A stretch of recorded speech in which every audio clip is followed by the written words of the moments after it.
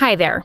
My name is Angela, and ever since the 9th grade, my life has been one wild ride. Everything literally changed for me overnight. I never thought that a single fall could completely change my luck. The day I'm talking about started like any other. At school, things were exactly how I liked them. No one spoke to me, and I didn't speak to them.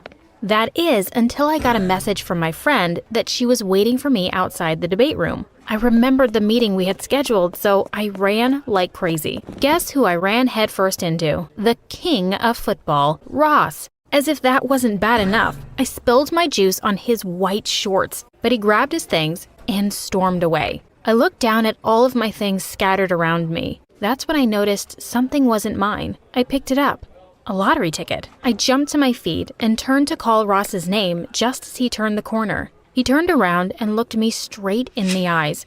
He shook his head and scoffed before continuing on his way. I wanted to give him back his ticket, but there was no way I was facing him again. Not in this lifetime. I spent the rest of my classes trying to devise a clever way of getting the lottery ticket back to him when a great idea came to me. I'd slide it into his locker. That way, I wouldn't have to talk to him. After school, I put the ticket in a small white envelope. For fun's sake, I stuck a small heart onto it. It's not like he'd know I sent it, I thought gleefully as I approached his locker and headed straight into the most embarrassing moment of my life. Just as I took out the envelope, Ross and his girlfriend Maria appeared. She snatched it out of my hand and looked at the heart. Oh no, I thought. Please no. But to my utter horror, she began laughing and said I was trying to give him a love letter. I tried to tell her that it wasn't a letter at all, when Ross looked at me and literally snarled, "Get out of here, you idiot," he yelled. He said I was a weirdo and a stalker. Clearly, he hadn't forgotten this morning's event. He snatched the envelope from Maria and threw it in my face. I was humiliated.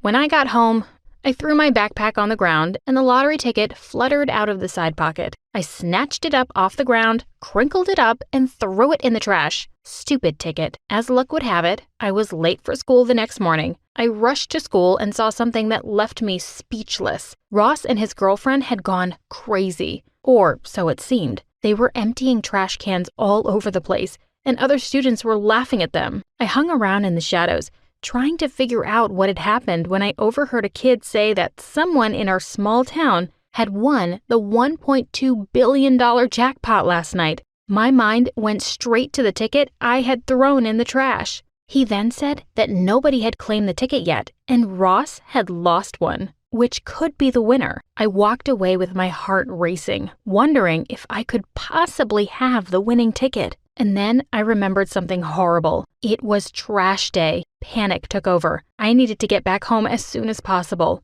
To get out of school, I faked being ill. But the nurse didn't buy it and suggested that I just rest for a little bit in her office. I knew if I was going to get back home before the garbage man came, I needed to do something drastic. So I pretended to faint, but I ended up actually hitting my head really, really hard on the bedstand. On the bright side, though, I got sent home. Once home, I rushed upstairs as quickly as I could while pretending to be ill. I tried to convince my mom that the best thing for me would be fresh air, but she wasn't falling for it and sent me back to my room. I tried to think of another way to get out when I heard the garbage truck down the road. I had to do something right now. I had no choice but to sprint out of the house and deal with the consequences later. I rushed down the stairs, tiptoed out of the back door, and ran towards the dumpster as if I were being chased by bees. Things were about to get really dirty.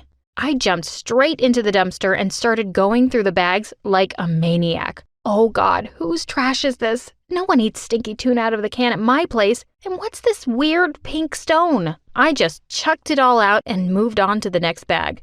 I couldn't see that lottery ticket anywhere. I climbed out of the dumpster feeling completely defeated and covered in gross stuff. The garbage truck had pulled up by now, and clearly the driver thought I was insane, but he just picked the bags up and drove off. I went to my room, slammed the door, and kicked my wastebasket over. And that's when I saw it. The lottery ticket. It must have fallen out when my mom emptied out the wastebaskets. I snatched it up, then went straight to the lottery website on my phone. My heart was racing. The first number matched, then the second, the third. Oh my God. Now I just needed the fourth number. Wait, what? The fourth number didn't match. Just like that? I couldn't believe it. I was this close. I stared at the numbers again and again, but they weren't about to change. I had lost, and I had a concussion, and I stank like fish. Officially the world's unluckiest person. Later that night, I was skimming through my Instagram feed when I saw a post that made me sit straight up in bed. It was an ad offering $2,000 to the person who found a weird pink stone. Now, where had I seen one of those today? I tiptoed out of the back door quietly, again, and made my way to the dumpster again, and looked around the ground with my phone's flashlight, and my heart skipped a beat when the light caught something shiny. It looked exactly like the stone in the ad. And if someone was willing to pay $2,000 to someone just for finding it, I wondered how much it was actually worth. I quickly picked it up and went back inside, hardly able to sleep that night with excitement. The very next morning, I got off the school bus midway in town and headed straight to Mr. Clark's jewelry and antique store. I'd worked there last summer, and if anyone could tell me the value of this stone, it was old Mr. Clark.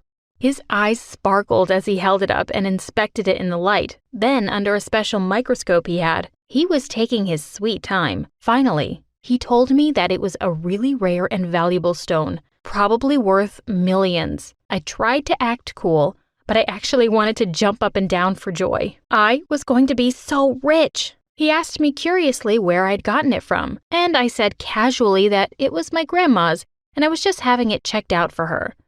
Then I was out of there. Only millions, eh? You liar. I could tell it was worth more just by the look in his eyes. He called me the next day and asked me if I could meet him again at the store. I wasn't surprised. I knew he wanted this stone, but I wasn't going to let him trick me into settling for less. And he could certainly afford to pay whatever price I asked for. Everyone knew how crazy rich Mr. Clark was. He lived in a 50-acre mansion, and he had a tiger for a pet. And holding on to the stone in my pocket tightly, I told him that I wouldn't accept a penny less than $1 billion.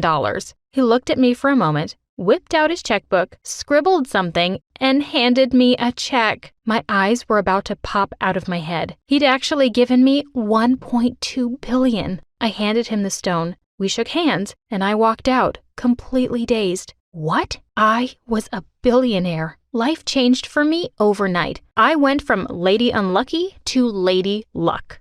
I went on secret shopping sprees and hired a personal driver to be on standby and take me anywhere I wanted to go at any time. I obviously had to be careful not to get caught by my parents, so I lied a bit. At school, though, things were wild. I could throw the craziest parties and take everyone to the coolest concerts. Everyone loved me. Within a year, I had become the queen. I could buy little things here and there for people, and because of it, they all worshipped me. Best of all, Ross wanted to date me. Ha! He was still a big meanie to others, though, so I played him a little. I knew I could get away with it now. I made him write me a love letter and then humiliated him for it in front of everyone.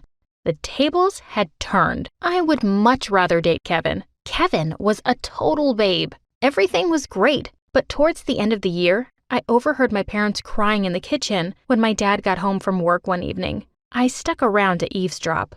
They were talking about how my dad had lost his job. They didn't know what they were going to do and were concerned about not being able to pay for the house anymore. I couldn't believe it. What was the point of their fancy college degrees if they didn't even ever use their brain? It's up there for a reason, you know. That's why poor people stay poor. I had the smarts to know what something was worth, and I knew how to make the money for it. I could help my parents, but then I would have to tell them that I sold something that wasn't mine. And even worse, my money might get taken away. I couldn't risk it, so I snuck away. I'd deal with this later. At the end of the school year, all the popular kids were planning to go to the Bahamas for a trip.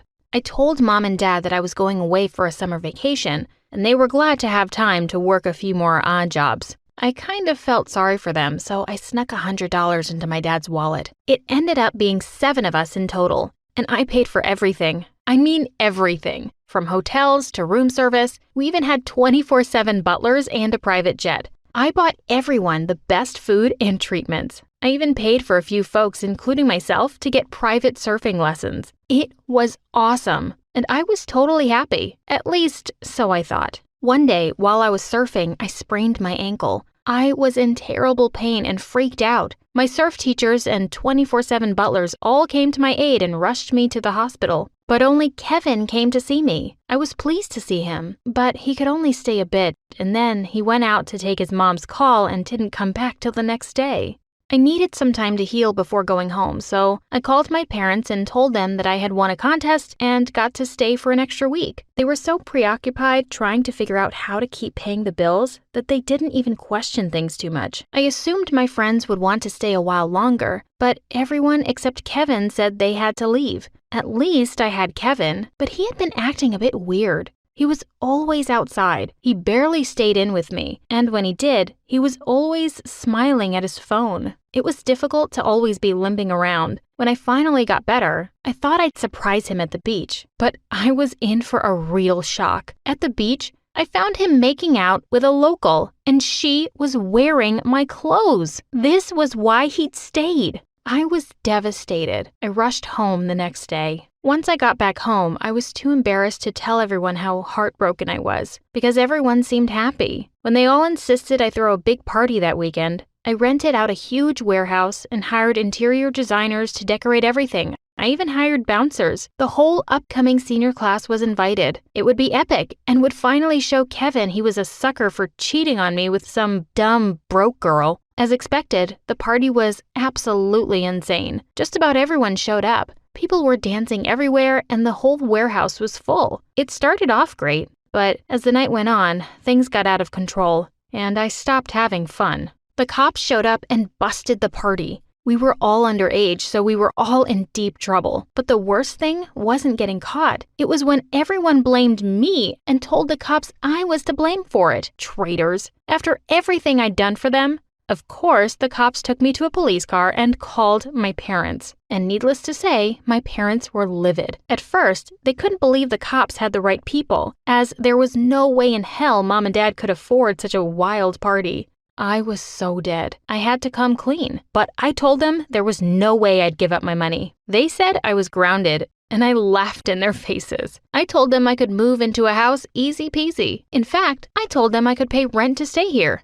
Mom was so mad. She almost choked, but Dad looked at me sadly and said he needed the money, so he agreed. Ha! For a whole week, they didn't even speak to me. I came home and went as I pleased. And after the police incident, everyone knew I had won the lottery. Life at school was back to normal. I was throwing parties, and I didn't have to worry about Mom and Dad at all. That's when I noticed my money was beginning to dwindle. I figured I'd have to learn to be more careful, and that's when the worst thing imaginable happened. I was on my way back from school when a van pulled up next to my car, and 3 armed men jumped out and banged on the doors. They broke the windows and hit my driver on the head. It knocked him out. The 3 of them grabbed me and dragged me out of the car. They quickly pushed me into the van and we sped off. They put me in a dark room where I was blindfolded. They said they wanted the $1.2 billion. I told them I'd spent it all, but they knew I was lying. They called my parents and demanded the money, but my parents said they had no idea where I kept it. The kidnappers didn't believe them. They said I would rot here forever if I didn't give them exactly $1.2 billion. I asked them why they needed the exact sum when I didn't even have it. When finally one of them pulled off their mask and lifted my blindfold, I gasped. It was Ross. He said he knew I'd stolen his ticket. I tried to explain that I hadn't, but he punched the wall. This jerk thinks the ticket was the winner. Man, I have to deal with this now? He said he had needed that money to go to college, but because I'd robbed him, he couldn't go anymore. I cried and said I was sorry, but it was useless. He wouldn't let me go. When he finally believed that I'd spent most of the money, he left the room with the others and said I would rot there. He locked the door and left. I was petrified. I banged on the door, but no one opened. I started crying. What have I gotten into? Why wasn't anybody looking for me? Where were my friends? I was sure I would never escape. I fell asleep crying. When I finally opened my eyes, I saw a bright light. Had I died? Mom and Dad would be heartbroken. They still loved me, even though I'd been such a horrible person. That's when I heard Mom sobbing. I finally managed to focus on everything around me. I was in a hospital, and there were all sorts of tubes running through me. I asked what happened, and they said Ross had tried to break into the house. As they had expected it, the police managed to catch him, and he told them where I was. The police inspector said if I'd been there any longer, I would have lost my life. I had been in that room for 3 days without food or water. He said I was the luckiest person he knew. If we'd known what was waiting for us in Spain, we probably would have stayed home. But no, we just had to go. And that's how we ended up being chased by a mafia boss and meeting the most beautiful girl we'd ever seen along the way. The moment Max, Sam, and I, James, landed in Spain, chaos hit. After a grueling flight, our luggage had vanished somewhere between here and nowhere. Guys, where's the rest of our stuff? Maybe they're just delayed? We should check with the airline. After screaming at the airline's customer service for hours, the reality set in. Our luggage was lost. They told us they've been dealing with a lot of theft at the airport lately. What a lame excuse. How are we supposed to enjoy the trip? We each had only a backpack with some money in our passports. Well, this sucks. Who needs clean clothes anyway? We're in Spain! Let's hit the city! We can deal with this later. Oh, Max is right. We're already here. I mean, how bad can it get? It got bad really fast. Like some unknown force didn't want us to enjoy the trip, because the moment we got to the sidewalk, 3 guys dashed by, snatching Sam's backpack right off his shoulders. Without thinking, we ran after them. The thieves were fast, running through the crowded streets like they knew every inch of the city. Max was ahead, shouting directions. Left! They went left! Sam and I struggled to keep up. Just when we thought we were gaining on them, the thieves pulled off some insane parkour moves and vanished. Are you kidding me? They're like ninjas. Max managed to jump over a wall, but Sam and I couldn't go any further. Darn, I know I'm not athletic, but I'd never felt so useless in my life. This is not how I pictured our first day in Madrid. They're gone! Those thieves were pros! Well, this sucks even more. Now what? We're not going to let a couple of thieves ruin this. We'll figure it out. First, let's find some food and hit the streets. Wait! Not all of them are gone! Look there! We turned and spotted a pair of legs sticking out from a dark alley. The rest of the body was hidden in shadow. We walked slowly, carefully. It might be a trap. What if they're trying to lure us in? Lure us in for what? I don't know. Maybe they'll drag us in and make us rob a bank or something. You've been watching too many movies. Shh! I think they're hurt! We got closer. Max bent down and pulled off the thief's mask and froze. It was a girl. The most beautiful girl I'd ever seen. Guys, who hurt her? Who did this to her? She stole our money, so what? She doesn't deserve this! Hey, can you hear us? Are you alright? She didn't move, just stared at us, shaking a little, like she was too scared to breathe. Maybe she's the shy kind. You guys go get drinks or something. You must get some rest. I'll stay here and talk to her. Oh, sure. Maybe we'll play the violin too while you charm her. Do you think we're idiots? Just then, the girl started coughing hard. I pulled out a tissue, but Max snatched it from me and gently cleaned her mouth. She tried to speak, but her voice was barely a whisper. It was like she wanted to talk, but couldn't. She might be faking it. But after 10 whole minutes of struggling to understand her, we realized something. She wasn't faking. She was mute. Who cares? Let's just call the police on her. She froze, then started crying. A second later, she clasped her hands together, begging without saying a word. She reached into her hoodie pocket, pulled out a pen and a small notebook, and scribbled something down in Spanish. No Spanish. No, nope, none, nada. Speak for yourself. Sí, señorita. Sergio Ramos. ¿Me o qué? Tortilla. Yeah. She gave him a look. You know, the one that says, "You're the dumbest creature I've ever met. Me, James. You?" She flipped the page and scribbled something. It was a drawing, and we stared at it, trying to make sense of what it meant.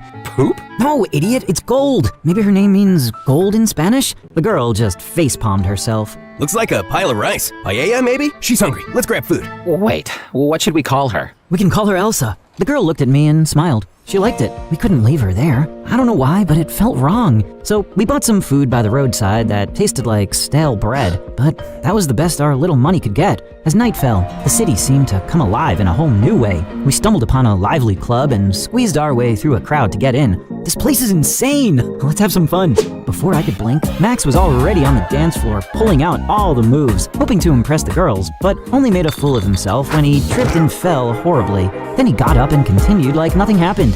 We were having fun, except Sam was too shy. He stayed close to Max and me and avoided contact with all the girls. Max pulled me aside and we made a plan to help Sam talk to one of the girls, maybe even get his first kiss. You see, when Sam was in 2nd grade, he offered a girl some flowers and got wildly rejected. Ever since, he's not been able to talk to a girl. Well, tonight, we were going to make sure that changed. We tried to convince Elsa to dance with him and give him a kiss. Max tried to explain it to her and even pouted his mouth close to hers. She immediately recoiled and slapped him. Then screaming. She hid behind me, like she wanted me to protect her. It's okay, ma'am. He meant no harm. Oh, wow. We're calling her ma'am now? The thief? Maybe she was with them against her will. We don't know. Max gave her a sharp look. Look, let's just focus on helping Sam right now. Max, being his smooth-talking self, managed to chat up a girl who seemed way out of his league. Turns out, she was the daughter of the club owner. She was so beautiful, like a supermodel sent by the gods. Him? No way! Just then, Elsa appeared behind her. The girl walked off with a dramatic hair flip, and we immediately noticed something in Elsa's hand. She had the girl's phone. What the heck, man? Wait, where's my phone? She turned around, just in time to see Max snatching the phone from Elsa's hand. Aw, how sweet. Spain is full of these smug little street thieves like her. Thanks for saving my phone, babe. Wanna dance? I will, but after you dance with Sam. Fine, I'll do it because you're a chivalrous guy. American and chivalrous. Can't resist this. She agreed to approach Sam and dance with him, and even kiss him on the cheek just for fun. We were all standing by the bar when she came by, and before Sam knew what was happening, Max, Elsa, and I bolted. Hey, handsome. Wanna dance? Don't be shy. I'll show you some moves. Before he could blink, she pulled him to the dance floor and started dancing. Sam was struggling to keep up, but she did her best to guide him. We made sure to take enough pictures. We were making history. Hey, Elsa, why did you take her phone? Elsa made a funny gesture by holding her neck and shocking it, as if she was saying the girl deserved it. I know you meant well, but that doesn't mean we can commit a crime. Elsa nodded her head and smiled innocently like she agreed with me. Then it was time for the main event. The girl stepped closer to him, pouting her lips to give Sam a kiss on the cheek. Just as her lips touched his cheek, he froze. Yeah, go Sam! Then a huge guy appeared out of nowhere and punched Sam so hard that he sent him flying to the floor. I mean, it wasn't just a punch, it was like something out of a movie. Max and I rushed over trying to help Sam, but two other guys appeared and joined in, shoving us back. Suddenly, it was chaos. Max punched one of the guys, and before we knew it, all hell broke loose. Just then, this weird dude in a torn suit came out of nowhere and crashed right into Sam. He looked terrified, like he was running for his life. The guy suddenly grabbed Sam's hand and put a shiny ring on his finger really fast, like the Flash. Suddenly, more men in suits burst in, yelling and pointing at the guy, and he ran off like a terrified rabbit, disappearing into the chaos. What the heck just happened? Dude, why are you wearing a diamond ring? Sam tried to pull it off, but it was stuck, like really stuck. Then, as if things weren't weird enough, the guys in suits who were chasing the dude stopped and exchanged looks like, what do we do now? And I kid you not, they decided the best plan was to kidnap Sam. Before we could react, they grabbed him, threw him over their shoulders like a sack of potatoes, and carried him out of the club. We ran after them, but two more guys in black suits suddenly blocked our path. I tried to shield Elsa before they totally knocked us out cold at the same time. The next day, I woke up to the sound of a speeding car. I sat up and looked around, trying to piece together. It looked like some dusty old storage garage, dark, quiet, and full of rusted junk piled in the corners. Max was lying beside me, snoring like a pig. Elsa, you okay? Ugh, you ask about Elsa before you ask about me? Where the heck are we? Better question, what the heck happened? Oh no, Sam! Where's Sam? Oh, this is really bad, man. And I don't have my wallet. Sam, my pockets are empty. What the heck did we do last night? I checked my pockets and found something in my jeans. Max, I've got something. Looks like some kind of ticket. I probably got it off one of those black suits yesterday. Oh, darn it, I can't even remember. Why does it have the name El Toro Loco written on it? That doesn't sound like a friendly name. This just keeps getting better. What the heck did we get ourselves into? We need to find Sam. He could be in serious trouble. Agreed, but we don't even know where to start. The ticket might be our only lead. First, let's find out where or who El Toro, whatever, is. I tried to walk ahead, but my legs felt wobbly, and I just fell to the ground. Elsa rushed over to help me. We can't even stand straight, and we're supposed to take on the mafia? And yeah, I thought about calling the cops, but what if that just gets Sam a bullet to the head? Just then, Elsa stood up like a soldier in command. She gestured for us to wait, then turned and left. Where are you going? Wait. Let her go. Maybe she's trying to make up for all the trouble she's caused. It's not her fault some weird dude slipped a ring on Sam's finger and a gang kidnapped us and dumped us here. Why do you hate her so much? Because she didn't choose you? Choose me for what? What am I, some sack of tomatoes? Don't act so smug. And for the record, the club owner's daughter was into me. She wanted you because you're American. How do we know Elsa doesn't want the same thing? Max, all I'm asking is that you be nice to her. Is that so hard? Yes it is. 2 hours later, Elsa came back carrying 2 boxes of pizza and some blankets. Max lunged for the food, but Elsa stepped back and he stumbled, falling flat on his face. God darn it! Thank you, Elsa, but how did you even get all this? She just shrugged, handed me a blanket, and tossed the other at Max. Wow, green olives, green peppers. You really love the color green, huh? Like the green card. We ate until our stomachs were full, finally feeling like humans again. After a while, Elsa pulled something out of her pocket, a small, worn photo. She held it up to me. It showed a younger version of her, standing in front of the Statue of Liberty, with a man and woman on either side of her, arms around her shoulders. I leaned closer. Wait, is that you? Are you American? She shook her head. Oh, just visiting? She nodded once. I studied the photo. Are your parents still around? She paused, then slowly shook her head. I'm sorry. She blinked a few times like she was trying not to cry, but her eyes were already glassy. Hey, I'm really sorry. Thanks for showing me. She looked at me, quietly nodding. A few minutes later, we were curled up under the blanket she brought, and before we knew it, we were out cold. What we thought would be a quick nap turned into 12 straight hours of sleep. We woke up freaking out. I grabbed Elsa's hand and the three of us rushed back to the road to find someone, anyone, who could take us to the El Toro Loco address. We walked along the dusty road for what felt like forever. Every time we waved at a car, it just sped past us like we didn't exist. Are we cursed or something? Do we look like hitchhiking criminals? Well, you are wearing a bloody shoe on one foot and a sock on the other. Max ignored me and kept flailing his arms at passing cars, but no one cared. Then Elsa stepped forward. She barely just raised her finger. A truck slammed the brakes and stopped right in front of her. When she walked toward it, the driver noticed we were following her. No, tú sola, see? The idiot wants her alone. Let her go. She's been nothing but bad luck. Elsa glared at him. I'm joking. Can you please convince him to give us a ride? I pulled out the ticket and handed it to Elsa. She showed it to the driver. Pamplona, sí, yo voy allá, súbanse atrás. He gestured to the back of the truck, which was filled with sheep and goats. Max and I exchanged a glance, both of us holding our noses at the smell. He wanted Elsa to sit next to him. I was hesitant, but Elsa gave me an assuring look and held up her knuckle ring, like she was saying, I've got this. I gave her a nodding smile and climbed into the back of the truck. And what if she punches him while he's driving? We all die. Just get in, man. The animals were noisy, and the bumpy ride made it even worse. By the time we reached our destination, we were thirsty, hungry, and covered in a mixture of sweat and animal odor. The truck screeched to a halt in front of a giant, dusty ranch estate, and guards, all dressed in black, stood at the main gate. This is it, El Toro Loco's place. We're probably about to die. Play it cool. We smell like goat pee. I don't think cool's on the table. We approached the guards, and I pulled out the crumpled ticket we'd been given. We've got this. It's legit. We're here for a friend, Sam. He's short, nervous, and may or may not be married to a cursed ring. What's the code? No one gave us a code, just this ticket. No code, no entry. We have unauthorized visitors. Okay, wait, code. Loyalty? Godfather? Paella? Jennifer Lopez? She's Puerto Rican, you idiot, and your goat stink is giving me a headache. Turn around and leave, or else. Elsa stepped forward calmly, then reached into her hoodie pocket, pulled out a notebook, and flipped it open to a page. It said, like and subscribe. Haha, joking. But seriously, like and subscribe. It was a detailed sketch of a man, shirtless, heroic, riding a flaming bull through a thunderstorm while wielding a sword. The words, El Toro, King of Fire, were written at the top in bold. Is that the boss? On a bull with a six-pack. Elsa turned the page to show more sketches. El Toro sitting on a throne made of gold bars. El Toro arm wrestling a lion. Do we show him? We show him. He took the notebook and disappeared into the building. A few minutes later, he came running back. He wants to meet her, right away. The guards opened the gates and led us into the ranch. Elsa marched on forward while we followed in shock. Did she just fan art her way into the mafia? I have so many questions for her. We were taken to a room filled with rough-looking gangsters, and at the center was El Toro Loco. He was enormous, bald, had a mustache like 2 overcooked churros and a huge belly. He was holding Elsa's notebook and giggling. Mira esto! Look at me! I am a god on this bull. I want to frame it. No, better. I want it on a cape. Yeah, no, totally. You look very mythological, sir. Majestic even, at your peak masculinity. El Toro leaned back and laughed, slapping his thigh, which jiggled for a full 5 seconds.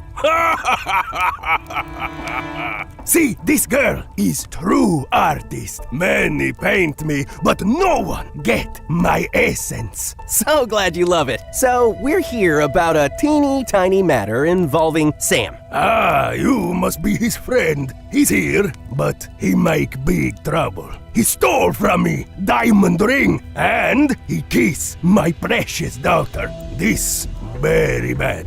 Wait, what? We didn't know. No excuse. Now, he put ring on finger. It must come out. Either he remove or we cut finger. Your choice. The look on El Toro's face told us he wasn't joking. What happened to the cape? The cape is happening. Okay, a deal for you. Maybe I go easy on you if you give me this talented bonita. Good deal. No way, don't touch Elsa, and don't go easy on us. Max, what's wrong with you, man? I was just saying. Just then, Sam was brought into the room, looking like he'd seen 2 ghosts. Sam, we're getting you out of this. You just need to, well, you know. Dude, I've tried. This can't be happening. I think it's a cursed ring. This whole trip is cursed. I should have listened to Mom. She always said you two are walking disasters. She said that? I thought she liked us. She was pretending. So she's a hypocrite. Wow, and she goes to church every Sunday. Yeah, and she's always lecturing us to be better Christians. She once told me not to play Call of Duty because it's violent and God would torture me the same way I'm torturing those bots. Can we please stop talking about my mom and just get this stupid thing off? God! El Toro stood and snapped his fingers. One of the guards handed him a small plastic tub, which he tossed toward us. Butter, you'll need it. We caught it, confused. Butter? Cool. Now we can butter our way out of this nightmare. What are we supposed to do with this? You'll find out enough soon. You mean soon enough? Sure, fix my English. More importante. You're right, sir. He's stupid. We'll just take this butter. Don't want you to kill people with greasy hands. They might slip away. Get it? Slip? Okay, sorry. I make jokes when I'm nervous. He gave us a crooked grin and pointed toward the hallway. Bathroom. You have 15 minutes. It led us to a small bathroom, and by that point, Sam was seriously freaking out. The ring was still stuck on his finger, and he was yanking on it like his life depended on it, because, well, it did. Come on, Sam! You've got to get that thing off! Sam pulled the ring until his face turned red. It didn't budge. Max and I were pacing around trying to think of anything that might help. Try soap! Maybe that'll loosen it up. Sam tried rubbing his finger with soap and twisting the ring, but it was no use. It was like the ring had a mind of its own and wasn't going anywhere. This is the worst day of my life. Don't say that yet. Let's try cold water. Maybe it'll shrink your finger. Or butter. I mean, he gave us that thing for a reason, and it might just work. We slapped the butter on his finger and pulled hard, but the ring was still there. By now, we were sweating. Sam's face was redder than a tomato. The clock was ticking, and I could practically hear the mafia boss sharpening his knife in the next room. Just then, Elsa grabbed my waist, and from her gestures, we understood. She wanted to help pull the ring off Sam's finger. All right, this is it. One last try. On 3, we pull. Max grabbed Sam's hand, and Elsa and I grabbed Max around the waist like a human chain. 1, 2, 3! We pulled with everything we had. Sam's face turned every shade of red, his veins popping like he was lifting a car. Max was straining so hard, and I held him like my life depended on it, pulling with all my strength. Come on! Almost there! We could feel the ring start to move just a tiny bit, so we went harder, gritting our teeth like we were in some epic battle. Finally, with a loud pop, the ring flew off Sam's finger, and all 3 of us crashed to the floor. Did we do it? We did it! We actually did it! Then, Max's face twisted into something like anger mixed with a wild idea. You know what? We've had nothing but bad luck since we got here. I say we take this ring and get the heck out of Spain. This is the only good thing we've gotten so far. Are you serious? Dead serious. Let's make a run for it. I seriously have a bad feeling about this. Trust me, we can do this if you just follow my lead. We could hear footsteps outside. Max looked at me and I knew he was serious. We nodded to each other and quietly hid behind the bathroom door. The guards opened the door but found it empty.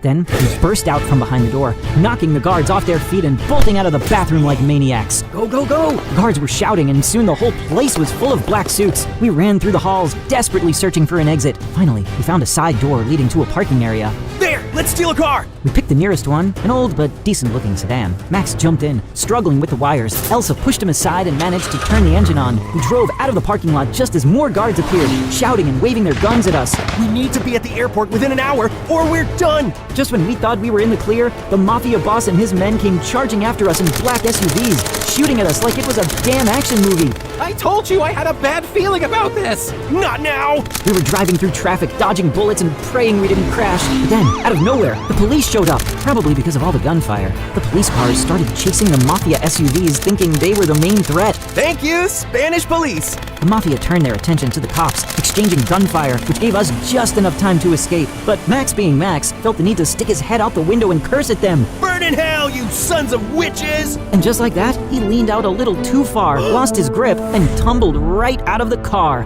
He fell. Someone's gonna hit him. He'll die. He's probably dying already. Elsa didn't wait. She spun the wheel like a stunt driver and tore down the road in the opposite direction. Cars were honking like crazy, but she weaved through them like she'd done this before. Oh, sweet baby Jesus, take the wheel and forgive my sins. In seconds, Elsa got us back to where Max was lying in the middle of the street. I swung the passenger door open, and with Sam's help, we yanked him back inside. Elsa, you saved me! Are you gonna say sorry now, or... Okay, fine, sorry. She's cool, she's awesome, she's James Bond, whatever! Drive, get us to the airport! We took the nearest exit, speeding toward the airport like our lives depended on it, because they did. We reached the airport, ditched the car in a no parking zone, and sprinted through the hall like madmen. Travelers were dodging us as we jumped over luggage and pushed past security. But just before we reached the check-in gate, I looked over at Elsa. She was standing quietly beside me, hugging herself. her eyes wide as she took in everything around her. We're never talking about this trip again. Actually, I think I'm staying. Wait, what? Just for a little while. I'll call my dad, sort things out with the embassy. Elsa's got no one here, and honestly,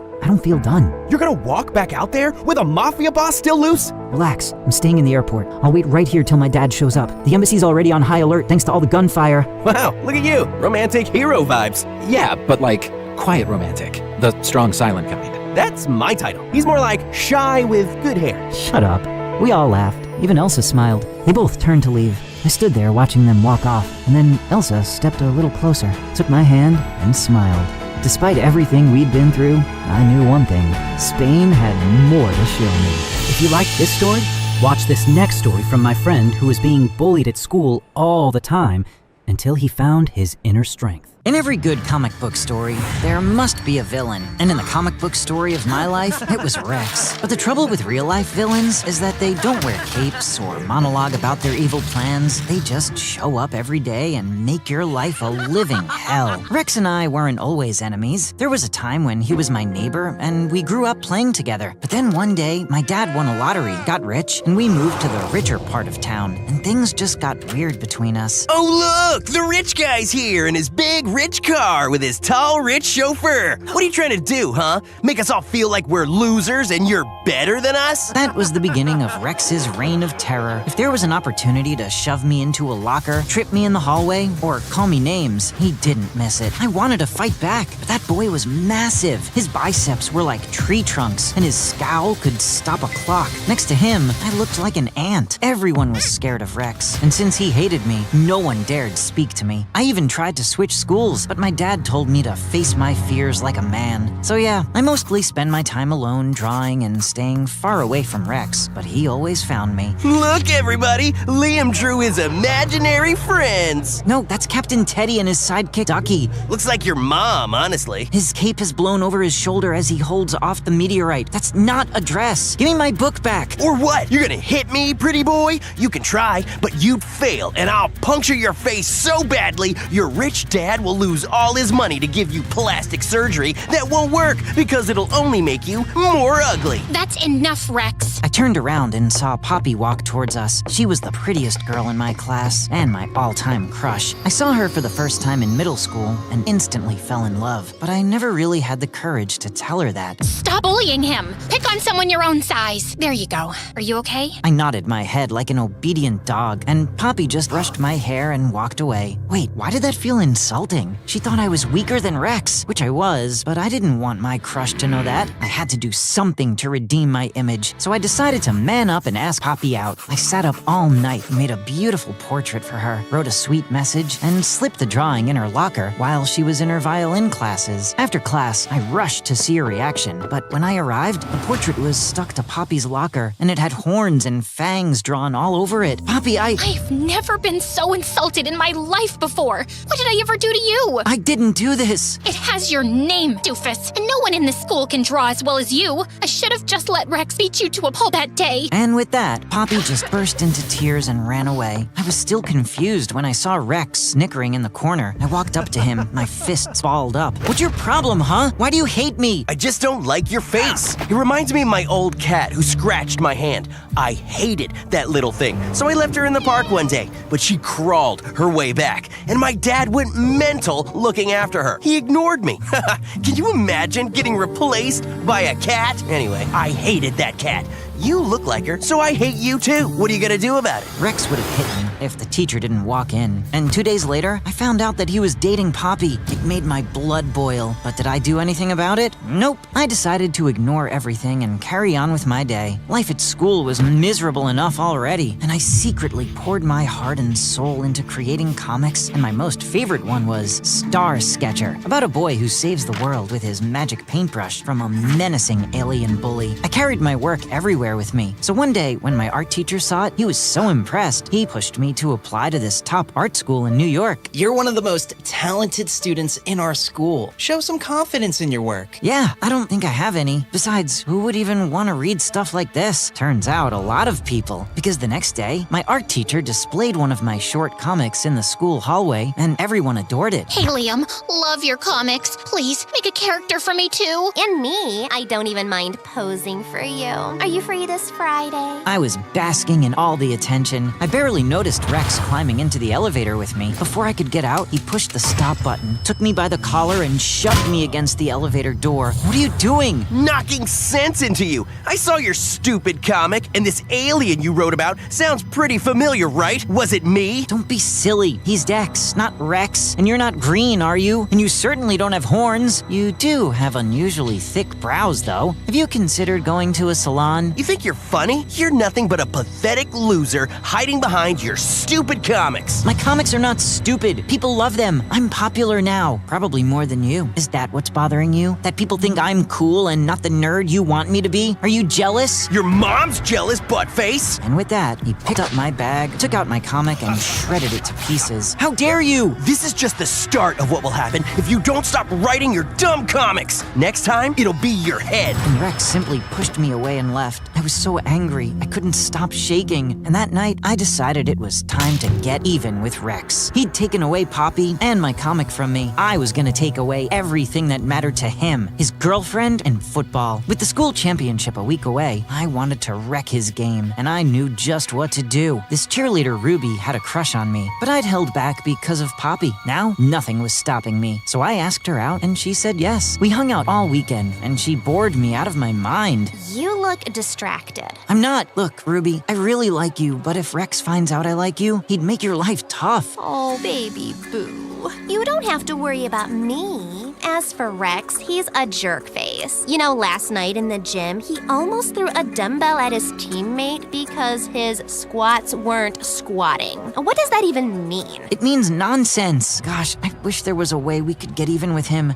Actually, there might just be. Can you get me into the boys' football locker room before the match? I can try. I know where the coach keeps the keys. What's the plan, though? I told Ruby everything, and she seemed impressed. As promised, she sneaked me inside the locker room, and we sprayed itch powder all over Rex's gear. Throughout the game, Rex kept scratching his butt, which really slowed him down. The coach eventually noticed and benched him, and blamed him for losing the match. Your scratchy butt cost us the match. Next time, shower. Next time, coach better. So what if I was benched? What were the rest of these losers doing? Watching me scratch my butt? Get out! Coach benched him for the rest of the season, and Rex was so angry, he lashed out more at the coach and ended up getting suspended for a whole week. This was my chance to get Poppy's attention, but she was still not talking to me. I had to think of a way to get her attention, and one day, I saw her sitting alone in the cafeteria. Oh wow, that's the most appetizing pizza I've ever seen. Do you want it? No, I mean I'd love to, but I just can't. I used to have pizza almost every other night as a kid, and I got so fat, it took forever to shed all that weight. Not that you're gaining any weight eating this. You're not fat at all. You have a great figure. Cherry? No, thank you.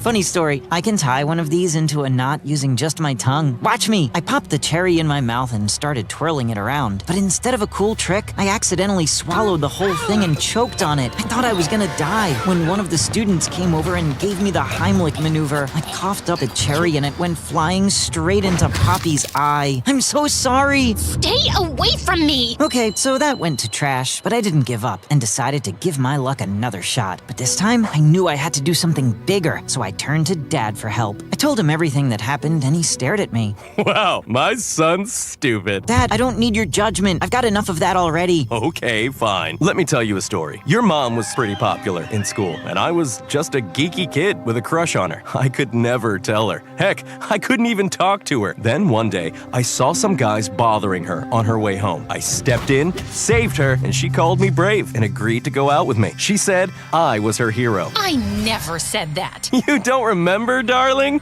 Now teach me that cherry trick, Liam. Some other time. Thanks, Dad. Talking to Dad made me realize I had to be Poppy's hero, but her boyfriend ate dumbbells for breakfast. What could I possibly save her from? So I hired some actors to fake trouble her, and I'd swoop in to save the day. She had violin classes near school, so we planned it for then. But on the big day, I got stuck in traffic and was 10 minutes late. By the time I arrived, the guys were towering over Poppy, and they were not the actors I'd hired. Lose the money or lose your life. Poppy looked terrified. I had to act, so I grabbed a rock and flung it, accidentally hitting Poppy in the leg. Ow! I'm so sorry. One of the guys came at me, but I kicked him in the shin, and he started limping. The other one attacked from behind, but Poppy threw a rock and nailed him in the face. He screamed, and I grabbed Poppy's hand, and we ran for our lives. We finally stopped at a cafe, panting and hiding before those guys caught up to us. Close call. Are you okay? My legs are on fire. But yeah, I'm okay. You should sit down. I'll ask if they have first aid in the cafe. Thankfully they did. And while I was gently cleaning Poppy's wound, I caught her stealing glances at me. I'm sorry. I know I say that a lot, but It's okay. After the way you jumped in to help me, even though you hate my boyfriend, I really can't hold a grudge. Thank you. Poppy and I got closer after that day. She'd wave at me in the hallway, smile at me in class, and sometimes I'd catch her staring at me in the cafeteria. Rex didn't notice. He was too busy trying to find a way back into the team, but Ruby did, and she was not happy. I hate the way she looks at you. It makes me so jealous. You know, I even messed up my routine today and chipped my nail. So? Why don't you get new nails today? My treat. With Ruby at her nail appointment, I called Poppy and asked her if she was free to hang out. We decided to meet at this popular club, and I was pretty excited. That was until 10 minutes later, Rex walked in and pushed me away. You little weasel!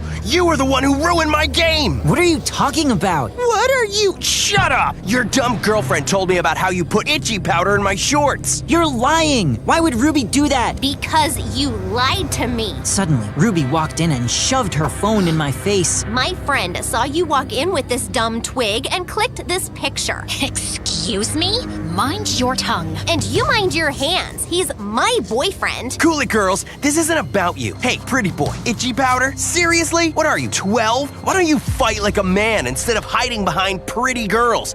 Or are you too scared? Do you still wear diapers? I hope you do, because you're about to pee your pants. Rex threw a punch at me, but thankfully I ducked in time. I picked up a ketchup bottle and sprayed it into his eyes. He got distracted, so I pulled all my strength into one tight punch and smacked him in his jaw. He crashed into a nearby table and was about to charge at me when the manager showed up with the police and got both me and Rex arrested. That looks bad. Not as bad as your face. And stop talking to me. We're in this mess because of you. Me? You ruined my future. You ruined my life. You've bullied me forever, calling me names, making my life hell, insulting my art. You even went after the girl I liked, and don't pretend it was out of love. You're a selfish prick, Rex. Maybe. But what about you? You got rich and forgot about me. The day your dad won the lottery, I came to congratulate you. You didn't even look at me. Do you know how insulted I felt? You hurt my ego. Are you freaking kidding me? My place was packed that night. I might have missed you. You could have talked to me, and we'd have sorted it out. I thought you didn't care. God, I can't believe you bullied me for years over that. Now I'm here with my right arm injured, not knowing when I'll draw again. And I have my whole portfolio to finish. Not like I'm in a better situation.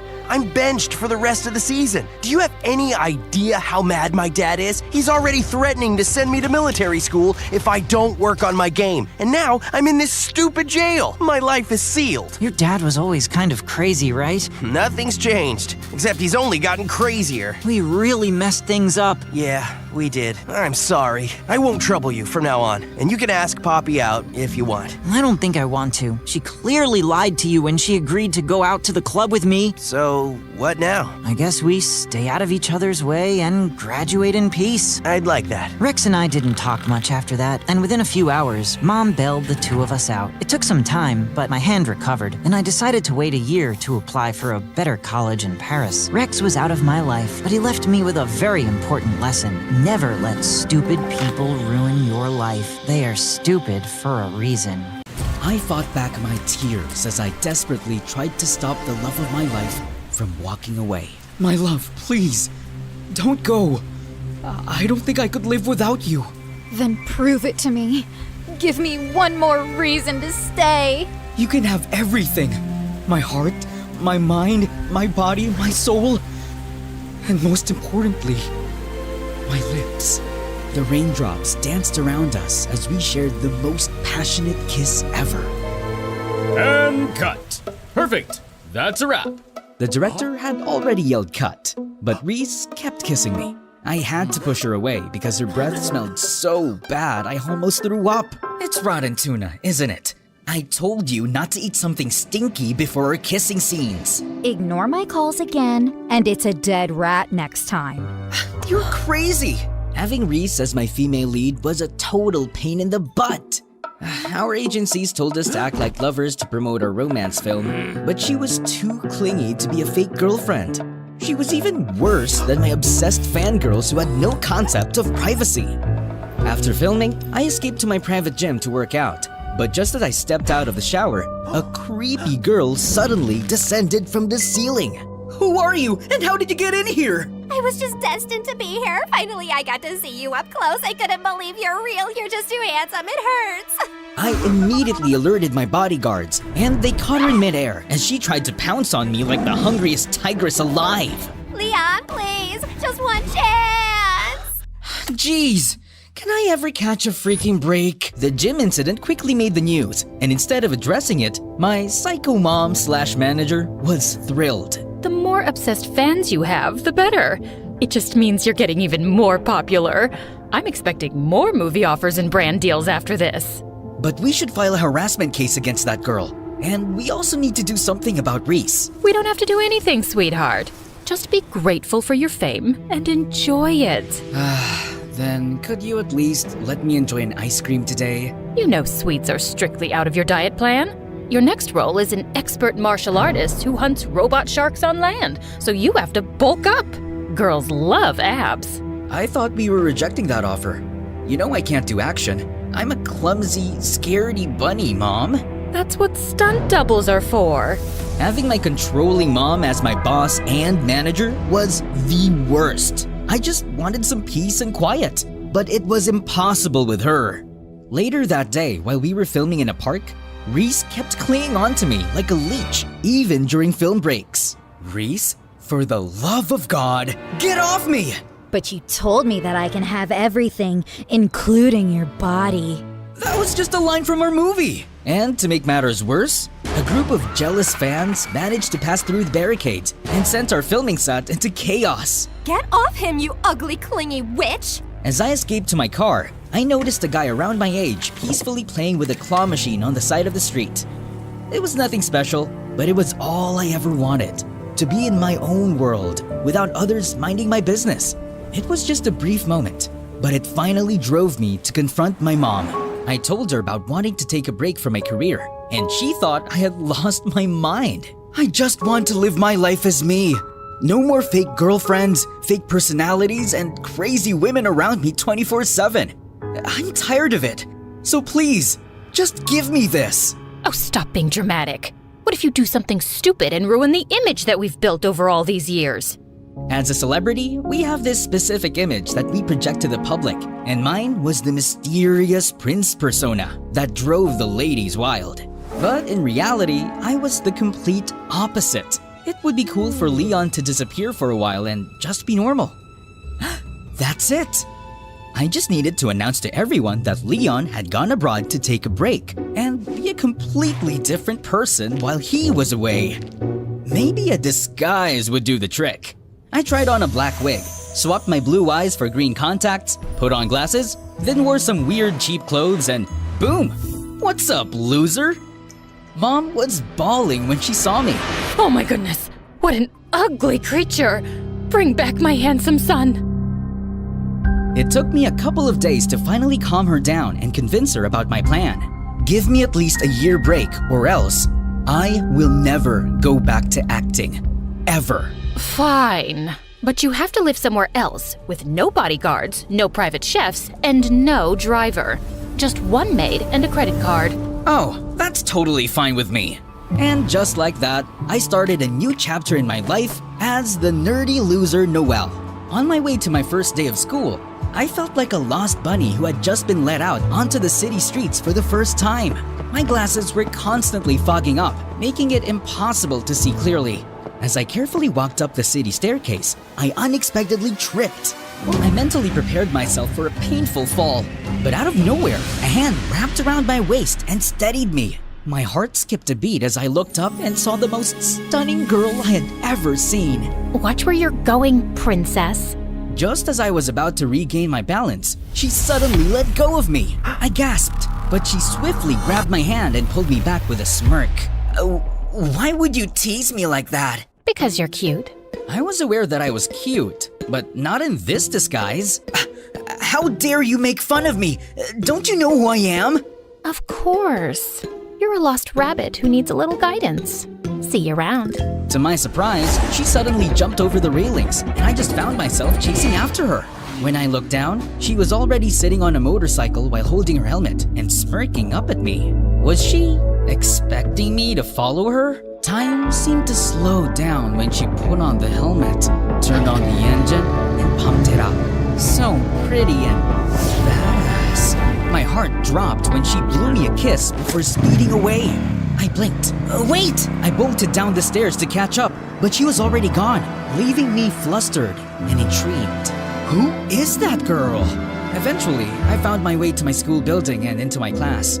As I walked in, all eyes were on me as if I were the president of the Losers Club. Even the girls were giving me a disgusted look, which was totally new to me, and I wasn't complaining. I headed towards an empty seat, but just as I was about to sit down, some dude suddenly kicked the chair away, sending me crashing to the floor. Oh, what the heck, man? My bad. I was just practicing my signature move for my next blockbuster movie. I'm basically the next action star, you know? Oh, I didn't expect a fellow actor to be here, but he didn't look familiar at all. Take it easy on him, Paxton. I didn't even touch the dude. And that was when the entire class erupted in laughter. So this is what bullies are like in real life, huh? It's no different from the movies.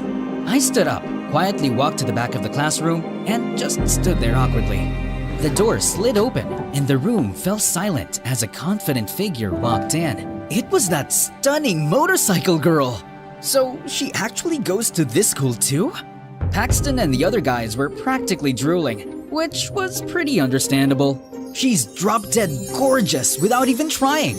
I was busy gawking at her when she unexpectedly turned to me. Oh, hello, princess.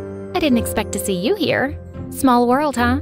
Why are you standing there? I don't have a seat. Come sit on my lap then. I almost choked on my own tonsils. Before I could process her unexpected offer, Paxton suddenly swooped in and offered me a new chair. Here's your seat, buddy. Alrighty then.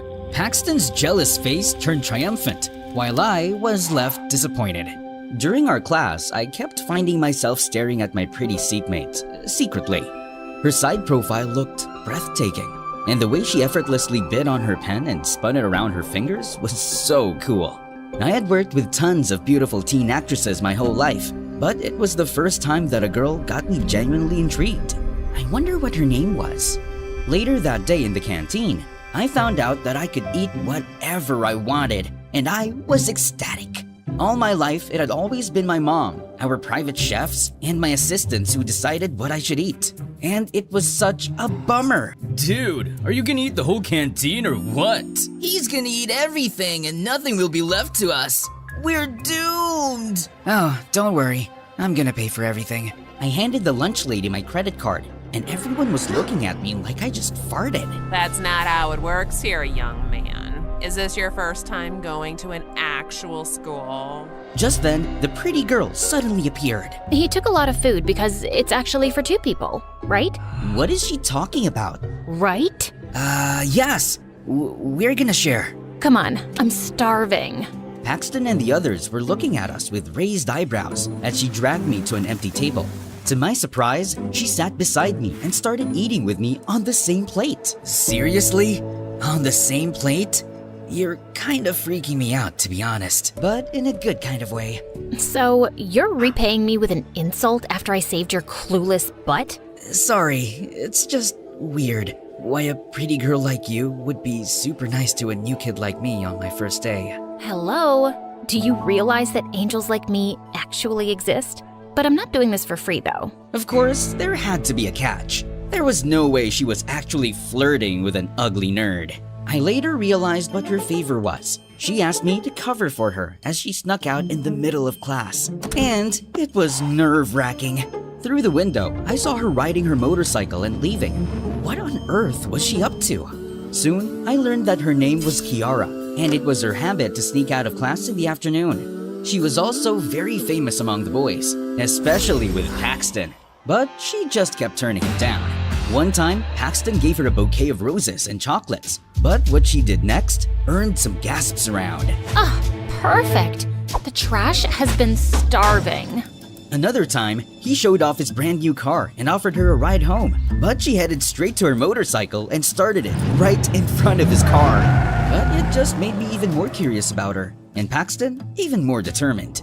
One day, while he and his gang were talking in the hallway, I heard something that caught me off guard. One day, she's gonna crawl to me and beg for my attention once my upcoming film becomes successful. Of course it will, bro. I'm pretty sure you will be more popular than Leon. Wait, what? Leon? Were they talking about me? The next day, Paxton showed off his pictures from the filming set to Kiara, and it was the movie that Reese and I were currently filming. This movie's gonna be out soon, and I'm gonna bless your eyes with immaculate visuals and acting. So your role is a dead person? Yeah, and it's not easy to hold your breath for 2 minutes. Oh, wow. That's amazing. This is Leon's upcoming movie, right? How did you know that? You're stalking me, aren't you? I'm stalking that actor because I hate him. I hope his movie flops. Oh, you bet. Sharing the film set with him was traumatizing. He was a total jerk to everyone. He's dating his co-star Reese, and he was so horrible to her. That's not surprising at all. I heard he's allergic to girls. Maybe he's actually gay. Hearing Kiara talking bad about me made my sight dim. I don't think it's okay to judge someone you don't know. Oh look, we have a fan here. Kiara just raised an eyebrow at me and walked out. Oh no, was she unfriending me for that? Since then, Paxton kept telling fake news about me on set just to get Kiara's attention, and he was succeeding. One time, he asked for iced coffee and complained that it was cold. Oh, so he's a moron, I see. And I also remember when Reese almost threw up during their kissing scene because his breath smelled like rotten tuna. A disgusting, dumb jerk. What a lethal combination. Seeing Kiara believing all his lies made me furious, so I started ignoring and avoiding her since then. But one day, she cornered me. Hey, princess. Are you ignoring me on purpose? Stop calling me princess. I'm a freaking guy. You're cuter when you're jealous. What? I'm not jealous. Why would I? I just don't like people who talk bad about others without even knowing them. Is this about Leon? Jeez, you're really a fan, huh? Interesting. I told you I'm not. Realizing how close her face was to mine, my eyes automatically went down to her lips. I had kissed tons of women on screen before, and expertly on that. But why do I feel like farting at the thought of kissing Kiara? Just then, someone called her and she immediately left, leaving me flustered all over. As I walked out of the room, Paxton suddenly blocked my way. Kiara will never be yours, so stop dreaming, loser. Or else. Is that a threat? The jerk just answered me with a smirk and left. The next day, I found a letter in my locker, and it was from Kiara. Hey, princess. Come to the last room on the 3rd floor before our class. I have a surprise for you. XOXO. What was she planning this time? Driven by curiosity, I made my way to the room. But the moment I stepped inside, the door abruptly locked. Hey! What's happening? Open the door! In that instant, a hissing sound reached my ears, and when I turned around, I found myself face to face with a menacing snake! My face turned a shade paler than snow, and I let out a shrill scream. Just as it was about to strike, someone swiftly grabbed it by the neck, as if it were nothing, and flung it out of the window. She looked so cool, my heart skipped a beat, but I snapped back to reality when I realized what just happened. Did you plan all of this just to tease me again? Because it's not funny. What do you mean? Never mind. Frustrated, I dashed out of the room, only to see Paxton and his friends in the hallway, laughing. He was screaming like a freaking girl! Everyone was making fun of me all day, so I decided to skip my remaining classes and head straight home. To make myself feel better after a disastrous day, I decided to treat myself to a nearby restaurant. But as I reached into my pocket to pay the bill, panic washed over me. I left my wallet in my locker. I explained the situation to the manager, but they seemed skeptical of my story. So I ended up washing some stacks of dirty dishes. As a clueless billionaire who had never washed a dish before, the scene turned into a complete disaster. Just as the manager was about to flip over me, a familiar face appeared in the chaos. Kiara, what are you doing here? I'm about to rescue my princess for the nth time. As we watched, she revealed that she actually worked part-time in the restaurant. Her sick mom had a massive debt with the owner, and Kiara was working it off. So, this is where you go whenever you sneak out of class. Yep. Oh, by the way, we need to do something about Paxton. What he did to you earlier is totally not cool. What do you mean? I saw him putting that letter in your locker. I got curious, so I followed you after you read it. And thank God I did. Now that makes more sense. I need to teach that jerk a lesson that he'll never forget. Let me help you with that. Kiara and I planned my revenge together, and the opportunity came the very next day. Our drama club teacher chose Paxton as the main character, and I was casted as the waiter. In one scene, Paxton's character caught his girlfriend cheating in a restaurant and was supposed to cry. But he looked more like a constipated frog. Paxton, is that how an aspiring actor acts? You look so constipated. I need more emotions. Let's do it again. From the top. Babe, it's not what you think. I loved you and did everything for you, but this is how you repay me? It hurts. It really hurts. How could you do this to me, you ungrateful witch? Oh, for the love of God, you are such a hopeless case. Finally, our teacher had enough and decided to replace Paxton. That was Kiara's signal to start our plan. Excuse me, sir, but why don't we exchange the roles of the lead and the waiter? Just a suggestion. Oh, he's ugly, but okay, let's give it a try. All right, Noelle out, Leon in. Babe, it's not what you think.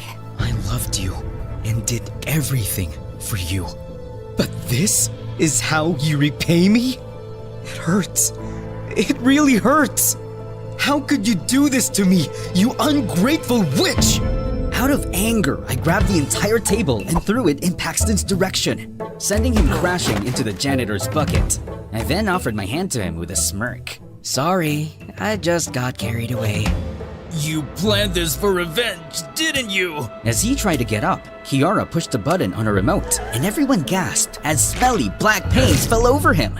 But everyone was too amazed by my acting to care about Paxton, who spent the rest of the day smelling like paint. Hey, best actor. I didn't know you had it in you. Nah, it's nothing. Anyway, did you see the look on Paxton's face? That was epic. I know, right? That scumbag deserves it. Kiara and I became closer over the next few months. We even sneaked out of school together, and I helped her out at the restaurant. Then one day when we were at the mall, she showed me her sketchpad. It was full of awesome motorcycle drawings. She told me about her dreams of becoming a motorcycle designer once she pays off her mom's debts. Looking at her eyes shine as she talked about her dreams made me feel like farting again. Oh! But her mood changed when she saw my face in a clothing store where I was the brand ambassador. To my surprise, she grabbed a pen and doodled on it. The security caught us, so we ended up catching our breaths in the basement. Why do you hate Leon so much? I swear, I'm not a fan of his. I'm just curious. Well, I have a friend who used to be a huge fan of his. One time, she tried to visit him on set to give him a gift that she had prepared for months. She begged for hours, but his assistant said that he couldn't spare even a second to meet his fans. I've also heard stories about him snubbing his fans and even getting them into trouble. It's just awful. Wow, that's terrible. But maybe he also has his reasons. Fans can be overwhelming sometimes. Celebrities are humans too. Look, let's not talk about him. Just the thought of him ruins my mood. Okay. What she said bothered me all night. I felt like I needed to change her mind about Leon. But how?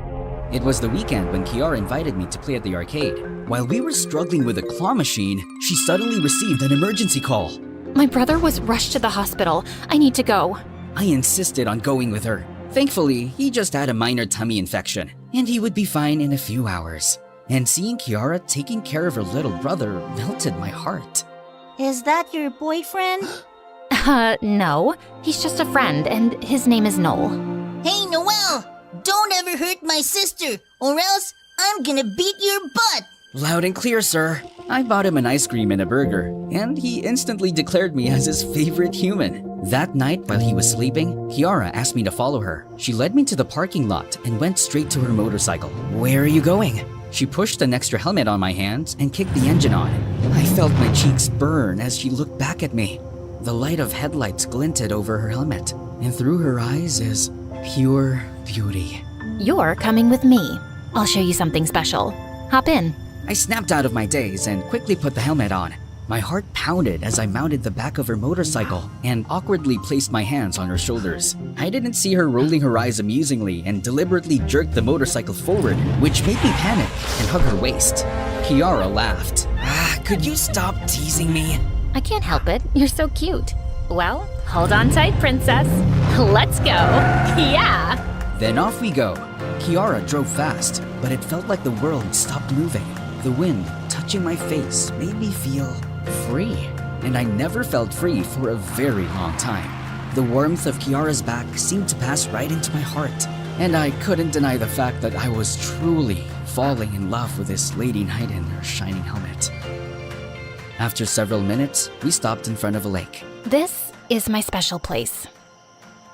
I don't know if it's just me, but whenever I'm here, it feels like paradise. It truly felt like a peaceful paradise. Thanks, Kiara. I really mean it. For what? For always coming to my rescue and for being a good friend. Thanks to you, I'm just really happy these days. It's my first time living without my mom, and I was worried at first. What's your mom like? She used to be really nice, but ever since Dad left us, she transformed into this evil witch who controlled me like a puppet. And it was suffocating. That sucks. So, you ran away from home? Kinda. I'm glad that you did. You deserve to breathe, you know? And I'm always here for you. I looked away as I noticed her staring at me. Am I making you nervous? Yes. No, I mean, a little bit. Look at me, Noel. Wow, look at those frogs. They're jumping around. Just then, she reached for my face and turned it to meet hers. You're driving me crazy. Do you know that? Do you really mean that? Mm-hmm. Everyone is crazy about you. But why me? To be honest, I don't know. You're just something else. Something special.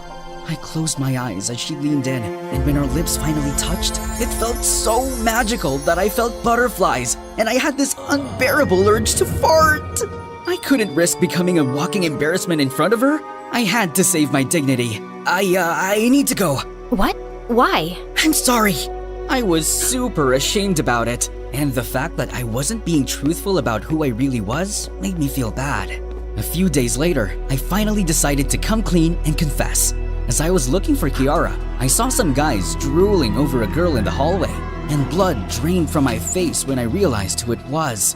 Reese! Holy crap! What was she doing here? Have you seen my Leon around? I swear my heart tells me he's just here, hiding. Panicking, I immediately ran to the back of the school and called Mom, and she begged me to come back because Reese had been out of control lately. Just give me more time, Mom. Please. Just do something about Reese. I'm not ready to come back as Leon. After talking to Mom, I made sure Reese was gone before I came out of hiding. But Kiara saw me. What were you doing here? I was just... Look, if you don't like me, then just be clear with it and reject me instead of making me look like a fool. How could I reject a goddess like you? Look, there's something that you need to know, and I need to... Just then, my phone rang, and I excused myself to answer it.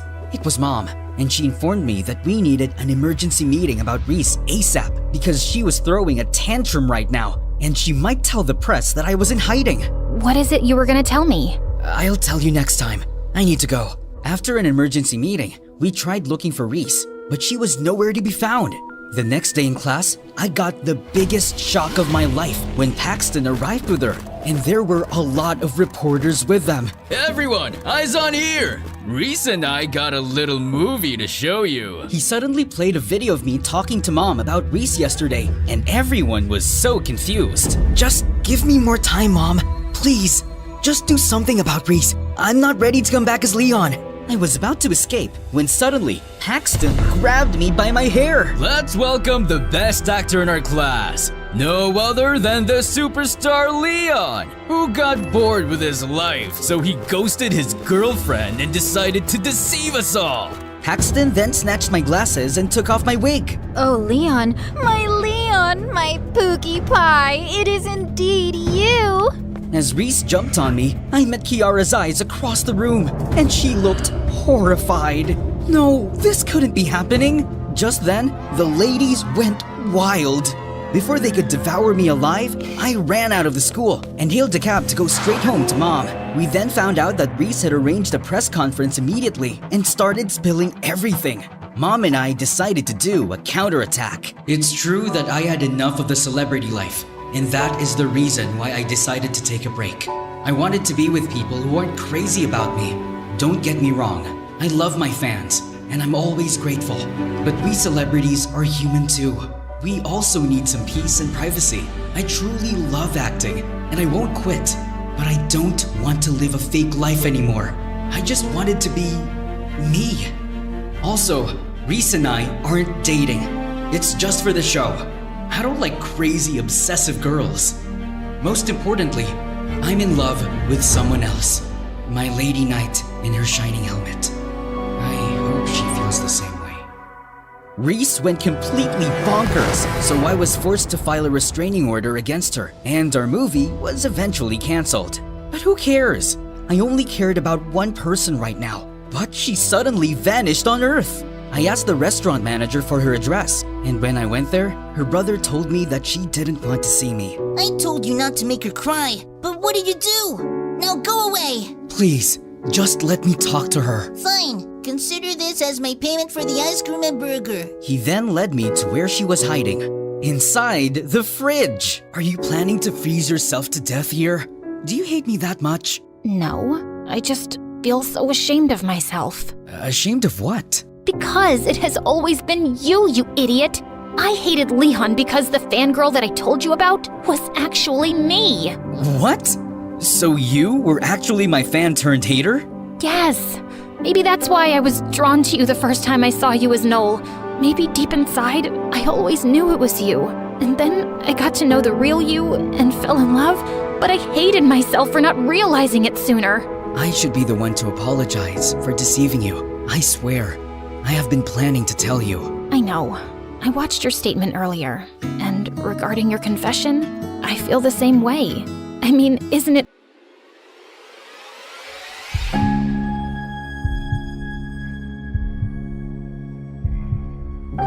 But when we finally pulled away, I screamed when she suddenly turned into a guy.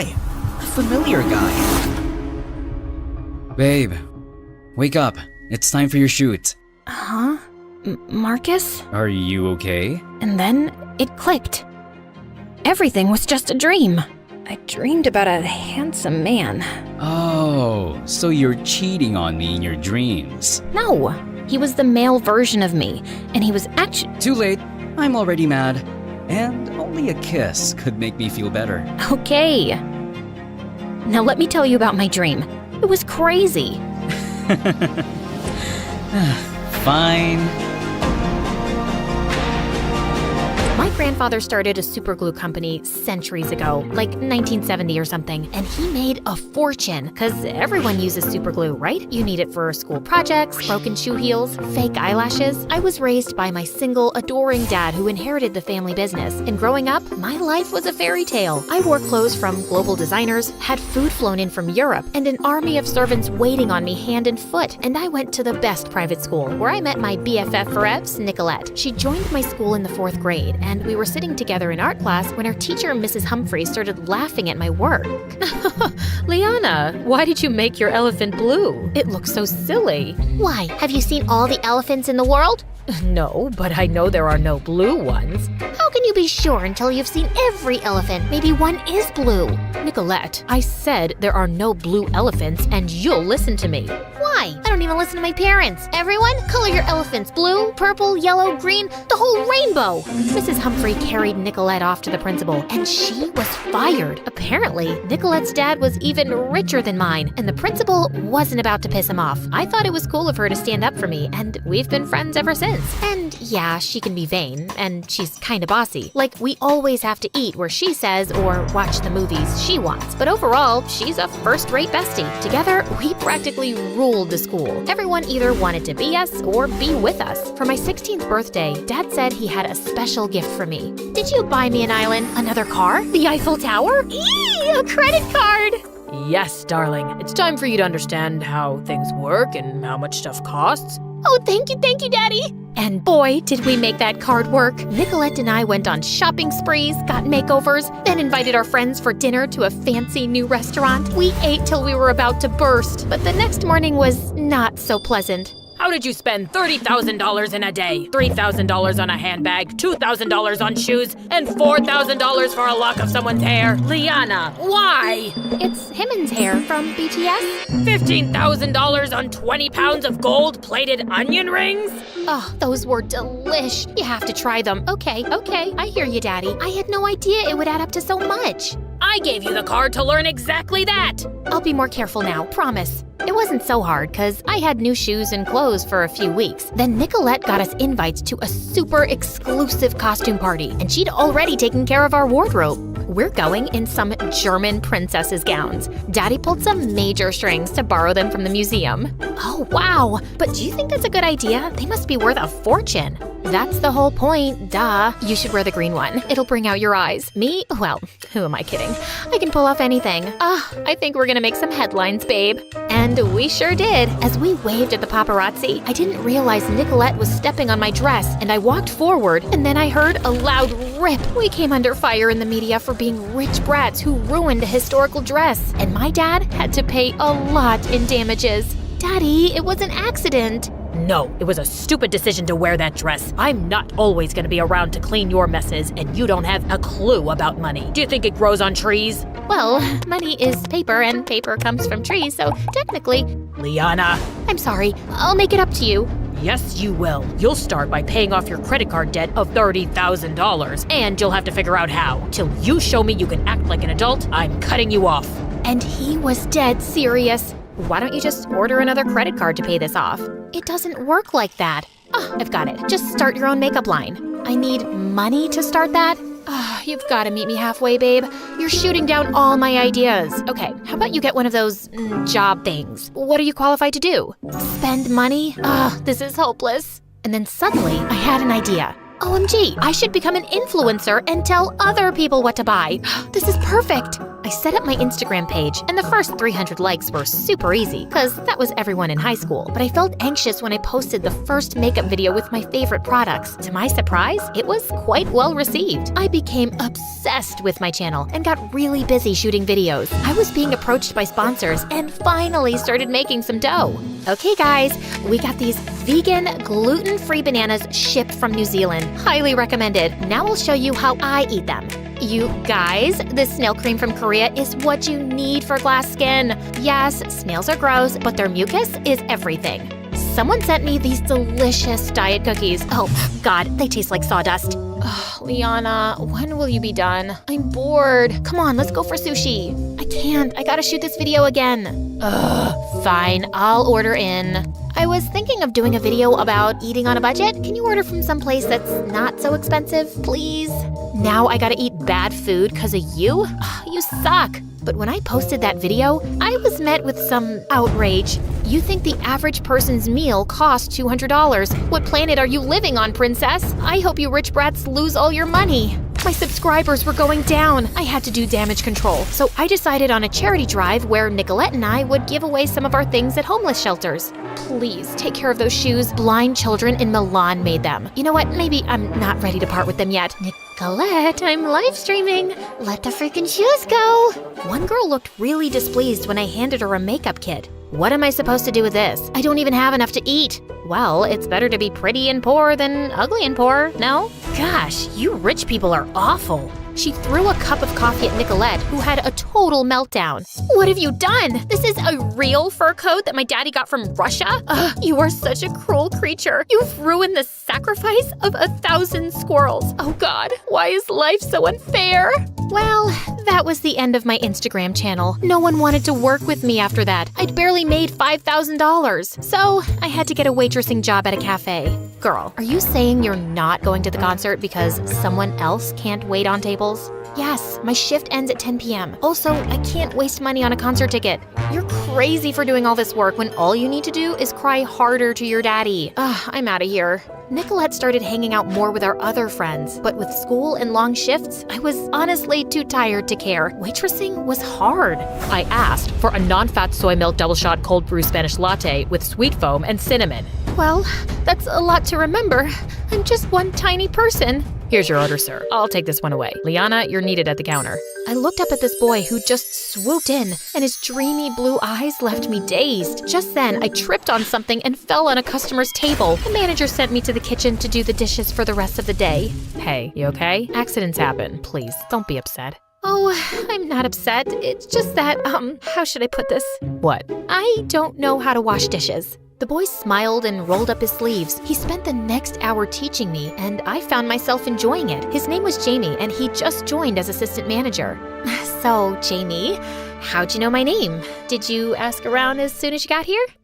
No. Your name tag kind of gave it away. Oh gosh, of course. Ugh, I'm so dumb. Nah, you're cute. You got some soap on your nose. Where? There. Work got a lot more bearable with Jamie around, and he even asked me out. We had an amazing date by the beach after our shift, but Jamie had a request. I'm gonna tell you something ridiculous, but please don't judge me. A few months ago, my friend's sister confessed in front of a lot of people that she's in love with me, and she's super weird and smells like tuna, so I just panicked and said that I'm gay. Now, I've been living that lie, and I need to fix it. But till I do, please don't tell anyone that we're dating, not even your BFF. God, I'm such a dummy. Don't worry about it, I won't. Later when he dropped me home, he kissed me. I walked into my room humming, and then I screamed. Nicolette, you scared me. Why are you here? To put an end to all this stupidity? I can't watch you working like a donkey anymore. And she threw cash on my bed. I went into Dad's office and threatened his stupid assistant to give me money. And when he refused, I threw ketchup at him. He cried and said I made him feel unsafe. Like, what does that even mean? Anyway, I think he hates Dad because he gave me double of what I asked for behind Dad's back. So here, take the money. I knew I should have said no, but man, I was so tired of working. So I gave Nicolette a big hug and gave Dad the money, and he returned the credit card. I won't be keeping checks on you anymore, darling. You've proved that you can be responsible. Nicolette and I were back to hanging out, except some evenings I'd be busy with Jamie, and some nights she was away on dates. One day I went to the mall alone when I saw something that made my heart drop. It was Nicolette in Jamie's arms, and they were kissing. What's going on here? How dare you kiss my boyfriend? Oh, what? Have you hit your head somewhere, Liana? Jamie stared at both of us, then ran away at supersonic speed. What the heck? I've been dating Jamie for weeks. He works at the cafe. I know. I dropped by once to see you, but it was your day off, and I met Jamie there. We've been dating since. He told me not to tell anyone. Oh my God, I can't believe he played us both. What a weasel. Total jerk. But if he had to choose, we know who it would be, Avi. Oh, you think it's you? Why's that? You know, I'm prettier and richer and definitely more fun. Come on, you'd be so boring without me. Oh yeah? Remember that time I had to shut down my Insta channel because of you? Or how about that whole dress disaster? That was so fun. It's not like I forced you to wear it. Yes, you did. You're so bossy. You always decide things for me. It's not my fault you're a pushover. You've always had the backbone of a jellyfish. Remember in 5th grade when I had to defend you in art class because I felt sorry for you? Did you feel sorry because I'm a jellyfish or because I'm ugly? Or maybe you just acted like that because you've always been a spoiled brat. You're one to talk, Miss Gold Onion Rings. You ordered those. At least I was there on your birthday, unlike you. Oh my God, I missed one birthday in 8th grade because I was getting my appendix removed. So you say. Except I'm pretty sure you flew to Paris that weekend to buy the bag I wanted. I felt so annoyed that I tugged at her hair. She pulled hard at mine, and we broke out into a huge fight in the middle of the mall. We finally stopped to catch our breath. You know what? We can't be friends anymore. Why would I want to be friends with you? You've already told me that you think you're better than me, and anyone would choose you over me. Well, we'll see about that. After that, Nicolette and I went to war. We openly declared the end of our friendship in school, and our friends had to choose sides. We always decided the cafeteria menu together, but now we couldn't agree on anything. Liana, we are not eating salads 3 times a week. Fried chicken for the win, am I right, guys? Has no one told you that your butt looks bigger lately? I can tell just by looking at you that you've gained 5 pounds. Oh, you take that back, witch. And another fight broke out. We were co-managers of the dance club, and an important performance was coming up soon, but we just fought non-stop over the routine. We took a vote, and most members wanted to go with my ideas, so Nicolette gave in. But during the performance, half the team started doing a totally different dance. There was complete chaos on stage, with dancers bumping into each other in confusion, and Nicolette was cackling like crazy. Needless to say, we were both suspended from management, but things really got to a head when I announced a party at my place, and Nicolette announced one 2 hours later for the same time. There's gonna be a giant bouncy castle at my party. How lame. There will be exotic dancers at mine. I'll be serving the best food in town, and a mystery pop star will be performing. I knew Dad would be away that weekend, and I'd been really good with money lately, so I decided to go all out. The whole school ended up at my place, and I knew Nicolette's heart would burn. But then some kids started fighting, and it turned into a riot. They completely trashed my place, and our security team had to throw everyone out. I felt squeamish with guilt and anxiety. Dad was gonna kill me this time. But the next morning, I got a phone call from the hospital. Dad had been in a car accident on his way back home. My whole world had turned upside down. Dad was in a coma, and the doctors had no idea when he'd wake up, or if. His manager walked me through the hospital bills and explained Dad's finances, but I just felt so overwhelmed. Hey, Liana, I came as soon as I heard. I'm so sorry. Thanks. I'm glad you're here. I'm sorry, too, for everything. Me too. I can't believe that stupid Jamie set us off like that. FYI, I got Daddy to get him fired. He deserves that, but I don't think our fight was really about him. Clearly, we've had issues with each other that we just never talked about. Let's just call it a truce now, okay? Of course, and I'm here for you, babe. She did try, but Nicolette was Nicolette, and my responsibilities bored her soon enough. I had an entire household to manage, and I even had to learn more about the family business to make decisions on Dad's behalf. I had some serious growing up to do, and one day when I went to visit Dad, I screamed when I saw him sitting up and smiling. Oh my God, Daddy, please don't scare me like that again. I'm sorry you went through all this alone. My manager tells me you've been handling everything really well, and I am so proud of you, darling. Dad recovered fully soon, and things went back to normal. Well, almost. Hey, babe, let's go to Hawaii to party. Actually, I just want to focus on school and college applications. I hear you, girl. I am so serious about college, too. I need to get in to access my trust fund.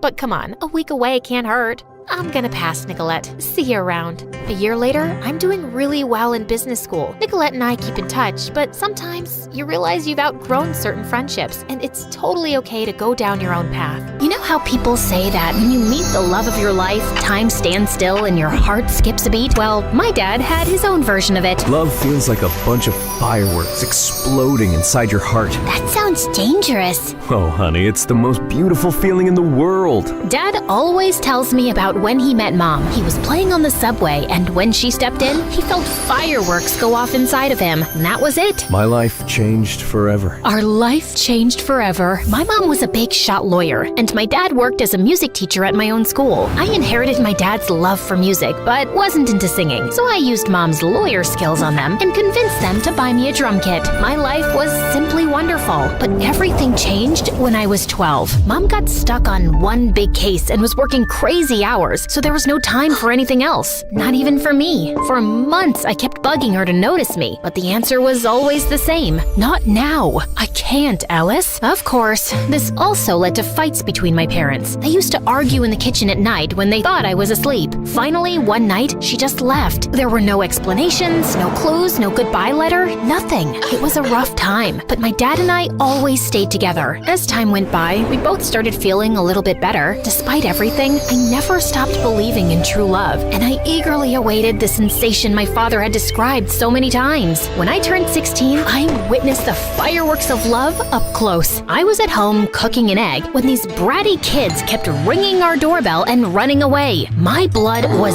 boiling, so I decided to teach them a lesson at the next bell. I flung open the door and spattered the egg right onto them. To my surprise, it was Luke, one of my dad's guitar students. He was one of the most popular, truly dreamy, funny, and kind guy in our school. Oh no. This egg. Lucky you. You just won a tuition discount from Dad. I quickly made this up, but he kept staring at me in complete awe. Then it happened. It struck him like lightning, just like my dad described. The whole fireworks and electricity package. Hi, Alice. I love you. But here's the twist. I didn't feel the same way. However, from that moment on, Luke embarked on a mission to win my heart, while I tried to refuse his advances without hurting him. Flowers for you, Beaut. Bees! It has bees! I baked brownies for you. Thanks, but I prefer vegetables. He invited me to the amusement park, but I pretended to be dizzy when he was gonna kiss me on the Ferris wheel. And then he also asked my father for my hand. So, what do you think? Tell him that he has to provide 4 sheep, 5 cows, and 1 unicorn in exchange. Yet Luke never gave up, and finally, he went all in. He performed for me on my balcony, singing the very same song my dad used to woo my mom back in the day. And I swear I could see Dad helping him the whole time. Then he asked the big question. Do you want to be my girlfriend? Luke, I like you, but I'll take that. It's a love story, baby. Just say yes. I know what you might be thinking. How could you not love Luke back? He sounds like the perfect guy. And you'd be right. He was everything I could have wished for, and more. He even quoted Taylor Swift for me. I decided I should give him a chance. Maybe the fireworks would appear slowly for me. Okay, let's do it. After a few months, things were going great. He was a great boyfriend, and I cared for him. One day, as we hiked up a hill, my foot clumsily met a cluster of rocks. I was about to fall when Luke grabbed my hand and held me. Are you all right? I nodded. The sunlight hit him just right, and he looked just beautiful. He leaned in, and he rewarded my safety with a kiss. It was a scene right out of a movie. Come on, guys. You see? I tried, but I just couldn't help feeling nothing. By the time we reached the top of the hill, I decided to end things. Luke deserved someone who could truly love him. After a brief pause, I managed to muster the strength to share my feelings. However, as I looked at him, tears were welling up in his eyes. Alice, there's something I have to tell you. Yes, Luke? I'm thrilled that we're together. I've been looking for the perfect partner for what feels like forever. Tears began to fall down his cheeks, and I hugged Luke tightly. How could I break his heart after that? I just couldn't. I needed a new plan, a way to end things without hurting him. Just then, I got an idea. I needed to find my boyfriend a new girlfriend. Yet, it was easier said than done. Finding the perfect girl for Luke was certainly a tough mission. I introduced him to Sarah in a bowling alley, but it turned out she was only interested in using Luke to make her ex-boyfriend jealous. On trivia night, Claire and Luke had a heated argument about the best pizza toppings. They didn't get along after that. Lastly, how can I forget about Julie? When I introduced her to Luke at a party, it was pretty clear that she was more interested in me than in him, much to Luke's amusement. Of course, he knew nothing of my plan. I introduced so many girls to him, pretending they were my friends, but none of them sparked even the slightest explosion. Luke only seemed to have eyes for me. Darn him! After a few weeks of failures, I was about to give up hope. But then, right in my dad's class, the solution seemed to fall from the sky, almost literally. Boys and girls, we have a new exchange student from South Korea. This is Moon. That new girl seemed quiet, but she was a total stunner. We have a little welcome tradition here. You've got to sing us your favorite song while standing upside down. What? You could actually see Moon's soul leaving her body. Kidding. But come on, it'll be a blast. So, which song are we going with? For a brief moment, Moon seemed to be torn between making a mad dash for the exit, pretending to faint, or fighting my dad to ignore his request. Love Story by Taylor Swift. Bingo! That was the girl who was gonna sweep my boyfriend off his feet. I couldn't have been more thrilled. Above all, she had a beautiful voice. She was perfect for Luke. As soon as the class ended, I walked up to Moon. Hi, I'm Alice. That was amazing. Thank you. I just hope I don't have to do that to introduce myself in math class.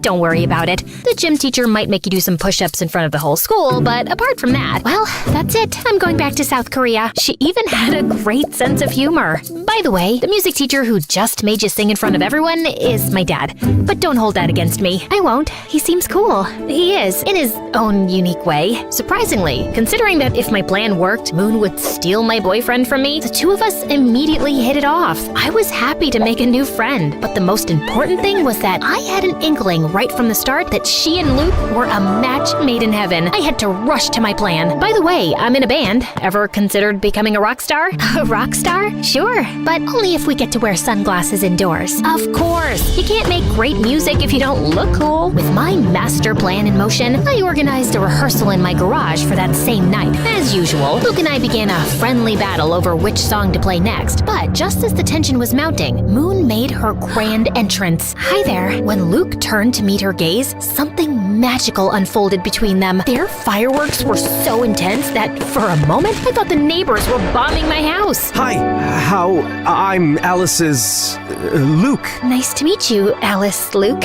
I'm Moon. That's a beautiful name. Moon turned red as a tomato. I mean, it's cute. I mean, it's not a horrible name. They were so awkward and cute that they looked like two penguins trying to dance. The first part of my plan was complete. Over the next few weeks, I did everything to bring my new friend and boyfriend even closer. I planned this adorable picnic for the three of us, but then I faked a stomach pain, so they both got time together. Alice, are you okay? Oh no, not again. What's wrong, Alice? It's my, pigmatitis. Okay, let's go see the doctor. Clearly, my plan failed. Next time, I took them to the movies to watch an old, sappy romantic film. Where's Alice? She told me she wasn't coming because she hates Sandra Bullock. She hates Sandy B? Is that even possible? Right? I said exactly the same thing. They watched the movie together. All the while, I was lurking secretly in the background. In a particularly romantic scene, their shoulders leaned against each other. They locked eyes, and their lips came closer. It seemed that it was the moment that... Want some more popcorn? Yeah, sure. So close. By the way, I, of course, don't hate Sandra Bullock. Slowly, I was running out of ideas and excuses. I even signed us up for a romantic bread baking class, only to remember right beforehand that I was gluten intolerant. Silly me. Since when? It's very recent. I don't want to talk about it. We can make gluten-free bread.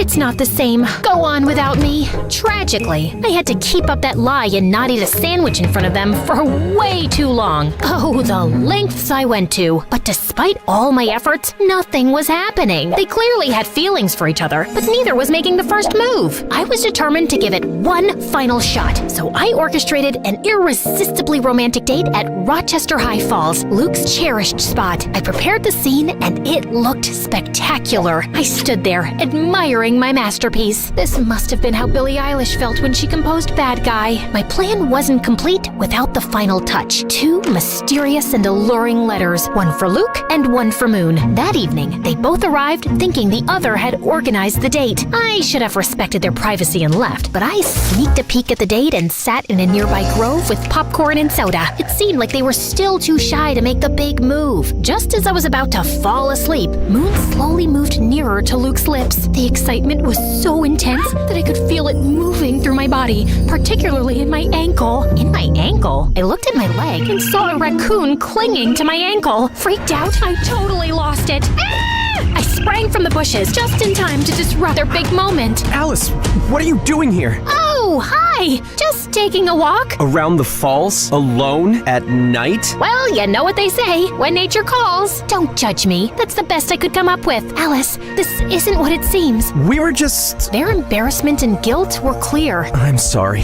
They clearly felt terrible, and I felt even worse. It was entirely my fault. It was time to tell the truth. You don't have to feel guilty. I orchestrated the entire thing. What? You? Yeah. I couldn't help but notice the magic connection between you two. This is my strange way of giving you my wholehearted blessing. Well, at least I told them part of the truth. For a brief moment, Luke and Moon exchanged puzzled glances, and Luke turned to give me an earful. However, after what felt like an eternity, they both enveloped me in a hug simultaneously. Alice, I can't believe you'd do something like this. You could have just spoken to me. And I'm sorry. I tried to fight these feelings. No need to apologize. The heart wants what the heart wants. Are you sure you're okay with this? Absolutely. You two are meant for each other. I'll step aside and let you enjoy the rest of your date. I walked away swiftly, but before I got too far, I turned back to see them finally sharing their first kiss. Well, you could have at least waited for me to leave. Just kidding. Carry on. This may appear like the happily ever after ending, doesn't it? But believe me, there are still some more fireworks to discover. My grand plan had succeeded. Moon was perfect for Luke, and they were really happy. However, sometime later, I started to feel increasingly sad. While I was genuinely thrilled for them, a feeling of loneliness began to take over me. Eventually, I decided to share with my dad my deepest fear. Dad, what if I never experienced those fireworks? Alice, just like music, love has its own tempo. It won't come if you're expecting it. But trust me, sooner or later, your moment will come. But what if I end up with a broken heart, like you when Mom left us? That can happen. Love is not perfect, but believe me, it's still worth it. After that, I decided to give the whole love thing a rest. I just focused on school, my friends, and of course, music. For several months, everything went smoothly. Surprisingly, my dad was right about love. My moment was bound to come just when I least expected it. Boys and girls, we have a new exchange student, this time from Italy. This is Camillo. And that was it. Boom, boom, boom! Just like my dad had predicted, my moment to feel the fireworks had arrived, and it came on strong when Camilo strolled into the classroom. I couldn't take my eyes off of him. And to be fair, no one else in the class could either. He was so irresistible, incredibly handsome, cool, stylishly dressed, and smart. My dad tried to get him to sing a song to introduce himself, but Camilo instead recited a poem in Italian. I didn't understand anything. I was too captivated by him. Ah, right. It's a very lovely and romantic poem. Not really. It's about what hell is like. Marry me. I knew I had to beat out tons of other girls to win his heart, but if there was one thing I was truly confident about, it was my matchmaking skills. Game on. During lunch, I went up to him. He was sitting by himself, with all the girls gazing at him from afar, too mesmerized to strike up a conversation. But I wasn't like the other girls. Hi there. What's cooking, good looking? Not my best pickup line, I know. Hi, you. Alice. Oh, right, Alicia. Already? My name, or a variation of it, coming out of his mouth made me shiver. What are you reading? Robert Frost. Oh, he's the one who invented frosting? Because if so, I want to congratulate him. No, he was one of America's most renowned poets. I felt like my confidence had crumbled like a house of cards. I guess I'm more of a takeout menu reader. Camilo shot me this weird smile and went back to his book. I left feeling defeated and humiliated, all while the surrounding girls erupted into laughter. Still, I wasn't gonna give up so easily. You guys know I can be very stubborn. Over the next few days, I did everything I could to get Camilo's attention and interest. So, you're a photographer? Yeah. Me too. I love selfies. And when I thought I couldn't get any lower, Camilo, I wrote you a poem. Oh, okay. Twinkle, twinkle in your eyes, like the stars in moonlit skies. In your arms, I feel so right, like a star that's shining bright. He rested his hand on my shoulder with second-hand embarrassment. That was very sweet. What was I thinking? Are we going or not? The most stunning gothic girl was walking towards Camilo. Sure thing, Bella. They just walked away while my hope lay shattered on the floor. After the humiliation of a lifetime, I crawled home and locked myself in my own room for days. Is this karma for not loving Luke back? Unwelcome love is horrible. Why didn't anyone tell me? I decided to never leave my room again.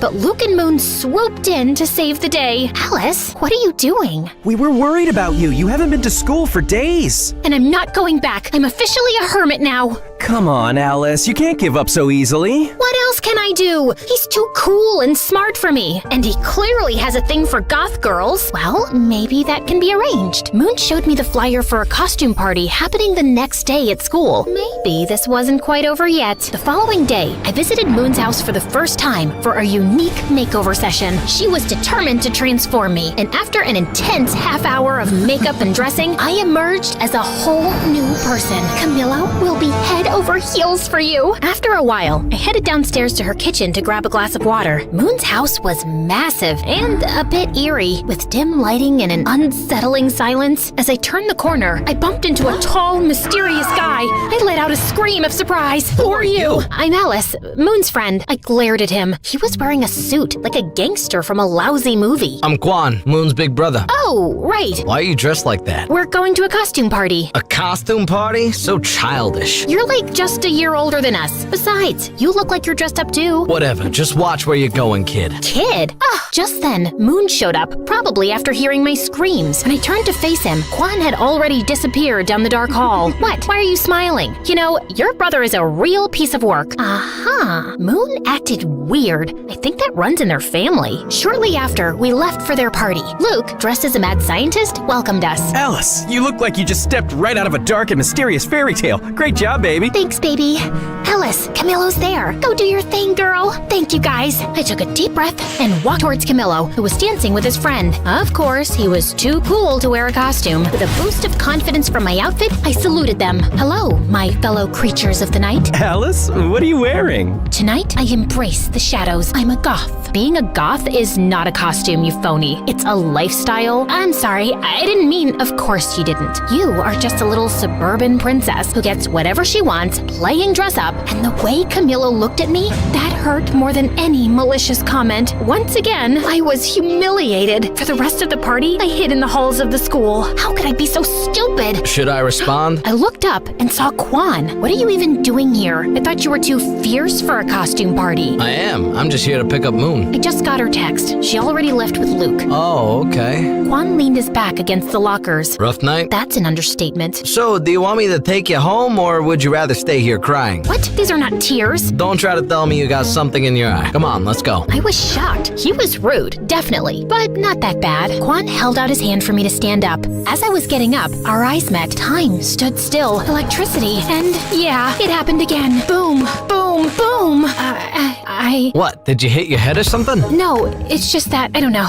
Forget about it. I'm fine. If you say so. As Quan drove me home, I kept looking at him out of the corner of my eye the whole trip. I was spellbound. I tried to strike up a conversation with Quan, but he didn't pay much attention to me. So, tell me about yourself. Pass. Come on, what do you like? Silence. Clearly, Quan was not very interested in getting to know me. Soon after, he dropped me home. I couldn't believe it. After years of dreaming about those fireworks feelings, I finally got them. Twice in 1 week. Plot twist, both guys are just not that into me. This was obviously karma. It was Cupid's way of getting back at me. Destiny laughing in my face. Or maybe it was just my teenage hormones. I hate my life. But what I didn't know was that Moon hadn't left the party when Quan arrived. In fact, she was in the bathroom and saw and heard my entire conversation with her brother. Although Quan didn't notice my fireworks explosion, Moon did, and decided it was her turn to play Cupid. Moon started finding excuses and forcing situations for Quan and me to spend time together. She would invite me to her house, but when I arrived, she wasn't there. Is Moon home? For the 4th time this week, she's not. Despite how Quan acted like he didn't care, Moon was determined to make it happen. She even locked us in an escape room. I guess we're gonna have to solve this to get out. This could take a while.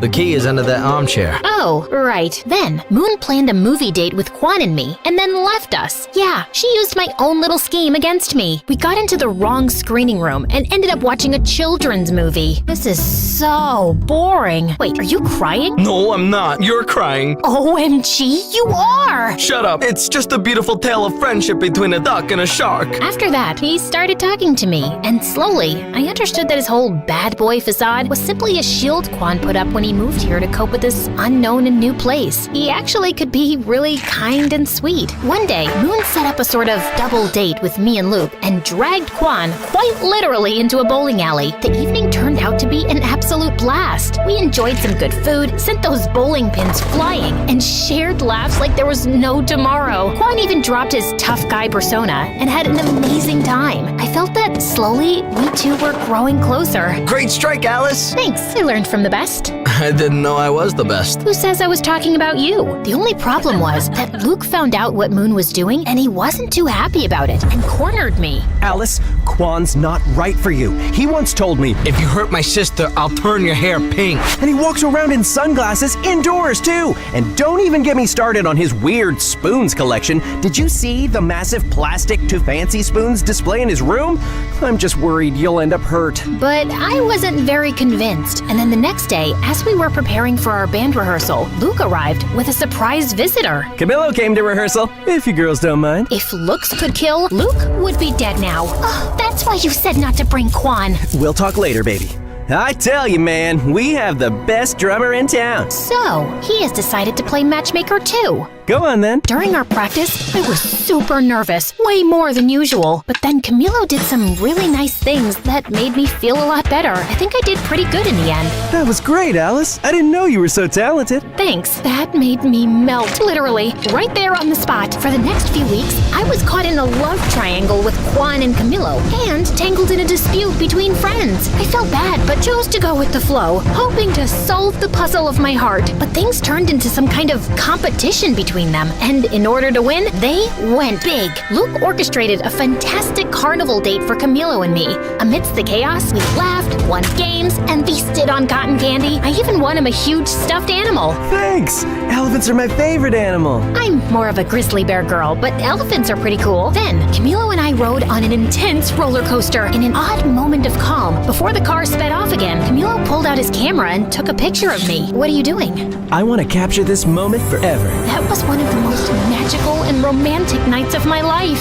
For her part, Moon convinced Quan to take me to his favorite spot, a haven he had never taken anyone to before. It was a dark and murky place. Quan led the way, nodding to some guys. All eyes were on me, so I tried my hardest to copy his attitude. Needless to say, I failed. Quan, we are too young to be here. Relax, what is life without a little risk? Right, but maybe this is a little too dangerous? Okay, I admit it, I was scared, but you would be too if you saw those people there. It looked like the whole cast of Pirates of the Caribbean. Don't worry, Alice. I know the owner and most of the guys. They are cool. Quan took my hand, and not only did I feel safer, but I was also ecstatic. The rest of the night turned out to be surprisingly amazing. Everybody was fun and welcoming. Quan revealed his secret technique to cheat in poker, and an energetic punk band put on a spectacular show. Hours later, we watched the sunrise on the hood of his car at the highest point of the city. Hey, okay, I hear you all yelling, pick a lane, girl. But come on, deciding between Camilo and Quan is like choosing between chocolate and vanilla when you love both. It's driving me nuts too. It was impossible. Like Camilo wrote and recited to me in an open reading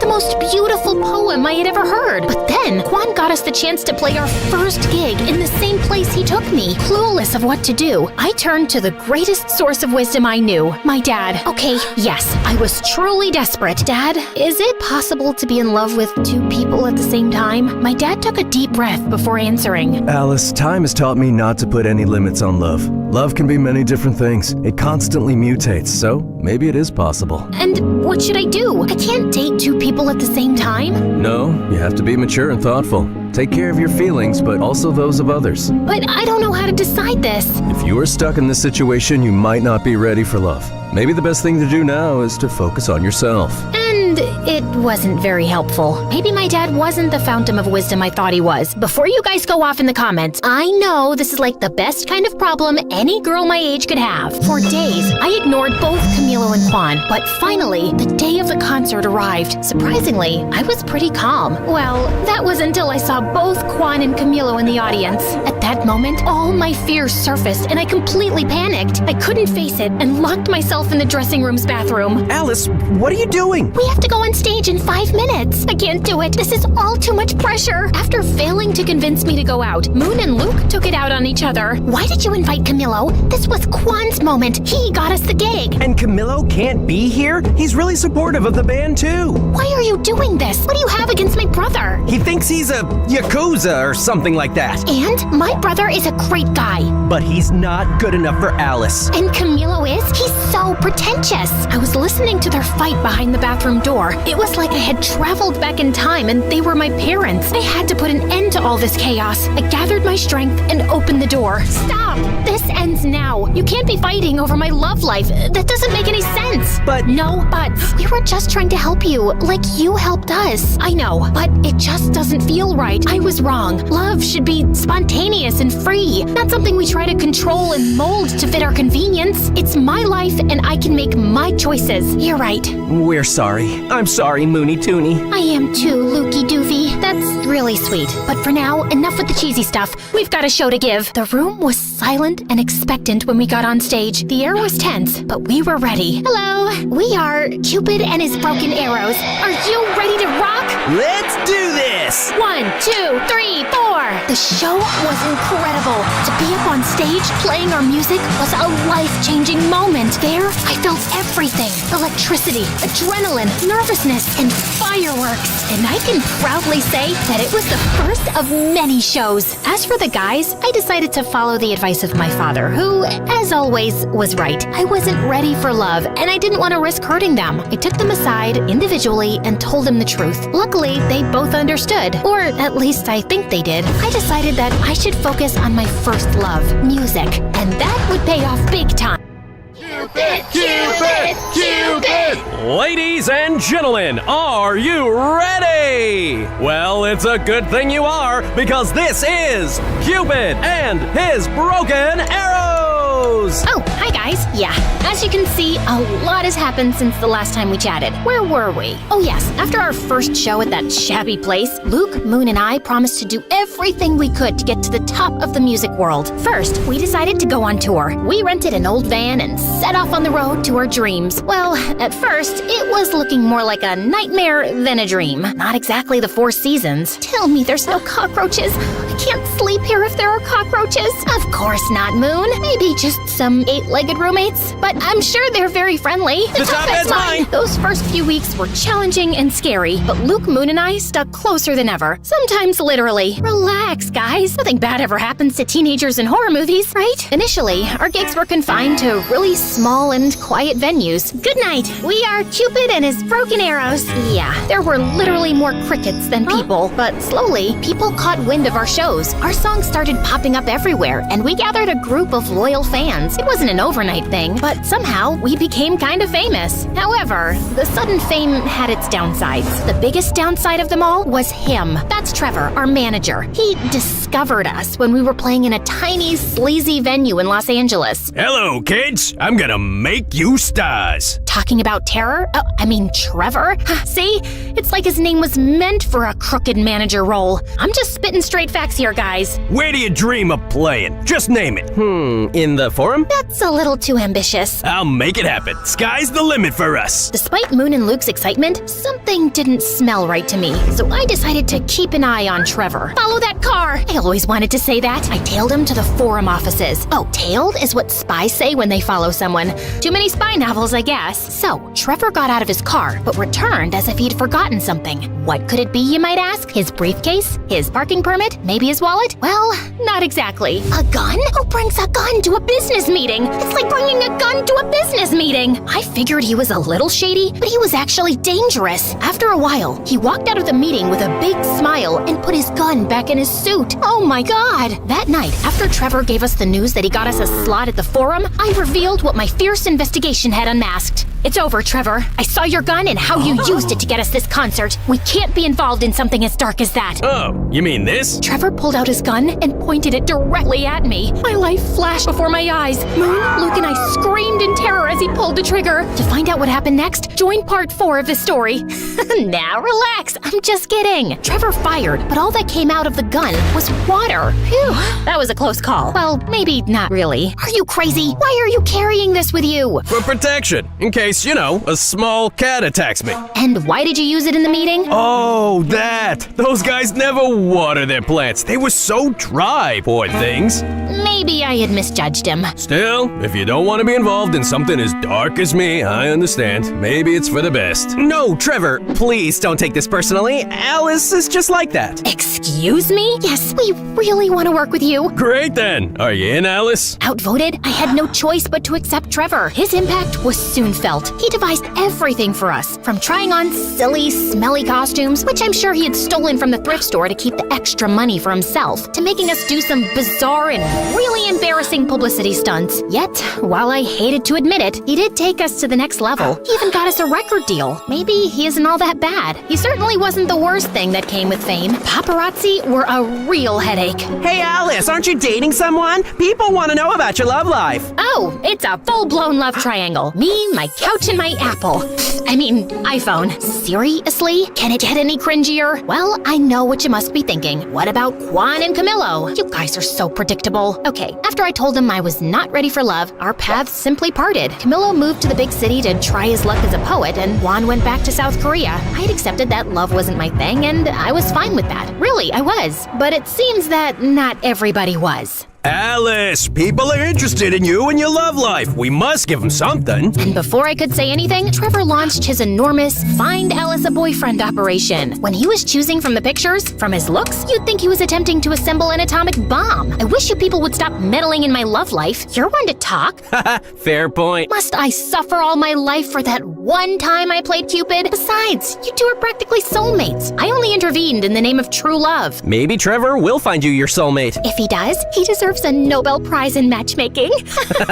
Haha, very funny. Bingo! We found our man. Get ready, Alice. Trevor orchestrated a date with one of the buzziest actors in town. Naturally, he gave the paparazzi a heads up, turning the dinner into a spectacle that rivaled the Super Bowl coverage. I won't deny that he was good looking. The man could make any Greek god jealous, but he seemed to be already in a committed and very toxic relationship with his phone. It was like they were stuck in a never-ending staring contest. If a UFO landed on the table, he'd probably just assume it was dessert. So, tell me something about yourself. I have 5 million followers. Wow, I'd be concerned if that many people were following me. That's next level stalking. Huh? Alice, when's the wedding? This was beyond ridiculous. I needed a bulletproof escape plan. Something as sophisticated and brilliant as my mastermind can scheme. Hey, isn't that one of the Kardashians? A Kardashian? Where? I took advantage of the commotion to sneak out, but just as I was about to fulfill my genius escape, I bumped into a waiter sending his tray flying in the air. It landed on the head of my date. Oh my god, I'm so... Camilo? Is that you? Alicia, hi. What are you doing here? I was super surprised to see Camilo, but I had to move fast. I'm actually in the midst of an escape. Care to help me? Absolutely. Camilo wheeled over a waiter's cart covered with a tablecloth. Your chariot awaits, Your Majesty. I hopped in the cart, and Camilo carried me unnoticed out of the restaurant. After we were in the clear, we two went for a walk. By the way, I must confess, I'm a massive fan. Oh, thank you so much. People don't believe me when I tell them we used to date. Do you tell people that? Well, I know we didn't exactly date,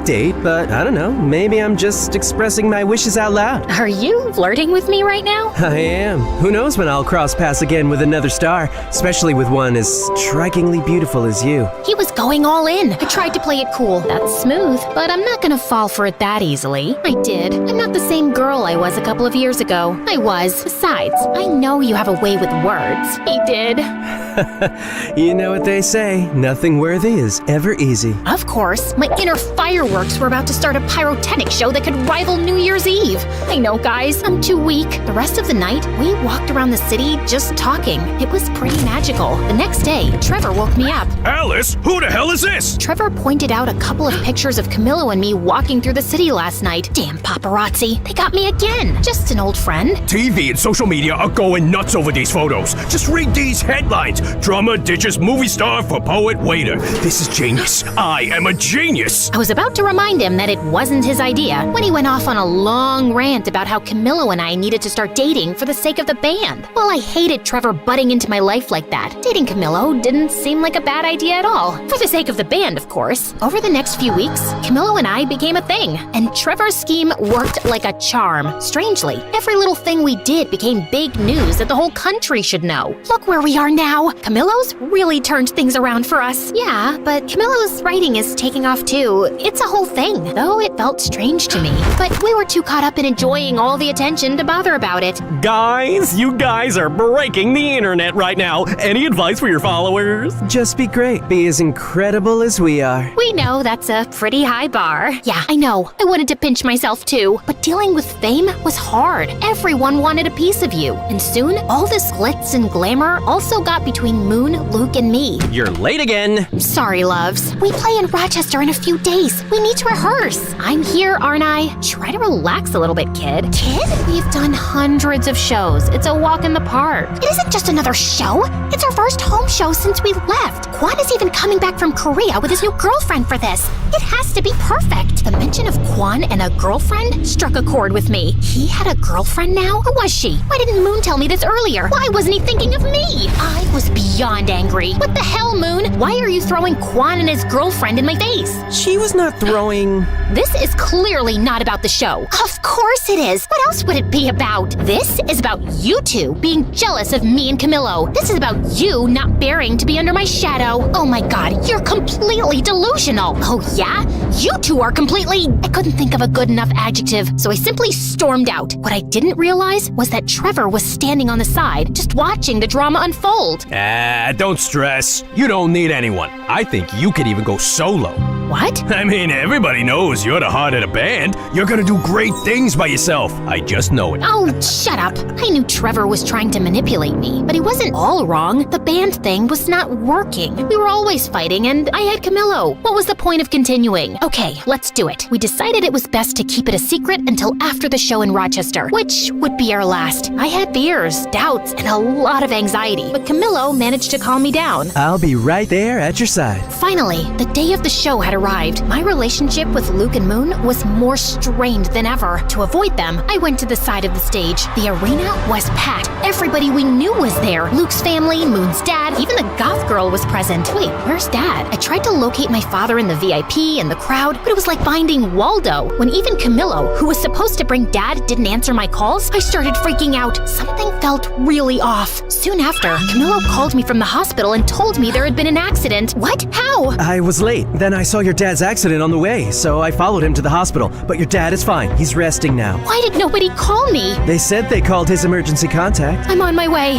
I ran to the dressing room to grab my things. Guys, I have to go. My dad is in the hospital. Your dad? What happened? I explained everything, and despite our fight, Moon and Luke hugged me tightly. Alice, I'll drive you. Due to my shock, I hadn't noticed that Quan was there. He looked even more attractive than before. Quan, Snap out of it, girl. Let's go. Whoa, Alice, stop. The show's about to start. She needs to be at the hospital. Family comes first, always. As she said that, I felt horrible. They were my family, and I was backstabbing them. I don't care about your family. This is the most important show ever. We're gonna tape it for a movie. It's the farewell concert. Do you know how much money we're gonna lose? After saying it, Trevor closed his mouth so tightly that his lips seemed to have magnets on them. Farewell concert? Oh, it's not a big deal. Breakups sell well, and we'll have 3 products instead of 1. Both Luke and Moon looked at me. If looks could kill, I'd be 6 feet under right now. Dad, oh my god, are you okay? What happened? Oh, it's just a silly accident, but I'm okay. I'm coming to see you. What? All those people are there to see you. You're gonna play and rock that gig. But... No buts, Missy.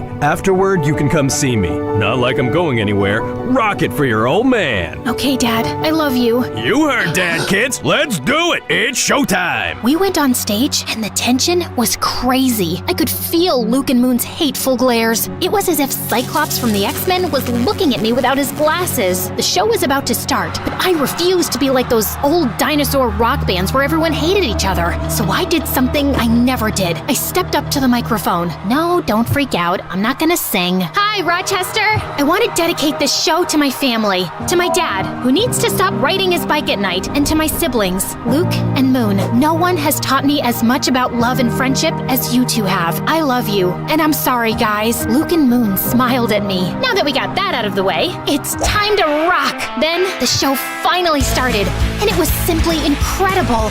Luke, Moon, and I played like it was the first time in my garage. The show was, without a shadow of a doubt, our best. After that, we 3 reconciled in a big embrace. While they were still angry, at least now it didn't look like they were going to scheme to murder me. Shortly after, Trevor joined us. Oh, Trevor, just the man we were looking for. What? Should we share the honors, guys? At the count of 3. 3, 2, 1. You are fired, kid. Trevor tried to manipulate and scare us with threats, but when we were together, that didn't work. That's why he wanted to split the band. He knew he could control us if we were divided. You're making a huge mistake. This is not over. Can you close the door on your way out? Thanks! We went to see my dad, and apart from a few scratches and a large cast on his leg, he was fine. You'd think I now had everything, and you'd be right. I had my band and friends back, my dad was okay, and I had my boyfriend. It was finally time for my lived happily ever after moment. Well, that lasted for about 2 seconds. Literally. Someone suddenly burst into the hospital room. Babe,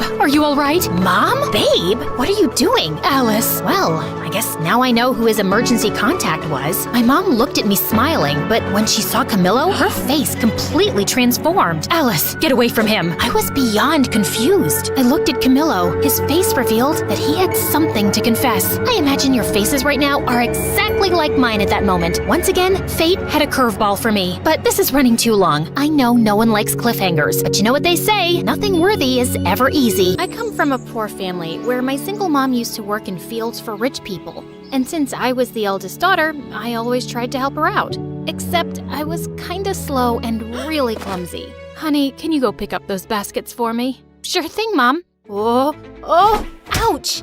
I'd destroy more things than I'd fix. You're sick, Mom. You should rest. I'll feed the cattle for you today. Oh no, wait, Summer, no, shh. You can thank me later. But as soon as I went near the animals, I stepped on a cow's tail and sent them all running around in panic. Just then, my BFF Jackson showed up, laughing like crazy. I guess that adds to another of your achievements this week, Summer. Shut up and help me. Jackson's family had lived next to us for years, and we'd grown up really close. And since he was a freaking genius, he'd help me study while I just tried to sleep my way out of it. At school, all the girls drooled over him and came to me to put in a good word for them. Can you give these chocolates to Jackson and ask him to come to our party? Nah, I got a test. You can eat them all. Really? The girls would hate me for being his favorite. And likewise, I adored him too. He was really hardworking and had part-time jobs to support his mom, who was sick most of the time. One day, I went over to check on his mom, and he was surprised when he came home. Summer, what are you doing here? I knew you'd be working late shifts, so I thought I'd help out. I am so lucky to have you in my life. I love you. Suddenly, my eyes went all wide. What, you don't like me?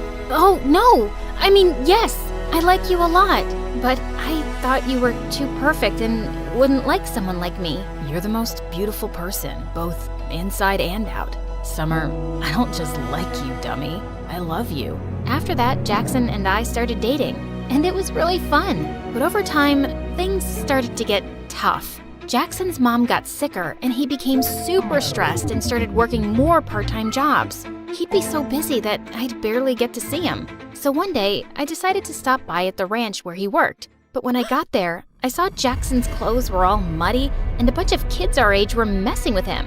How dare you touch me, you filthy rat? I didn't touch you on purpose. I was just trying to save you from falling. But suddenly, the girl slapped Jackson hard across his face, and I just couldn't watch him being humiliated like that. You jerks, leave him alone! I jumped over the fence to save him, but I ended up landing in a puddle. Ugh. The other kids started laughing, and Jackson pulled me away quickly. But the next day, Jackson came to my place with the most extraordinary request. Summer, if I asked you, would you date the guy I work for? What? You want me to be someone else's girlfriend? No, I just want you to pretend. Why would you ask me to do that? And you mean one of those jerks who was bullying you? Just hear me out. He asked me if I could get him a fake girlfriend in exchange for a lot of money. Summer, you know I'd never even think of such a thing if I didn't really need it. Mom needs that surgery soon. So, you'll put me up for sale? No, don't say it like that. It's just like any job. It doesn't mean anything more. Please, help me.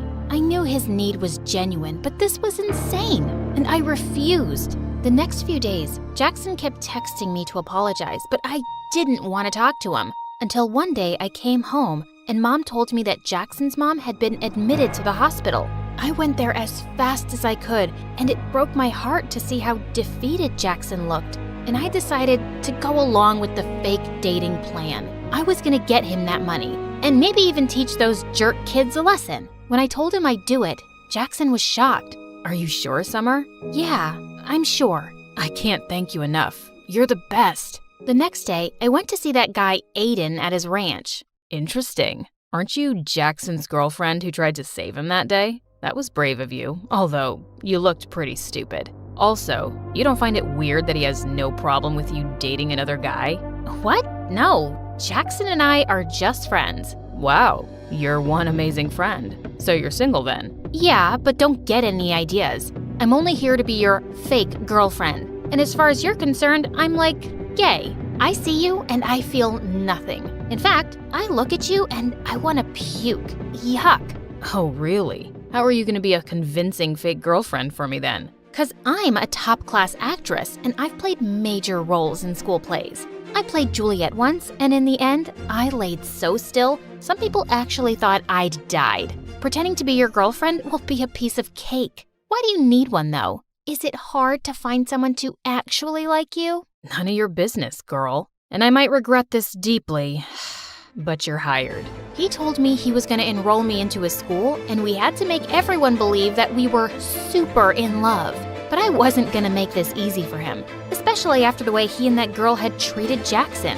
I was going to be the most annoying girlfriend ever. On the first day, I put on a hideous outfit to embarrass him. God, who is that clown with you, Aiden? What is she even wearing? Ew, she smells like cattle. But my plan failed because Aiden shut everyone up and told them I was his girlfriend, with pride. Just then, the same girl who slapped Jackson at the ranch came catwalking towards us.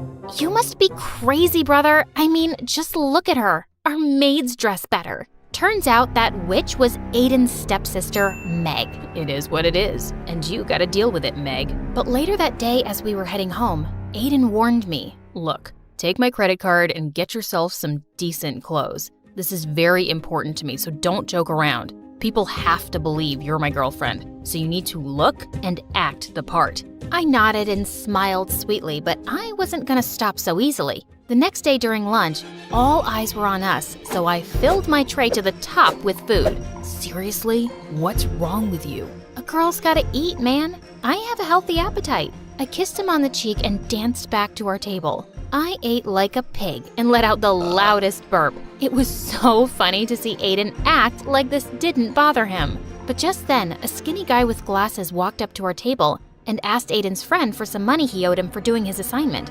You want money? Here you go. And he threw some of his loose change at the poor guy's face. I suddenly lost my temper and flung my orange juice at him.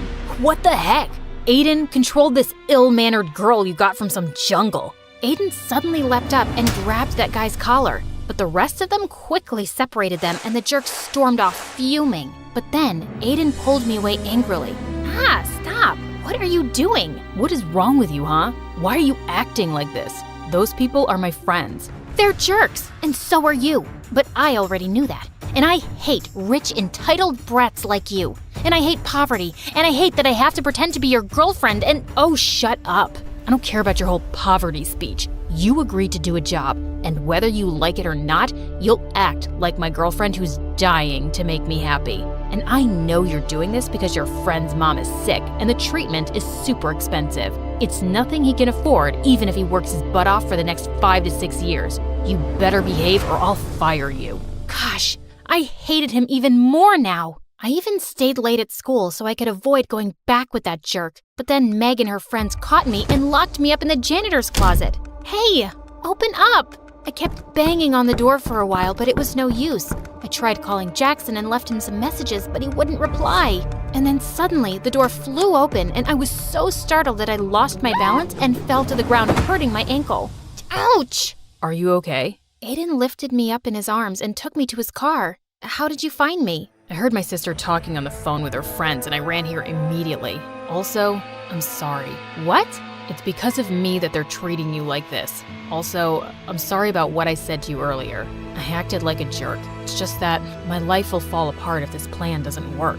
What do you mean? My dad wants me to get engaged to his business partner's daughter, but I don't want to do that. I want to become a musician and be with someone I love, not be part of some business deal. So I lied, and I told him I already love someone else. But now he wants to meet that person. That's why I hired you. I could tell that he was having a really hard time, and I decided not to make things worse for him anymore and play my part properly. Later, when we reached home, Aiden even dropped me to the doorstep in his arms. But as I limped in, I saw Jackson waiting for me. What do you think you're doing, Summer? You're supposed to pretend and not actually jump into his arms like his girlfriend. Huh? I hurt my ankle and he just helped me. You could have just walked. What? I'm doing all of this because of you in the first place, and you're being so— Okay. Don't get mad at me, please. It's just that I love you and I got kind of jealous, and I'm sorry, okay? It felt kind of weird, but I could understand his jealousy.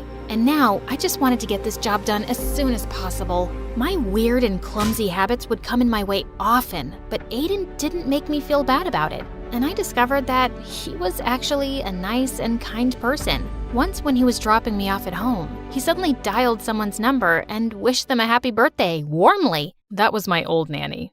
I adored her when I was a kid, and we've stayed in touch. That was actually really sweet. I couldn't remember the last time I'd even called my favorite aunt on her birthday. And it was things like this that made me warm up to him. And we slowly became good friends. A few days later, it was my birthday, but Aiden told me he had a party at his place and wanted to introduce me to his parents. When he picked me up that evening, I saw him in a suit looking so handsome. Whoa, you look so pretty. You don't have to pretend. No one's watching us here, Aiden. Suddenly, I lost my balance, but thankfully, Aiden caught me in his arms. For seconds, he kept staring into my eyes, and my heart raced like crazy. It's a shame we aren't dating for real. Somehow, I pulled myself back up and stomped on his feet. I would never have dated you for real. You're not my type. Later at the party, Aiden was about to introduce me to his parents, but on the way, Meg stepped on my dress and I ended up crashing into the party cake, which went flying into Aiden's parents' face. Holy freaking cake monsters! It was such a disaster and I just ran out of there. But on my way out, I crashed into Jackson. I hadn't seen him in days. Jack, what are you doing here? And where have you been lately? I came to work here for the night so I could make some extra cash. And I've been busy, but I'm surprised you even noticed or cared. Why wouldn't I? You're my boyfriend. And do you know what day it is today? Yeah, Saturday. Now if you'll excuse me, I got work to do. And you should go and be with Aiden. Saying that, he just left without even wishing me a happy birthday. I was sitting outside by myself when Aiden joined me. Are you okay? I'm sorry about what happened back there. No, don't be. It wasn't your fault. So, what now? Are your parents gonna be mad at you? Did I ruin things for you? Hey, take it easy. Why are you always so worried about everyone but yourself? Here, let me get that. He had some napkins and wiped some cake off my shoes. As he was doing that, I couldn't help staring at him. Suddenly, he looked up and started leaning closer to kiss me. My heart was pounding wildly, but I pulled myself back just in time and ran out of there. What just happened? The entire night, I kept thinking about Aiden. I was definitely catching feelings for him, and I felt guilty. I decided I couldn't go on with this deal, and I had to talk to Jackson about it. But then early the next morning, I received a message from Aiden calling me at his place. When I got there, I didn't see Aiden, but his parents and Meg were there. And so was Jackson. Look who's here. The famous gold digger who's trying to rip my brother off. I have no idea what you're talking about. Your brother and I love each other. Oh, really? Then who is this? Meg told us she heard you calling him your boyfriend last night. So, you've just been playing with my son's heart because he's rich? That's why rich people like us can't trust you filthy lowlives. You're all liars and frauds. I looked at Jackson, but he just stood there. But Aiden suddenly appeared and stepped in front of me. Leave her alone. I told you, I love her, Meg, and if you hurt her again, it's not gonna end well for you. Then it's not going to end well for you either, son. If you're gonna be with this girl, you can just leave with her as well. I already felt so humiliated, and I didn't want Aiden to get in any more trouble. So I ran out of there, and Jackson followed me. I'm really sorry, Summer, but it would have messed up our plan if I'd jumped in to save Aiden's girlfriend. Jackson, I think the plan is already over. Aiden's family won't accept me as his girlfriend now. But Summer, you still asked Aiden to pay for you, right? This can't have been all a waste. I failed at the job, and I don't want to ask him for the money. I was going to talk to you about ending the deal anyway. Why? 'Cause Aiden kissed you last night? What? I actually left before he could kiss me. But you thought we kissed? And you still didn't want to break the deal? Do you even care about me? Of course I care about you, Summer. You think it's been easy for me to see my girlfriend with him? But you know how desperately we need the money. Not me, you. It's you who's lost his mind over the money. It's like I don't even know who you are anymore, Jackson. Just leave me alone. We're done. Because you fell in love with Mr. Fancy Rich Pants, right? Because I'm not good enough for you anymore, right? Jackson, just stop. No, I won't. In fact, let's see if you still love me or not. He tried to kiss me, and just as I was about to slap him, Aiden pulled him back and punched him hard.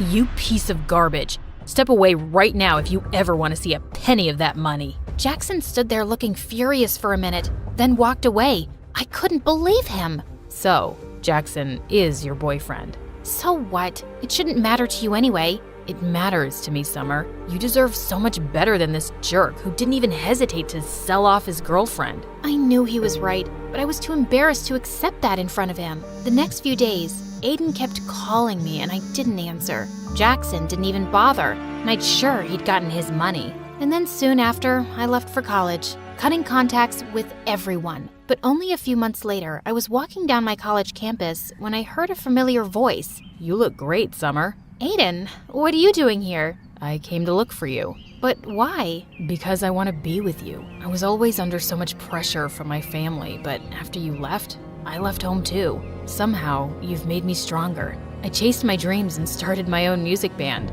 but there was still something missing. You. What? I fell in love with you really quickly, Summer. But whenever I'd say anything, you'd think I was pretending. And after you left, I realized I was such a fool not to tell you earlier. So tell me you don't hate me, at least. I don't, but you'll have to take it slow, because this time, I want it to be real too. I promise.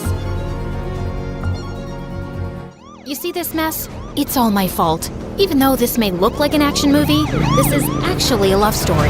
When I was 15, me and my mom went on vacation. I basically didn't say a word the whole time. I had just gotten braces and I felt so ugly. Come on, honey. Just try to enjoy your vacation. How can I? I look like I just ate a fence. But you need your braces.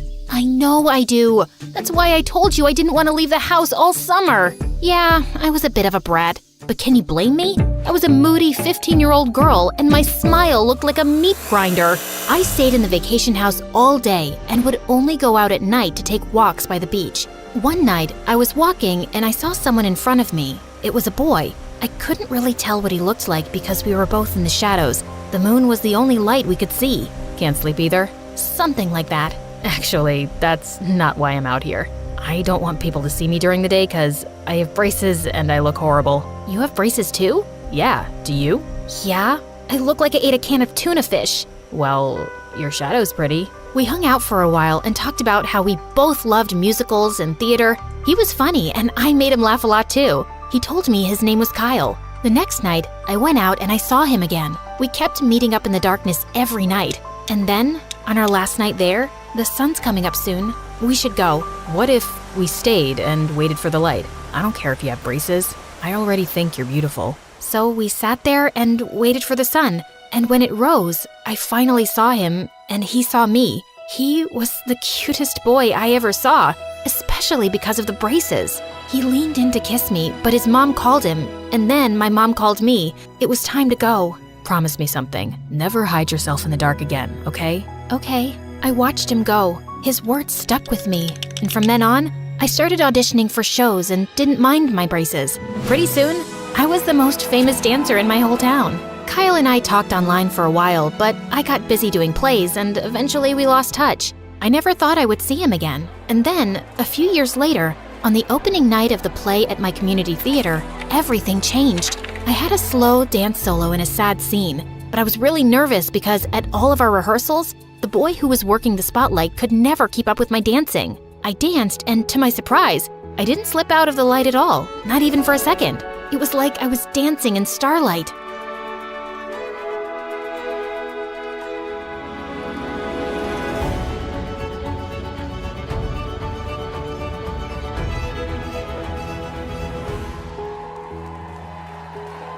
Everyone stood up and cheered when I was done.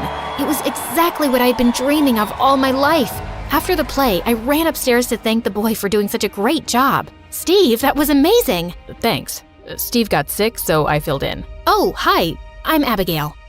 Everybody knows who you are. I guess you don't recognize me without the braces. Wait, Kyle? What are you doing here? We moved a few months ago. I didn't know you were here either. Steve couldn't keep up with me on the spotlight. How did you know where I was going at every step? I didn't, but I figured you've been in the dark long enough. Oh, good thing we both got our teeth fixed. I'm just glad you couldn't see me. I've never cried at a play before. You cried? I don't believe you. Look for yourself. Liar. I guess they dried. Let me make it up to you. How about a celebration dinner? My family's here, but tomorrow's good. The next 24 hours were the longest of my life. All day I tried on different outfits and experiments with makeup. The truth was, even though we lost touch, I never forgot him and never felt that way with anyone else. I rushed outside when he called. What I wasn't expecting was that he had a motorcycle. Wow, you didn't even bother to dress up? Excuse me, do you know how long— I'm kidding. You look beautiful. Yeah, I do. And don't you forget it. And you better have something good planned. I'm expecting a real effort and will accept nothing less. I was planning on going to the Taco Bell drive-thru. Is that good? You better be kidding. 0 points for the joke, but you have to admit, I have good taste. Ow! Don't worry, I have something planned. Not Taco Bell, promise. We rode his bike and I felt just like I did when I was dancing, totally free. It was like no time had passed at all, like we had known each other forever. He actually took me to this amazing new restaurant, paid before the check even got there, and took me to the beach after where we got ice cream and went for a long walk. I didn't want to show it, but I was already falling for him. With Kyle, it was just comfortable. We almost kissed when he was dropping me off, but I could tell he didn't want to pressure me and I didn't want to move too fast. So we shook hands. A little awkward, but kind of funny too. Needless to say, that night, he was all I could think of. If I knew how messy things were gonna get, I might have ended things right then. I'm freaking out. This job would make me totally independent. I could finally save enough to get my own place and not have to live with my stepdad anymore. That's great. Why are you so scared?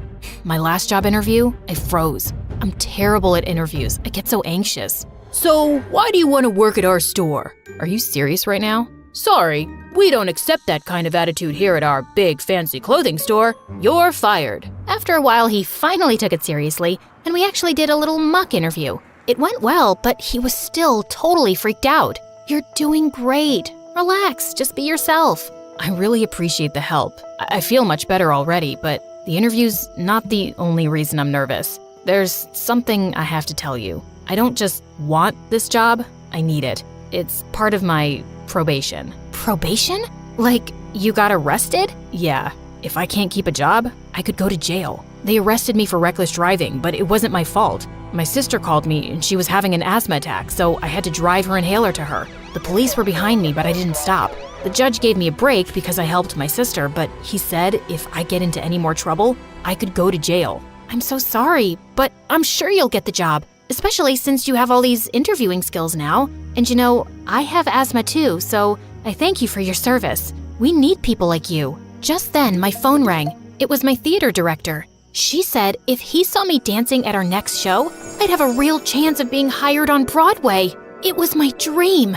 And the next day, Kyle told me the interview went great and he got the job. Everything was perfect. All I had to do now was nail the performance and dance my heart out. But then, on the day of our next show, I was stretching at home, trying to stay calm, when Kyle called me in a panic. Abby, I need your help. Yesterday, my boss sent me to deposit the store's money in the bank 5 minutes before they closed. I didn't make it on time, so I kept it under my bed to do it today, but now he's asking me to stay late and the bank closes early. Can't you just tell him that? They won't suspect you if you still have the money. My boss is already suspicious of me. He knows about the probation. If he knows I took it home, he'll think I wanted to take it. Please, Abby. I would have to run, but I still had time before my show, and I knew how much trouble he could get into if they suspected him of a crime, so I said yes. I never ran so fast in my life. When I got to Kyle's house, no one was home and the doors and windows were locked. Time was ticking. I knew the banks closed at 3. That only gave me 20 minutes. Then I saw the attic window was open. So I started climbing. Oh no. Come on, Abigail. Use those strong dancing legs of yours. Finally, I got in. I went to his room, grabbed the envelope from under the bed, and dashed back out. Everything went blank for a moment. Then the world came back into focus, and I saw that I had run into a boy who was staring at the envelope. It got ripped, and he could see the money inside. I grabbed it before he had a chance to do anything and kept running. I saw the bank. Finally, it was right there. I had made it with 2 minutes to spare. Miss Abigail. Oh my, it's really you. I couldn't believe it. I had only seen him on TV before. I was totally starstruck for a second. I'm coming to your show tonight. I can't wait to see you. We have an opening for our next show. We need someone just your age. As long as you can dance, of course. Thank you. I'm so sorry. I can't talk right now. I have to run. I'll explain later. I'm sorry. I was in too much of a rush to think about the fact that I had just very rudely turned my back on the guy who could give me my dream life. Oh no, what was I gonna do? When in doubt, just tell the truth. I could just say it was my fault. What a jerk! I ran after him, but he was too fast on the scooter. By the time I turned the corner, he was gone. Oh no, now Kyle was really in trouble. I couldn't move. I didn't know what to do. How could I explain this? No one would believe me. At the store, I told Kyle everything. When he saw his boss, he told me to hide behind the rack of clothes. But I can explain. He won't believe you, and you'll be involved. He pulled the rack in front of me as his boss rushed up to him. The bank says they didn't get the money, Kyle. Where is it? I'm sorry. It was my responsibility. The money was stolen. Thief! I knew this would happen. They told me you were on parole, but I wanted to give you a chance. Now, I'm calling the police. I'm sorry, Abigail. I'll have to miss your show. He rushed to the motorcycle. I couldn't believe it. He was gonna run? I know it seems crazy, but without the money or any evidence, they'll think I took it. There's no option for me now. But I was totally lost, confused, and so upset with myself. There had to be a way to fix it, but I couldn't even think about that now because it was time for the biggest performance of my life. The producer was right there in the front row, watching, and he didn't look too happy. I had been so rude to him. All I could do now was rely on my dancing skills to get me through, except Steve was on the spotlight, and I was still out of breath from running and so upset that Kyle was in trouble with the police. When my solo came, I was so upset I fell on stage and cried in front of everyone. I ran off, and the show was canceled for the night. As I was walking home, totally crushed, I decided to only focus on what I could control. The show was over, but I could still help Kyle. I would tell his boss it was me who had stolen the money. Of course, I would get in trouble, but not as much as Kyle. This is where we began. The big mess I had made. He looked at me as he passed. I wanted to stop the police, but they were too fast. But I knew the park next to me would take me right to where they were going. If I could run across, I could catch them and stop the police to tell them it was me. Once again, I was running. Only this time, I didn't have my inhaler. I forgot I had left it in my dressing room when I ran out crying. As I cut through the park, I couldn't breathe. I saw Kyle's bike on the other side. He saw me too, but before I knew it, I was fainted on the muddy ground. When I woke up, I was in his arms. He had stopped to help and the police cars were rushing towards us. I was in the hospital for a day. My mom told me that Kyle was arrested, but I knew he would have to see the judge before they really made any decision. I asked her when it was, and she said today. I made her drive me to court as soon as the doctor said it was okay. I rushed inside. Stop! It was me. I lost the money. Kyle didn't do anything wrong, I promise. Even though the judge believed me, he still said we were to blame. And Kyle ran from the police, so if he was going to be released, we needed to pay back the money to the store. I started working at the theater, and Kyle also had to go back to his job. We both made no money because we had to give it all away and were too exhausted to even hang out. It was the perfect punishment for me since I could barely see him and had to watch other people perform while I cleaned and took people's tickets. Of course, anytime I did have a free moment, I danced. Hey, hero, you have a second? He had come to surprise me at work. He took me to the auditorium where everything had been decorated for what looked like a big party. What's going on? Well, I figured you have to pay the money back, but that doesn't mean it's gotta be a punishment. Why not have some fun? I talked to your boss, and we're throwing a fundraiser for us to get the rest of the money. And the best part, you're the star of the show. This is amazing. Thank you so much. Sorry I ruined your chances of going to Broadway. It doesn't matter if I only dance here and not on a big stage. As long as I have you, I can dance anywhere. He held me in his light again. This time, I knew I wouldn't get lost in the dark.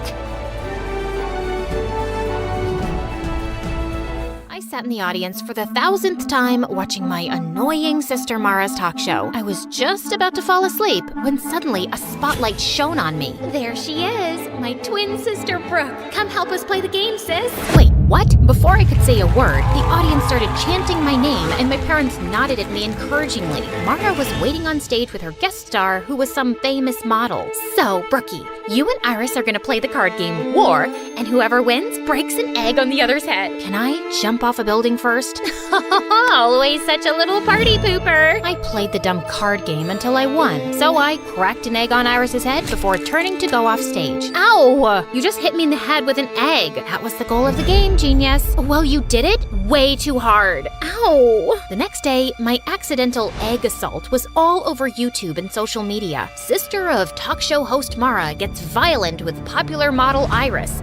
So melodramatic. My life wasn't always like this. I'd never asked to live in the public eye. All of this started when my bimbo sister got her own show a year ago and became a child millionaire. Then here I was, just trying to get through high school without punching or kicking wall. Everyone at school brought up the stupid talk show incident.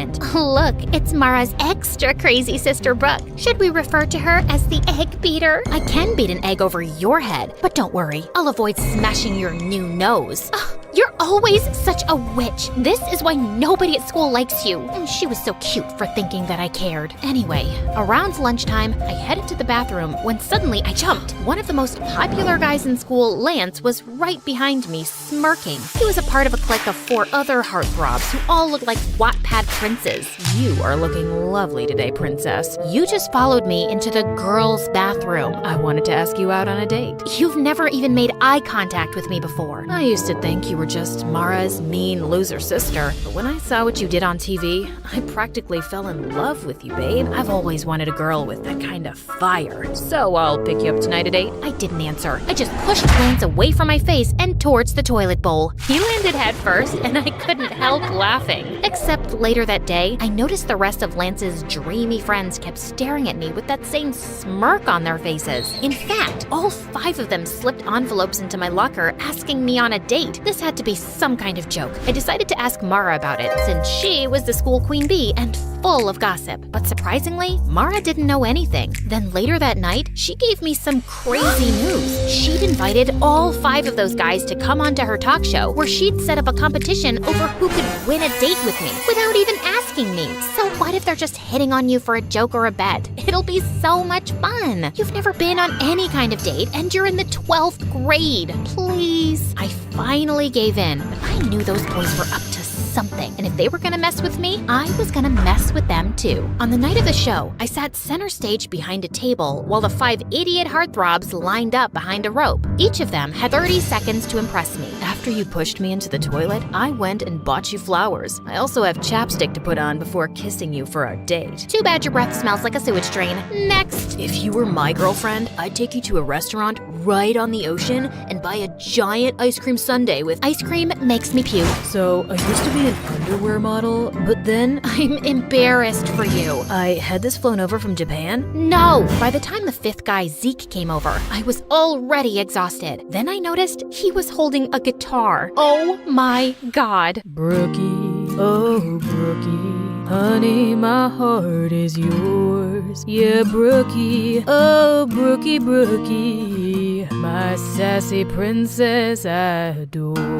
The audience went wild, and I wanted to cringe. But for some reason, I found myself smiling. So when it was time to choose the guy I'd go on a date with, I chose Guitar Boy Zeke. I just had to remember that he probably didn't really like me, and if he was planning on humiliating me, I had to beat him at his own game. So when I met Zeke for our picnic date, I came wearing my mom's wedding dress. What's that you're wearing? A wedding dress. That way, we can imagine what it'll be like when we get married one day. Ever since the talk show, I've fallen head over heels for you, and after that song you sang for me, I know now that you feel the same way. I'd hoped the guy would run scared and crying, but instead, he laughed. I must have really won you over with that song I played you. I'm not done with you yet, Prince Charming. During our picnic, I sat on his lap and made him feed me every bite of food and hold the water cup up to my lips. And when he turned to get a napkin, I started fake crying hysterically. We were staring into each other's eyes, but you looked away. Is it because my eyes are ugly? Or are you breaking up with me? I have nothing else to live for now. You are so extra. I know what'll cheer you up. Let's have a romantic dance. Wait, what? Before I could say a word, Zeke turned on classical music and pulled me up to dance. He started spinning and twirling me around and even threw me in the air. God, he was crazy. Later on, Zeke drove me home, but he said he needed to stop at his house first for something. I decided then I'd confront him. Look, I know you're either dating me because you bet your friends money or you guys want to humiliate me as a joke. Either way, I'm just telling you, I didn't fall for it. I told those guys you'd be too smart to trick. It was Lance's idea to bet money on which one of us can win you over. I never wanted to do it, but I couldn't tell Lance that, because whatever Lance wants, Lance gets. Zeke then told me his dad and Lance's dad were friends, and because Lance's family was rich, his dad was going to pay for a music college Zeke got into. Therefore, he could never afford to ever piss off Lance. And don't tell Lance I said any of this. Please, just let me tell him you fell for me and you asked me to be your boyfriend. I really want to go to music school. Come on, you don't care what anyone thinks, and you're already unpopular and barely have any friends, and no offense. How little self-respect did this guy think I had? I wanted to give him a good slap in the face, but just then, Zeke stopped by this really run-down trailer next to a pile of garbage. Okay, we're here. My dad's sick, so I have to check on him every few hours. Holy crud, this is where he lived? This place was a single room, and Zeke's dad was in a bed with an oxygen tank. I guessed with his dad's medical bills, he'd never have enough money to even think about music school. So I decided to let Zeke tell Lance he was gonna keep dating me for a bet. The next day at school, I saw Lance and the other 3 heartthrobs looking at me and snickering to themselves. Even other kids seemed to be onto the bet, but I could live through it. I was doing a good deed by humiliating myself. Plus, Zeke was fun to be around, and I didn't mind having him as my fake boyfriend. One night, I decided to invite him to a celebrity party Mara and I were attending. I even bought him a suit and tie, and secretly, I thought he looked super handsome. At one point, I was walking by the entrance when suddenly I saw Zeke standing with Lance and his friends, and Zeke was saying he had to go. What do you mean? This is a huge exclusive party that I invited you to. Listen, cranky face, I came to pick up your boyfriend for some last-minute plans. Surely you two can reschedule. With that, Zeke took off with the boys, and for some reason, I felt really angry about it. Just then, Mara came over to ask if I was okay, and I ended up telling her everything. Look, I know you feel bad for Zeke because of his home situation, but you don't have to sell your dignity for charity. If you think he doesn't genuinely care about you, just dump his sorry butt in front of everyone tomorrow. Or I can talk tomorrow in school, like an actual mature person. But I know maturity is kind of a foreign concept to you and the other kids at school. Okay, listen, sis, you've never had any real friend or boyfriend before, and I'm at the top of our school's social ladder. I know how to deal with these things. I can handle this myself, thanks. Just because I don't date a different guy each week doesn't mean I need boy advice from you. So on Monday at school, I headed to the bleachers at lunch where I knew Zeke practiced guitar, except he spotted me first and immediately came over to hug me. I am so sorry about what happened at the party. Lance decided at the last minute that he wanted to have a betting party. Kids at school are betting on how I'm gonna break your heart and everything. I realize this may be going too far. It's going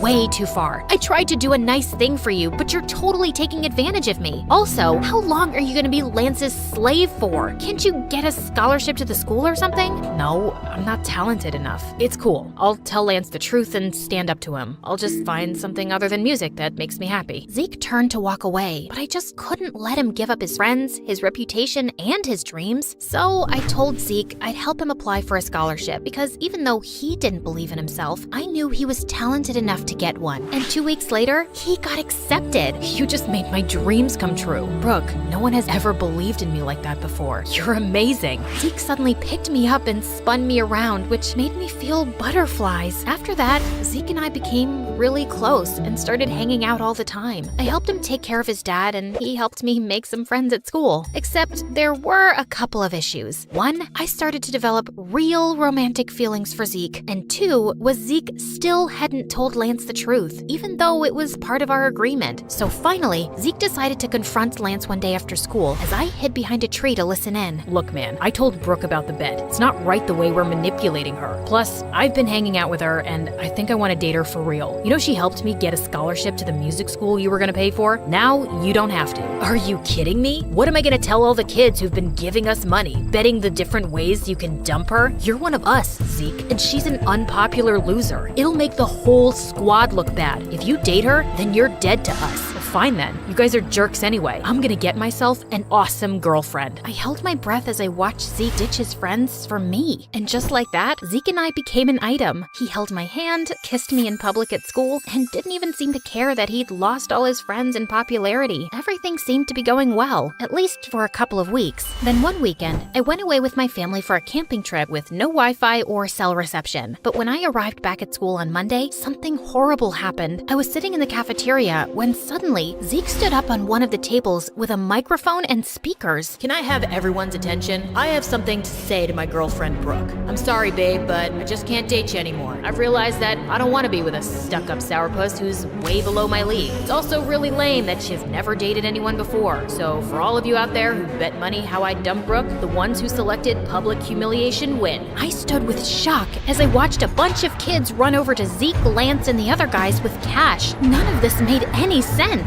Had it just all been a setup? I ran out of the room and into the hallway to collect myself when I saw Zeke behind me. Brooke, I am so sorry I had to do that, but I had a good reason. What good reason could you possibly have for humiliating me like that? Please, just listen to me. My dad had to have an emergency medical procedure over the weekend that I couldn't pay for. And since there was no way to reach you, I had to ask Lance for help. He said he'd only pay for it on the condition that I publicly dump you. I'm so sorry. I still want to be with you though. It just might have to be in secret. You know what? No, I don't care what your reasons are. I am so freaking sick of all of your excuses to manipulate and humiliate me. We're done, Zeke. That night, I refused to let myself cry. Zeke didn't deserve my tears. I didn't need any cowardly idiots in my life anyway. The next afternoon, I was studying in the library when I decided to take a break for some coffee and MSA videos. But while I was relaxing, Lance suddenly sat down next to me. Ooh, MSA. I watch them on TikTok all the time. Let me help you pick an episode. If you come anywhere near me or my computer, I'll squeeze your head until your brain pops out. Oh wait, I forgot, you don't have a brain. Probably why you watch MSA on TikTok instead of YouTube. You know, YouTube, the site for smart people.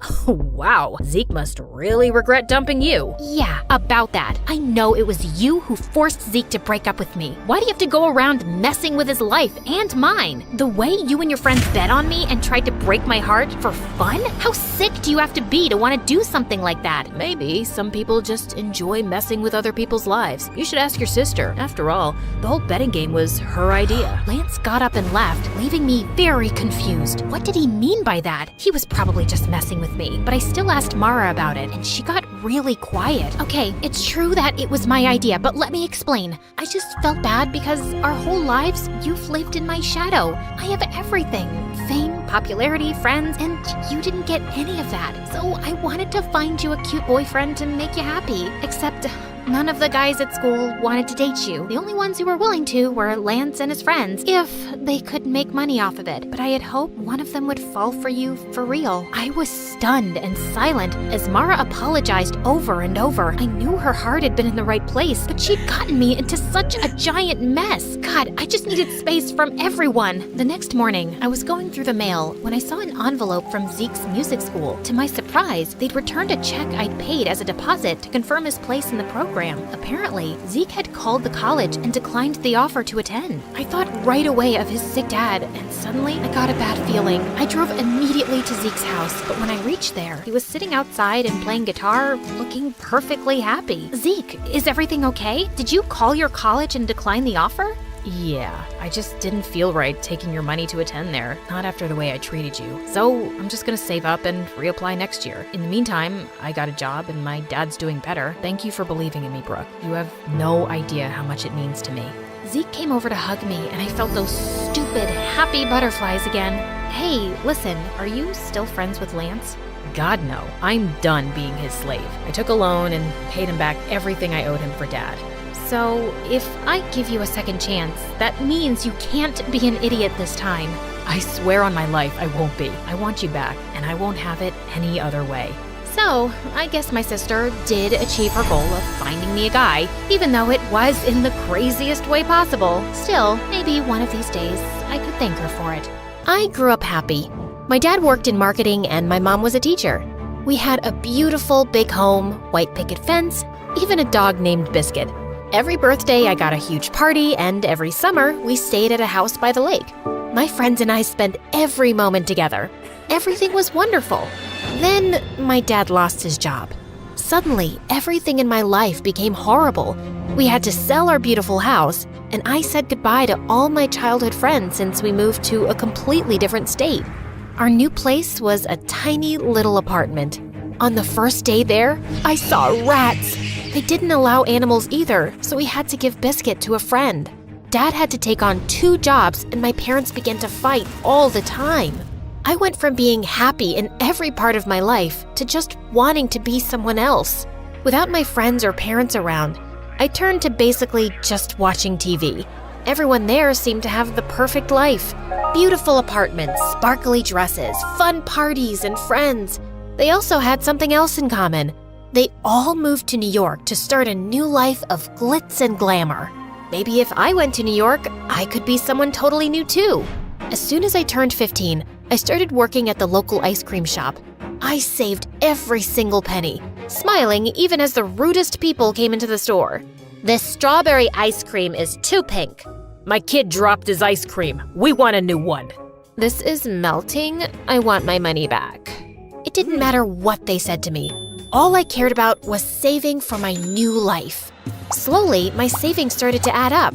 By the time I turned 16, I had enough for a weekend in New York. I knew I couldn't have a whole new life yet, but for now, a weekend would be enough. I finally told my parents on the morning of my birthday. I'm going to New York for the weekend. New York? That's so expensive. We can't pay for that, honey.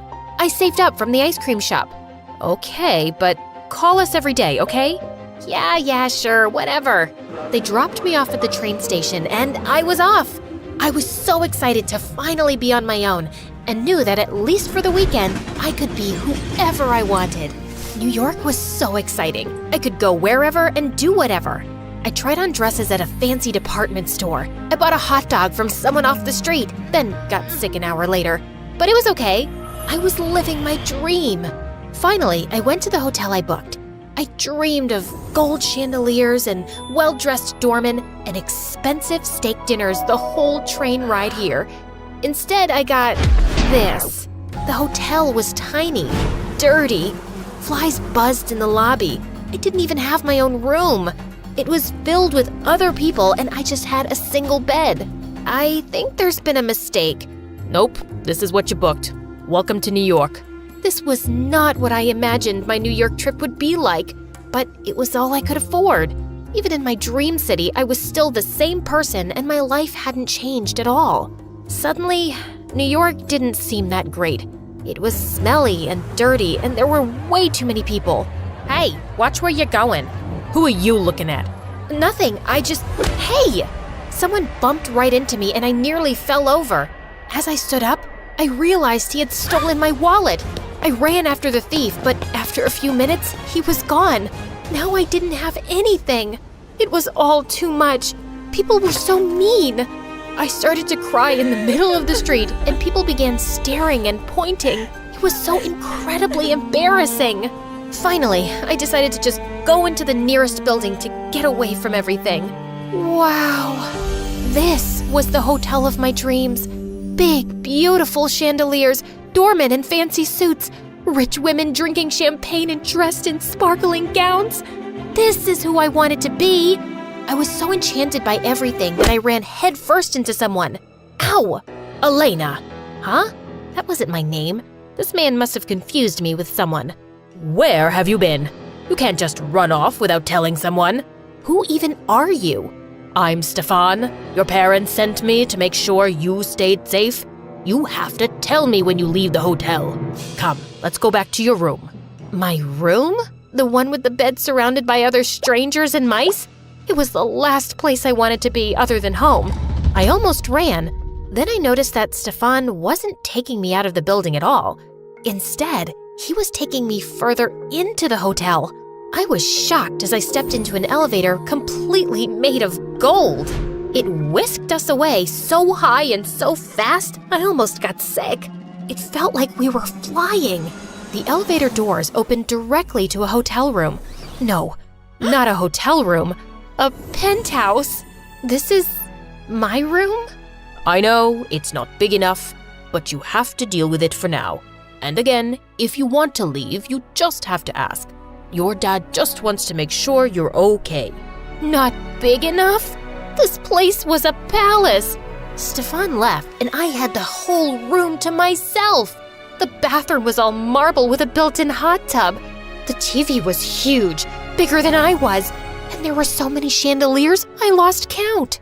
Even the bed was luxurious, so tall and soft I could barely even climb on. Who the heck had such a nice hotel room? I knew I should have told him he had the wrong person, that I wasn't Elena and I didn't belong here. But then again, this was exactly what I had dreamed of. My stomach started growling, and I decided I would have to figure all that out later, after some free food. I raided the mini fridge in the room, snacking on soda and chips. I even ordered room service. By the time I was done, I was almost gonna fall over. Life had never been this good. My phone rang and I saw it was my parents. All I could think about was the fighting and the rats and losing our sweet biscuit. I hung up on them and decided I couldn't go back there, ever. I would stay in New York and start my life now, even if I had to take over this Elena girl's life to do it.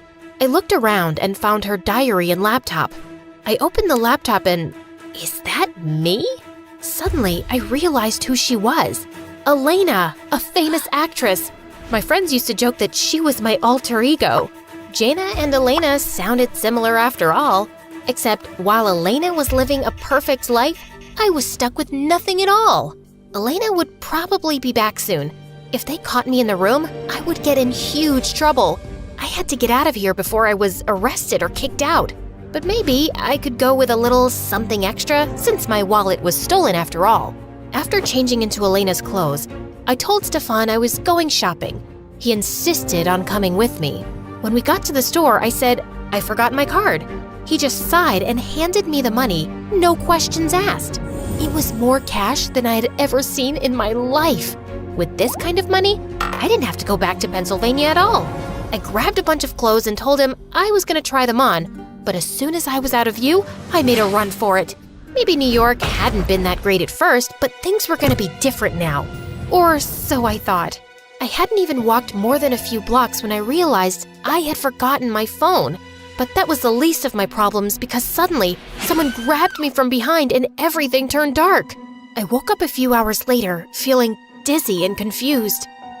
Where am I? You! Hey, you! I looked around and saw a girl staring at me from across the room, but she was in total dark, so I couldn't see her. What are you doing here? I don't even know where here is. I don't even know who you are. Well, I've been kidnapped. It happens a lot, to people like me. What I don't understand is why you're here. I've never been kidnapped with other people before. Oh my god, does that mean I'm not special? She stepped into the light and I realized, Elena? That's me. Now, who in the world are you? I'm Jaina. Jaina. You seem familiar, but I don't remember meeting you at a party or a ball. We look a bit alike. As if I could never have such ratty, dull hair. Or put together an outfit that horrible. Horrible? It's your jacket. Oh my god, it is. You're stealing from me? What? No, well, kind of. Are you working with the kidnappers? No, Stefan thought it was you. Ugh, I can't believe he mistook you for me. That's so gross. I was starting to get mad. This girl was so rude. We have bigger problems here. Maybe you get kidnapped a lot, but I definitely don't. I'm gonna get out of here, with or without you. Now, are you gonna help me or not? Elena stared at me for a long moment. Fine, but only so I can yell at Stefan. The two of us sat down and hatched a plan. The kidnappers come to check on us every few hours. They have to unlock the door, which means we can escape. How about I pretend to be hurt so they have to come all the way in? Then you can knock them out. I'm the actress. You knock them out. Fine, okay, then what? We have to tell someone where we are. How the heck are we gonna do that? We gotta steal a phone. Suddenly, our planning was interrupted by something outside the basement. We eavesdropped through the door. What are they saying? They don't know which one of us is actually famous. That's why they kidnapped us both. We only have a little time then. Once they figure out which one of us is the real Elena, who knows what they'll do? Probably wonder how they could possibly have been so dumb to think someone like you could be someone like me. That kinda hurts, Oh, sorry. I'm not very good with people. They usually just want my money or a picture with me. No one really talks to me except bodyguards. That sounds terrible. I'm sorry. I gave Elena a big hug and she began to tear up. I actually liked things better when we didn't have money. Really? Yeah, my dad doesn't care about me anymore. That's why I keep letting myself get kidnapped. All my dad does is work and fight with my mom. I don't think it's the same. They care about you, right? Right. My dad doesn't even remember my birthday. Elena looked very sad. I felt guilty about not answering my parents' call earlier that day. I knew Elena would do anything to have her dad call her. Suddenly, we heard footsteps in the hallway. Quick, the plan! I hid behind the door while Elena retreated to a far corner. She started crying and pretending that she was hurt. It felt like it was straight out of a movie. One kidnapper entered the room and looked concerned. As he walked towards Elena, I used the chair and hit him. He was knocked right out. I rummaged through his jacket until I found his phone. Got it! We dialed 911. Then quietly, Elena and I tiptoed up the stairs and out of the basement. We took off our shoes to be extra quiet and snuck past one of the kidnappers snoring on the couch. We were almost out the door when someone suddenly shouted, "Hey, they're getting away!" One of them ran and blocked off our exit and reached out to grab us. Elena and I ran in opposite directions. We ran into the dining room. I started throwing everything I could find. A fork, a napkin, a frying pan. Throw your shoes! These are designer!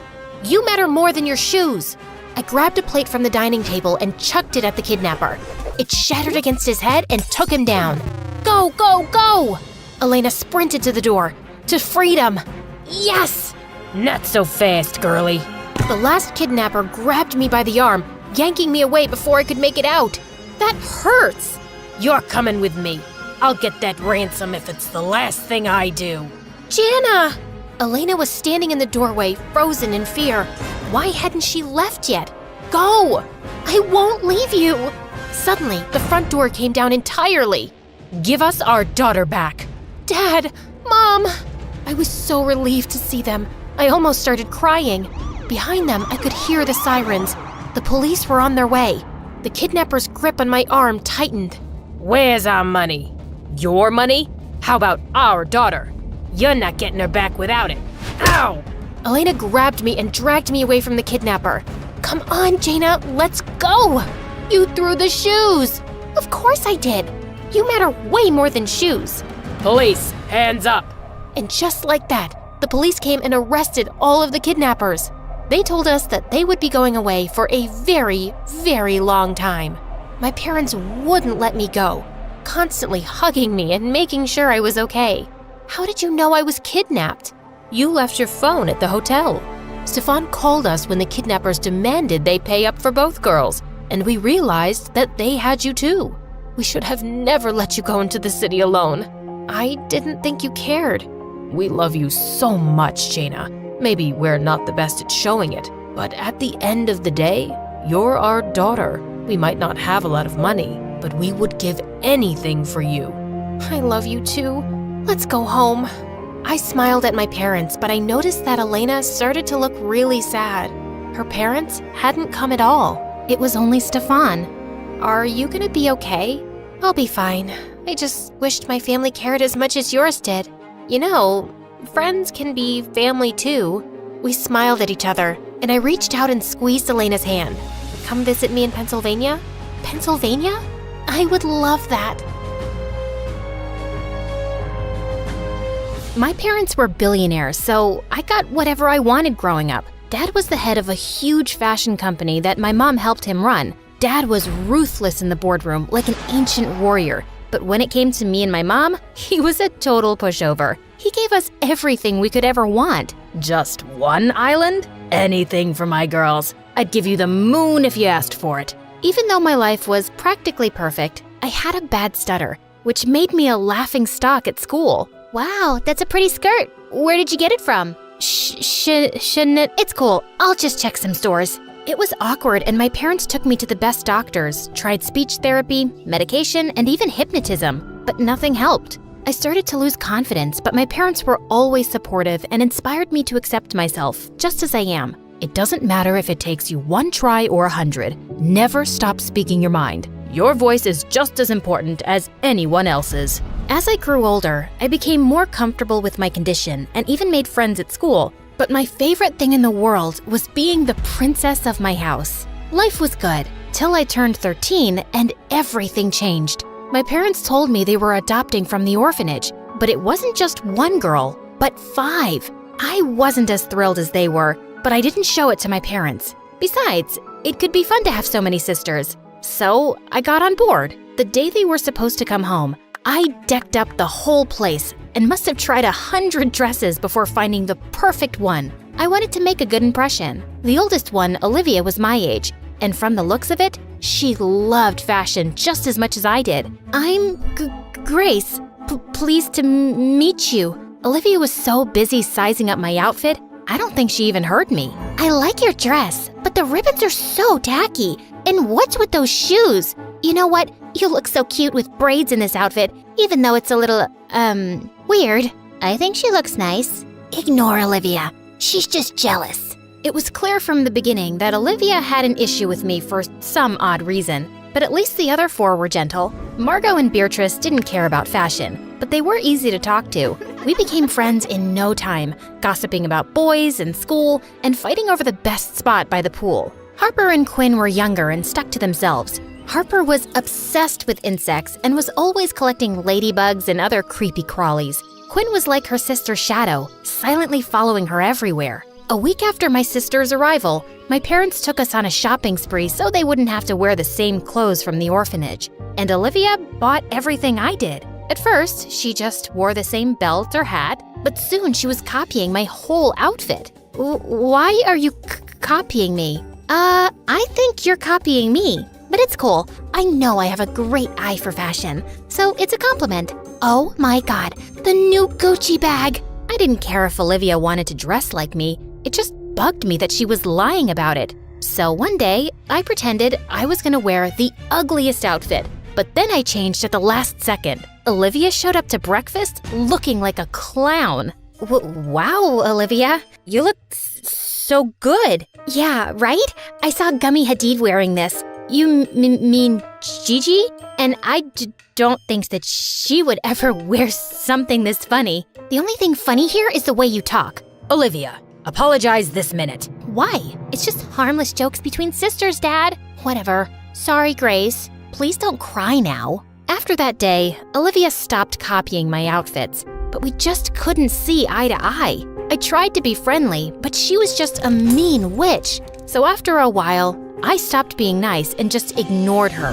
While Olivia was a pain in my butt at home, in school, I had Pearl. She was the head cheerleader and a total bully. One day, my sisters and I were eating in the food court at the mall when Pearl swooped in like a vulture. How are you doing, Grace? Just leave me alone. What? I didn't quite catch that. Were you trying to say something? Zip it, moron. Don't you have something else to do? Like bore people with your dumb cheerleading moves? Oh, but I'm getting bored. And you're so entertaining. Did I do that right? That was perfect. Before I could say anything, Harper pulled out a jar of ladybugs from her backpack and dumped them on Pearl's hair. What have you done, you moron? Pearl screamed and ran off. Instead of staying with us, Olivia took off to help her. Thanks for sticking up for me, you guys. Of course. We sisters need to have each other's backs. I just wish Olivia wasn't such a blind duck. Oh, she'll come around. Only she didn't. She started getting weird around me. And then one day, something unbelievable happened. Pearl turned into Olivia's evil minion. She followed her around like a shadow. If Olivia made a dumb joke, Pearl laughed. If Olivia wanted a cookie, Pearl brought her one. Pearl would have helped Olivia make a monster in a lab if she asked. This was so weird and fishy. I tried to find out what Pearl's deal was, but then I got busy with school assignments and forgot all about it. They were a match made in hell anyway. A week later, Mom and Dad called us into the study for a big announcement. It's my dream that my girls join the family business one day. And with Fashion Week coming up, I want all my girls to help with their brilliant ideas. The best ones will end up on the ramp, so give it your best shot. Oh, my God, Dad! This is such an amazing opportunity! I won't let you down. Yes, Dad, you'll love our designs. Olivia smiled at me, but the moment Mom and Dad left, she went back to her devilish smirk. Ugh, dramatic much? This opportunity is mine, and I will own it. You can relax and watch me work if you'd like. Think of it as a learning experience. Say what you want, but I know Dad will pick my designs, so so watch out. I stayed up late every night working on my dress. My other sisters made their own dresses for fun, but everyone knew Olivia and I were the only ones taking it seriously. We both really wanted to impress Dad. The night before Dad judged the dresses, Olivia snuck into the studio and destroyed my dress. Luckily for me, Harper and Quinn saw her sneaking out and told me what happened. I knew she was jealous of me, but this was an all-new low. How was I supposed to make a new dress overnight? That's when an idea struck me. If I couldn't beat Olivia fair and square, I'd just have to play tricks with her. So, I swapped her dress for my ruined one. The next day, when Dad walked into the studio to judge our dresses, we both took the sheets off of our mannequins, and Olivia's mouth dropped open in shock to see what I'd done. But obviously, she couldn't tell Dad that the dress was really hers without admitting that she'd destroyed mine. Grace, I pick you. This isn't your usual style, but it's certainly beautiful. Olivia, it's a shame you gave up on your dress. It looks like it could have been something special. I know, Dad. Wonder what happened. Oh, don't be a sore loser, Ollie. I'm sure you'll do just as good as the next time, if there is a next time. I wasn't one to gloat usually, but the look on Olivia's face was so satisfying. A few days later, we were all on a flight to Paris for Fashion Week, and Olivia couldn't stop glaring at me. That's my dress that's about to go down the runway. You shouldn't steal credit, and you shouldn't sabotage people. Olivia, why can't we leave this stupid fight and just be friends? Friends? With you? No thank you. And I know you hate me, so please stop pretending. I don't. Stop talking. You're giving me a headache. Olivia then got up, and for the rest of Fashion Week, she totally ignored me. Pin that hem. Olivia, hand me that hat. Olivia! What? Can't you see I'm on the phone? Can you help? Who are you even talking to? Just leave me alone. This girl was so weird. Even when we got back, she wouldn't talk to me, not even rudely. She'd either stay in her room or hang out with Pearl. And worse was that she'd started inviting Pearl to our place, which really annoyed me. Oops, I got to that first. Ugh. After a successful show at Fashion Week, Dad started getting a lot of orders. He worked for months on a new line, and all the designs were kept under lock and key in his studio, and nobody was allowed inside. But in less than 2 weeks before his runway show, someone leaked pictures of the new collection all over the internet. The tabloids went wild guessing who it could be. I can't believe someone would do this. All my hard work is gone. Nobody has access to my study except you girls. If anyone knows something, tell me now. I took a quick look at everyone, and all of us were equally shocked. Fine. If that's what you want, you're all grounded with no phone privilege or allowance. But we didn't do anything. That's not fair. But Dad simply frowned and left. We all know you did it, Olivia. Just admit it. It wasn't me. I would never do that to Dad. Relax, guys. This is not the time to turn on each other. Dad didn't talk to us for days, and it really hurt me to watch all my sisters so sad and depressed. But Olivia looked extra worried. She would stay in her room, refusing to talk to anyone. One day, I was taking an evening stroll in the garden when I noticed Olivia slipping out of the house, and she looked really anxious. I wanted to stop her, but then I decided to follow her, and she stopped in front of Pearl's house. What do you want now? I know you're the one who stole my keycard and then stole Dad's designs and leaked them, Pearl. I should have never taken you into the study that day. Yeah, that was kinda dumb. Especially since you know my mom's company is your #1 competitor. You made it so easy to steal your designs. And now we'll be on top, while you guys will eat dirt. In your dreams, you sick psycho. No, not when the whole world would know what big fat cheaters you all are. Olivia looked at me in shock as I pulled out the phone and started playing back the recording with Pearl's confession. Give me that. Not so easy. Besides, I've already uploaded it, so there's nothing you can do. Pearl was at a loss for words, and suddenly her phone started ringing. Must be your mom. If I were you, I'd think of going underground for a few days. Pearl ran away crying, and Olivia turned to me. I'm so sorry, Grace. I should have been smarter. You should have, But right now, we need to figure out how to help Dad. We don't have much time before the show. So are you with me? Yes, of course I am. My sisters and I locked ourselves in the mansion for a week straight, staying up late every night, altering his designs. Harper and Quinn did all the sketching, and Marco and Beatrice gathered all the fabrics and accessories Dad would need. Then Olivia and I helped Dad put everything together. When the day of the fashion show arrived, we were ready. The paparazzi and critics were waiting for the curtains to rise, expecting the show to be a disaster with all the leaked designs. But when the curtain rose and the spotlights came on, the entire audience gasped. The new designs were even more beautiful, and the show was a massive success. And Dad was super proud. You set aside your differences, and you worked hard. You pulled together as a family. I'm so proud of all of you. It was Grace. She's the one who brought us together on this. Team effort. That's what sisters are for. Olivia and I smiled at each other as the rest of my sisters hugged me. I just knew everything would always be fine as long as we stuck together.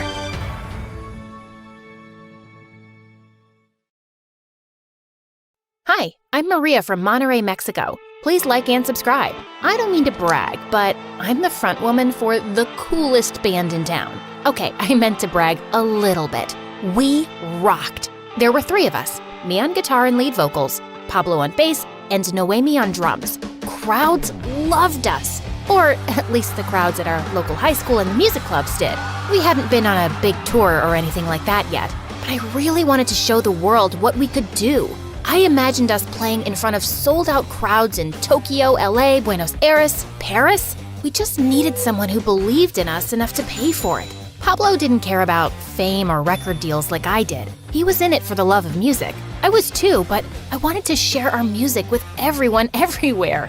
Pablo just wanted to rock out for our local fans. After school, we were rehearsing in my garage for our show that night. We had this year's Battle of the Bands coming up too. We came in second last year, and Pablo's still mad about it. The band who beat us, the Pink Ponies, were really good though. Plus, the girls were nice, so I didn't mind. But this year, we were gonna win. Did you guys hear? There are supposed to be some VIPs at the concert tonight. Like who? Who cares? We don't play music for those guys. We play for our fans. Why not both? I think Noemi regretted bringing it up, but I'm glad she did. That night, I wore my most fire outfit. If there really were gonna be some VIPs there, I wanted to make an impression. In the green room, we put our hands in like we always do before starting a show. Then we lifted our hands at the same time, cheered, and strutted out onto the stage. The venue was packed. There must have been a few hundred people there. You'd probably think I was nervous, but I wasn't. This was where I felt most at home. On stage with a guitar in my hands and a mic in front of me. I strummed the first chord and the crowd went nuts.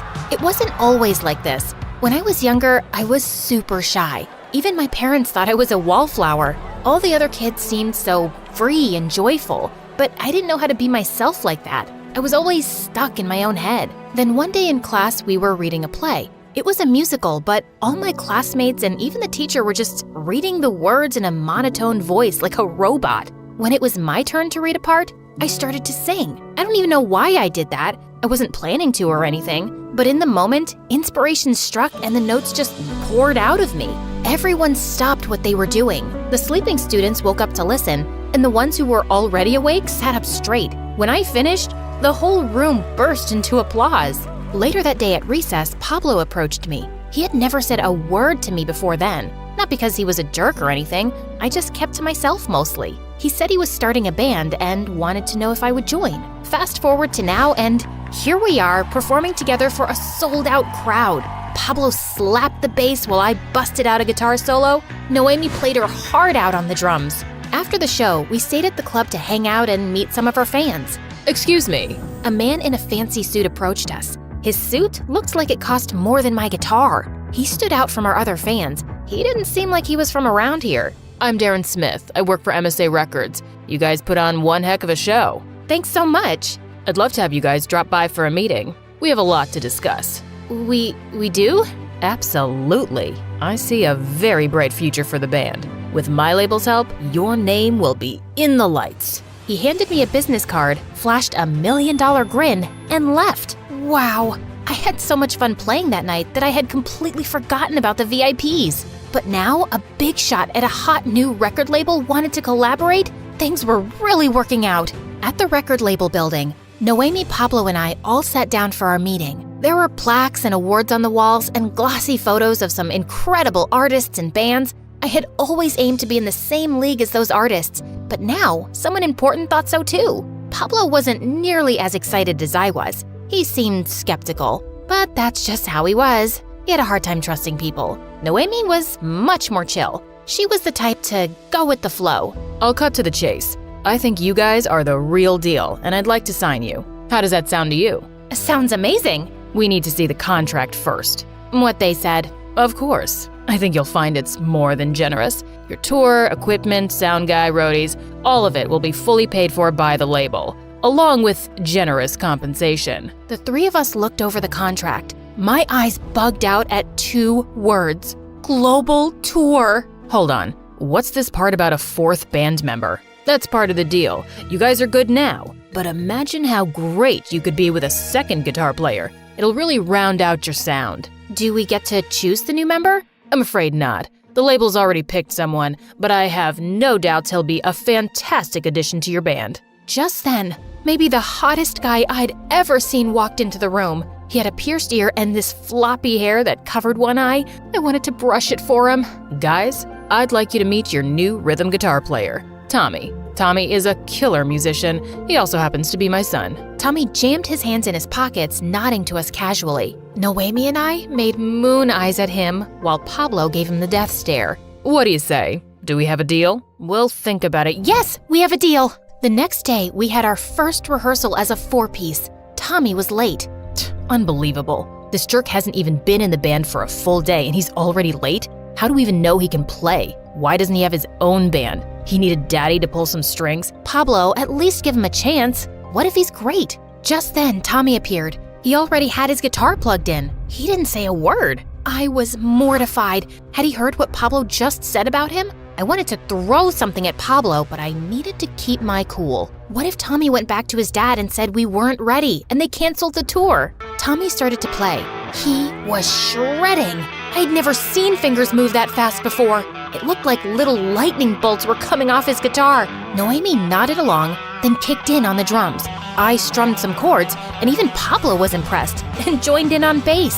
That good enough for you? Noemi and I definitely thought so. Not bad, man. You've got some chops. Sorry I judged you. We were all feeling great after the rehearsal. Now that we had Tommy on guitar, there was no way we wouldn't win the Battle of the Bands this year. Tommy hung back after Noemi and Pablo left. Hey, I was hoping we could talk alone for a minute. I could feel my palms start to sweat. Maybe he wanted to practice one-on-one. My dad told me to say this to you before sharing it with the rest of the band.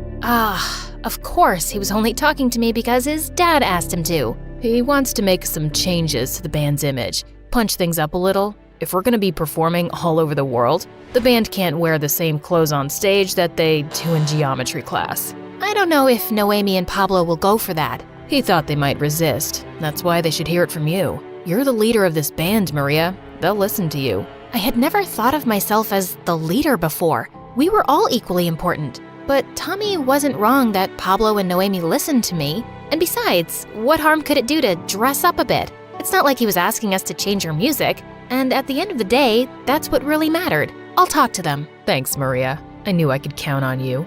Just one more thing. My dad wants to move up the dates of the tour. We leave Saturday. But the Battle of the Bands is Saturday. We've spent all year preparing for it. Who cares about some local competition? It's a bunch of townies who will never go anywhere. I'm talking about a global tour here. He took my hands just then. Maria, my dad thinks you could really be a star. And what do you think? I think he's right. That night, I called an emergency band meeting at our favorite club. I hoped that would soften the blow, but I was still nervous to break the news. So, it looks like our tour dates have changed. They want us to leave for Europe on Saturday. You told them no, right? We can't miss the Battle of the Bands. I said we'd do it. And not only that, they have these new outfits they want us to wear. Sorry, who made you dictator? Last time I checked, we all got an equal vote.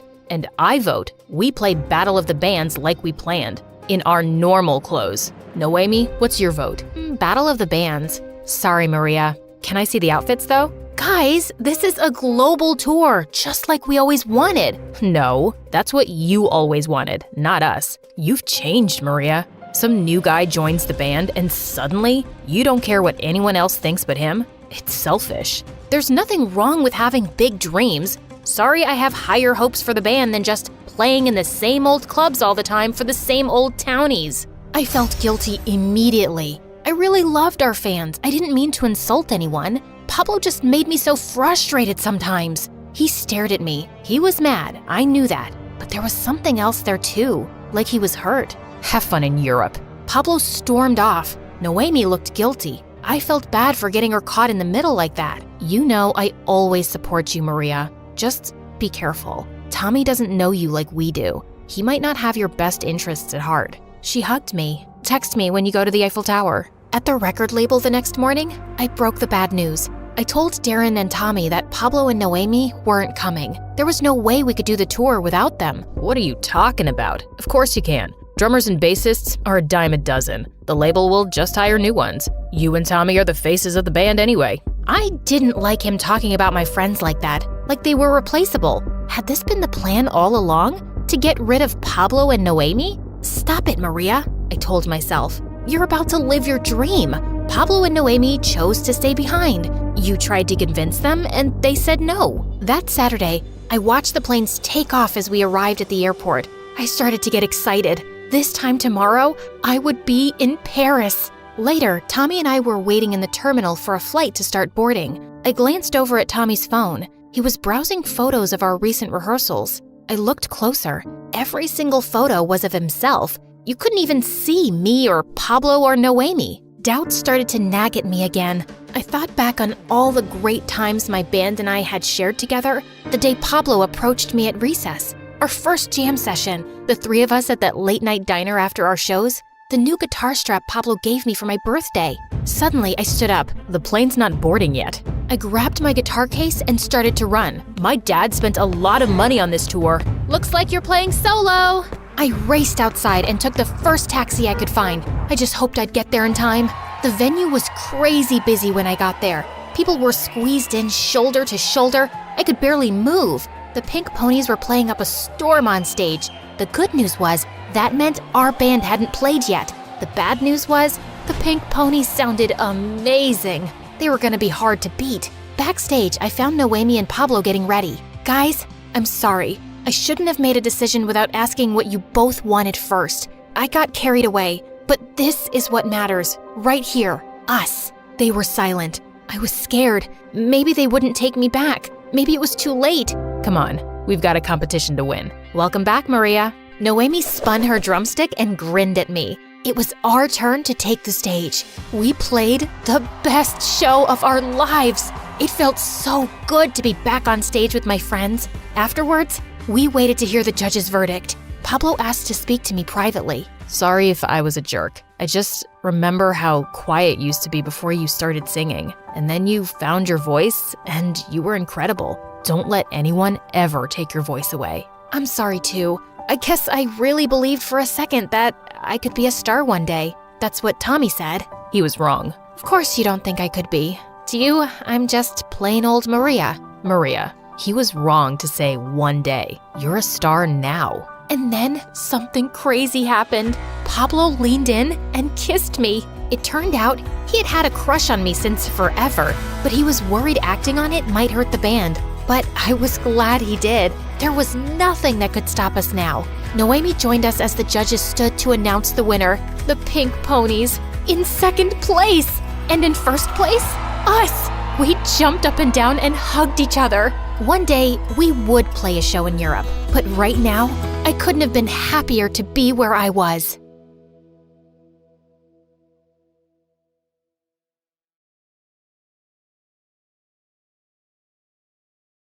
I was just a month into my freshman year at college, and I never in a million years would have guessed that the night I was pinned against the bleachers of the school football field by bullies was the night that would change my life forever. Well, Sydney, you have two choices. You can kiss my shoe or lose your hair. I have a rule that I never kiss cheap shoes. Now get away from me. Oh, look, she's gonna cry. I have a lot of practice holding in my tears, and these bimbo bullies weren't gonna break me. Hair grows back. I guess you've made your choice then. After they threw me to the ground, I prepared myself for what was coming, but a voice boomed from behind them. What the hell do you think you're doing? Leave her alone. The girls turned around and sprinted away. The person walking toward me was silhouetted by the field's lights, so I couldn't see him. When he got close and helped me up, I saw who it was, and my jaw nearly fell off my face. Are you okay? Did they hurt you? It was Ian Gallagher, the son of the president. He also just started at my school and was the image of perfection. Flowing blonde hair, a chiseled jaw, and deep green eyes. Other than my pride? No, but there wasn't much of that to begin with, so I'm good. Thank you. Maybe you and Sydney should go get some food, Ian. Who was this guy, and how did he know my name? Yes, absolutely. Are you hungry? Joe Jr.'s Diner is just up the street. I'm Todd, Ian's assistant. Our driver will be happy to take you and then bring you back to your dorm room afterward. Right, Ian? Yeah, absolutely. Please stop saying absolutely. Absolutely. I mean, right. I wasn't sure what was happening here, but whatever it was really frickin' weird. Okay then, shall we go so you two can eat and get acquainted? Can you two hold on for just a minute? I need to pause this here. As you already guessed, my name is Sydney, and it would be awesome if you clicked like and subscribe. And while you do that, I'm gonna fill you in on some quick backstory. I grew up in a huge house with everything a girl could want. Giant stuffed animals, so much chocolate that Willy Wonka would be envious, and an arcade packed with every video game that ever existed. There was only one thing missing: my parents. Sure, I had an amazing nanny who hated children and would lock me in my room when she wanted to be left alone. But all I wanted was to spend time with my mom and dad. They ran an international hotel business and traveled the world visiting their properties. Even when they were home, all they would do was criticize me and compare me to others, like my spoiled brat of a cousin who screamed whenever she didn't get what she wanted, or their friend's daughter who was forced to perform at the most ridiculous beauty pageants, or even the little girl on the cereal commercial who ate the cereal, acting like it was the best thing ever. That little girl appreciates her life. I've never seen you enjoy your cereal that much, Sydney. I felt so bad about myself that I developed this nervous facial tic where I would squeeze my eyes shut and then open them really wide. Yeah, weird facial tics are like catnip for bullies at school, and when you're the smartest kid in class, it just adds to their joy when they stuff you in the garbage can.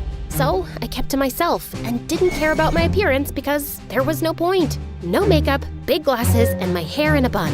I looked like a mini version of the school librarian.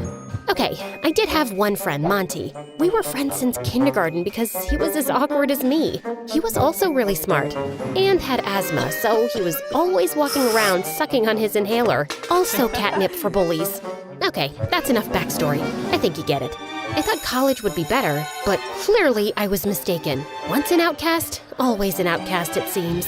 Now, back to the night I met Ian, because it just gets weirder from here. He took me to the diner, but our table was guarded by his two big, serious-looking Secret Service agents. His tiny assistant, Todd, sat in the booth across from us, just staring. Sorry about all this. It must be really weird for you, Sydney. This? Weird? Nah, I'm used to it. Happens every time I meet a president's son. He laughed. Someone actually thought I was funny besides me. And then he leaned in. Just imagine that your whole life is like this. It was manageable when I was a minor because the media left me alone. But now that I'm 18 and my father is running for re-election, it's like every move I make is under a microscope. Sometimes I just want to disappear. In a weird way, I completely understood. I felt the same way, except I always wanted to disappear. Just then, reporters swarmed into the diner and started taking photos of us. Todd signaled for us to smile, so I did, but I had absolutely no idea what was happening. Okay, that's enough. Everybody out. Why do they want pictures of me with the president's son? My own parents didn't want pictures of me. I think it's time you head back to your apartment, Ian. If it's okay with Sydney, I'd like to stay and chat some more. Considering all the insanity of the last couple of hours, the one thing that didn't feel completely nuts was the connection I had with Ian. It's like we instantly got along. I'd like that. Yeah, no. Sorry, we're leaving. Car's waiting outside to take Sydney home, so it's time to say goodnight. I couldn't believe how Ian's assistant was treating him like a child. And then I felt something touch my hand underneath the table. Ian slipped me a piece of paper with his cell number. But then Tiny Todd stuck his face in mine. Listen to me carefully, Sydney. Under no circumstances are you to try and make any contact with Ian unless you check with me first. Is that clear? Sure. Good girl. And if he or the press tries to talk to you, you call me. Wow, this little man just good girled me. Yeah, no. Maybe I won't feel like it. Well then, I'll make a single phone call and have you expelled, which I will also do if Ian learns about this conversation. So we're gonna keep this between you and me, right? I was frozen. If I got expelled, my parents would disown me. All I wanted to do at that moment was to wrap my fingers around Todd's throat and choke him. But instead, I just nodded. When I got back to my dorm room, the first thing I did was call Monty. Yeah, we both applied to and got into the exact same colleges. And then, like the weirdos that we are, we chose to go together. That's crazy. So you hit it off with Ian Gallagher, like for real? I wouldn't say we hit it off, but I feel like we kind of get each other. You mean like you and me? Yeah, but the difference is, he's the president's son. But why me? Because you're amazing, Sydney. You're like the smartest person I know. You're funny, you're not deserving of Ian's attention, that's for sure. That's not true. You're deserving of anyone's attention. You're just saying that because you're my best friend. I want to call him, but I'm scared his tiny jerk assistant will find out and get me expelled. So don't let him find out. I stared at the number on the piece of paper for like an hour before I got the courage to call Ian.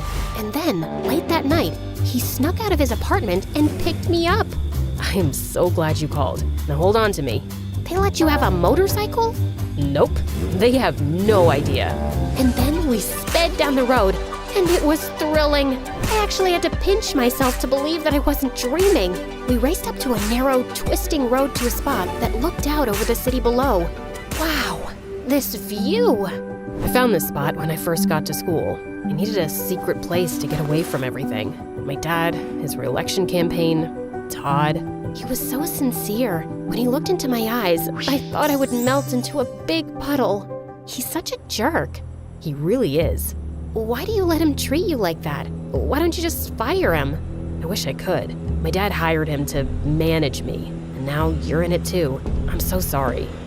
What do you mean I'm in it too?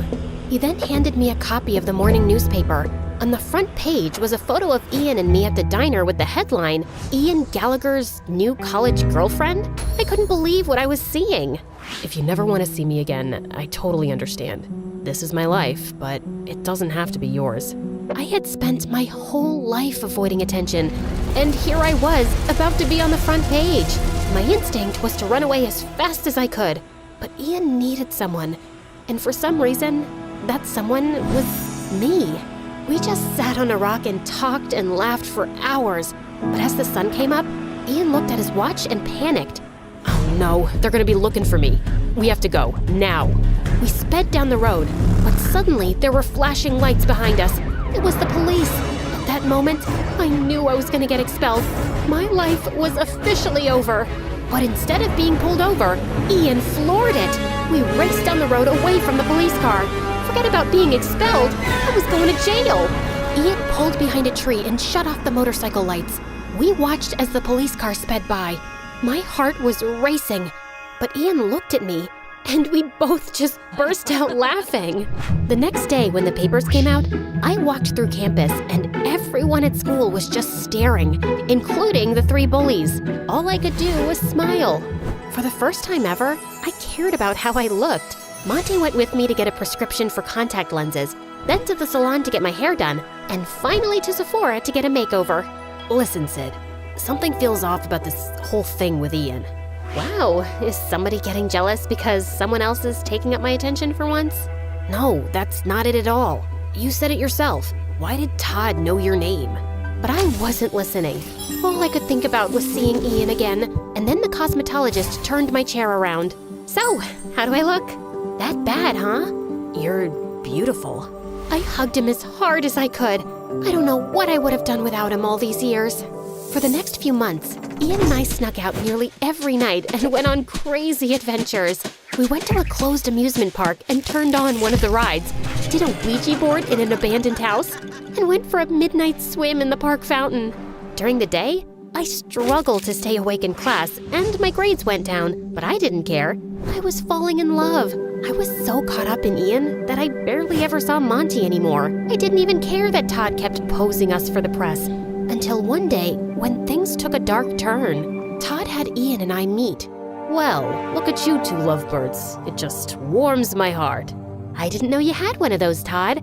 Every day there's a new surprise. Ian tried to contain his laughter, but Todd was not amused. When the press gets here, Ian, I want you to kiss Sydney. Ian and I hadn't kissed yet, which I thought was strange, but I felt like he was just taking it slow.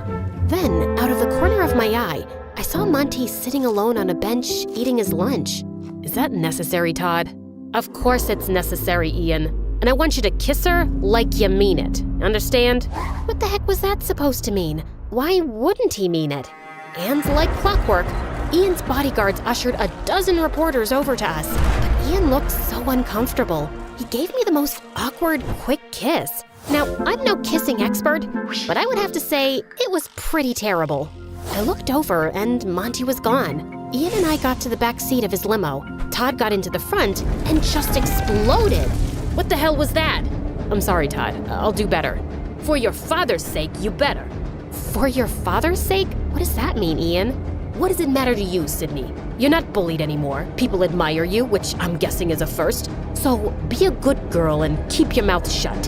Hey, don't talk to her like that. Or what, Ian? You gonna fire me? I was waiting for Ian to defend me, but he just went quiet. When I opened the door to my dorm room, Monty was waiting. I had given him his own key at the start of the year. I was so happy to see him. Monty! But that happiness didn't last long. You're being played, Sid. Played? Oh, stop it, Monty. You and Ian? It's a setup because his father is running for re-election, and Todd was hired to craft his image for the public. You're just jealous because I fell in love and I'm spending my time with someone else. And then, Monty held up a printed photo of Ian embracing another boy. I did some digging, and this was Ian's high school boyfriend. Boyfriend? You're saying that Ian is... Yes. I'm so sorry, Sid. And they're using you to give off the image that he's straight, so it doesn't affect his father's re-election campaign. Wow, Monty, you are pathetic. I was a loser until I met Ian, and you're just upset that you're still one. I can't believe I was ever friends with you. Now get out. Monty looked like I just slapped him as I slammed the door in his face. That night, when Ian picked me up, I told him I wanted to go to our spot on the cliff overlooking the city. I'm so sorry about today, Sydney. The pressure to perform in front of the camera just... Before he could finish, I held up the photo. Have you been lying to me, Ian? Where did you get that? Who cares where I got it? This is the reason why you've never kissed me, isn't it? Todd says if the world finds out about this, my father will lose. I was furious at myself. Monty tried to warn me, but I didn't listen. And now I've probably lost him forever. But it all suddenly made sense. Right. Choose a girl with low self-esteem who wouldn't question what was happening, who would be so thrilled with the attention that she would just go with it. And these adventures at night, were they part of it? Not at first, but the police officer that first night ID'd me, and Todd thought it was a great idea to keep them going. He threatened to tell my dad if I told you. I am so sorry, Sydney. I never wanted to hurt you. Your dad doesn't know about you? No. That was the only photo ever taken of my boyfriend and me in high school, and Todd found it too. Goodbye, Ian. Sydney, you need to see this through until the election. My dad is coming to campus tomorrow, and if you're not there, Todd will have you expelled. Doesn't matter. I'm dropping out anyway. I'm done. Ian dropped me off in front of my dorm, and I turned to him one last time. If you want to live your life trying to be someone you're not just to prove yourself, it will crush you. Trust me. The next morning, my face was puffy from crying. I loaded up my car with all my stuff and was preparing to head home, back to a life where I wasn't worth anything, back to face the judgment of my parents who already thought so little of me. I got into the car and tried to close the door, but it didn't budge. Monty was standing there holding it. What are you doing here? Stopping you from making a huge mistake? Didn't you already try that? Yeah, well, that's what best friends do, right? And then I just lost it. I am so sorry. I was such a huge jerk. Why do you even want to talk to me after those horrible things I said? I don't deserve you. Because I love you, Sid. I always have. Why do you think I chose this school? It was to be with you. And then he kissed me with a passion that I had never experienced before. My body felt like it was plugged into an electrical outlet. The president's about to speak. Shall we go watch? Why would I want to watch? And so we went to the football stadium, where Ian was standing on the stage next to his father. Todd was standing behind them. And as I stand on the cusp of the next presidential election, I want to hand the mic over to my son Ian, who means more to me than anything in the world. During my dad's first election, nobody paid attention to me because I was only 14 years old. But now that the world is paying attention, I want them to meet my true love. And suddenly, the boy from the photo walked onto the stage. The whole stadium burst out into applause. It was incredible. And then Ian turned and hugged his father. Todd looked horrified. After the speech ended, the Secret Service let Monty and me backstage, just in time for Todd to walk out. I hope you enjoyed your time here, Sydney, because you're as good as expelled. Nah, but you're as good as fired, Todd. Ian walked over, and for the first time, Todd looked terrified. You can't fire me, but I can. Mr. President, I was only doing this for you. Who told you to do that? You harassed my son for years and misused the power I gave you. Get him out of here. And the Secret Service dragged him away, kicking and screaming. It was glorious. I forgave Ian, and 4 years later, he and his boyfriend became the best men at Monty's and my wedding, at the White House. My parents were there, glowing with pride, but winning their approval didn't matter to me anymore. I was happy that at least they were there. And finally, I was just happy being me.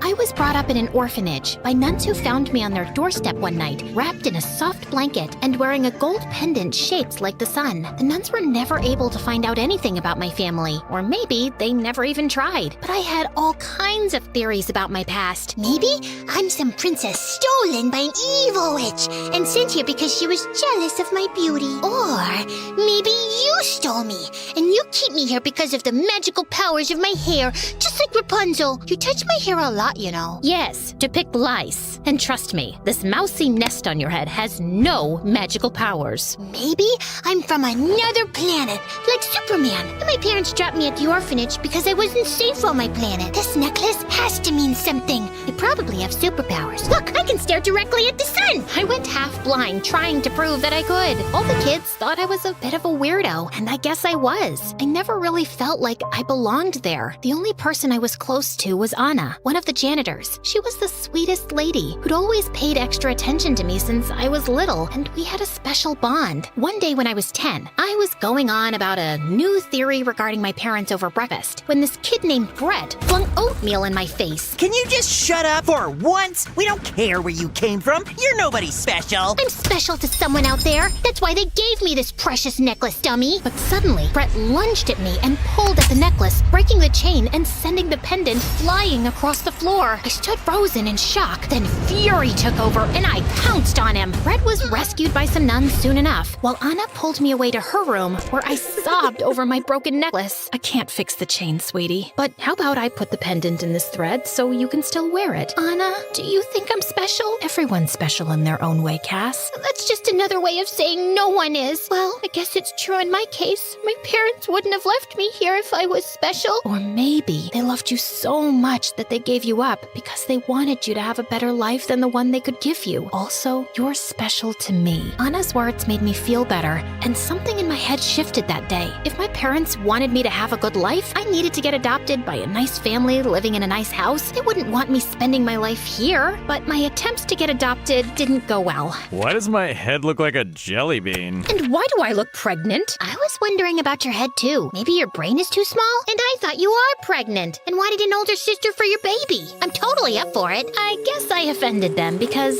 they didn't adopt me. I tried to impress more couples visiting the orphanage. I cracked jokes, sang them songs, memorized a bunch bunch of science facts so they'd think I was super smart, but every meeting ended the same way. They left, always choosing someone else. And eventually, I gave up on the idea of ever getting adopted. I wasn't gonna put myself through the pain of rejection again. Then one time when I was 15, I was reading in the common room when I heard loud voices in the corridor. I stepped outside to see a new boy surrounded by a bunch of kids, including Brett. They'd taken his thick glasses and were passing them around and laughing. Then Brett threw them to the side and the poor boy dropped to the floor, blindly searching for them. What is wrong with you guys? Leave him alone. Oh, chill out, loser. Unlike you, I'm getting adopted next week, so we're just having some fun before I go. Do you need a reminder of the time I made you scream for your life? Do your new parents want a bald son? Brett gave me the stink eye before he and the others left, and the boy turned to me with a grateful smile. He told me his name was Mateo. Mateo and I had tons in common. We both liked pickles and super spicy food and scary movies, and we were both misfits as kids. The only difference is that you don't let anyone bully you, and I can't stand up for myself. Yes, you can, because you have me by your side now. You don't have to do it alone. Mateo and I became best friends, and my life was just better with him around. Of course, I started including him in my hangouts with Anna, but I could just sense he didn't like her at all. Like this one time, I asked Mateo to play board games with me and Anna after dinner, and he flat out refused. I just don't like the way she keeps looking at me. She has a slight squint in her eye, dude. Then I guess it's just her vibe. She's perfectly lovely.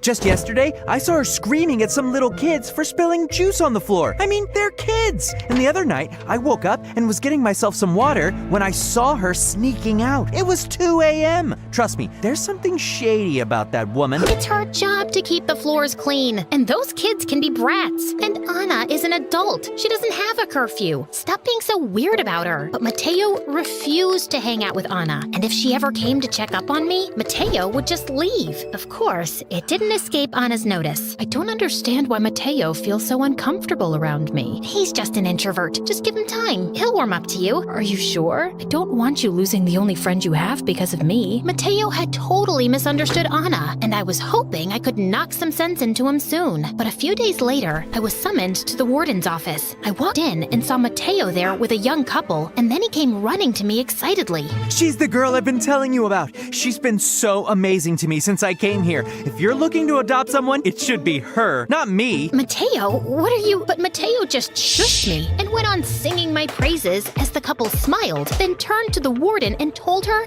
they wanted to adopt us both. I couldn't believe my ears. I was finally getting adopted, and Mateo was gonna be my brother. Anna was thrilled for me too, and we spent the whole week packing. But on the last day, I was told that I wasn't getting adopted. Only Mateo was. What? Why? They didn't give me a reason, but for now, you'll stay here. And Mateo, your new parents will pick you up soon, so you guys can say your goodbyes. The warden walked away, and I broke down in tears. I don't understand. What changed? I know you don't want to hear it, but I think Anna is behind this. Mateo mentioned that a few days earlier, the couple's lawyer had come by the orphanage to drop some paperwork, and he had spotted Anna talking to him. She said something about you having bipolar disorder and being a troublemaker. What? You heard her say this exactly? Well, not exactly, but I'm good with lip reading, and that's pretty much what she said. Are you kidding me, Mateo? Accusing Anna for no good reason? No, your parents probably just decided it wasn't worth the trouble to adopt 2 kids after all. Why don't we ask them? No, thank you.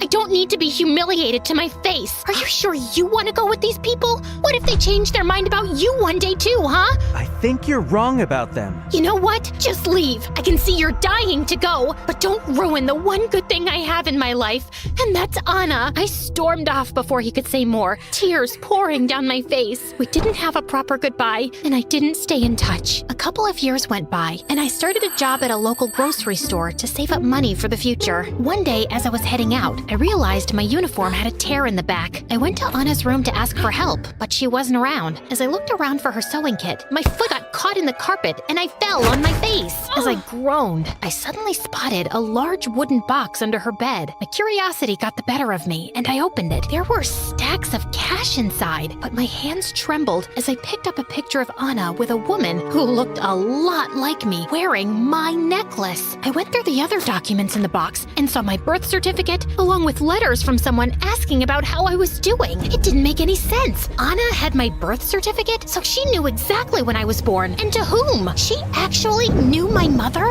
and she'd lied to me about all this my entire life? I wanted to confront Anna immediately, but something stopped me. If she'd kept such a big secret, she would only lie to my face now. I took pictures of everything with my phone and quickly left her room. And later that night, I ran away from the orphanage. I messaged Mateo on Instagram saying it was an emergency, and thankfully, he agreed to meet me at a cafe. As he walked in, I instantly registered that he looked different. Hey, what's going on? I'm so sorry for not believing you, Mateo. You were right. Anna isn't who she seems. I told Mateo about everything I'd discovered. I just knew it! My parents confirmed that Anna had said things about you to their lawyer, but I didn't reach out to you again because I didn't think you'd listen. I wasn't ready to, but I do believe you now. I couldn't think of anyone else to go to, and I know you aren't happy to see me, but... Cassie, of course I am. You're my best friend, and you are not going back to that orphanage. Mateo took me to his mansion, which was beyond amazing. He had butlers and maids, a movie theater in his basement, 3 pools, a chef, and a masseuse. His parents were welcoming, and Mateo helped me hire a private investigator to follow up on the leads I'd found in Anna's room. He even lied for me when some police sent by the nuns showed up asking about me. With me, he was still great, but I could see he'd really changed. I couldn't ignore his pretentious wardrobe and his slicked back gel hair, and he always seemed overeager to please his parents, thanking them for every little thing, basking in their praise over his good grades, and taking an interest in everything they liked. Dude, did you even know anything about the painting your parents just bought you were praising so much? It looked pretty weird to me. Of course I know. I researched the artist and all his works, and it's not weird, it's genius. Takes a refined eye to appreciate art. His condescending comment annoyed me, but I brushed it off. The painting was ugly, period. And soon after, Mateo invited me to one of his school parties. He'd even picked out a dress for me, which looked expensive. He introduced me to his friends, each richer than the next. They all bragged about their money and their cars and made mean jokes about other kids in school. Then halfway through the party, a girl passing us by suddenly tripped, spilling her soda all over Mateo's shoes. Oh my god, are you blind? These are limited edition Nikes. I'm so sorry. Meh. Is your apology gonna replace my shoes? I would insist that you get me new ones, but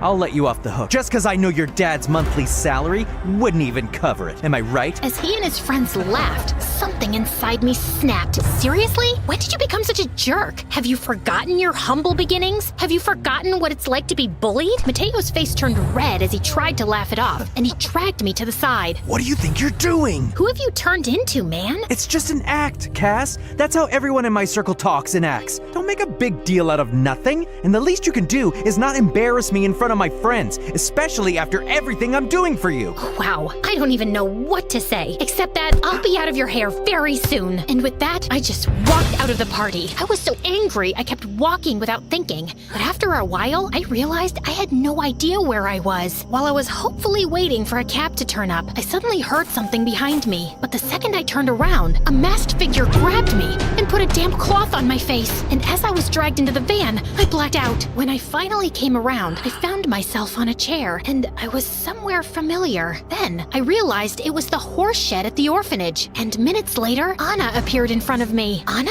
How did I get here? What's going on? Please, Cassie, you need to calm down. Calm down? You don't get to tell me that after lying to me my whole life. Tell me the truth about everything in that wooden box under your bed. Anna started crying and then revealed the whole truth to me. She told me how my parents were millionaires who had met a boating accident when I was just a baby. As their only daughter, I was the sole heir of their massive fortune, business, and properties, which I would have full control over when I turned 18. Your dad's younger brother was put in charge of you and your finances till you turned 18, and he would get a portion too, but he got greedy. He knew that in case something happened to you, the entire property would get transferred to the next of kin, which was him. That's why he asked me to move you to this orphanage on the other end of the country, then claimed you'd passed away due to some illness and faked the documents. And he's been paying me to look over you in the orphanage, making sure you didn't leave and start poking into your past. So caring about me was all an act? You were just doing it for money? And why do you have a picture with my mom? I do care about you, but I had to do it. My life is difficult. I've needed this money to take care of my own family.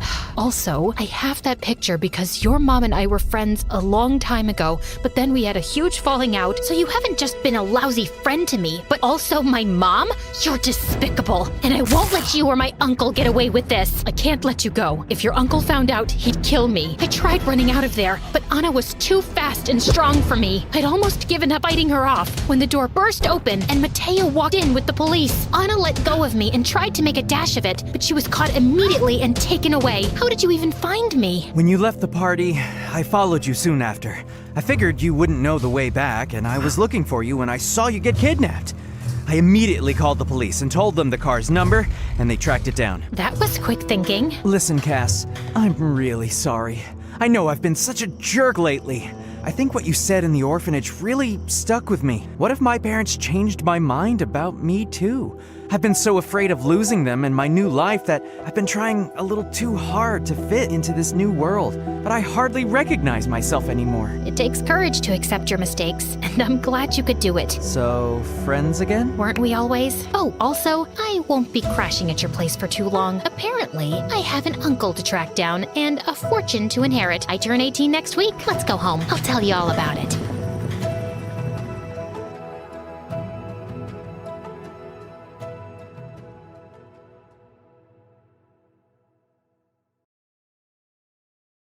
Hi, I'm Amy, and before I tell you my story, there are 3 things you should know about me. 1, I have a very normal family. You won't believe how normal they are. 2, I am not allowed to date. And 3, you will never be able to guess who my mom married. Sounds intriguing, right? But before I continue, please click the like and subscribe buttons. Thanks. I flinched as I washed my wound in the kitchen sink. I knew it was stupid of me to slide into home when I wasn't wearing a long-sleeved shirt, but I just had to make it to the plate. And we won the game. Besides, this wound was nothing compared to what would happen to me if Dad found out I had been playing baseball. Before I could even finish the thought, I heard him walk into the kitchen behind me. Uh-oh, busted. He took one look at me, threw up his hands, and started yelling, "How many times have I told you to stop playing that stupid game? This is not how girls are supposed to behave. You will never be a good wife." I tried to lie about how I got hurt, but he wasn't fooled. He knew I played baseball. As if that wasn't bad enough,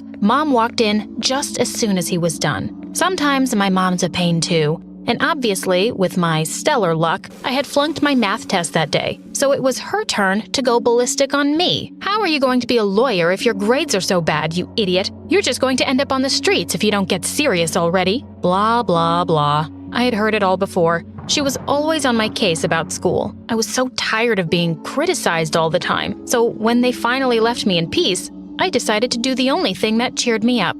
I baked. Chocolate was bound to make me feel better. But just as I was about to bite into a big, fudgy piece to drown my sorrows, my dad walked in, again, and knocked it out of my hand. I looked at him sadly. He shrugged and said, "You can't eat brownies, stupid. You have to stay fit and attractive. Otherwise, you'll never find a husband by the time you're 18. There's plenty of fruit in the fridge. Eat that." How am I supposed to find a husband when I'm not even allowed to date? I thought. I can't really catch a boy because I can't go out with anyone till I'm married. And why is Mom on my case to become a lawyer when apparently I'll be taking care of kids before I hit 20? Ugh. These psychos were driving me crazy. That weekend, my best friend Katie was having a pool party. Obviously, I wasn't allowed to go, so I sneaked out when Mom and Dad went to bed. When I got there, I was thrilled. I needed to let off some steam so badly. When Paul, the cutest guy in our class, arrived with his friends, I decided to talk to him, but when I saw my stick-thin reflection in the patio doors, I heard my dad's voice telling me I wasn't girly or feminine enough. I stepped back into the shadows and smoothed down my hair, feeling shy and sad. But then I had an idea. I grabbed a couple of water balloons and dashed back inside. Thank goodness I had packed a sweater in my bag. I stuffed those water balloons inside my bra. When I turned sideways, the effect was amazing. I looked so curvy and spectacular, just like that cheerleader he was always talking to. I slowly and very carefully went back into the pool, but I couldn't spot Paul anywhere. Where he had been standing was only one of his lame friends. No, where was Paul? He needed to see my curves. I was about to rush past this boy when he suddenly spoke to me. "You're Amy, right?" he said with a shy smile. "I'm Liam." "Hi," I replied, keeping my arms crossed firmly over my chest. "Why are you in a sweater?" he asked, looking puzzled. "Don't you feel hot?" I brushed a strand of hair away from my sweaty face. I was feeling hot, and looking really stupid, too. I was wearing a sweater while everyone around me had changed into swimsuits. Amy," he added quickly, "you've got something on your shirt." I looked down. Oh my God! The water balloons were leaking. Everyone standing close to us had noticed, and they started to laugh. I ran back inside, feeling horrified. There was no way I could look like a cool cheerleader, ever. For the next few days, all I wanted to do was stay in the kitchen and make more brownies. I felt like a complete fool. I just couldn't do anything right, except make brownies. Obviously, it was time for my parents to add more drama to my life. They were just always fighting. One day I walked in and found them at it again. I heard my mom cry out that she always felt Dad had no interest in her and he barely even noticed her. Dad sounded really annoyed. "For God's sake, woman, stop saying the same thing over and over again. I have to get dressed because I'm expecting an important guest. Just shut up for a while and let me have some peace." A tall, handsome man came to our house that evening, and Dad introduced him as Will from his law firm. Boy, was my dad a different person around his guest. You'd think he was the kindest, calmest man on earth. He'd laugh extra loud at Will's jokes, most of which were pretty lame. He was so attentive, topping up Will's glass with more water or filling his plate with more food. And he had even ordered some fancy pastries from a French bakery that Will apparently loved. "Yeah, I love pastries too, Dad, but you never get them for me." "Look how your dad is acting like a little puppy around his guest. He looks like a fool," Mom muttered while we were taking the empty dishes to the kitchen. Uncle Will started coming around at least once a week for dinner. I didn't mind that too much. At least my parents weren't screaming at each other with him around, and he was pretty nice. He tasted my brownies and said I could definitely be a chef. But of course, Mom shook her head and said I'd be a waste of space and a failed investment if I just stayed in the kitchen. Dad had gone upstairs a few minutes before, and now he was back with a big box. He was just full of excitement. He told us he had asked his mother to send this, and it had arrived in the mail today. He lifted the lid and removed something from it, which he held up for us all to see. "Well, what do you think, Amy?" he asked. What did I think? I stared at the white dress in horror. It was clearly a wedding dress, and not even a pretty one. With its puffy, full sleeves and frilly high neck, it looked like something a bride in a horror movie would wear, one from the last century. I was speechless. Looking at my face, he frowned at me and said that I'd better start working out if I wanted to fit into his mother's dress. Dad spent the next half hour going on about how he wanted me to just settle in with a nice boy in a few years. What was wrong with that? Then he said the worst imaginable thing. Besides, sweetie, everyone dreams of having a son. He said it so matter-of-factly that I just walked out of the room. I cannot handle this. I was so confused about what I wanted from this life. It clearly wasn't the things my parents wanted for me. I decided to finally find something that I could be good at and be proud of myself. So I began talent hunting. I tried out for the Glee Club, but I didn't make the cut. No surprises there. I'm completely tone deaf. Then it was the chess club, but oh my God, what a snooze fest. I would be falling asleep during my partner's turn. I thought my mom would be proud if I joined the literature club. My dad should join it. Jane Austen's books are all about proper ladies and catching husbands, but I couldn't stand those boring old books. All my tryouts were turning into major disasters. What made it worse was that there was one person who was just always there to see me mess up each one. Liam. I swear, he was such a creep. I was just as clueless as ever. To make matters worse, Mom and Dad were fighting more than ever before.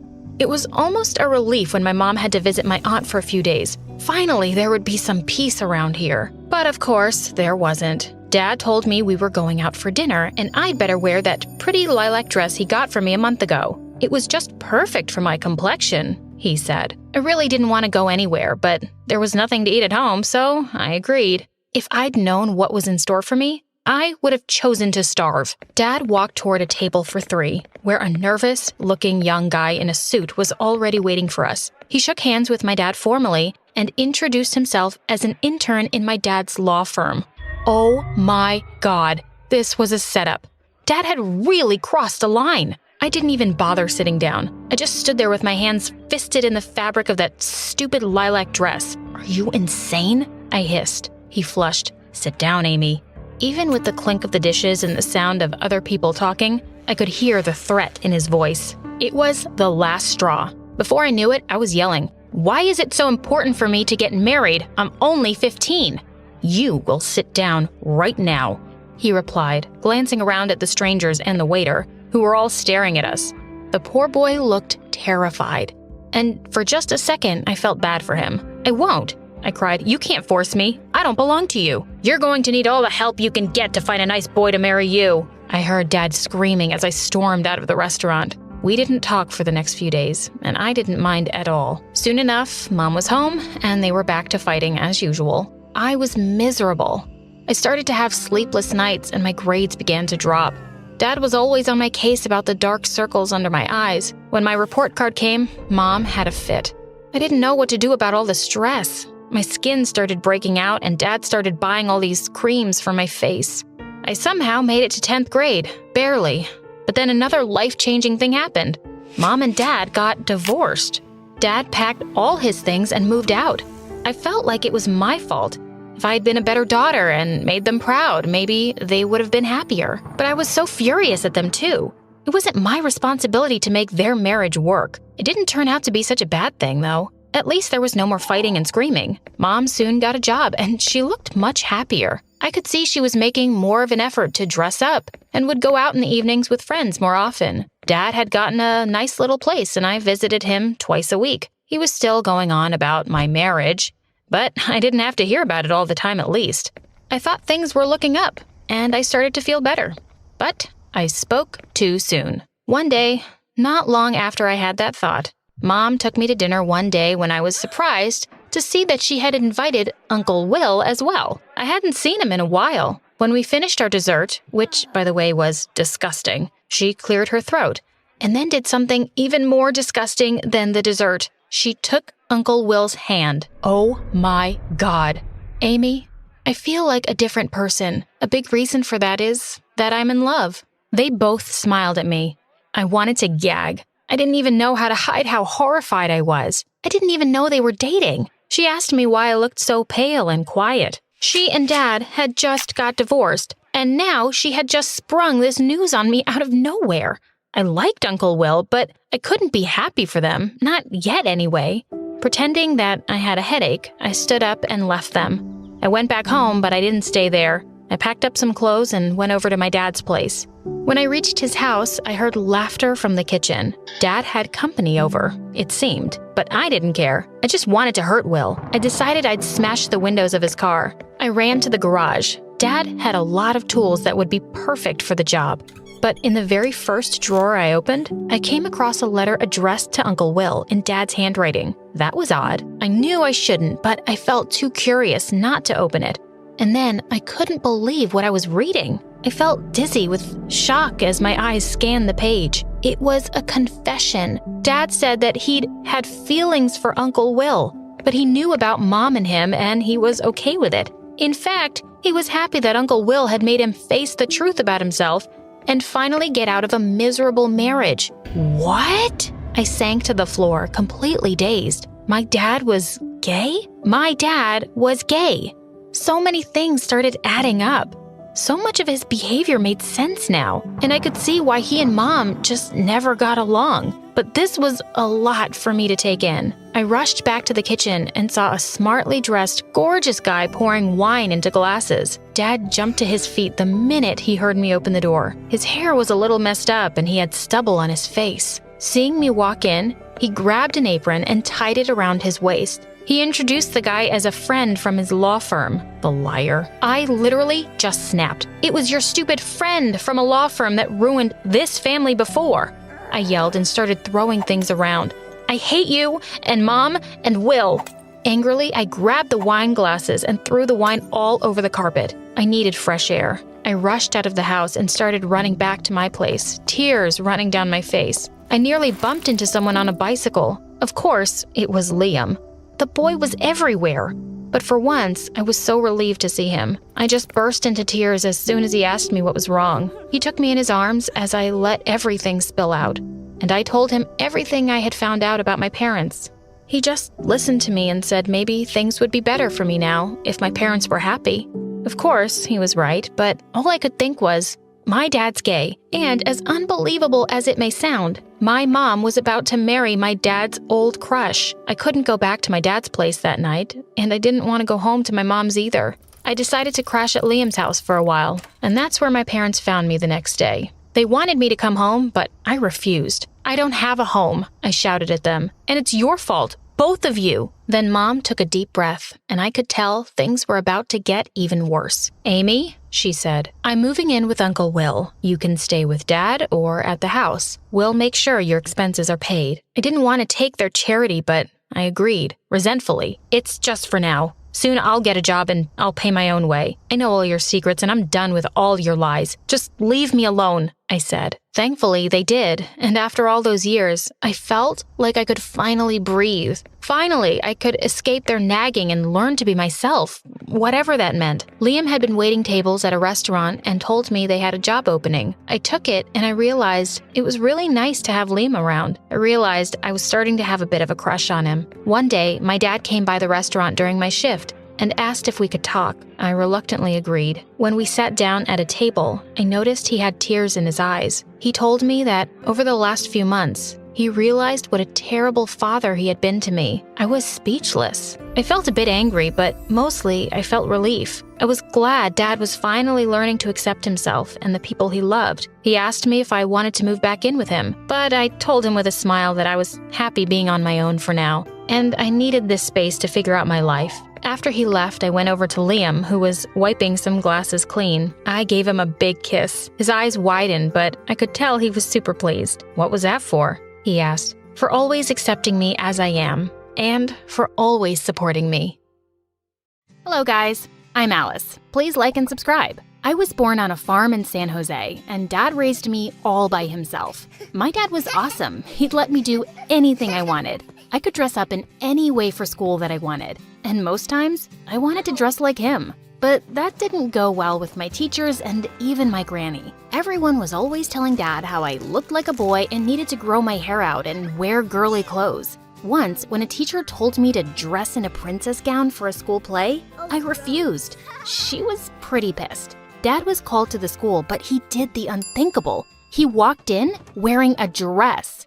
You look so funny. Nah, I look cute. Don't be jealous. What is the meaning of this? The meaning is, we will wear whatever makes us comfortable. Come on, love. Let's go home. Dad was the best. On my 6th birthday, I was so excited about my gift. I had always wanted Mom's jewelry box that Dad had in his room, but instead, he got me a set of tools and said that I would get the box when I was older. One Father's Day, I decided to surprise him and I wrote, "I love my dad" with a screwdriver on his car, and Dad looked so happy that he had tears in his eyes. Oh my God. Oh my dear God. You like it? I knew you would. That was my dad. He loved me no matter what. One time, Dad and I went to a carnival in our town, and as I sat on the mini roller coaster, I was shaking with excitement and fear. Just then, I noticed a boy next to me who looked scared, so I just grabbed his hand. I guess we have to do this now. Don't forget to scream. 1, 2, 3. Ah! Screaming made the ride that good. I had no idea. When we were done, I ran and hugged Dad. That's my girl. Girl? I thought you were a boy. I get that a lot. By the way, you look like a girl. Thanks for the compliment. It turned out Max was my new neighbor who had recently moved to town. Soon we became really close. One day, he insisted on painting my nails. I hated it, but in return, I made him play soccer with me. Life was good. Dad's business was booming. He was able to get more land. As time passed, I noticed how many people would always be telling my dad how he needed to remarry so I would have a mom. It made me wonder how awesome life would be if I had a family. a complete family. When I turned 13, Dad eventually gave in and married. My stepmom was the most beautiful woman I'd ever seen, and Dad was totally in love with her. She also had a daughter, Abby, who was my age, and I was ecstatic to have a mom and a sister. Abby and I bonded really well. I even shared my room with her. Whoa, you have your own laptop? I could never imagine my real dad getting me one. Yeah, it's really important to have one. I'm sure Dad's gonna get you one too. Oh, it doesn't matter. I have a dad. I already feel like I have the world. Abby was sweet, and she was also crazy about making Dad happy. Hey Dad, see? I won the title of Star Kid in school. Dad, I made your favorite soup. I polished your shoes. Here's your favorite tie, Dad. She stuck like glue with Dad, and he always praised her. Oh, you're really the perfect little girl. I guess Dad noticed the look on my face. Look, honey, Abby didn't have a dad growing up. I'm happy she's adjusting to us so well. I hope you're okay with it. Okay, Dad, but only if you promise me that I'll always be your number one. Of course, sweetheart. Abby even got along pretty well with Max, and she started to be with us all the time when we played soccer. I liked having her around, but I couldn't say the same for my stepmom. She was a total party animal. She loved having her friends and family over all the time. Another thing she loved was shopping. One time, stepmom took us to the mall and then her credit card maxed out. On our way out, suddenly the alarm rang and security snatched our bags. And to my horror, a dress came out of my bag. This is so embarrassing. Why did you steal, Alice? Oh my, what in the world? But how? I felt my cheeks burn as everyone in the store looked at me. But I didn't, I swear. Kids, please, can we go? You have the dress. It must have been a mistake. Well, things were a mess, but somehow we got out of it. At home, Mom told Dad everything. Oh, honey, you should have told Mom you liked the dress. Liked it? Dad, it was icky pink. Do you think I would ever wear it? It was big. I did see Mom putting it in my bag. When? I would never. To be honest, I didn't see it, but I had a feeling it was her. But Dad didn't take my word for it and asked Abby about the dress. And before she could answer, I snapped. Like, you really have to ask Abby? Don't you trust me? It's not like that. Wait, Alice. A few days later, when I returned from school and was going to my room, I saw something familiar in my stepmom's hand. OMG, it was my mom's jewelry box. Oh, is this what he gave to his wife? And he can't even increase my credit card limit? Huh, he made me steal that dress. I guess I'll be keeping this one.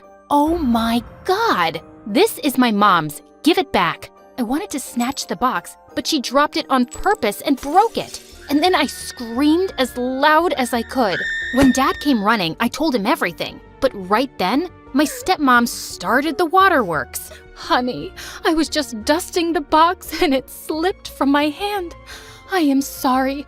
I shouldn't have touched the box, Alice. I didn't mean it. Oh, cut it out. You know what you did, you lying piece of garbage. Alice, she is your mom. You are not supposed to talk to her like that. You are grounded. I tried to tell my dad the truth, but he wouldn't listen to me. Even Abby wasn't talking to me now, and she moved to another room. How could you lie about my mom that way? She's the nicest. Things got even worse when our results for 9th grade came in. Hey, honey, Abby got an A, but poor Alice flunked again.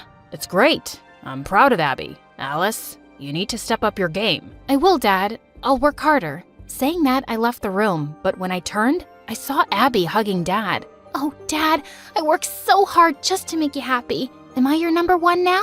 Oh, yeah, you're both my number one. What? I felt gutted, but at least I had Max. I wanted to share everything, so when he came to visit, I just wanted to take him outside, but the guy was glued to the couch with Abby. Max, we gotta go.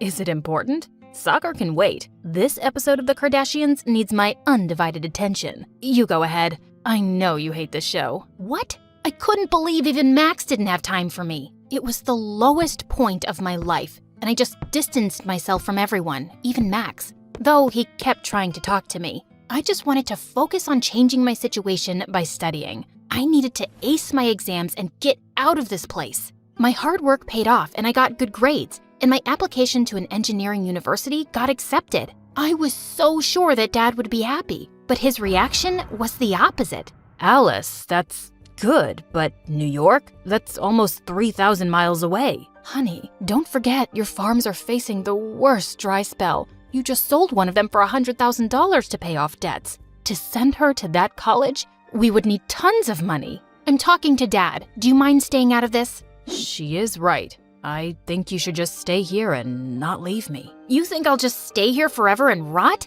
Why do you want me here? So you can just ignore me all day? Never. That's all her planning. She's not a mom, she's a witch. And you think this is the perfect family frame? It's not. Alice, enough of this. I can't believe you have so much hatred for this family. Some perfect family. Ugh. It was the first time I'd seen Dad so angry and disappointed in me. The same day, I saw Mom and Abby talking, but they abruptly stopped when they saw me. What was that all about? Later, when I was in my room, Abby walked in looking really worried. Alice, I heard Mom and Dad talk about sending you to a boot camp for troubled teens. She has Dad convinced. You have to apologize to Mom. Apologize? Never. Ugh, I'd rather leave this place. The last thing I'll do is apologize to her. That night, I packed my bags and ran off. In New York, I worked hard, really hard, and I was saving every penny I could. Often I missed Dad, and one time I even called him, but when I heard his voice, I choked up and hung up. I kept expecting he'd call me someday, but his call never came. A year later, I was finally able to get into the university of my dreams. I was doing great, but right when it was time to submit the fees for the second semester, I was short on cash. I couldn't think of anyone but Dad to help me. I had to go back and meet with him. Yeah, we had our differences, but to me, he was still the most important person on earth, no matter what. I tried calling him, but I couldn't reach him. So I called Abby and told her I was coming back, and she told me that she'd pick me up. When I landed at the airport, Abby gave me the most unexpected news. Alice, it's nice to see you, but you can't meet with Dad. His health was not good when you left. He recently had some heart issues, and it wouldn't be good for him if you appeared out of nowhere. Let me talk to him first, and then you can meet him. I was so worried for Dad, but was glad he had Abby who cared dearly for him. I could lay low for a couple of days. For Dad, when we sat in the car, I was surprised that Abby had brought Max, but my ex-bestie gave me the cold shoulder. They dropped me at a motel and left. It was really dirty and I just couldn't sleep in that bed. At midnight, someone knocked on the door and though I was scared, when I opened it, I saw Max. Ugh, what are you doing here at this time of night? Duh, I couldn't let you stay at this shady place. I thought that you weren't talking to me. Yeah, whatever. Get your things, I'll be in the car. Max, wait, I'm coming. Don't leave me here alone. This place is scary. Max took me to his house and I was finally able to have a good sleep. The next day, I woke up to Max making breakfast for me. So you're still mad at me, but making me breakfast. Nice. I missed your cooking, to be honest. Oh, Alice, you are so funny that I have tears in my eyes when you use the word honesty. How could you leave without saying goodbye? You can't imagine what I was going through. I know I made bad decisions and I'm really sorry, Max. Can you forgive me, please? I can't promise, but I'll think about it. If you help me do the dishes. I knew Max couldn't stay mad at me for long, and as we did the dishes, I splattered some water on him and we got into a water fight, and then we just hugged. We spent the entire day together. I even showed him the picture of a roller coaster ride I tried in New York and how it reminded me of him. Just then, Max got a call from Abby inviting him over for a party because she aced her exams, and just like that, I had an idea. Please, Max, I want to go too. I promise, I'll just get a glimpse of Dad and come back here. He reluctantly agreed. Max sneaked me inside the house right when Abby was cutting the cake with Dad. Just as he saw me, he dropped the knife and came running towards me. Alice, it's you. All of a sudden, we both burst into tears. Where were you, kiddo? You got so angry with your dad that you just left me. You never think of me. Oh, thank God you're back. Just forget about the money and everything. Dad? What? Before I could even finish, someone pulled me from Dad. It was Abby, and she had a crazy look in her eyes. This was my moment. He finally loved me. Only me. Why did you have to come back? Mom told me you... Abby, just zip your mouth. Come with me. No, that's it. Just let me say it. I did everything. You told me to steal Dad's money and pin it on her, but nothing happened. Here she is, once again, stealing Dad from me. Why? What in the world? Never in a million years could I imagine that my own sister would go so low. Dad and Max looked pretty shocked. Oh, is that where you got the money for your lip plastic surgery? By the way, it looks ugly. I can understand why Mom did it, but Abby, you? Why? Because I deserve to be Dad's number one, not you. Why did you have to come back? I came back because I love my dad. Saying that, I jumped at her and we both ended up falling in the pool. Dad got me out of the pool and then turned to his wife, and boy was he angry. In the end, he kicked her out, but right when Abby was leaving, I grabbed her hand. I realized that she was not a bad person, she just wanted a dad. I was willing to give her a second chance, but definitely not a third.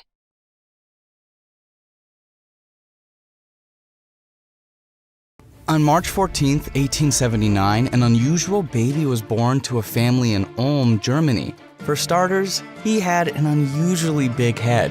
It's a little larger than normal, but he looks fine to me. Are you blind? It's huge. Oh, what if he's broken? What if he's never able to speak or think any intelligent thoughts? The baby's mom really couldn't have been more wrong. Hi, I'm Albert Einstein, and this is my story. Ever since I could remember, my parents told me I was, well, different. For starters, I hated playing with other kids and always preferred to be alone. I also didn't speak until I was 4 years old. Then when I did speak, people would act as if I'd said something strange. Like one time, Mom invited her friend over for lunch and I had an important question for her. Your arms are so thin, your skin is almost see-through, but for some reason I can't see your bones, only the color of your veins. Get your hands off me! Does your son have no manners? Wait, I'm just curious. I wonder what would happen if I lit a candle and shone it close to you. Do you think I'd see anything beneath your skin? You're not making any sense, Albert, and you're being rude. Sometimes I worry there's something wrong with him. Mom sent me to my room then, and I didn't understand what I did wrong. I just asked a question. And as time passed, I really started getting into trouble. One day, when I was 15, I was in class and I was bored to death. And when my teacher, Mr. Windsor, asked us to work in pairs, I just snapped. So we have to solve. I'm not doing this. School is dumb and I'm not letting any teacher tell me what to do. But we have to do what the teacher says. No, I've got a better idea. I convinced the guy to steal Mr. Windsor's notes and bag when he wasn't looking and sneaked out of the classroom. We ran away from school to a nearby river where I tossed my teacher's notes. This'll teach him not to make us memorize stuff until our brain hurts. Throwing those notes away felt so freeing, but my happiness didn't last for long. Mom, Dad, our principal, and the police found us, and we were toast. Albert's behavior is completely unacceptable. This has gone on too long. He pulls pranks on teachers, never pays attention in class, and now he's stealing. This is the last straw, young man. I got suspended for a week, but when I got back to school, things took a wild turn. I was sitting in class when Mr. Windsor called to the chalkboard to solve a math problem. All right, Mr. Einstein, I have an equation that even you can't mess up. All you have to do is figure out. The answer is 9.27001 over 16. Mr. Windsor looked like he was having a stroke, and all the kids started whispering. God, what had I done now? Mr. Windsor grabbed his calculator and asked me again what the answer was and how I'd gotten it because, well, it was correct. I don't know, it just popped into my head. Mr. Windsor pulled me aside after class. I completely misjudged you. Young man, you have a gifted mind. This makes so much sense. All of this is too easy for you.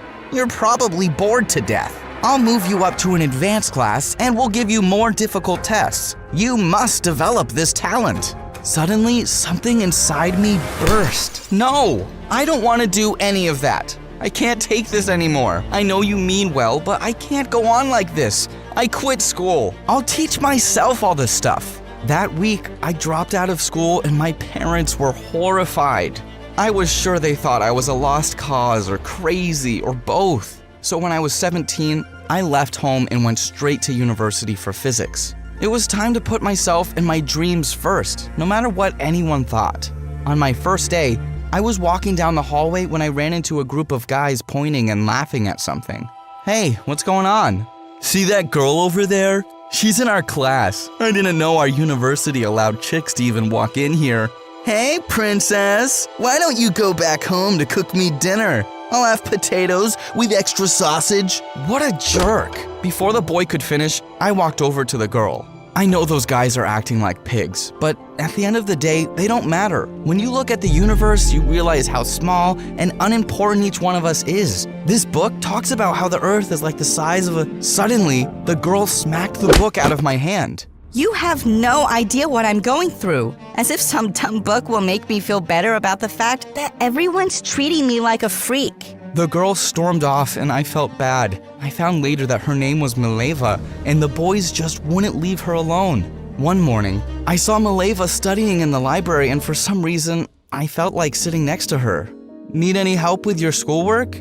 Ugh, you again? You're everywhere. You're not following me, are you? No, but for some reason, we keep running into each other. I also think we're a lot alike. People treat me like I'm a weirdo too, but I'm actually pretty cool and really smart. And modest. If you're so smart, how come I'm ahead of you on the honors roll? What was she talking about? I'd been number 1 in our class all semester, but Mileva led me to the school bulletin board, and she was the top of our class instead of me. Congratulations, genius. You finally found someone smarter than you. Mileva smirked at me and walked off, and I couldn't help feeling annoyed. But after that day, something changed between us. She invited me to do homework with her every day after school, and even asked our professor if we could be lab partners. She still teased me non-stop, but I just knew she didn't hate me as much as she pretended. Then one day, I got a letter from Dad saying Mom was sick and asked me to come home as soon as possible. And to my shock, Mileva said she'd come with me. I know we have finals, but you shouldn't have to deal with this alone. I'll get on the next train with you. Mileva hugged me, and I felt my heart race. When I arrived home, I went straight up to Mom's room and she was happy to see me, especially with a girl. But Dad was furious. Albert, this is a family matter. Why did you bring this strange girl to the house all of a sudden? Dad, you don't have to be rude. She just came along for support. Well, whoever you are, you're wasting your time on my son because he's a nutcase who only ever thinks of himself. Wow. Now I remember why leaving home was the best decision ever. Tears stung my eyes as I stomped out of the room into the yard. Mileva followed me.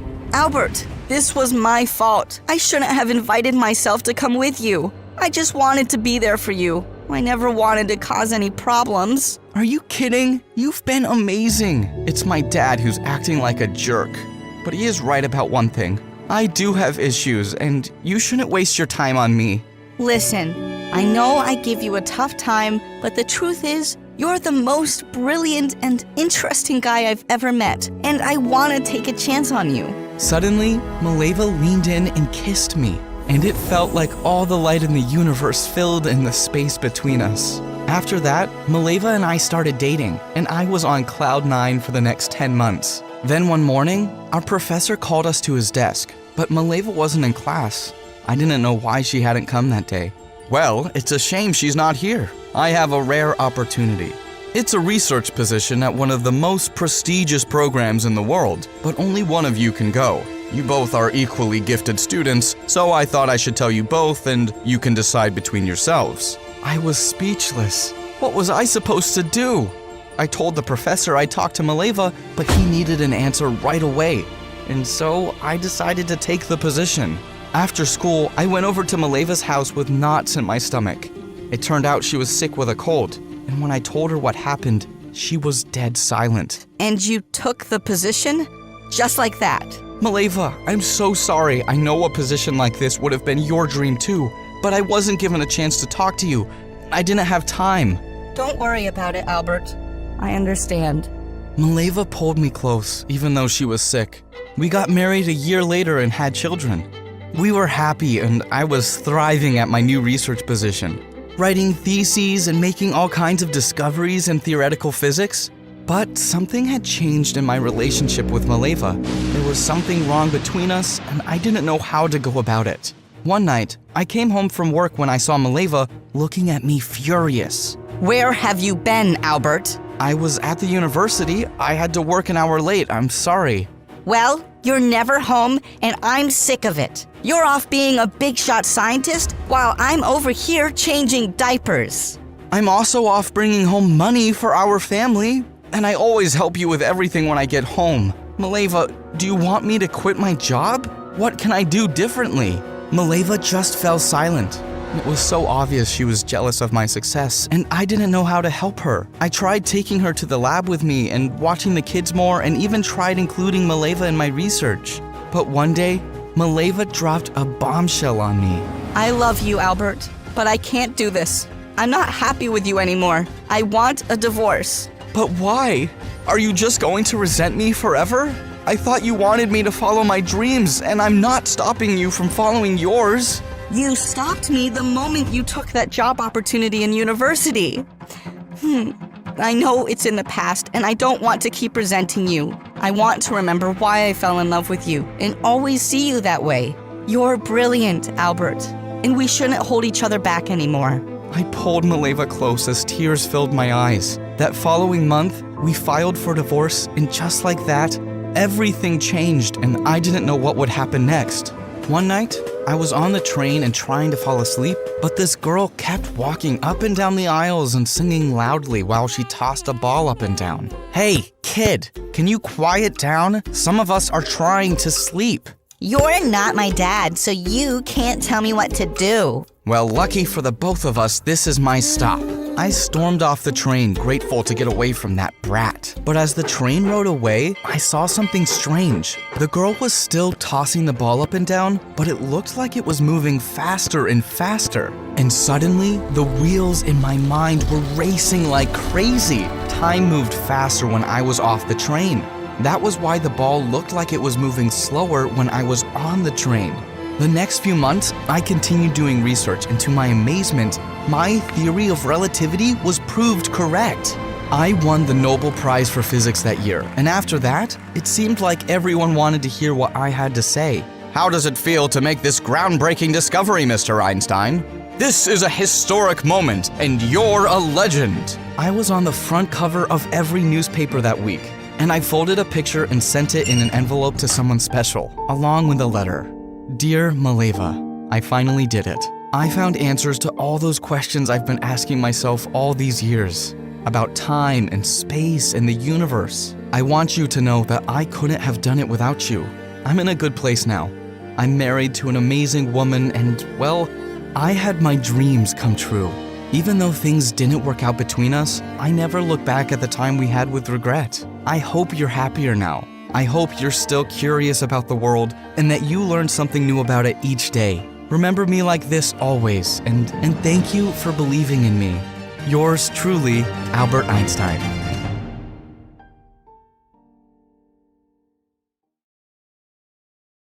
I woke up to the sound of glass shattering. It was 4 a.m. My heart was beating fast as I hurried out of my room. I hate you! I don't want you in my life, you jerk! I froze. That was my mom's voice, but she didn't normally sound like that. My parents often fought, but this time it was different, and it scared me. Goodbye, George! She shouted, and I heard the front door slam. Wait, did she actually leave? I ran downstairs as fast as I could. Mommy, please don't leave! I screamed as I opened the door. She was already in the cab. I was sure she'd wait for me, but she didn't. Our eyes met as she gazed at me through the window, and in just a few seconds, she was gone. Watching the cab leave seemed like a dream. Everything was moving in slow motion, and my vision started to go dark. Suddenly, I felt my dad's arms holding me as I fell down onto my knees. He was shaking uncontrollably. We held each other tightly until the sun came up. Mila, are you awake? I'm asking a simple question. Why does a mother bear hide her children from their father? My teacher was angry. There was silence. I didn't want to answer. I don't know, ask someone else, I shouted. The whole class stared at me in shock. I stormed out and slammed the door behind me. I knew I was getting detention, but that was the least of my worries. I was seeing the flashbacks. The memory of the last day I'd seen Linda began haunting me once again. I blame Jason for it, my boyfriend who's always pushing me to talk about my feelings. He kept nagging me to tell him what had happened until I had enough of it. To be honest, I couldn't reveal to him that my own mother had left me 10 years ago without so much as a goodbye or an explanation. So I lied and told him she had passed away from a disease. Jason seemed to pity me, but his sorrow meant nothing. Even if I told him the truth, he wouldn't realize how I really felt, abandoned. I waited outside for my driver, Andrew, to come pick me up. Andrew was like a father to me. He always listened to my problems. Sometimes it felt like we had a better relationship than the one I had with my dad. As soon as I got into the car, Andrew informed me that my father wanted to have a talk with me. It seemed strange as my dad never asked to have a talk, not even when I did terrible things at school. When I walked into the living room, my father looked devastated. Hey Dad, did the school call? I swear I can explain. I started nervously. But then my father covered his face and started to cry. Feeling really worried now, I asked him what was going on. His reply completely shook me. Mila, it's Linda. She's back and she wants to take you away from me. Completely taken aback, I just stood speechless as Dad went on to explain that she had finally filed for divorce after 10 years and was demanding full custody of me. The world felt like it was spinning. My mother? That's impossible. Why now? I clenched my teeth. I hated her guts. I went over to my dad, and even though it felt a bit awkward, I hugged him and promised that there was no way I would ever abandon him to go live with her. You're my only family, Dad. We'll get through this together. The date for the divorce trial arrived. My father and his lawyers had prepared me well on what to say. I wasn't really nervous about going to court, but the idea of seeing Linda after 10 years kept me on edge. What would she look like now? Would I be able to recognize her? I was going to keep hating her, of course, but a part of me was kind of excited to see her. When I went inside the courtroom and looked around, she wasn't there. I thought she'd show up at some point, but she didn't. It was just the lawyers. I couldn't believe that she'd be this heartless. After 10 years, she didn't even make the effort to show up in court. As the trial went on, things just got worse. Linda's lawyer claimed that my dad was an unfit parent who kept my mother away from me by force. They also claimed that my father was involved in some serious illegal activity and should be in jail. On top of that, they made it very clear that they had evidence to prove it. After the court session, I was shocked when my father pulled me aside and admitted that he had stolen money from his company. It was a long time ago, but it could still send him to jail. He went on to say that he only started doing those things because Linda had left him. Life had been so cruel to him, and he had temporarily stopped caring about right and wrong. I'm not proud of it, but it was your mother's fault, he said, looking ashamed and avoiding making eye contact with me.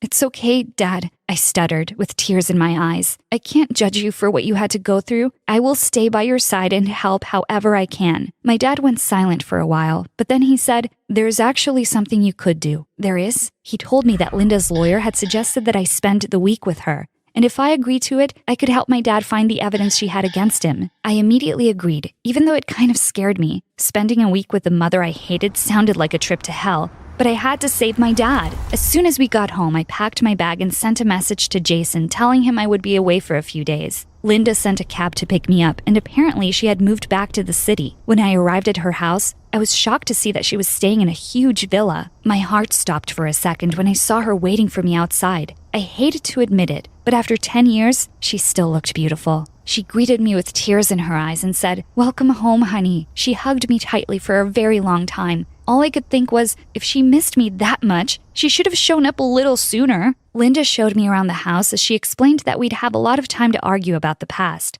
For now, she just wanted us to relax and get to know each other. I mean, sure, let's just skip over the fact that you were gone for 10 years and act like a normal mother and daughter, I thought, but didn't bother to argue. I was here on a mission, to get rid of her for good. The next few days were a bit of a nightmare. I wanted a little time by myself to snoop around the place, but my mom was stuck to me like a magnet on a fridge. Every time I thought I had a chance to look through a drawer or closet, there she was with a tray of freshly baked cookies, asking me to come try one while they were still hot, or asking me to go on a walk with her. As it was such a lovely day, it was always one thing or another. The only option I was left with was to try looking for the documents at night when she was asleep. On my third night at her house, I crept out of my room and looked down the corridor. The room in her light was off. Good.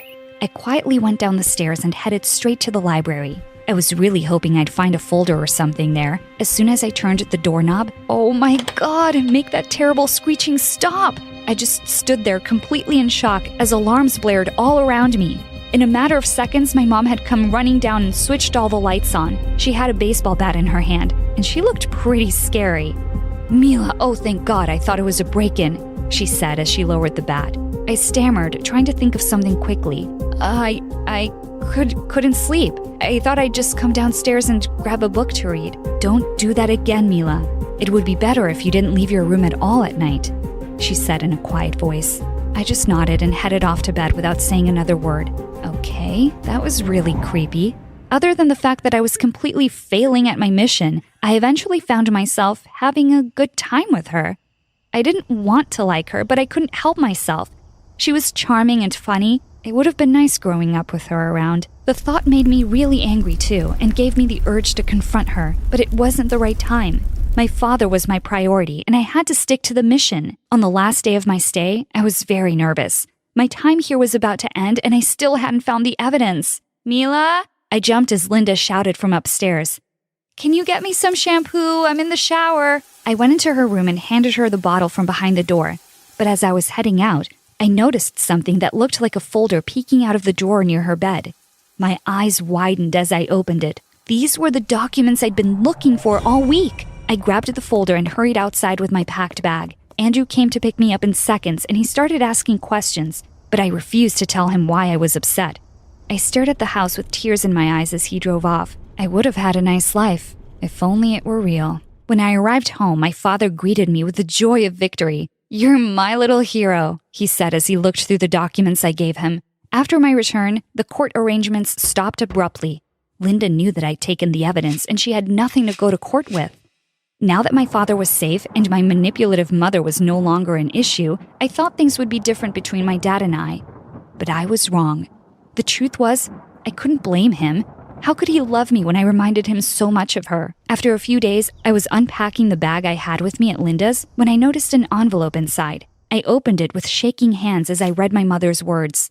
"Dear Mila, in case we part ways before I get a chance to speak to you, I want you to give me one last chance. Go to your father's office. He has a secret drawer near his desk on the bottom left side.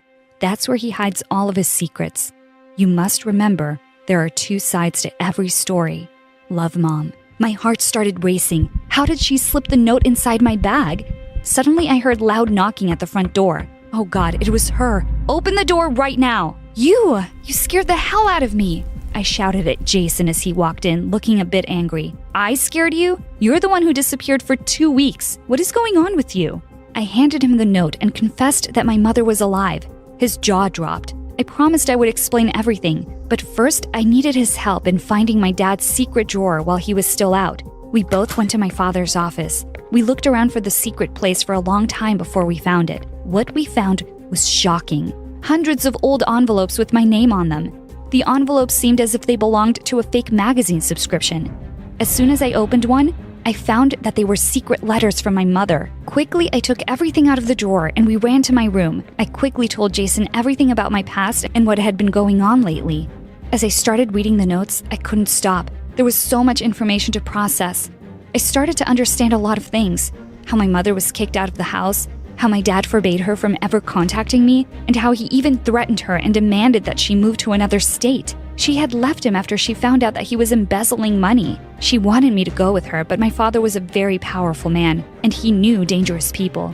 She couldn't do anything about it. Just then, I heard a loud knock on my door. It was my dad. Quickly, I slid all the notes under my bed and pretended to kiss Jason. I needed to hide what I was actually doing. My dad opened the door and said angrily, "What is this?" I moved away from Jason and saw to my horror that my father had a letter in his hand. We must have dropped one by accident. My father smiled, and I felt a shiver down my spine. "You stupid girl. You just opened the gates of hell. Don't talk to her like that," Jason warned him. My father started laughing like a lunatic. "At least I can tell you now how much I hate you. You're just a copy of your terrible mother. I guess it's time that you know that the only reason I've kept you around was to make her suffer." I stood still as a statue as I tried to process what was happening. I remembered the way he was crying when Mom left. That was all an act? Jason grabbed my hand and said, "Mila, grab your stuff. We're leaving." I gathered my things quickly. I wasn't going to live with this monster anymore. I didn't even know who he was. "You can't leave," he laughed. "You're still in my custody. I'll have the police bring you back soon." He stood in the doorway with his arms crossed, blocking our way. "It's too bad that you think the police will return her to a monster like you," Jason said, shoving him aside as we stormed out. Jason's car was outside. We got in fast and drove off. "This isn't over," my dad shouted. Shocked at what had just happened, I hugged Jason and told him I was sorry he had to witness all this drama and that I wished I'd told him the truth sooner. He wiped away my tears and said he was just glad he'd helped me get out of my evil father's clutches. Jason dropped me off at my mother's where she was waiting at the door, as if she were expecting me. I went inside quickly. My whole body was shaking. My life was a lie. For 10 years I despised my mother, while the real enemy was him. "He's gonna come for me, Mom," I said, shivering. "I know him. He won't let it go. He's gonna hurt us both, Mom." I was scared to death. "I won't let him, honey. I've been preparing for this." She held my hand tightly. Life with him was a nightmare from the start. Not only was he cheating on me, I found out that he was a criminal and a very dangerous man. I started to secretly gather evidence against him, but when he found out, I had to leave. I always wanted to come back to you, but he always had people looking for me to find the proof I had and destroy it. I was always on the run. "I'm so sorry, Mom. I had no idea you—" Before I could finish my sentence, the house alarm went off. "He's here," my mom said calmly. I hurried to call the police, but it was too late. My dad had already broken in with 2 of his men. "Oh, Linda, it's such a pleasure to finally see you after all these years. Boys, why don't we give her a nice welcome gesture, eh?" The 2 men grabbed my mother by the arms. "I'm not scared of you if that's what you think," my mom said, daring him. My dad came closer to her, smiling. He placed his hand gently around her neck and said, "You know what I'm capable of, Linda. Don't test me." "What if I do?" she said with a smile. My mother was acting insane. "I will finish you," my father said, not smiling this time, as he started to tighten his hand around her neck. "Father, no!" I cried while trying to get him off of her, but he was too strong. All of a sudden, everything went completely dark, and I felt my body hit the floor. I saw Andrew coming in before I lost consciousness. "Hey, honey, are you okay?" my mom said with her soft voice. "She's alive, but how?" I looked around, and the police officers were all over the place. My father and his men were nowhere to be seen, and one of the investigators was speaking with Andrew. "What is Andrew doing here?" I asked. "Did you really think I would leave you without making sure someone was watching over you?" Mom said. Andrew looked over at us. "Glad to see you 2 back together," he said with a wink. I was speechless. The only thing I could do was hug my mom and cry. I was so glad she was okay. Andrew came along and joined us. I couldn't thank him enough for what he did for me. As for my father, he was going to be behind bars for a good long time. If he were to come back for revenge one day, my mom and I were strong enough to face him. He didn't scare me anymore, but I do know him well. He said this wasn't over, and he's a man of his word. Hi, my name is Amy, and this is my crazy story of how I became my parents' rich favorite child after just being a stupid teenager. But before I continue, hit the like button and subscribe for more crazy stories. "You idiot," my mom yelled at me. "Can't you do anything right?" Before I could respond, a voice behind me said, "Of course not." I turned around to see Mr. Mason laughing at me. "You know, not everyone can be as amazing as you, Nurse Janet." My mom giggled like a silly schoolgirl and asked him why he was here. Mr. Mason looked at her and sighed, "I have a heartache." He never stopped flirting with Mom before they could continue with their gross conversation. I said angrily, "Leave now." Mom yelled at me to mind my own business. Then she left with him. At home, I found my brother Ben passed out on the couch. He started to wake up as I came in. As soon as he saw me, he shouted, "Make me a sandwich, loser. Make yourself useful." Suddenly, I heard Mom yelling her head off. I rushed out to find her screaming and throwing things at Dad. "You cheater! How dare you bring her into my house!" I saw someone else in the room. The girl, whose name turned out to be Anna, walked over to my mom and said, "How could any man put up with you when you scream like that?" Then, right in front of Mom, she started hugging Dad. "You all right, sweetie?" she asked. Mom was furious. She ran to her room, and 5 minutes later, she was already in a cab with all her suitcases. As she walked out, she said, "That's it. I'm done with you and your kids. I'm going to live with Mason from now on." The very same day, Dad's girlfriend moved in. She started taking over everything and forced me to do all the chores. She said she was training me to become a proper lady. To make matters worse, with Mom gone, There was no one earning anything. Dad didn't want to work, of course, so Dad said I had to take over Mom's nurse job at school. I said, I'm not a certified nurse, Dad. But he didn't want to listen and threatened to kick me out. For a few weeks, I managed to avoid any major events. If anyone came looking for Mom, I'd help them and say Mom had just stepped out. One day after school, I was in the office when suddenly Paul rushed in. Paul was a senior and also my biggest ever crush. He had a huge cut on his leg. He was crying. He yelled, "Burns!" Then he fainted. When he woke up, though, he took my hand and said, "You're pretty cool for a junior." I was going to be a nurse for the whole year if Paul thought it was cool. But, of course, the principal found out soon enough. He was furious and demanded to know why I had been lying to everyone. He even called my dad, who pretended he had no idea what I was up to, and encouraged my principal to suspend me. Luckily, I begged my way out of it. When I got home and confronted Dad, he said time off from school would be a good idea. There's lots of cleaning and chores at home to do. The next day, I went to school and found the nurse's office open. Was Mom back? I rushed inside, only to be sorely disappointed. There was a new nurse. Her name tag read Susan. But she looked really young, barely a few years older than me. She also wore a very tight uniform. A huge line of guys was already forming outside her office. "Amy!" I asked her how she knew me, and she took out something from her bag. I gasped when I saw what it was. My diary! I must have forgotten it here. Then she turned to the boys, who were all making up fake diseases to get her attention. She batted her eyes and said, "Will you all please leave us alone?" Immediately, they disappeared. Susan turned to me and grinned like a maniac. She said I had to come here to work with her every day. She giggled and said, I'm just here for the money. I hate this job. I hate everything. I knew she looked too young to be a nurse. I refused to help her, but she said if I didn't, she would show everyone my diary and tell everyone how sickeningly obsessed I was with Paul. Just then, Paul came in. Of course, he'd heard about the new attractive nurse. She told me to get out of the office and she started flirting with him. The next few weeks were horrible.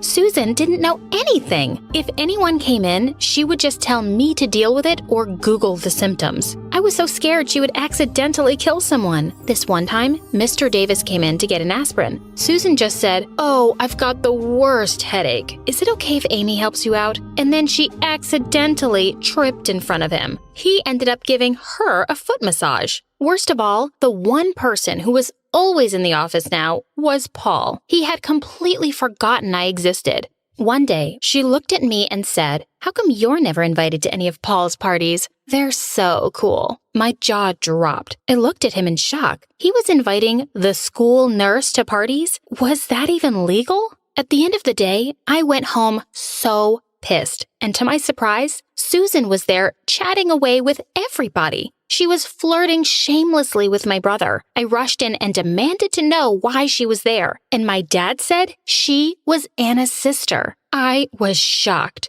Susan started laughing and said, "Your dad was the one who told me about the job. I was just having some fun with you."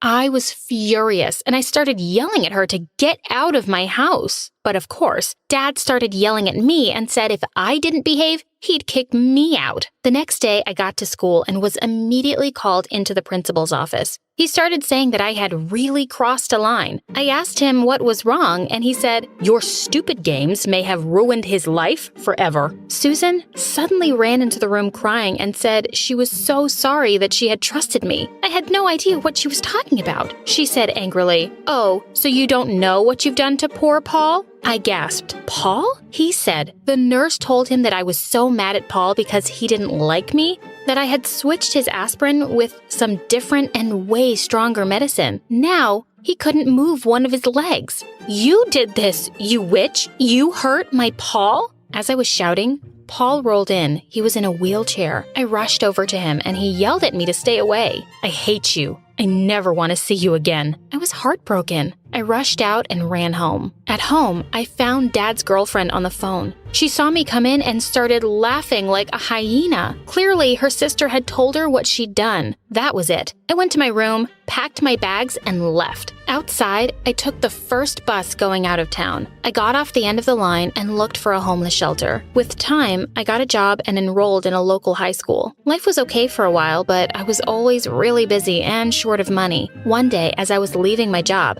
a guy came up to me. He introduced himself as Martin, and he said he wanted to offer me a job. "I'll pay you a lot," he promised. I asked him what he had in mind, and he told me that he had an uncle who had been caught in a gold digger's trap. He said, "She's after his money. She forced him to run away with her, and she won't let him spend a penny on himself or anyone else." I agreed to the job, and he said all I had to do was help him expose her. I asked him to take me to them. He was psyched. He took me to his uncle's place. I had agreed that I would tell his uncle that I was her daughter and that she had abandoned me. As soon as I saw his uncle, though, I almost passed out. It was Mr. Mason. Just then, my mom walked out too. I couldn't believe my eyes. They were fighting. My mom was saying to him, "I would never cheat on you." They stopped in their tracks as soon as they saw me. "You!" he yelled at me. Mom started screaming at me too. She wanted to know why I was stalking her. "His nephew thinks you're a gold digger and wants you two to break up." Mason screamed at her. "So you're a gold digger and a cheater? I can't believe I ever loved you." Within 10 minutes, he had kicked us both out. Martin hugged me. "Thank you so much," he said, handing me an envelope full of money. Mom started yelling at me for trying to ruin her happiness. Martin looked at me in shock. He asked if I really was her daughter. I nodded yes. He snatched back the envelope and said, "Like mother, like daughter. Gold diggers." After that, he walked away. Mom was still angry and she wouldn't listen to me, so I decided to leave. But she said, "Since you're the reason I'm homeless, I'm coming with you." She followed me to my shelter and was a real pain the whole time. As soon as we got there, she dumped her bags onto a girl standing near the door. "Take these to my room," she said. The girl threw Mom's stuff on the ground and walked away. Then, my mom saw Mr. Dawson, the kind manager, and immediately tried flirting with him. His wife jumped out from behind him and glared at Mom. Mom took one look at her and stepped away. But the next day, she put on a red dress, went over to him and asked, "Do you need any help? I'm a qualified nurse." "Yes, your daughter was a very good nurse too." Mom laughed and said, "Her? She doesn't know anything." Everyone around us looked angry. They all liked me here and thought Mom was annoying. I dragged Mom away and told her, "They'll kick you out if you don't behave." But Mom wasn't willing to back off. She decided to follow me to work and told my manager that she was a much better server than I could ever be. I'd had enough. I yelled at her in the middle of the crowded restaurant and told her to get out. I had to ask security to take her outside. I went back to the shelter hoping she'd gone away, but I was in for a shock. At the shelter, there was someone else waiting for me with Mom. Dad. This was the last thing I needed. I started yelling at him and demanded to know why he was there. More importantly, why are you holding Mom's hand? Mom just sat there blushing like a teen. "Anna ran off with my money. He wanted us to come back and live with him." I burst out laughing and told him he deserved it, but Mom was suddenly ready to forgive him. I told them to do whatever they wanted, but that I was done. The two left the shelter and moved back home. At first, they would call me every day to ask for money, and when I refused, they sent me a gift. One day, I returned to find my room completely trashed. My roommate was inside crying. I was horrified and asked her what had happened. She angrily looked at me and said, "Why do you keep bringing your crazy family here?" The door flew open and my brother barged in. He demanded that I give him money and said, "I've got a kid now. I gotta feed him too. Give me money or else." I was furious. I kicked him out and said if he ever came back, I'd call the cops. Then I decided to move away. I applied to a college far away from my parents' town. I thought the drama was finally over, but I was so wrong. On the very first day of medical school, I saw someone else I'd hoped never to see again. Paul. As soon as he saw me, he jumped up and started waving at me. He came up to me and said, "Amy, I'm so sorry. All these years, I've been looking for you." He explained that a few weeks after I had left, he had found Susan making out with some guy. When he confronted her, She said there was no way she was dating a guy with a bad leg. She also said she'd only pretended to like me because you liked me. I told Paul it was okay, and I was over it, but he held my hand and said, "But I'm not over it. I love you." I couldn't believe Paul wanted to be with me. We started dating, and after a few months, everything was perfect. Until one day, Paul stopped talking to me out of the blue. At first, I couldn't understand why he was acting this way. But then, one evening, I saw him at a college party with another girl. But the real shock was when I saw who it was, the nightmare nurse. I was furious. I rushed up to him, and before he could say anything, Susan cut in. "Get away from him. He's my fiancé." Then she said something even worse. "We have a child." I was shocked. Paul reached for me, but I pushed him away. As I ran away, Susan called after me and said, "We're getting married next week. Come see the wedding." On the day of the wedding, I got a call from my brother. I hung up the first time, but he kept calling and said, "I can't find my son." He said his fiancée had disappeared with their son. I asked him who it was, although I had a pretty good feeling I knew the answer. I had to stop Paul. At the church, the crowd had gathered, and the girl was walking down the aisle. As the ceremony started, my brother burst through the door screaming, "That's my son!" Susan gasped and tried to hurry through the vows, but it was too late. Paul pulled back and, well, long story short, they didn't get married. In fact, my brother grabbed his son and told her never to talk to them again.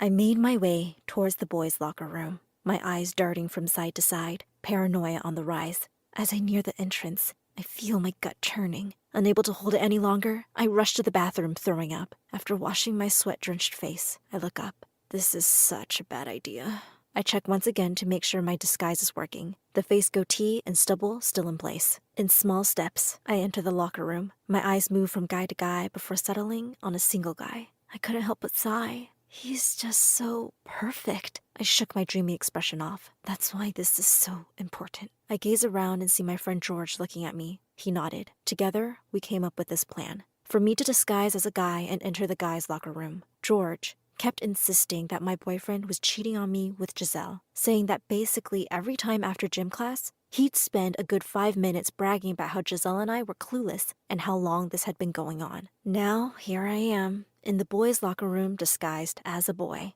Already, I feel like ripping off everything and making a run for it out of here, but I have to know. All the boys are half-dressed with towels wrapped around their lower halves. Seeing me, Charles's best friend Anthony says, "Who the heck are you?" Lowering my voice an octave, I tell him I am a new exchange student from Brazil. My boyfriend Charles seems to brighten at seeing me. Thinking that he recognizes me, I panic and make for the door. But my friend George stops me, and I remember why I am here. I apologize to the others and explain that I thought I had forgotten something. Charles is eyeing me oddly, but I think he's actually buying my disguise. Now we go into the gymnasium with everyone for gym class. I quickly realize another problem. The gym teacher, Miss Luna, doesn't know anything about a new student. George and I go to try and make her believe that I'm an exchange student who hasn't been added to the class list yet. She still seems uncertain, eyeing me suspiciously. She even tries calling the principal to confirm our story, but luckily, he doesn't pick up his phone. I'm beginning to realize how crazy this idea is. Miss Luna finally allows me to play volleyball with everyone else, but warns me that she'll be watching me with a menacing glare. I gulp and go to join the others. Everyone is already in position to play on either side of the net. It's my turn to serve. When I do, the ball goes way off the court. People laugh, and Charles tells me that I serve like an inept girl. I can only gape at him in response. I can't believe what I'm seeing. Charles always seemed like the sweetest man alive, to myself and others. Maybe he just dislikes this new kid? The rest of the game, I try to keep a low profile. I'm actually really good at volleyball, but I'm worried if I show off my skills, my boyfriend will recognize me. He did go to a lot of my volleyball team's games over the past few weeks. I'm determined not to get caught yet. I still have to go into the locker room and find out what Charles has been saying about me to the other guys. Finally, the game is over, and we return to the locker room. Despite my efforts, I wasn't able to fully disguise my volleyball skills. And it's majorly thanks to me that my team won the game. Charles and some of the others are glaring at me with jealousy. Once we are back in the locker room, everyone starts taking off their shirts and changing. I have to keep my eyes to myself to stop myself from admiring all their toned physiques.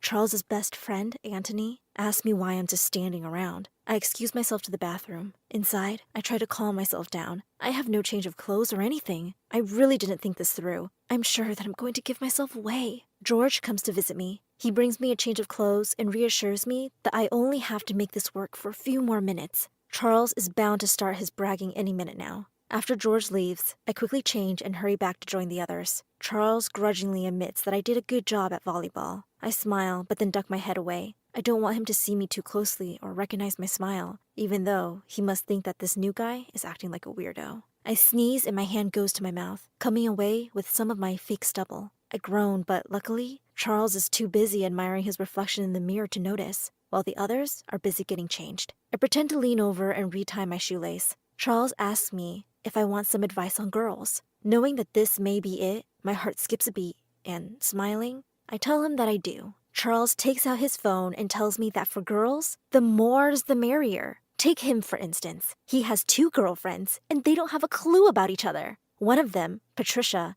is even a little crazy, but he's been getting away with 2-timing her and Giselle for weeks. I laugh in his face. This must be some kind of joke. I'm Patricia, and I'm certainly not at all crazy. No way would Charles cheat on me, especially not with Giselle, the stupidest girl in our school. But Charles gets angry and grabs me, telling me that I have bony girl arms. He shows me 2 pictures on his phone, one of me and him holding each other, and another of him and Giselle kissing. Something in me snaps. I rip myself free and tell him that the first girl looks like a nice girl and that he is scum. He gets mad and lunges for me, the other boys cheering. I punch him in the face. He falls to the ground and starts moaning. Good thing I'm a whiz at Krav Maga. It's dead silent in the room. All the other boys are staring at me. I have to get away. No way do I want to get caught and prove Charles right that I'm a little crazy. I make a run for it, but slip and fall on my butt on the slippery floor. Charles scrambles up and after me, and the other boys move to block my way. This is my worst nightmare. If I get found out, I will never live this down. I try to back away, but there is nowhere to go. Suddenly, George says, "What's that in the shower?" With the boys wheeling around to look in the shower and distracted,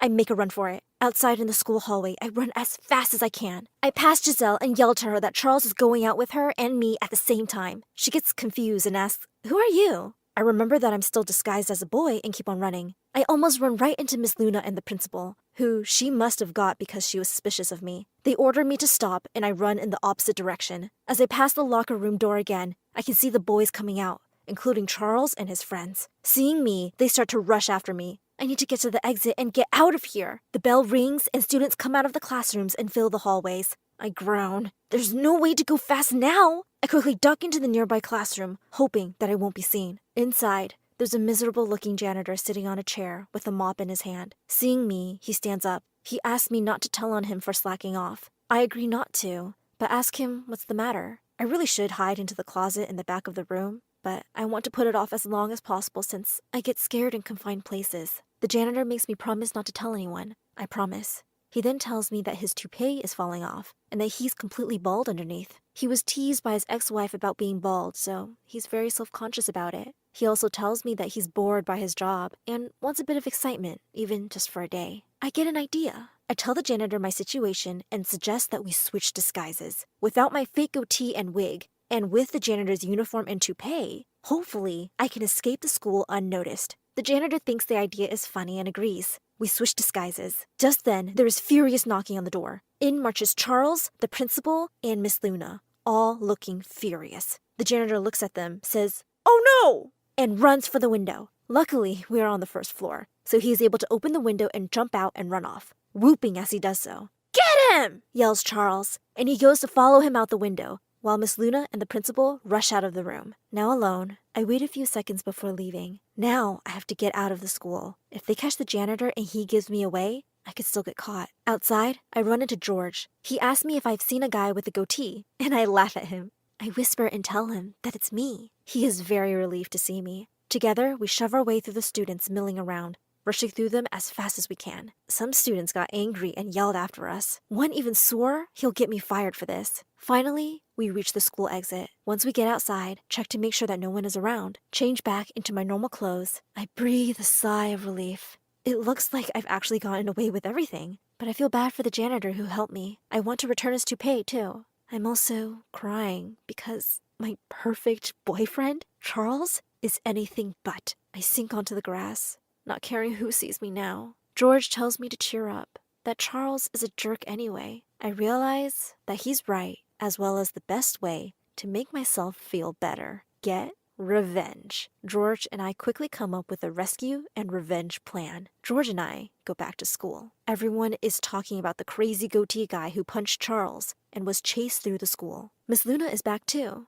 and seeing us, starts hurrying towards us, glaring at us ominously. We head straight for the principal's office. Inside is Charles's rich father, who is threatening to sue the school if they don't find the goatee man and expel me. Charles has clearly told him some kind of lie and won't even look at me. I get out my phone and show it to the principal. He is shocked and left speechless. When Charles's father demands to know what is going on, I show it to him too. He can't believe what he sees. Evidence that his son is a criminal. Charles goes white in the face and demands to know what's going on. I show him it too. A screenshot of the test answers he has been selling to other students. Charles gasps and asks me when and why. I tell him that I took the screenshot last week after trying to convince him to stop doing it, even though he cited the reason as wanting to take me on a luxury vacation. Charles grabs my phone and makes a run for it. Everyone just watches him go. Even the principal secretly wants him to escape since his father donates so much money to the school. George and I rush after Charles, but we don't have to run far. Charles runs straight into the janitor, who came back too. The adults rush after us.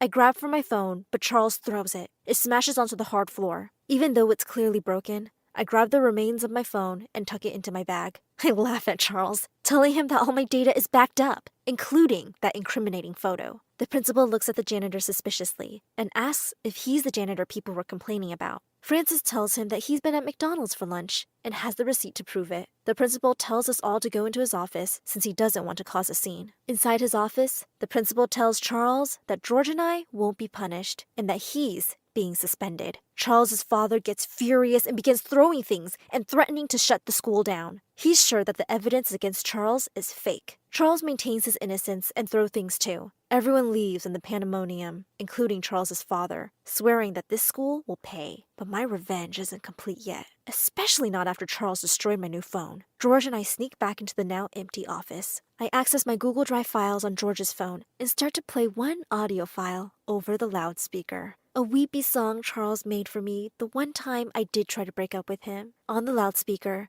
Charles's teary voice declares his undying love for me, how he'd do anything for me, absolutely anything. He sobs a bit, then tells me he's nothing without me, life is nothing for him without me, that he hates everyone in the school and feels like a slug, a horrid little slug, without me. After George and I sneak out, the hallways are dead silent. Seconds later, the school erupts in laughter. A few paces away, Charles's father leaves with disgust, while Charles has sunk to his knees. Giselle stalks by and screeches at him that it's over. Seeing me, Charles hisses that this is all my fault. I tell him that it's his own fault for cheating on me and bragging about it, then stealing test answers at school too. Students walk by and laugh at Charles, who insults them. Charles's old friends pretend not to see him. As I walk away, Charles snivels after me, asking if this is it. I tell him, sorry, my horrid little slug, but it is. As we walk away, George and I chuckle. To think this was the guy I disguised myself as a boy to get into the boys' locker room for.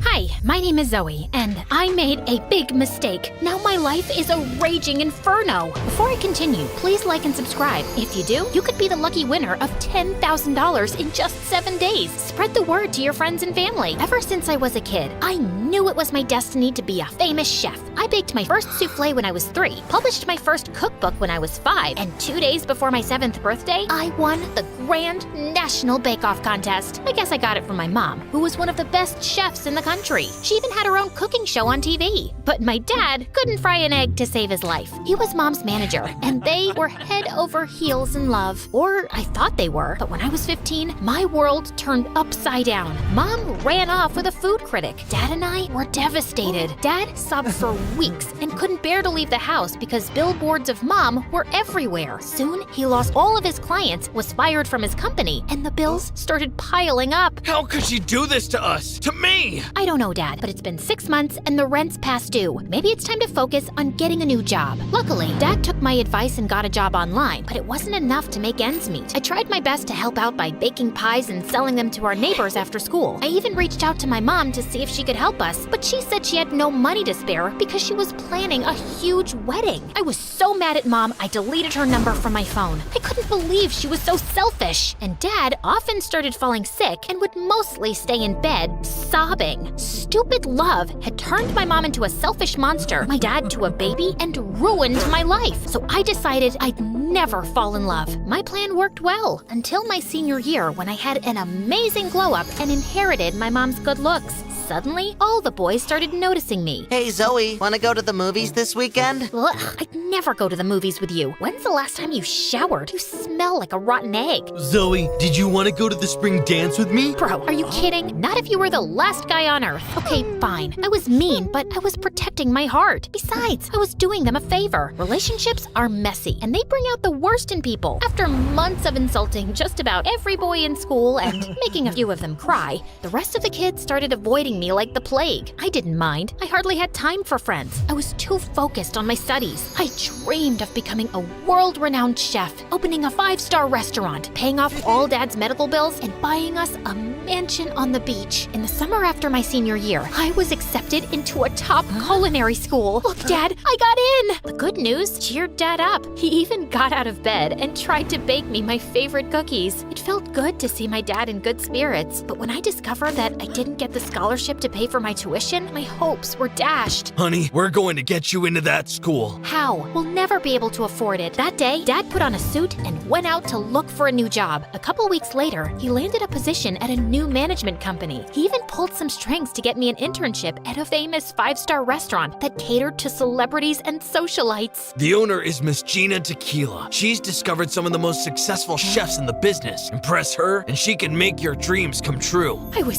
so excited to start on my new adventure, but I was in for a rude awakening. On my first day, the moment I stepped in the door, this boy my age named Hunter shoved a bucket of silverware and a broom in my face. You're late. The dinner rush will be here in 10 minutes. Polish these, then mop the floors. I thought I was supposed to assist in the kitchen. I'm an award-winning chef. I have my own cookbook. I showed Hunter some of my old newspaper clippings and my resume. Stop wasting my time with this foolishness. Only the best chefs in the world have the honor to cook in our kitchen, and I've never heard of you. Maybe I should talk to Miss Gina. I'm the manager. Miss Gina's eyes and ears, and what I say goes. You're not touching that stove. After you've done scrubbing the floors, you can start washing dishes. Hunter was a total jerk, and he got even worse once the guests arrived. Zoe, we need those dishes clean. Bro, I'm moving as fast as I can. That's not fast enough. He buzzed around me, yelling like a maniac. I got so nervous I dropped a handful of plates on the floor, and they smashed to pieces. Then the chef walked by and slipped and sprained his ankle. Oh my God, what's wrong with you? A second later, the whole kitchen went into a panic. The servers came in demanding their orders, but the chef was in no condition to stand, let alone cook.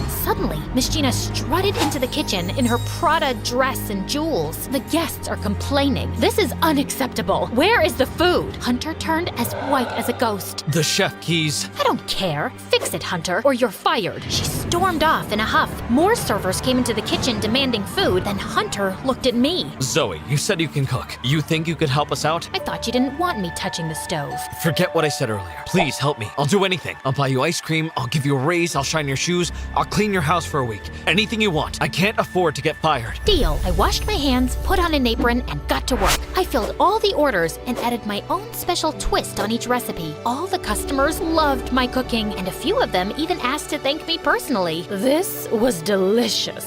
I've never tasted anything so amazing. Miss Gina was so impressed. At the end of the night, she gave me a $500 tip. Just as I was leaving, Hunter ran up to me. Thanks for having my back in there. Sorry if I came off as a jerk. You were worse than a jerk. More like a monster. No, an ogre. An irritating mosquito. You're right. It's just that this job can be a little stressful. Miss Gina wants things to be perfect, and I need this job to take care of my mom. I get it. My dad was sick for a while. I had to take care of him too. How about we go out for the that ice cream I promised. I agreed, and Hunter took me to my favorite ice cream shop. We hung out for a couple of hours, and to my surprise, he was a really nice guy. We had a ton of things in common. We liked the same music, movies, and MSA videos. Did you see this on TikTok? No way. I watch MSA on YouTube. TikTok turns your brain into mush. I know, right? We both loved food. Though Hunter wasn't a chef, he dreamed of opening his own restaurant one day. And Hunter's parents had gotten divorced, just like mine. After that, Hunter and I started hanging out, and we were totally just friends. Neither of us had time for a relationship, not to mention love. We both knew how that ended. But the more we hung out with each other, the more I started to think that maybe liking a boy wasn't all that bad. One time, Hunter was walking me home. It was really cold, so he took off his jacket and draped it over my shoulders. I looked up at him, and just as I was about to thank him for being so sweet, something inside me started to tingle. Why are you looking at me like that? Like what? All googly-eyed. Oh wow, you're blushing. Do you have a crush on me? No way!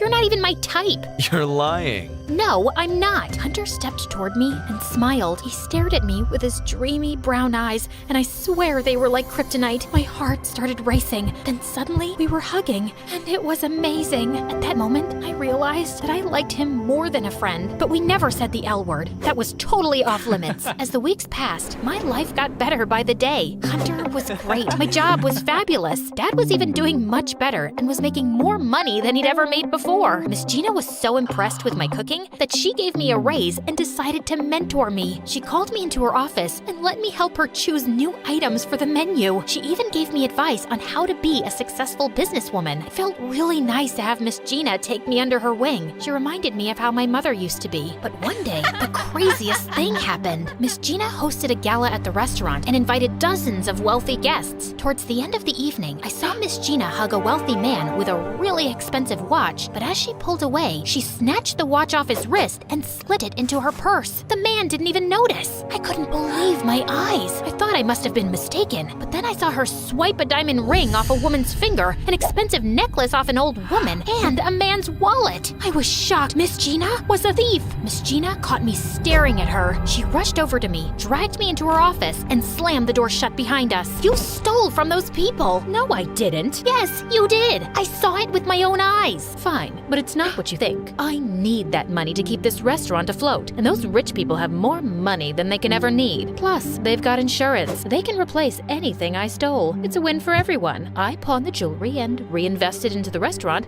so I can pay all of my employees. If I didn't do this, I wouldn't be able to afford to stay in business. But stealing is wrong. Losing this restaurant is worse. Think about Hunter, the busboy, the servers. They wouldn't be able to pay their bills or take care of their families if this restaurant shuts down. Life's not fair, Zoe. I'm just trying to even the odds. But if you want to report me, then go ahead. I didn't know what to do. I wanted to report Miss Gina, but I couldn't be responsible for Hunter and all the others losing their jobs. I'm glad I can trust you to keep this between the two of us, but can you do me a teeny favor? Don't tell Hunter about our little chat. I doubt he'd understand. After that, things went downhill. I hated keeping Miss Gina's secret, and worst of all, I hated lying to Hunter. It got so unbearable that I started avoiding him. Are you okay? You seem stressed out. It's nothing. Oh, I think I hear a dirty dish calling.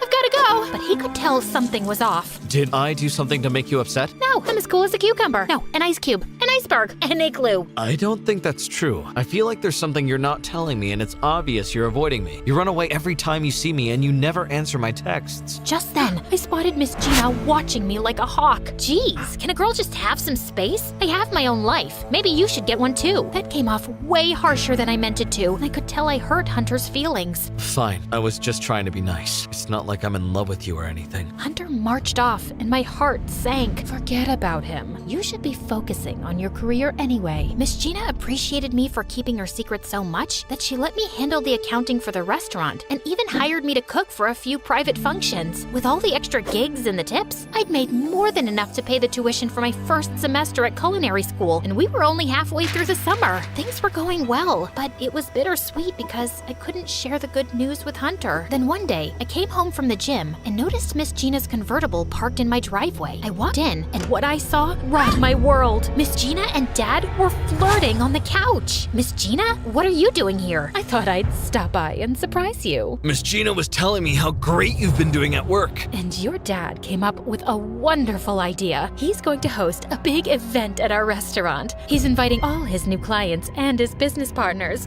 It's going to be fabulous. Why didn't you tell me your dad was so smart and attractive? My blood ran cold. All I could think about was Miss Gina stealing from Dad's rich clients. What if she got caught? What if she started stealing from my dad? What if she stole his heart? Maybe that's not such a good idea. Don't be silly. Oh my, I'm so thirsty. Could you be a dear and get me something to drink? As soon as Dad left the room, Miss G whispered, "Don't you ruin this for me. We've hit the jackpot. I won't help you cheat my dad's clients." Oh, it's too late for that. If I go down, you go down too. Your name's on the accounting statements. And if the police get their hands on those records, you'll be in far more trouble than me. I had a really bad feeling, so I rushed out of there and headed straight to the restaurant. As far as I knew, I did nothing wrong. All I did was keep track of the receipts. But as I looked at the numbers, things weren't adding up. I noticed that Miss Gina had been stealing our clients' credit card information, charging them for bogus items, and depositing the extra money into a secret account. And she'd been doing it under my name. I think once she had me sign some lengthy documents, which I now realize were bank papers. I was so busy and distracted at the time. She was right. If I said anything, I was toast. The night of Dad's event, I was on edge. I didn't know what to do. Dad, his clients, and all his business associates had all showed up, and Miss Gina was grinning from ear to ear. I felt sick to my stomach. I couldn't keep lying for Miss Gina, but if I said anything, my whole world could shatter to pieces. As I was cooking, I must not have been paying attention, because out of nowhere, flames lit up from the stove, and I saw my life flash before my eyes. Hunter darted toward me and pulled me away from the stove. Suddenly, the kitchen erupted into flames. The fire alarm blared, and everyone ran outside. Miss Gina marched up to me screaming like a banshee. "You did this on purpose. You're trying to ruin me." "No, it was an accident. I swear." "Liar." Then something inside me broke. I couldn't let Miss Gina control me anymore. So I told the truth. "You're right. I am a liar, but not anymore." I told the police all about Miss Gina's stealing and how she tried to blame it all on me. The police conducted an extensive investigation and learned that Miss Gina had done this before. She was wanted in 5 states for running the same scheme but under different names. My record was cleared of any wrongdoing, and Miss Gina was sent to jail. Why didn't you tell me what was going on? You didn't have to go through this alone. I didn't want you to get hurt. So you broke my heart instead? Yeah, that wasn't the smartest thing to do. Maybe we can start over, but this time, no more lies. Nothing but the truth. I think we can give that a try.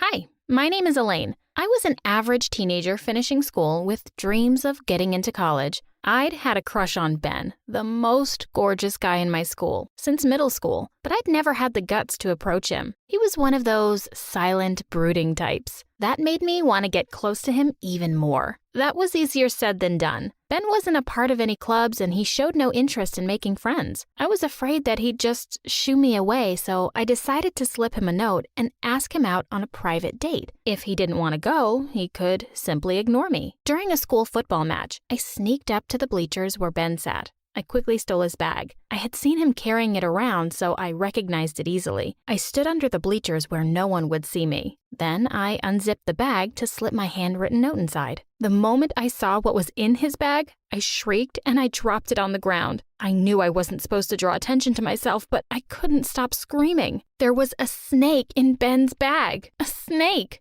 I turned to run away and slammed into someone who was standing behind me. "What are you doing?" he demanded angrily. "Is that my bag?" I couldn't breathe.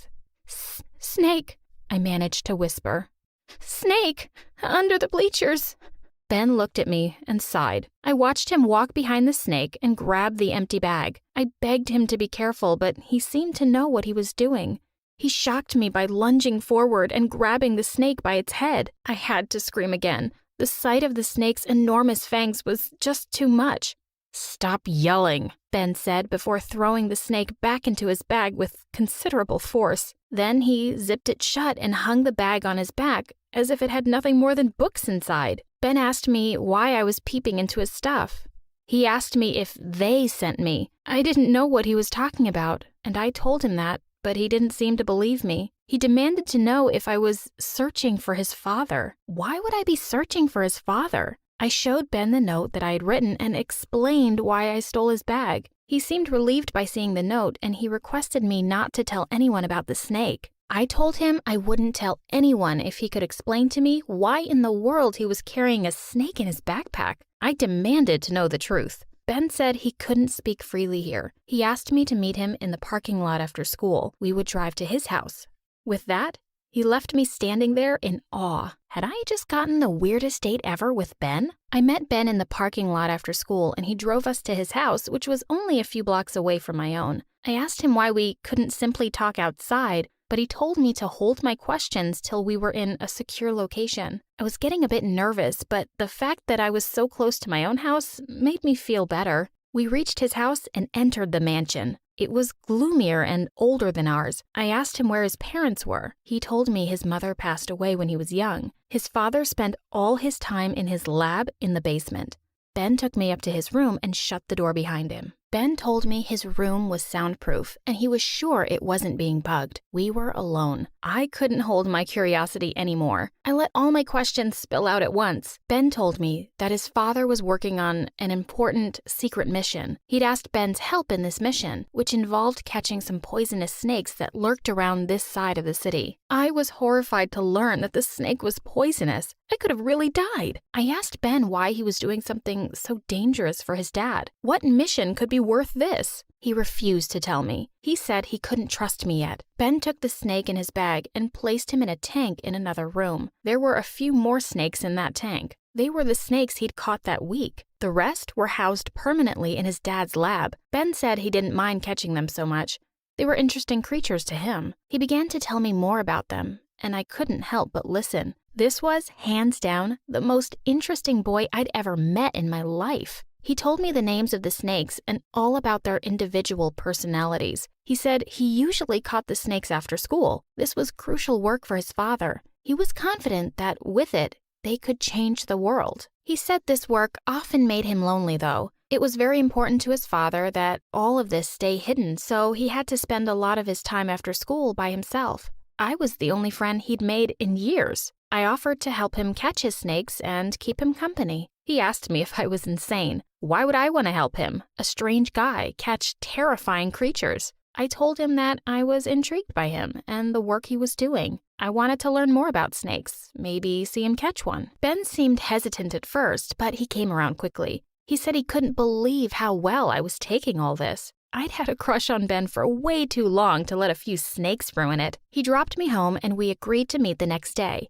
Our connection grew stronger quickly. I would meet him after school every day and we would go hunt for snakes. We would go to the forest, abandoned construction sites, and riversides, anywhere these pesky creatures could make home. With my company, Ben overcame his loneliness. He was grateful to me for not judging him for this work and enjoyed my company thoroughly. He could be his true, goofy self around me, and he loved that. Ben was funny, intelligent, and sensitive in an honest, unique way. I was simply crazy about him. He loved animals and taught me so much about the world that we shared with him. I wanted nothing more than to be with him. I no longer cared what his father's great secret was, but Ben did. One day, he sat me down in his room, looking incredibly serious. He said that over our time together, he had begun to have feelings for me. He said he'd never met anyone that he could be his true self with until now. I nearly swooned with joy. I told him that I too had feelings for him. Ben didn't look as excited as me, though. He said that being involved with him was dangerous,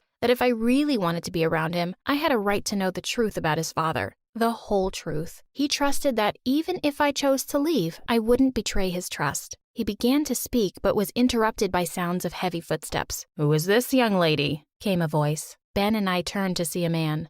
Dad, she's a friend," Ben said. His outlook changed from relaxed to alert, while I made sure I was presentable, meeting his father for the first time. "A friend? I'm sorry to disturb you, but can you do what I asked you to do earlier? I'll keep her company." Ben nodded and went inside while his father sat beside me.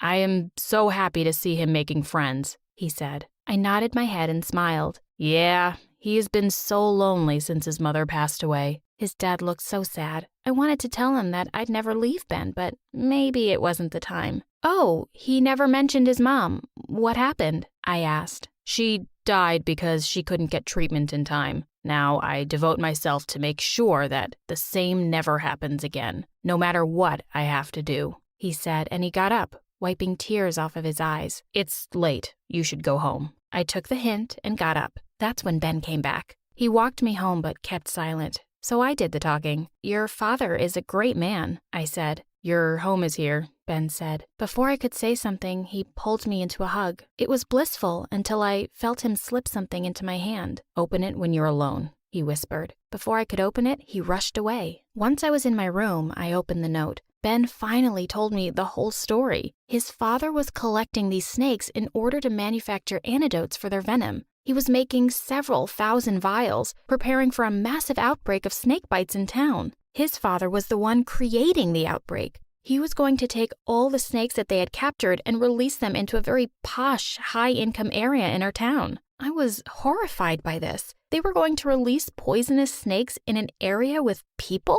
That was terrible. Ben explained that these snakes already existed throughout the town. The rich people here had cleared their own area of them and left the snakes to bite the poor people. One of these venomous snakes had been the cause of his mother's death all those years ago. The hospitals owned by the rich refused to manufacture antidotes because they were cheap compared to the extensive treatment they provided for snake bites. The same treatment had failed on Ben's mother and she died, leaving his family broken forever. Moments after I finished reading the note, I learned that my parents were planning a weekend at a resort in a posh area of the town, a part that could be flooded by poisonous snakes any day now. I tried to convince my parents to change their plan, but they'd already made their reservations. There was no way I was going to put them at risk, so I had to come clean. My parents were furious. Boys, vigilantes, poisonous snakes, these were all the things I was supposed to avoid. They called the cops immediately, in spite of me begging them to wait. They alerted them about the plan Ben's father had made. The cops arrived within minutes and forced me to tell them the whole truth. They immediately took off to Ben's house, but the entire mansion was empty. No snakes were found in the building, nor did they find Ben or his father. I couldn't believe this. Where were they? I found a note on their front porch which said,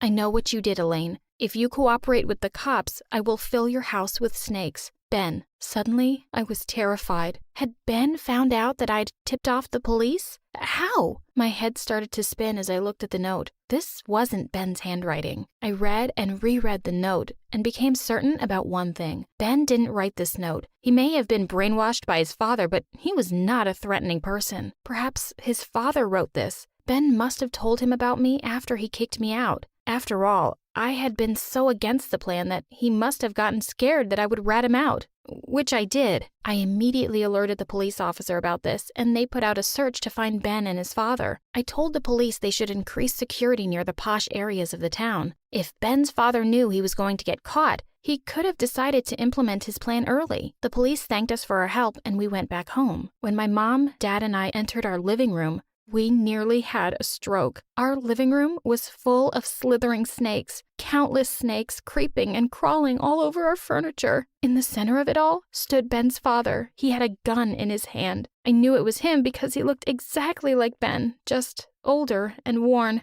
and angry. He accused me of ruining his life and lives of thousands of other people that his antidote would have saved. He said I seduced his son to derail his plan, and he would get back at me for that. I called him sick and twisted for manipulating his son. I demanded to know where Ben was. He laughed at me. He told me Ben would never choose to be with me. He was dedicated to him, his father, and the plan they'd made for this town. Didn't he care that he was ruining Ben's life? He would land up in jail or worse if this thing got out of control. My questions didn't affect him. He said we all had to do bad things for the greater good. We all had to make sacrifices. He was ready to do his duty. Suddenly, the door of our house busted open and police officers filtered into our home like ants. Ben's father tried to run out of the house, but the police had surrounded our house and they restrained him within seconds. We ran out of our snake-ridden house. I yelled at Ben's father to tell me where Ben was, but I didn't need to. Ben was standing right behind me. I turned around when he called my name. My heart was racing in my chest. Ben was here. I raced up to him and hugged him tightly. How did he get here? What was going on? Ben revealed that after my fight with him, he'd gone to meet his father. He was worried that I would reveal their plan, and he felt like he had a right to let his dad know. When his father declared that he would hunt me down and silence me, Ben got frightened. For the first time, he could see the cruel hardness in his father's eyes. This was a man who would do anything to get what he wanted, no matter the price.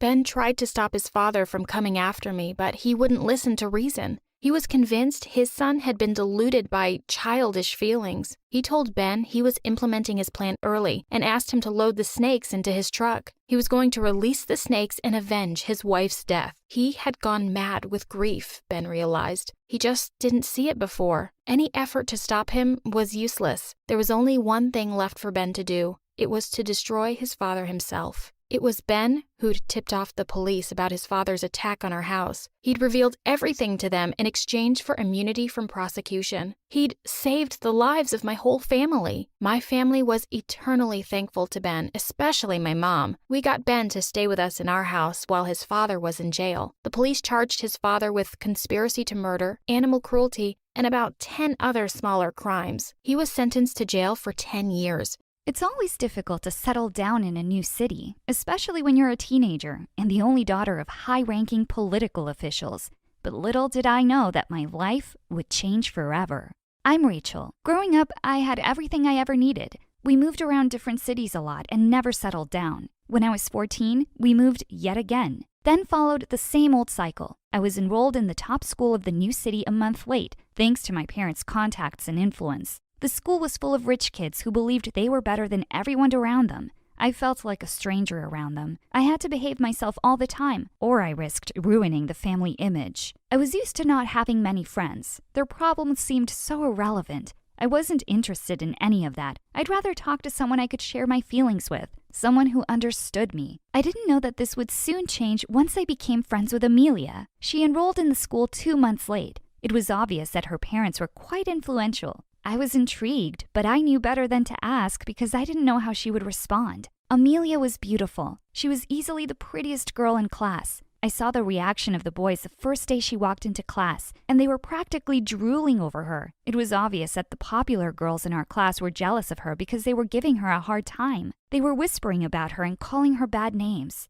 But Amelia was different. In a way, she seemed like she was like me. She kept to herself, never made any friends. I didn't know what her deal was. She didn't seem arrogant, but she wasn't shy either. She spoke confidently and always participated in classroom activities. I liked her. One day I saw Amelia and Jonathan in a hallway talking. Jonathan was cute and very popular. I didn't particularly like him. I could see that Amelia wasn't exactly comfortable with him either. I walked by them and I heard him forcing Amelia to go out with him. I decided to intervene. I said, "Hey, Jonathan, is everything all right here?" He turned around and looked annoyed and said, "Yeah, how about you mind your own business?" "Amelia doesn't seem comfortable. Why don't you leave her alone?" I said. Jonathan looked pissed off, turned around and left. I turned to Amelia and said, "Hey, you all right?" She said, "I don't need you to protect me. I can take care of myself." I thought I was helping her out, but clearly she didn't seem to care much for it. I tried to explain myself. I said, "I know you don't need my help. I was just trying to do the right thing."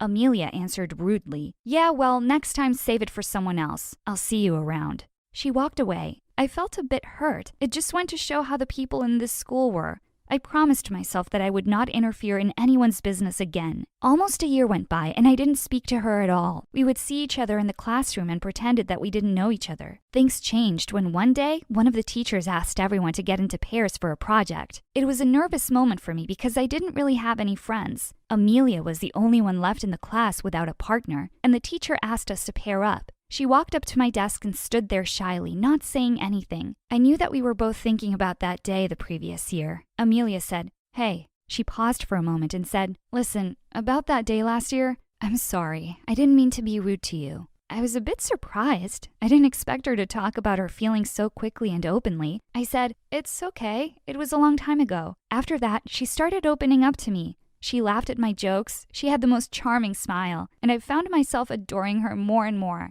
One night as I was trying to sleep, I wondered what it would be like to kiss her, but I immediately stopped myself. This wasn't right. I pushed the thought out of my mind. One day, Amelia and I were discussing a project. Her voice was so sweet. It didn't matter what she was saying. I could listen to her all day long. "So can you do it?" she asked. I came out of my trance and simply nodded, having no idea what she was talking about, but the big smile on her face told me that I'd given her the right answer. She held my hand, and her touch was electrifying.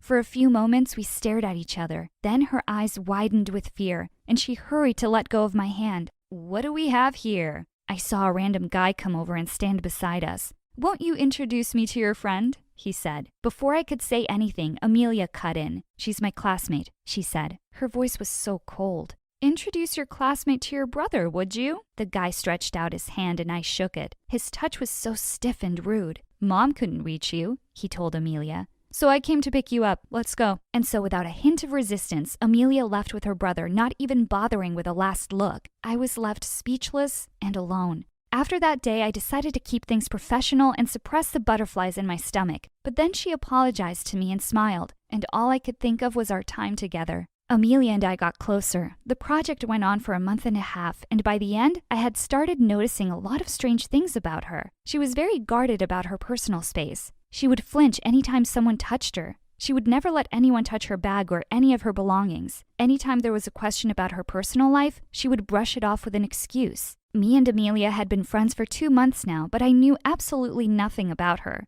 She was nice to be around, and I didn't want to push her by asking her anything she wasn't comfortable with. One day I got to school very early, and I saw a black car drop her off. It stayed there until she was inside the main gates, then left. Now that I thought about it, she was always the first one in class, without fail. Who was this girl? What was she hiding? By this point, I was almost sure that she was hiding a big secret, but I had no idea how to find out what it was. I got really curious about what she had to hide. I walked into the classroom and almost didn't see. She was sitting on a bench and gently shaking. She didn't hear me come in. I took a few steps towards her and realized she was sobbing. She was shaking uncontrollably, and for a second, I froze. I asked, "Amelia, are you okay?"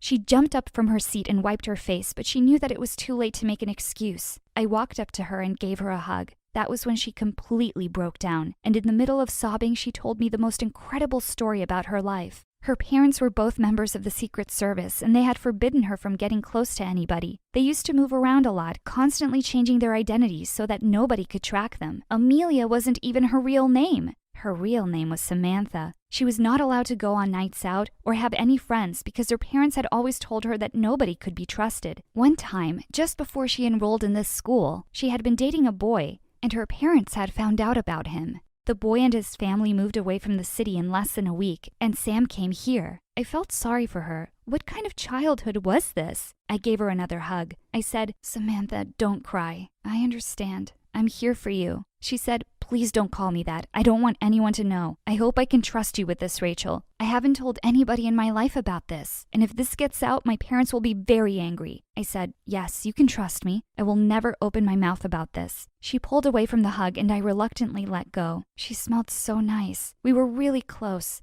She had stopped crying, and she still looked so beautiful. She looked into my eyes, gave me a small smile, and then leaned in and pressed her lips against mine. I didn't even flinch. At that moment, I knew that this was what I wanted. It felt right. I gave in completely to her embrace. After all this time of confusion and nervousness, I finally knew what I wanted. I wanted to be with her. This strange, beautiful girl with her incredible story had brought it out of me, and I promised myself that I would carry her secret to the grave for both our sakes. The next day, Sam didn't show up at school. I knew something was wrong the minute I walked in and didn't find her there. The day after that, still no sign of Sam. I feared the worst, thinking that her parents had found out about us. The day after that, she showed up, but acted cold and distant, like nothing had happened between us. She ignored me when I smiled at her. Something was terribly wrong. I tried to talk to her after class, but she didn't give me a response and walked away. I was devastated. I was in love with this girl who I thought was my best friend, and the memory of that kiss was still on my mind. Was it a lie? Had I imagined it all? This went on for a few days. I couldn't imagine what had gotten into her and why she was acting this way. My questions were answered a few days later as Sam caught up with me in the hallway after gym when nobody was around.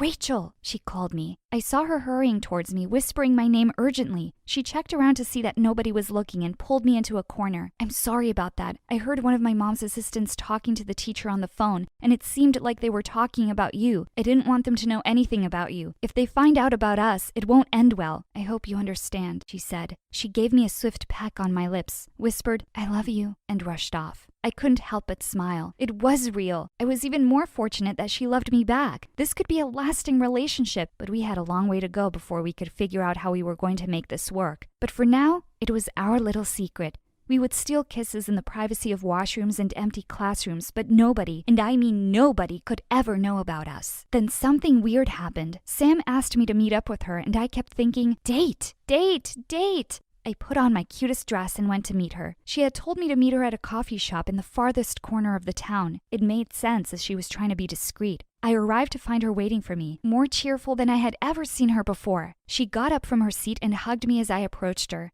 You're glowing, I told her. She blushed. I'm so happy we're finally away from everyone, she said, grabbing my hand tightly. So am I said, squeezing her hand back. I sat down with my back to a big glass window while she sat facing it opposite me. We couldn't stop smiling. She ordered us coffees. I had to search very hard to find this place, she said. It's one of the most out-of-the-way hidden places ever. No one will think of looking for us here. Sam beamed. Someone's looking for us? I gasped. Obviously. Her eyes sparkled. There's no way they won't notice I'm missing, but I know how to protect those I love. After those words, she looked into my eyes ever so shyly. I felt overwhelming love for her. I started, but stopped midway. She was suddenly frowning. Her happy, dreamy look was replaced with anger? What's wrong? I asked. She was staring over my head angrily. I didn't know it would upset you. We've been followed. She was practically growling. All of a sudden, she jumped to her feet. We need to get out. She was bracing herself to run. Who are we running from?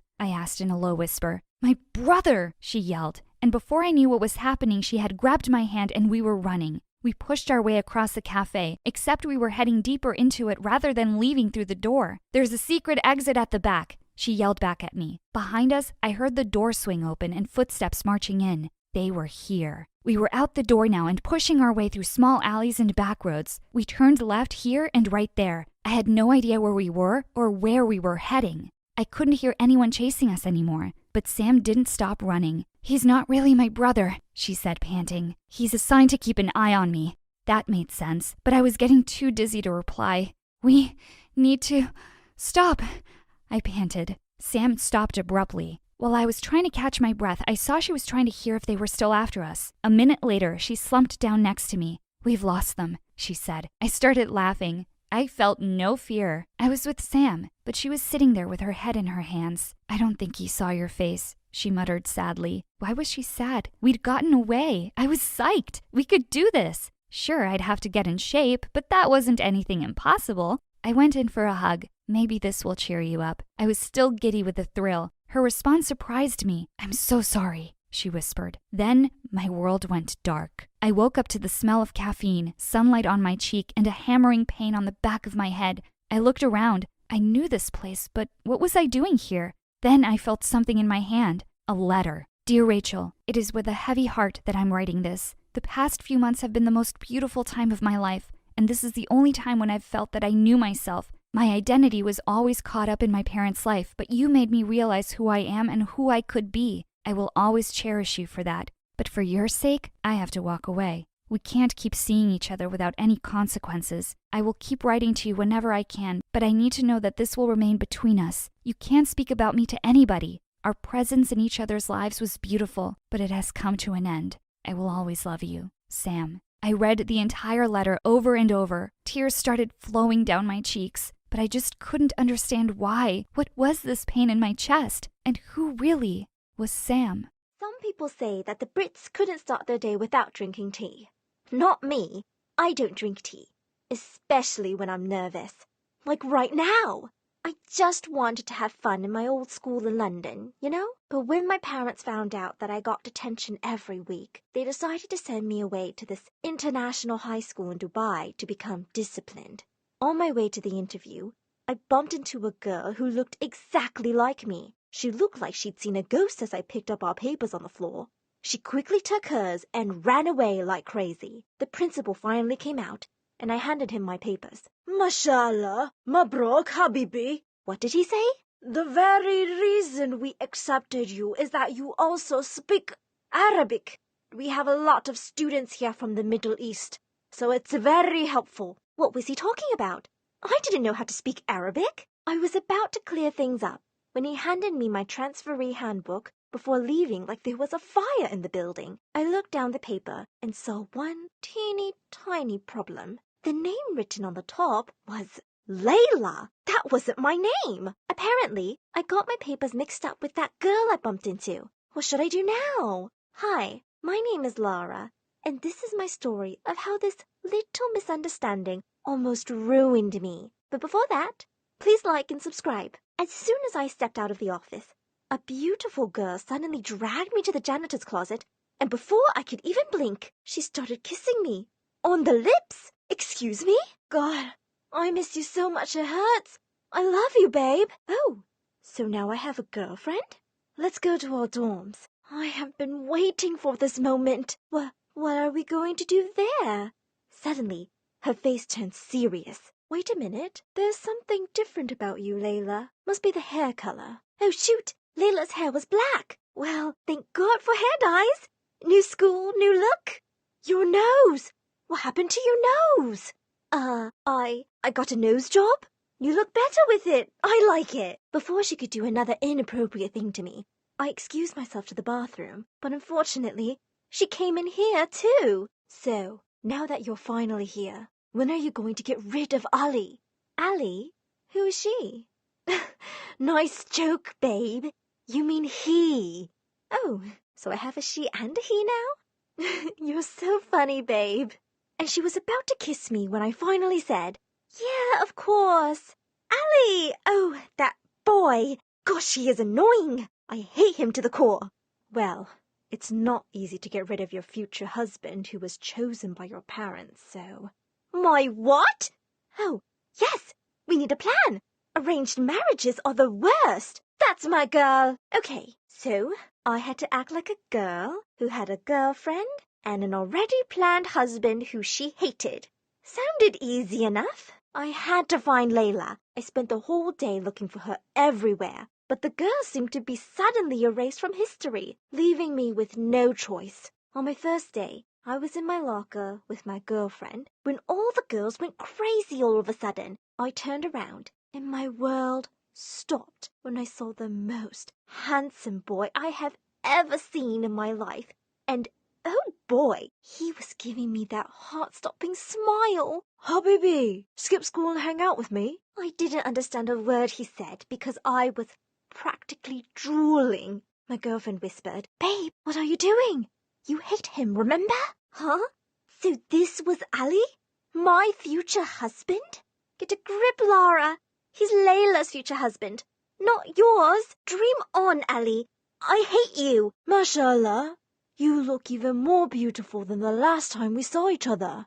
My girlfriend looked like she was about to spit out fire when Ali tried to hold my hand. But in order to avoid chaos, I immediately slapped it away. No touching before marriage. My parents would kill me. Ali just gave me a grin and whispered, But we already did things more than that, remember? We did what? Oh my God.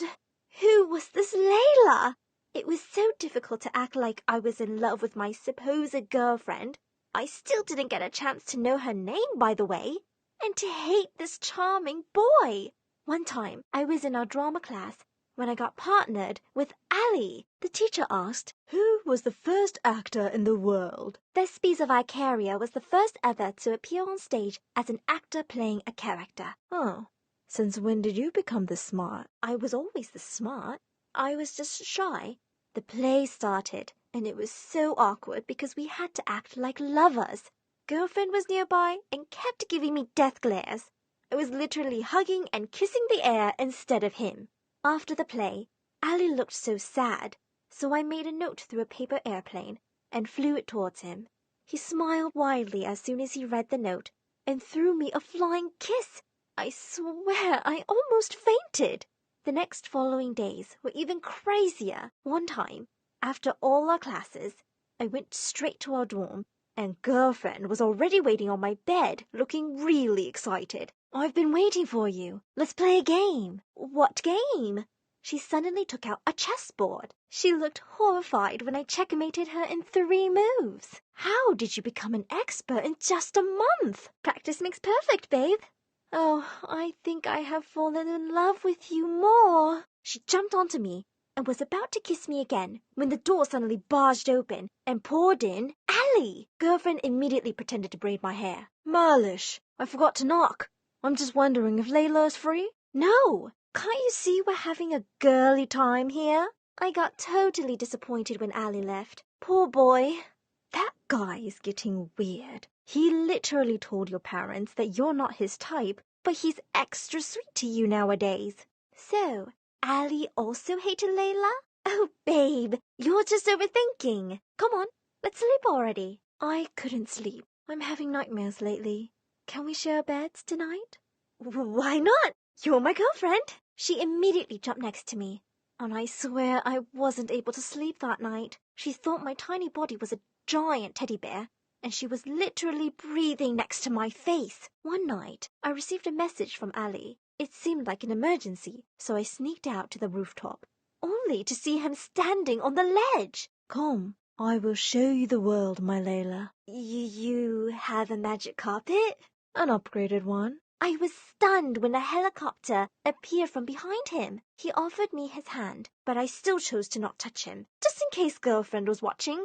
The next thing I knew, Allie was already touring me around the beautiful city, and it was one of the best nights of my life. I got really dizzy when he brought me to his palace-like house and saw his pets. I never thought that I'd actually be in love with you. I felt lost in his eyes when he tried to touch my face, but he changed his mind and withdrew his hand. Poor guy thought I was going to slap him. I was still having a great time with him when I saw 58 missed calls on my phone. I thought they were from girlfriend, but no, they were from Thomas, my ex-boyfriend. That guy was a cheater and a gold digger. But what does he want? Allie walked me back to my dorm building, and I froze upon seeing someone who was waiting for me. Babe, finally, you're home. I panicked when Allie's smile disappeared. Who is he, Layla? No. Think, Lara, think. He's Jazim. He's the cousin of the sister of the wife of my brother, and you met him in a family reunion a year ago. Remember? Hamdullah, I thought he was a suitor or something. I'm relieved. I threw a warning glare at Thomas, and thank God he understood it. Hello, brother. I'm the cousin of the sister of the wife of her. Yeah, I heard it the first time, brother. Ellie seemed to have bought it, and as soon as he left, I immediately confronted Thomas. You came all your way here to get back together with me? Ew, girl. Dream on. I just need some money. I'm dating this awesome chick in this town, you know? Then don't ever call me babe again. I gave him some bills, but the jerk didn't leave yet. I need more. I pretended to be your relative, so there's a talent fee for that. Was he for real? Your new Arab boyfriend looked very rich. Maybe he can give me a gold bar? I took off my shoes and threw it at him, finally sending him away. When I came back to my room, girlfriend was crying, and the sight broke my heart. I felt like I cheated on her. Babe, I just went on a walk with Allie. I swear there was no touching. You promised me that you will never be swayed by Allie's charms and gestures. You can't even tell me you love me anymore. I'm not Layla. Huh? I'm not your girlfriend. I'm a different person. Yes, you're a different person for sure. No, I mean for real. I will show you my ID. It's crazy, but trust me, we are not related. She's like my Arabian version. I told her everything from the start, and her crying intensified. Then where's my Layla? That's what we're going to find out. But first, could you please tell me your name? Girlfriend suddenly burst out laughing. I'm Rosie. And you? Lara. It was nice to finally meet you, Rosie. We went to Layla's favorite places, but she wasn't there. She even called Layla's family and friends, and they all thought Layla was doing fine in school. She also started looking for clues Layla might have left for her, but she found nothing aside from Layla's bra in her bag. Sorry, we used to borrow each other's stuff, you know? Yeah, I know. It's cool, babe.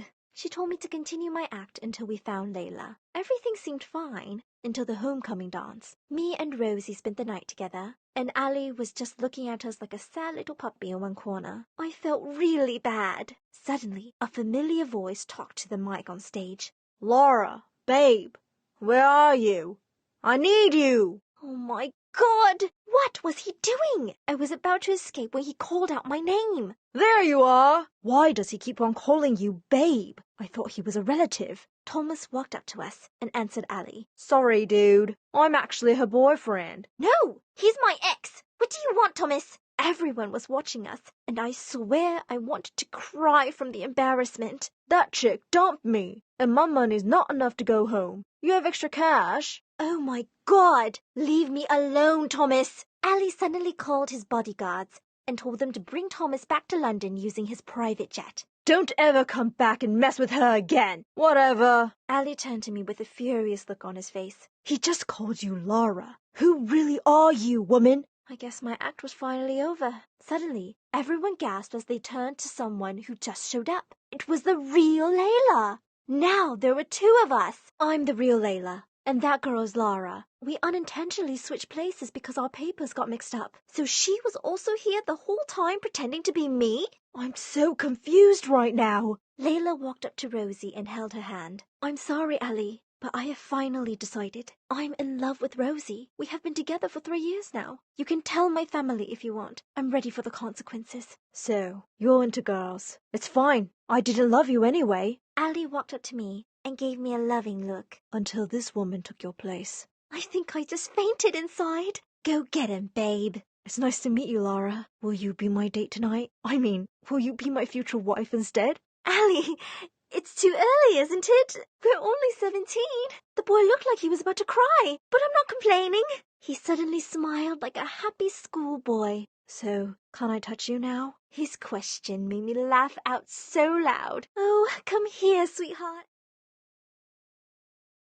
Hello guys, I'm Siobhan, and I'm unlucky. Before I tell you more, please like and subscribe to MSA. I was born to a single mother who worked tirelessly to make ends meet, and believe me, they were rarely met. But even though we were always drowning under a pile of bills, my mom was weirdly positive, and she raised me to be the same. But I was just built differently. But Faye scored less than I did, and her parents got her an iPhone. Why am I getting this rusty old model? Because that's what we can afford. And these phones update with a new model every month. What's the point of wasting money on something that won't even last that long? I tried to understand what Mom was saying, but it didn't make any sense to me. I felt I was prettier and smarter than most girls my age. I got good grades and never got into trouble, so why couldn't I have expensive things? It didn't seem fair. As time went on, I realized that to live comfortably, you needed money, lots of it, and constantly compared my life with kids around me, especially my best friend Faye. What's the big deal? These two look exactly the same. But this fabric is so sticky and weird. This one, however, makes my eyes pop. Just admit it. You can't wear this because it's cheap. Okay, fine. But what's so bad about wanting better things? And it's not like I'm gonna buy this. Not everyone is lucky enough to be born with money. I'll never understand why you're so obsessed with money. You could be the richest person on the planet, but if you're not a good person, no one is gonna stick around. You can say that because you are rich. And when I grow older, I will marry someone rich, and then I'll never have to think about money either. Not funny. Anyway, stop making that sad face. I'm buying this for you, but you have to treat me to some of your mom's fruit custard later, okay? I loved Faye. We'd been together since kindergarten, and even though she was richer than I was, she never treated me any differently. She even had an older brother, Freddie, who I always thought had a little crush on me. Every time I would visit Faye, Freddie would start running around me doing silly things. So, Siobhan, are you into music? A little. Awesome! Freddie ran outside and came back with a small Casio. He started playing, and it was like someone had murdered my eardrums. It was horrible. So, what do you think? It was awfully amazing. This is so good. People don't deserve to hear this.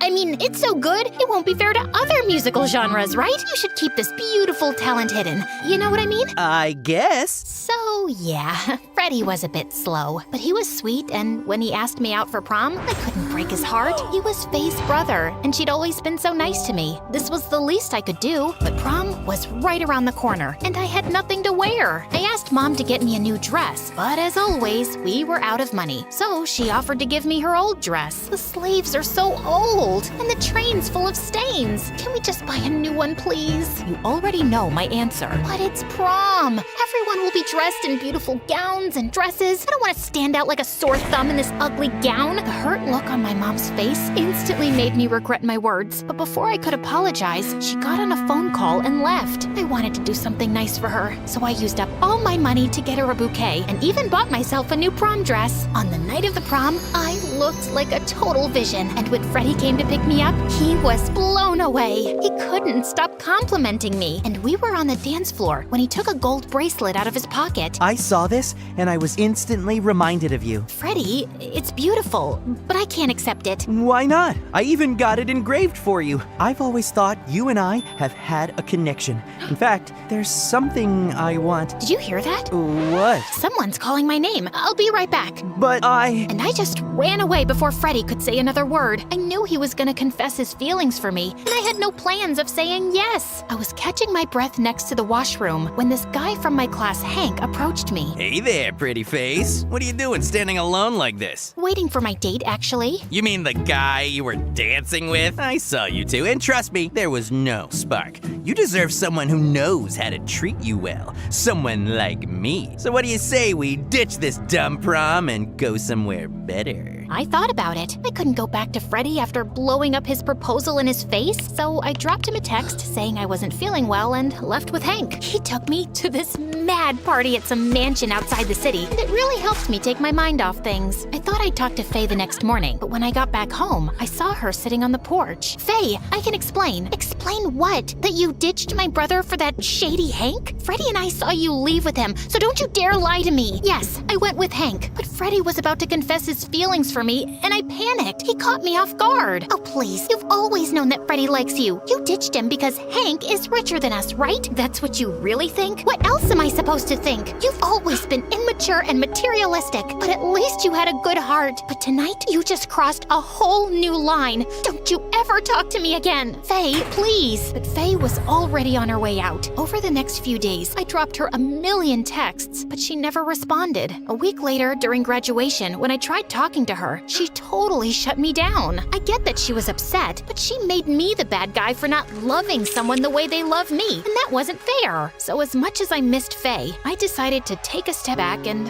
over time, we grew apart. She left for college, and I picked up a job as a concierge at the fanciest hotel in town. Working at the hotel, I met all kinds of rich people, and some of them even became my friends. But my favorite was Jenny. Her dad was a rich industrialist, and she studied at Harvard. And whenever she visited home with friends, she asked me to come along too. You won't believe what Dad did to me. I asked him to take me skiing to the Swiss Alps, and he refused because he wants to take his mistress to Bora Bora. The last time I was there, this bee stung me, and I had to be in the hospital for a whole week. They didn't even have caviar there, and I had to eat hospital food. Can you imagine? At least you're going on vacation. My mom's getting married in Paris next week, so now I have to plan my outfits, makeup, hair, everything, and I have no time. So unfair. Ugh, get a grip, you two. There are more important things in life than vacations and dresses. Easy for you to say. Your life is perfect. You're in the best school in the country, and your dad just acquired his 100th company. Yeah, whatever. Just quit crying. You've bored Siobhan to death. At first, it felt nice to be part of Jenny's circle, but the more I hung out with them, the worse I felt about my situation. Like this one time, someone from the group wanted to try food at this expensive place. I didn't have the money to pitch in, so Jenny chipped in on my behalf. Another time, the girls wanted to go to Korea for shopping. I thought it was a joke, so I agreed. But they were serious. I couldn't even afford to pay for tickets. But Jenny made sure I didn't have to worry about that. I felt like a charity case around them. So one day, when Jenny suggested we go shopping, I decided not to go. But why? Is it about money? You know I can always cover up for you. I know, and I'm really thankful for that, but I don't want your friends to think I'm taking advantage of you. Okay, firstly, those girls are not my friends. Yeah, we hang out, but they don't know the first thing about being smart. I'd rather be with someone who values hard work, like you. You really mean it? Of course I do. Now can you come, please? I'll get you something nice. Jenny reminded me of Faye a lot, and as time passed, we we only got closer. Then one day, Jenny was working with her dad on some important project. She knew I was good with numbers, so she asked for my help. I was sorting out some paperwork when I saw these documents that didn't make sense mathematically. Who made these papers? My accountant. Why? I think he's trying to scam you. Jenny took the papers from my hand, and when she saw that I was right, she was furious. The accountant was called in, and he confessed to transferring money to Jenny's stepmom's account overseas. He was fired. The stepmom was thrown out of the house. It was a huge mess. I thought Jenny would hold me responsible for breaking up her family, but instead, she offered me a job as her personal manager. I was making triple the amount I was making at the hotel, and I was really happy. But when I told Mom, she didn't look too happy. I think you should go to college, Siobhan. You're a smart girl and you're wasting your life. I'm doing this for us, Mom. I want to make more money so you and I can finally live the life we deserve. But I'm happy with where we are. I don't want anything more. But I do. I don't want to go to college. I don't have 3 years to waste on education, then wait for a job,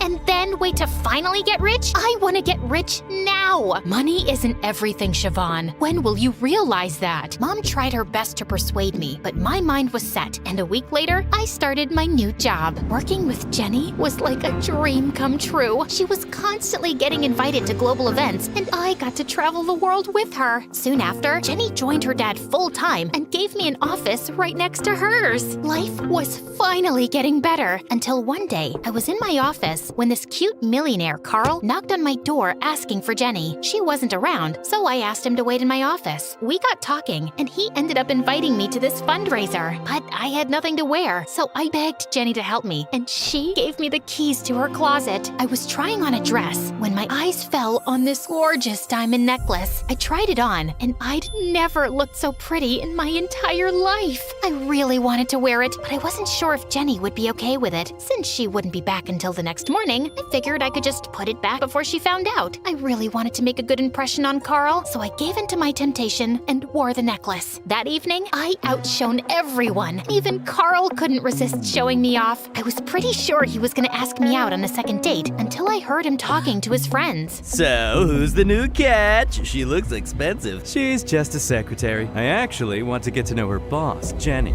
She's the real catch. I figured if I got close enough to the secretary, she would introduce me to Jenny at some point, and then I'll make my move. You're such a brat. Yeah, Carl. What a brat. Carl turned around to look at me in shock. I thought you were a nice guy, Carl, but you're a greedy little pig. Please spare me the dramatics. It's not like you came with me out of the goodness of your heart. You thought I was rich, so you tagged along. Just like I saw an opportunity, so I did what I had to. Oh, sweet. So you won't mind if I do what I have to. And I splashed my drink in his face and walked away. What a moron! I was so angry. I kept walking till I realized I no longer recognized the street. I turned around to leave when suddenly 2 men jumped out of nowhere and blocked my way. I panicked and ran, but they were too fast. One of them pushed me, and the other snatched the necklace from my neck and ran away. I screamed and howled, but no one came to my rescue. I thought of going to the police and complaining, but then Jenny would find out that I'd taken the necklace without her permission, and I couldn't go to her place either. I somehow made my way back home, and when I saw Mom, I immediately broke down and told her everything. I'm so sorry, Mom. You kept showing me the right way, and I kept ignoring you, and now I've landed all of us in this mess. I'm just glad you're okay, Siobhan, and don't worry about that necklace. I'm sure we can work something out. My mom calmed me down, and the next day we went to the bank and took out a huge loan against our house. Luckily, I managed to replace the necklace and dress without Jenny knowing anything, and then I just put my resignation down. Jenny was a bit shocked, but I told her I'd gotten into a good college and wanted to continue my education. And soon after, Mom and I left town. Years passed, and my life went from bad to worse. I did waitressing in the morning, babysitting in the evening, and even taught at a local school. Even Mom picked up 2 shifts at work, but we still couldn't make enough money to repay the loan. Every night, I would sit in my room and think how I'd wasted the best years of my life running after money. Even if I didn't have have much back then. My life was simpler, and I had people who loved me. Then one day, I was working at the cafe when I saw Jenny and all my old friends at one of the tables. Siobhan? Oh my God, is that you? How have you been? I wanted to say something, but all I could do was cry. Jenny sat me down, and I just spat out everything. That's why you quit your job? That necklace was a knockoff, Siobhan. It hardly cost $200. What? Why would you keep a knockoff? You're rich. Aren't rich people supposed to wear only original stuff? Who made that rule? Being rich doesn't mean I'd waste money on flashy things like jewelry. You should have told me the truth. You think I don't know that? God, I feel like such an idiot. I just wanted to look rich for one night, and it cost me my entire life. God, how will I face Mom now? Will it help if I come along? Jenny and I told Mom everything, and while she was angry for a long time, she eventually forgave me. Jenny even gave me back the necklace, and I sold it off to pay the loan. With the rest of the money, Mom and I rented a small apartment in the city, and I started preparing for college again. On my first day, I was running around the place searching for my class when I barged right into this tall boy. He turned around, and I was shocked to see it was Freddie. He smiled at me, and I knew it was time to fix my mistakes.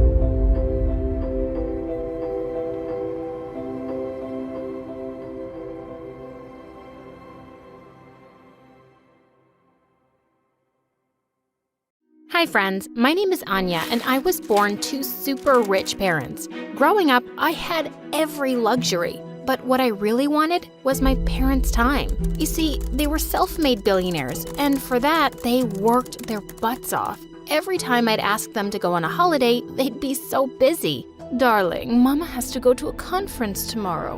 Why not ask Dad? Sweetheart, I have to close a deal in Japan this month, but we'll plan something soon, I promise. I seriously hated their work. One time, it was my 10th birthday, and I waited and waited for Mom and Dad to wish me a happy birthday, but they forgot. I was so angry that I picked up a baseball bat and started to smash everything around, even the TV. Right when it was about to fall on me, someone pulled me away just in time. It was a boy. I'd seen him around the house before. Oh my God, it could have fallen on you. Are you okay? Are you hurt? I'm fine. Thanks. The boy told me his name was Eli. He was our cook's son. When he asked me why I was smashing stuff, I told him how my parents had forgotten my birthday like every year. To cheer me up, he sneaked me out of the mansion on his bike and took me for ice cream. After that day, we became friends. Once when I was in the 10th grade, I had some super hard math homework I needed help with, but my parents were too busy as usual. So I showed it to Eli, and he solved the problem in no time. Mom and Dad were so impressed with Eli that they got him admission in my school. On his first day, I introduced Eli to all my friends, and he blended in super fast. At school, he was like my self-appointed bodyguard. Our annual school play was coming up, and I auditioned for the lead role of Juliet and got it. But this didn't sit well with the school's most popular girl, Emma. Will your boyfriend, Eli, be there too? I'm sure he'll play Romeo, 'cause he is one. Boyfriend? Are you crazy? Eli's just a friend. Oh, come on, Anya. Don't tell me you don't see it. The weirdo is always around you, like a stalker. I didn't want to say it, but all the kids think your rich daddy bought you a boyfriend.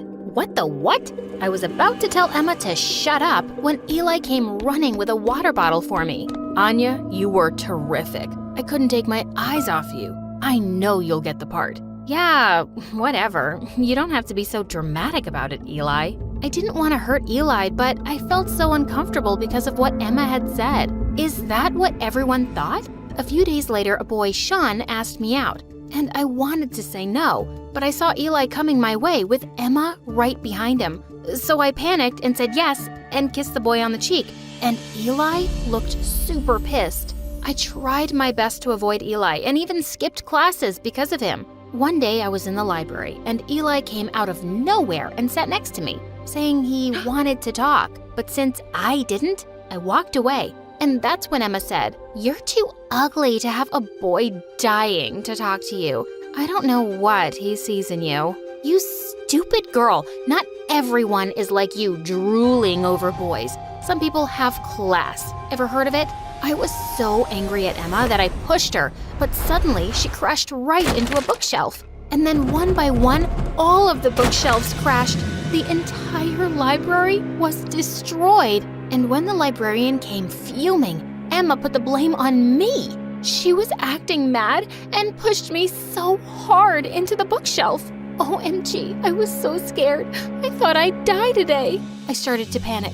No, it wasn't me. Tell her, Eli, it was you. You did it by mistake, didn't you? What? But Anya, I was behind you. Yes, you pushed me from behind and I fell on Emma. That's how it happened. Eli looked totally shocked. My parents were called to the school, and since they got Eli admitted here, they had to bear all the damages. He was given a week's suspension, too. A few days later, when he returned, he completely ignored me and had frickin' Emma on his arm. And he wouldn't even look at me. By lunchtime, I'd had enough. So I caught up to him and grabbed his arm. Why are you ignoring me, Eli? And what's with you and Emma? None of your business, Anya. Back off. OMG? How could he say that to me? I was angry, but I was sad too, for losing my friend. So one day, I skipped school and texted Eli that I was sick. I knew he would come to check on me, and he did. But he instantly caught my lie. Wait, you aren't sick. Jeez, Anya, did you do this just so I'd come to you? Please, just listen to me, Eli. I'm so sorry. Eli looked tense, but he eventually gave in. Oh, come here. Let's forget about it. I was so happy that Eli forgave me, and I got my friend back. A few months later, Mom and Dad were having some people over who would be investing in their new company. When the guests arrived, I was shocked. It was Emma with her parents. So, this is your mansion? A little too small, isn't it? Why? Does it remind you of your small brain? Throughout the evening, Emma kept rubbing in my face how her dad would soon become my dad's boss, and I was hating it. Before dinner, I had an idea, and I ran to the kitchen, where Eli saw me put an entire bottle of laxatives in the gravy. Anya, no. Are you crazy? Trust me, it'll be fun. No way. And just as he was about to throw the gravy, his dad came and shooed us both out of the kitchen. Later, when everyone was having dinner, I made sure Mom and Dad didn't go for the gravy, and thank God they didn't. Then, in just 5 minutes, it was chaos. Emma and her parents kept rushing to the bathroom, and I couldn't stop laughing. Mom and Dad seemed shocked, and I was so happy that I could get back at Emma. But the next day, I woke up to a nightmare when I got a text from Eli. I wish you would understand what the consequences of your actions are. Everyone makes mistakes, but some people make more stupid mistakes than most. Goodbye, Anya. What was going on? I ran downstairs and got to know that later at night, Dad had questioned all the staff and everyone had pointed fingers at Eli. So Dad fired his dad and kicked them out. What had I done? This was bad. I immediately told Mom and Dad everything, but it was too late. Eli was gone. My parents even called his dad and apologized, but they never returned, and I felt terrible. One day, I was sitting alone in the school's playground when Sean, my nice classmate, sat next to me. Why so sad, princess? Just nothing. Just not feeling well today. I know something that'll cheer you up. And then he vanished and got me some ice cream. It was so sweet, but even that ice cream reminded me of Eli.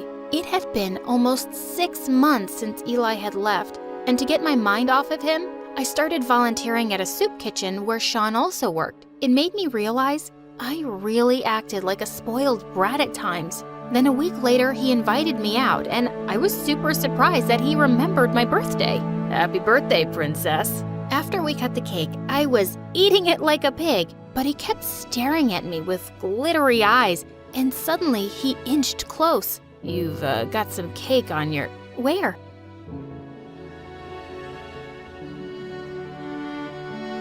Oh God, my heart was about to jump out of my throat. He was so romantic. One day, I was at school, and I bumped into someone and dropped all my books. I looked up to see it was Eli.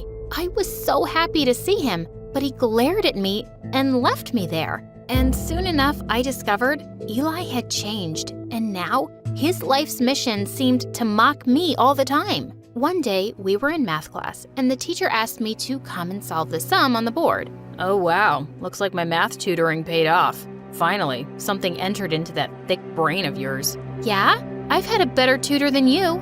Oh, really? Did this tutor teach you something like empathy? Or not being a brat? What's your problem, dude? Leave her alone. Why? Are you her new bodyguard now? Beware, 'cause that one... Eli hadn't even finished his sentence when Sean punched him. I got in between them and they finally stopped. Oh, so the new bodyguard needs saving. What's your problem anyway? I get it. You don't like me. You got that wrong. I really, really, really don't like you. That stung. I just walked away from him, not wanting to make matters worse. A few weeks later, our school took us for a camping trip, and we went on a tour of the forest. Throughout the tour, Emma was just clinging to Eli like a snake. When I saw him alone for a minute, I walked up to him. Why are you with that awful Emma all the freaking time? How is that any of your frickin' business? Are you jealous? Me? Jealous? As if. And just as I said this, I slipped and went tumbling down a slope. Eli came running to me and helped me up. Oh my God, Anya, are you all right? Can you stand? Yeah. Oh, wait. Oh, no. Ow. It hurts so bad. And then all of a sudden, Eli swept me into his arms. I don't think we can climb the slope. We gotta walk around the hill to find a way up. No matter what, I knew he still cared for me. We'd been out for hours when we realized that we were lost. It was already getting dark, and I felt scared. Eli, what are we gonna do? Don't worry, Anya. We'll get out of here. They'll come searching for us. Eli then lit up a fire, and we both sat in front of it. And then I broke the silence. I'm sorry, Eli. I'm sorry for pulling that prank on Emma. I swear I didn't know until the next day that Dad thought it was you. I told him the truth, but you were gone. I won't say it's okay, but since you realized your mistake, I guess we can let that be in the past. Eli came really close to me, and he was definitely leaning in to kiss me. Just then we heard something in the bushes. It was frickin' Emma! Buzzkill! Eli, I've been searching for you for so long. I was so scared, and I'm so cold. Of course it was cold, because that witch was dressed in clothes the size of a bikini. But since it was late, we decided to try going back in the morning. The next day when I woke up, I had Eli's jacket on me. He must have put it on me while I was asleep. Just then, I shot straight up when I heard Emma screaming that Eli was missing. Oh my God, we had to look for him. I kept walking for a while and my ankle was killing me. And I was so worried about Eli. Emma, let's go back and wait at that spot. Maybe Eli will come back there and someone will come to rescue us. Oh yeah, someone will. But I need to get rid of you before that. Saying that, she pushed me, and all of a sudden, I was hurled up in the air. I was in a freaking trap. I saw someone had laid this trap out earlier, and I thought it would come in handy. Emma, why are you doing this? Why? You brat. Because of you, Eli doesn't love me. He says I'm just a friend. That stupid boy can't get over you. So I think I'll just leave you here. Sure, he'll be sad at first, but I'll heal him with my love. I'll take care of Sean, too. You are a crazy psycho, Emma. You sick girl. You were just gonna leave Anya out here? Thank God. Eli and Sean were behind Emma and had heard everything. Eli helped me get down from the trap. Sean had Emma in his grip, who looked like she'd gone mad. Eli led the way out of the jungle, and we were finally reunited with the group. After the school nurse had checked on my ankle, Sean came to me and hugged me. I was so worried. Gotta thank Eli for keeping you safe. Eli, it was at that moment I knew what I wanted. Sean, you're a nice guy, but you love Eli. Jeez, Anya, everyone knows you both are head over heels for each other. Just too stubborn to admit it. What? He knew and still stuck around with me? I kissed Sean on the cheek and just then saw Eli at the door with a disappointed look on his face. I ran after him and stopped him. It's all right, Anya. Sean is a nice guy. I just came here to tell you. I know that you love me. And guess what? I love you too. Now kiss me already. What's up? I'm Wyatt, and my parents adopted me from a poor farm in Sri Lanka. And now, living a millionaire life because of my politician parents. Well, I'm not a fan of rich life, but shh, don't tell my parents I said that. I mean, I'm grateful for what they've given me, but rich people always boss people around for the craziest things. I asked for a gold-plated toilet seat, not this regular one. What? Are you stupid? Mom, who cares? It's just a toilet seat. No one's going to rate our bathroom on the luxury loo leaderboard. So I spent all my free time jamming on a guitar with my best buddy in the whole world, Kevin. Time for the next gig, you in? I met Kevin at a local band tryout, and we've been close ever since. We got in the band and started playing local charities. It felt so awesome to bring so many people joy. One day we were playing at the local soup kitchen, and I heard a commotion. A bully was cornering one of the most beautiful girls I'd ever seen. I found twigs in your soup you made. I want my money back. It's free, and I saw you put those in there. I was about to step in when the girl poured soup all over the bully's head. Security came and threw her out. I ran outside to tell her how cool she was, but it was too late. She was gone. But when I got back to Kevin's, he had the biggest smirk on his face. Do you remember that cute girl who souped that bully? Duh. Well, her name's Gabby, and I asked her out. So she's kind of my girlfriend now. I felt like a giant rock had been stuck in my throat. But you guys, what was I supposed to do? There's a bro code. That's awesome, Kev. But as they started dating, I started to see less and less of Kevin. And whenever we did hang out, all he would ever talk about was Gabby. You know, Gabby supports her entire family. She has like 17 jobs. Wow. And the next day, my parents had a huge surprise waiting for me. There was a pretty girl twirling in my kitchen. She batted her eyelashes in slow motion.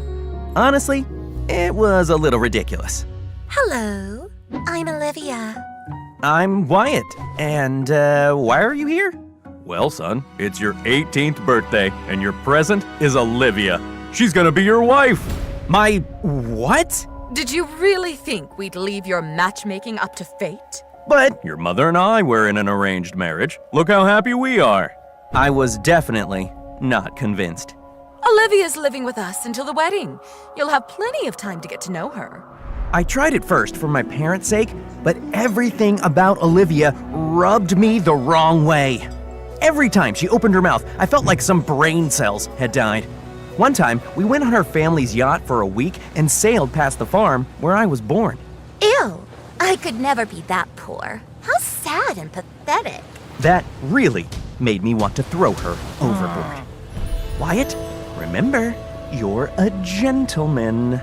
I needed out of this. A life with Olivia would be a life tied to the very type of person I hated most. So, I decided to run away. As I was climbing out of my window, Kevin pulled up to my house. How could I forget? We were supposed to practice together. Bro, what are you doing? My parents want me to marry this total snozberry. I'm running away. What? Wyatt, you can't give your life up. I don't have any other choice. I couldn't bring myself to say no to my parents or break their hearts. So, it's either run away or marry her. Besides, it's not like I have any other romantic leads. But then Kevin looked at me with this sparkle in his eye. What if you hired a fake fiancé and told your parents you're already getting married? I burst out laughing. Yeah, right. Would anyone actually be interested? I mean, it's a little pathetic. Gabby could do it.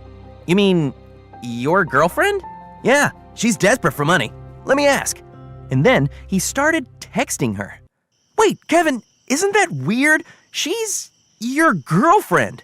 She said she's in. And who cares, dude? It's just pretending. Besides, I trust you more than anyone. I mean, it's not like I really had any other options. Luckily, my parents went on a business trip, so at least that bought me some time. The next day, I met up with Gabby and got up to pull her chair out, but she kicked it back in. One thing straight. This is just a job. Jeez, I was just trying to be polite. I love Kevin. So do I. But don't you feel weird that he's passing you off to me like you're some loaner car? I would advise you to shut your face hole before I shut it for you. Well, you better get an attitude transplant if you're gonna be a convincing fiancé. Otherwise, this won't work. She looked at me with this mischievous smirk. You don't have to question my believability. Trust me. The next day, I invited Gabby to my school's potluck. I went to the bathroom for 2 seconds, and when I came back, I saw Gabby had entered the green chili eating contest.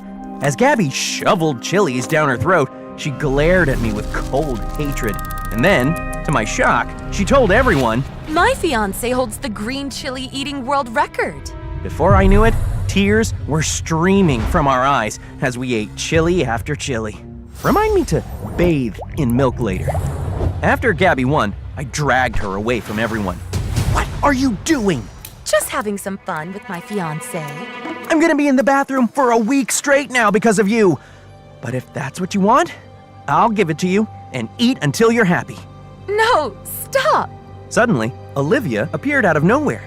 Wow, Wyatt, that is pretty impressive. My parents love spicy food. They're going to be so happy when they find out you can handle it. And then she kissed me on the cheek and ran off. I wanted to flip a table. What was that about? Ugh, you need to start playing by my rules, Gabby, or you can kiss your money goodbye.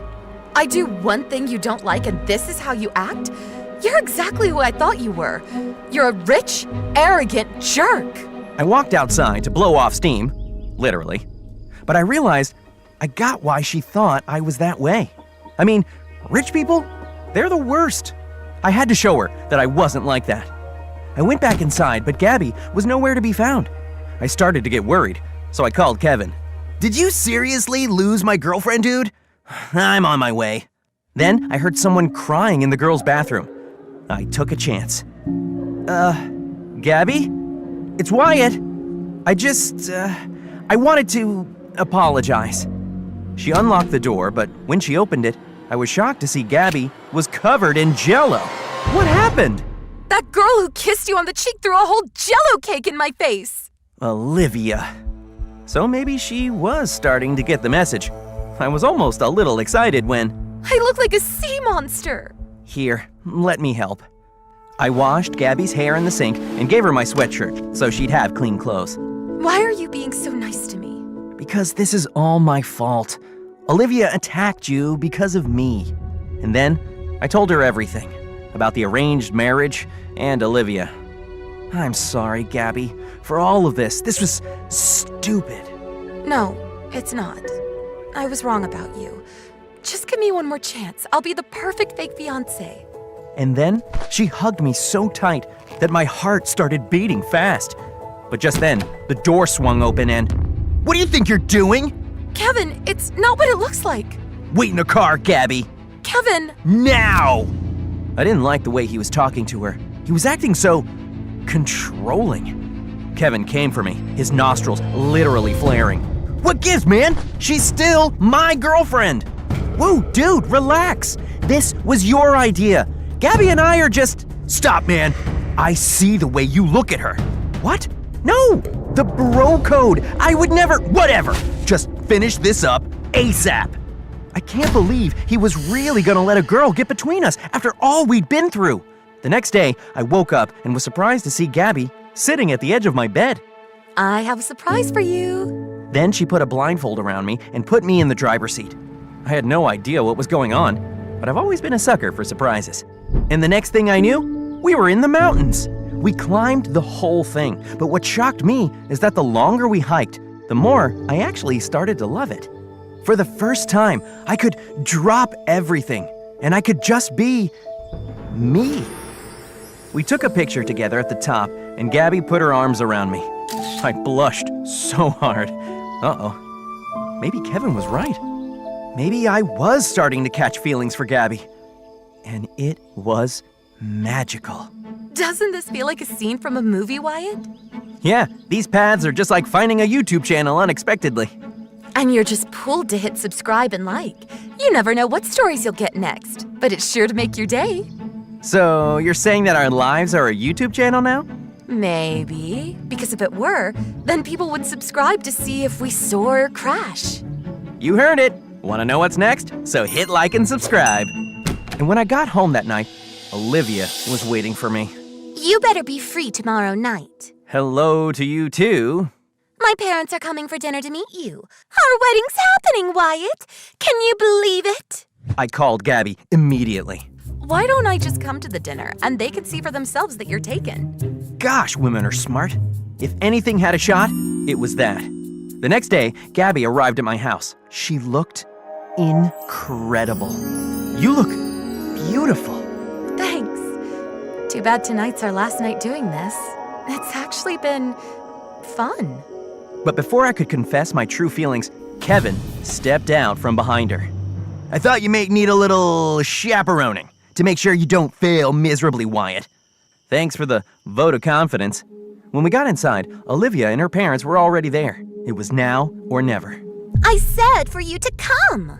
Olivia, this is my best man, Kevin. This is Gabby, my fiancé.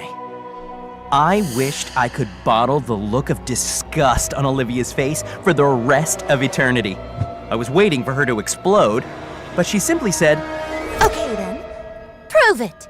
Kiss her. What? If she's really your fiancé, it shouldn't be hard. I looked to Kevin, who was fuming, but I had no other choice. Gabby gave me a nod of approval.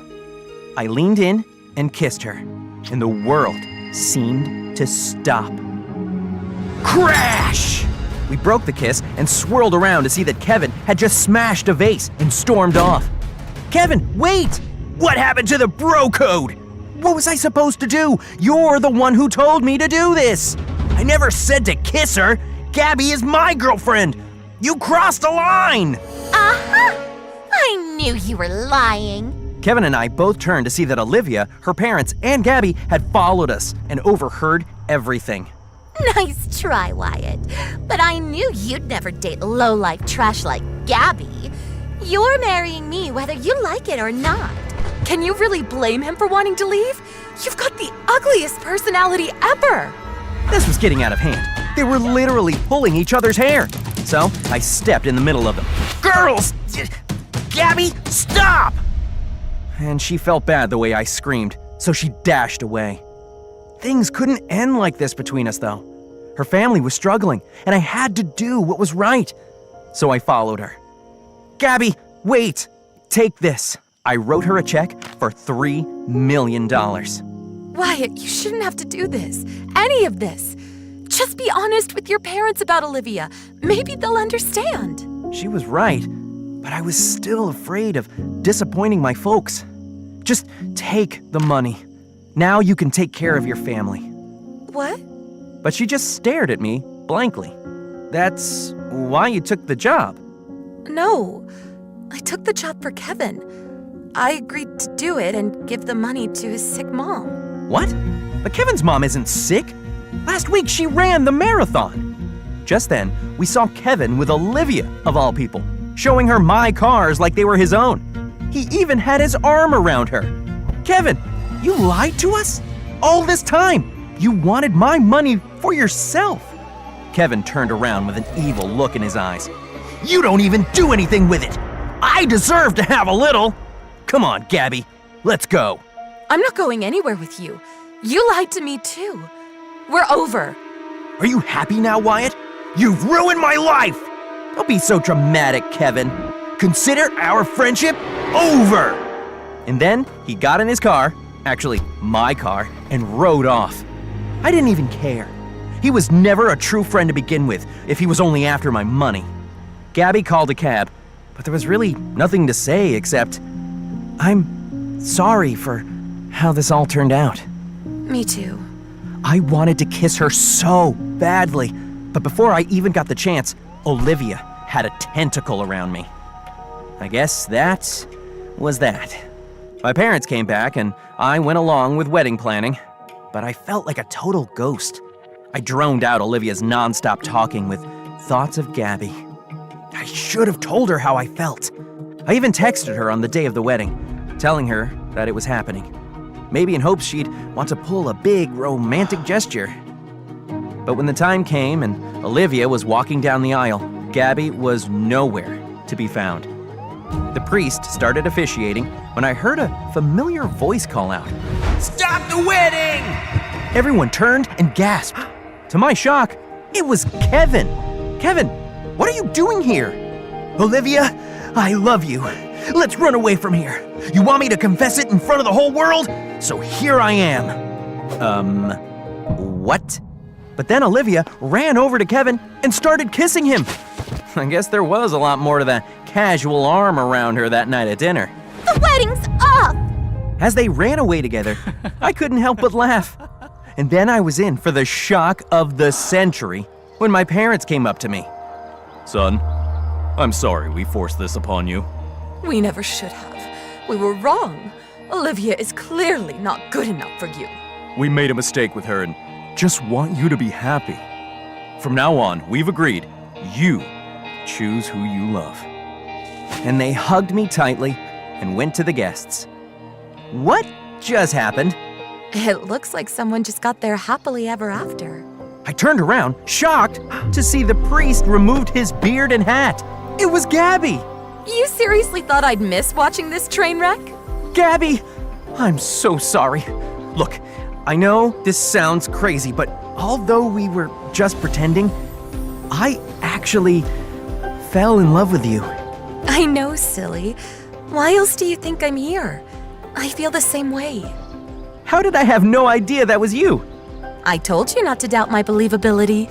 I laughed and grabbed her in my arms. What do you say? Should we make this a happy ending? I thought you'd never ask.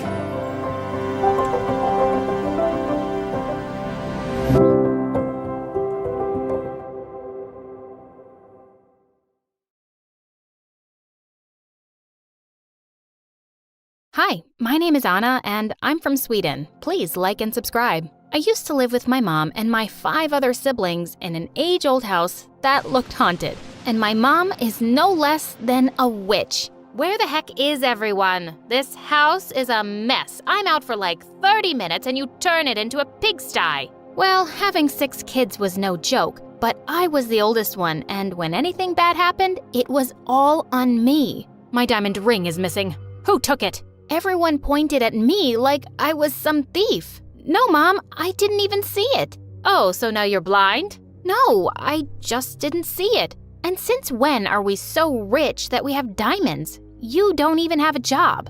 But Mom looked super mad about it. She turned the whole place upside down, only to find it in my youngest sister's diaper the next day. And for some freaking reason, she blamed it on me. You fed her the ring. I can't believe you do that to a baby. Mom, that's crazy. Why would I do that? She glared at me like a raging bull, but then she went ahead and cleaned the ring with a tissue and put it on her finger. Oh, my precious. Ugh, what a psycho. Sometimes I doubted if she was even my mom. Then one day when I was 14, I saw her taking money from some old woman. I stepped closer to hear them, and what I heard next shocked me. I don't care about the money. You can have as much as you want. Just keep that child away from my family like you've done for 14 years. 14 years? And child? Could it be that she was talking about me? Was I adopted? I had to find out the truth. After the old woman left, I confronted Mom. Mom, who was that woman? And why did you take money from her? And what child was she talking about? Ugh, nothing. She's just an old woman who helps me feed you brats. Do you think it's easy for a hot, single woman like me to survive on my own, huh? Go back and clean some dishes, now. Ugh, she was clearly hiding something, and I had to find out what. I kept an eye on Mom after that, and the next month, I saw her taking money from the same old woman again. If Mom wasn't gonna tell me, I was gonna find out the truth from the old woman, myself. After Mom went back inside the house, I secretly got into the trunk of the old woman's car and followed her all the way to her place. And God, this place was huge! As soon as I got out, some guards held me for trespassing, and the old woman looked at me like she'd seen some ghost. You, what are you doing here? How did you even? Suddenly she pulled me to the side and went all bonkers on me. I know why you're here, but I won't let you destroy my family. If you go anywhere near my daughter and reveal the fact that you're her daughter, you're done for. OMG, what? I was her daughter's daughter? She was my grandmother? This was insane. I have a different mom other than my crazy mom? No wonder my fake mom treated me like garbage. I was in complete shock, but just then, she started pushing me out the gate. Go away. Go back to where you came from, or I'm going to lock you up in the dark. What were these kiddish threats? I lived with a psycho woman all my life. I wasn't afraid of anyone. I pushed her away and ran inside the house in search of my real mom and screamed loudly, "Mom!" Suddenly, a gorgeous-looking lady sitting on the sofa looked at me in complete shock, and surprisingly, I looked just like her. She was definitely my mom. Who are you, kid? I'm the daughter you gave away 14 years back. Gave away? What are you saying? I have no idea. So you didn't give birth to me 14 years back? Oh my God. But how? How is this possible? She looked just as shocked as I was, but then suddenly she came and hugged me. I can't believe this. You look just like me. But the doctors told me you were a stillborn child. Where were you all this time, and how did you find me? But before I could say anything, Granny pulled me away. Oh, you're scaring the poor child with so many questions. She looks so tired. Come, love, I'll show you to your room. She quickly took me into a giant room and pushed me onto the bed. So it was you. You told Mom I was a stillborn child and kept me away from her all these years? Why did you do that? It's good enough that I'm allowing a rat like you to stay in this palace. And now what? You need answers too? Listen to me, kid. Keep your mouth shut and do as I say, or I'll stop sending money to your family and all your little siblings will starve. What an evil witch! I decided to keep quiet for the time being and find out what was really going on. Later that evening, when I went down for dinner, I learned I had a sister, Maria, who was a year younger than me. Mom invited me to sit down next to her and started asking me again how I'd found her, with Granny glaring at me. I made up a story about how I'd traced my family history on a website. That sounds like complete rubbish. What website? Get a DNA test and prove it. No, that's not needed. I know she's my daughter. Look at her. She's every bit like me. We don't need any proof. Suddenly, Maria dropped a bowl of soup all over me. Oh, I'm so sorry. It just slipped. Let me take you to the washroom. She took my hand and walked towards the washroom. But the minute we entered it, she turned into Satan. This time, it was just a bowl of soup. Next time, it'll be you in a pot of hot boiling soup. If you don't leave this place right now. Oh my God, this house was full of psychos. But what Maria said was right. I had to get the DNA test done just to verify things. And indeed, I was her daughter. But I still didn't know if she was a good one. Then one night, as I was lying in my bed, Mom came into my room and started talking to me about her life. At first, I was hesitant, but she was just so sweet. Don't mind Maria if she's cold to you. She's just really attached to me. She'll be fine. And honey, I'm so glad to have you back in my life. Suddenly, I had tears in my eyes. For the first time ever, I knew what it felt like to have a loving mother, and she was just awesome. But my happiness was short-lived because Mom was going out on a business trip for some time, and that meant I was stuck with Granny and my evil sister now. At school, she was like the boss of the bullies. Once, she saw a girl wearing the same dress as her, and she said, "How dare you try to wear the same dress as me?" Saying that, she grabbed the girl's dress and tore it to pieces in the corridor full of students. What a witch! Later, after school, she and her minions surrounded me on the playground and started throwing balls at me. Dodge this, moron. You think you can come into my life and take away everything from me? Including my mom? In your dreams, jerk. That was it. I grabbed a ball and threw it right in her face. She fell to the ground on her butt. I have no interest in what's yours, Maria, but I'll rightfully take what belongs to me. And don't you dare think for a second that I'm weak. I picked up my things and went back home, but I knew trouble was coming. A few days later, I was called to the principal's office, and she said I was being suspended for bullying. What? I didn't do anything.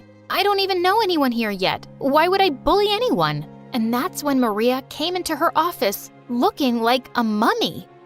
I'm the one that you bullied and then hit brutally. What the heck? She was such a drama queen. I tried to explain the situation to the principal, but she didn't listen to what I said. I stormed out of there in anger and went back home. But then suddenly a maid came running to me, saying Mom was back and she wanted to see me in her room. I went upstairs, but there was no one. And then I saw her cupboard open and jewels scattered on the floor. I quickly went ahead to pick them up when suddenly Maria and Granny barged into the room along with Mom.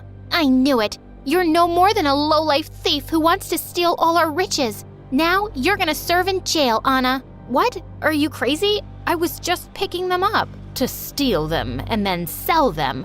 We know who you are, and we also know that you're not my granddaughter. With that, Granny took out some piece of paper and shoved it in my face. It's a DNA test that proves you're not my granddaughter. So none of your lies are going to work now, liar. What? That had to be fake. But then I looked at Mom, and that look on her face, she was falling for Grandma's lie. And just then, Granny called my fake psycho mom into the room to testify against me too. Yes, she's my daughter. She has a habit of stealing and running away from home, and she keeps having these hallucinations. OMG, how can you even say that? And for what? Money? You're disgusting. Yeah, that's how she acts up all the time. But I have the nurses with me, and we're gonna take her away, don't you worry. What? No! Mom, please, don't listen to any of them. They are all lying. I wasn't stealing, and I am your daughter. I even have the proof. I ran to my room to get the actual DNA tests and showed them to Mom. She looked super confused, but just as those nurses were about to take me, she stepped forward. No, that's enough. Don't touch my daughter. Get your filthy hands off her. But Mom, she hit me and broke my hand. Yeah, liar. The same hand with which I saw you eating like a pig in the kitchen. Mom looked raging mad. She asked everyone to leave and took me back to my room. Mom, I swear. It's okay. You don't need to tell me anything. Just sleep for now. She put me to sleep and went away. But soon after, Granny came into my room with my fake mother. You're so evil. Why did you lie to her? Because I want to get rid of you like I did 14 years ago. But why? Because you were her love child. If word had gotten out, it would have ruined her reputation. I had to protect her. So you gave me away?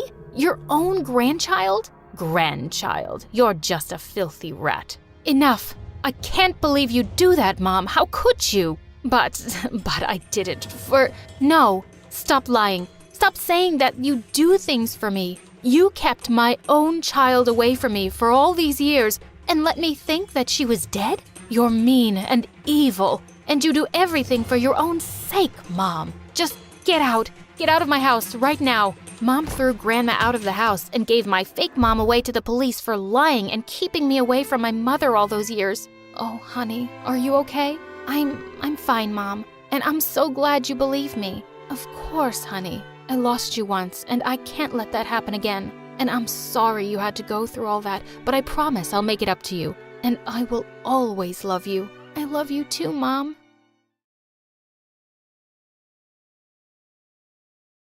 Hi, my name is Alice, and I'm from Rochester, New York. Please like and subscribe. You know how people say that when you meet the love of your life, time stands still and your heart skips a beat? Well, my dad had his own version of it. Love feels like a bunch of fireworks exploding inside your heart. That sounds dangerous. Oh, honey, it's the most beautiful feeling in the world. Dad always tells me about when he met Mom. He was playing on the subway, and when she stepped in, he felt fireworks go off inside of him, and that was it. My life changed forever. Our life changed forever. My mom was a big shot lawyer, and my dad worked as a music teacher at my own school. I inherited my dad's love for music, but wasn't into singing, so I used Mom's lawyer skills on them and convinced them to buy me a drum kit. My life was simply wonderful, but everything changed when I was 12. Mom got stuck on one big case and was working crazy hours, so there was no time for anything else. Not even for me. For months, I kept bugging her to notice me, but the answer was always the same. Not now. I can't, Alice. Of course, this also led to fights between my parents. They used to argue in the kitchen at night when they thought I was asleep. Finally, one night, she just left. There were no explanations, no clues, no goodbye letter, nothing. It was a rough time, but my dad and I always stayed together. As time went by, we both started feeling a little bit better. Despite everything, I never stopped believing in true love, and I eagerly awaited the sensation my father had described so many times. When I turned 16, I witnessed the fireworks of love up close. I was at home cooking an egg when these bratty kids kept ringing our doorbell and running away. My blood was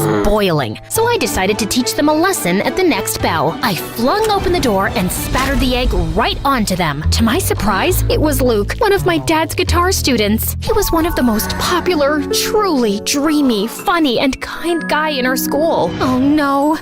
This egg! Lucky you! You just won a tuition discount from Dad! I quickly made this up, but he kept staring at me in complete awe. Then it happened. It struck him like lightning, just like my dad described. The whole fireworks and electricity package. Hi, Alice. I love you.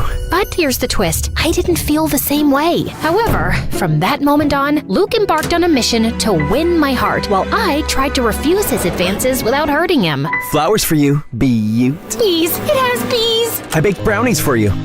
Thanks, but I prefer vegetables. He invited me to the amusement park, but I pretended to be dizzy when he was gonna kiss me on the Ferris wheel. And then he also asked my father for my hand. So, what do you think? Tell him that he has to provide 4 sheep, 5 cows, and 1 unicorn in exchange. Yet Luke never gave up. And finally, he went all in. He performed for me on my balcony, singing the very same song my dad used to woo my mom back in the day. And I swear I could see Dad helping him the whole time. Then he asked the big question. Do you want to be my girlfriend? Luke, I like you, but I'll take that. I It's a love story, baby. Just say yes. I know what you might be thinking. How could you not love Luke back? He sounds like the perfect guy. And you'd be right. He was everything I could have wished for, and more. He even quoted Taylor Swift for me. I decided I should give him a chance. Maybe the fireworks would appear slowly for me. Okay, let's do it. After a few months, things were going great. He was a great boyfriend, and I cared for him. One day, as we hiked up a hill, my foot clumsily met a cluster of rocks. I was about to fall when Luke grabbed my hand and held me. Are you all right? I nodded. The sunlight hit him just right, and he looked just beautiful. He leaned in and he rewarded my safety with a kiss.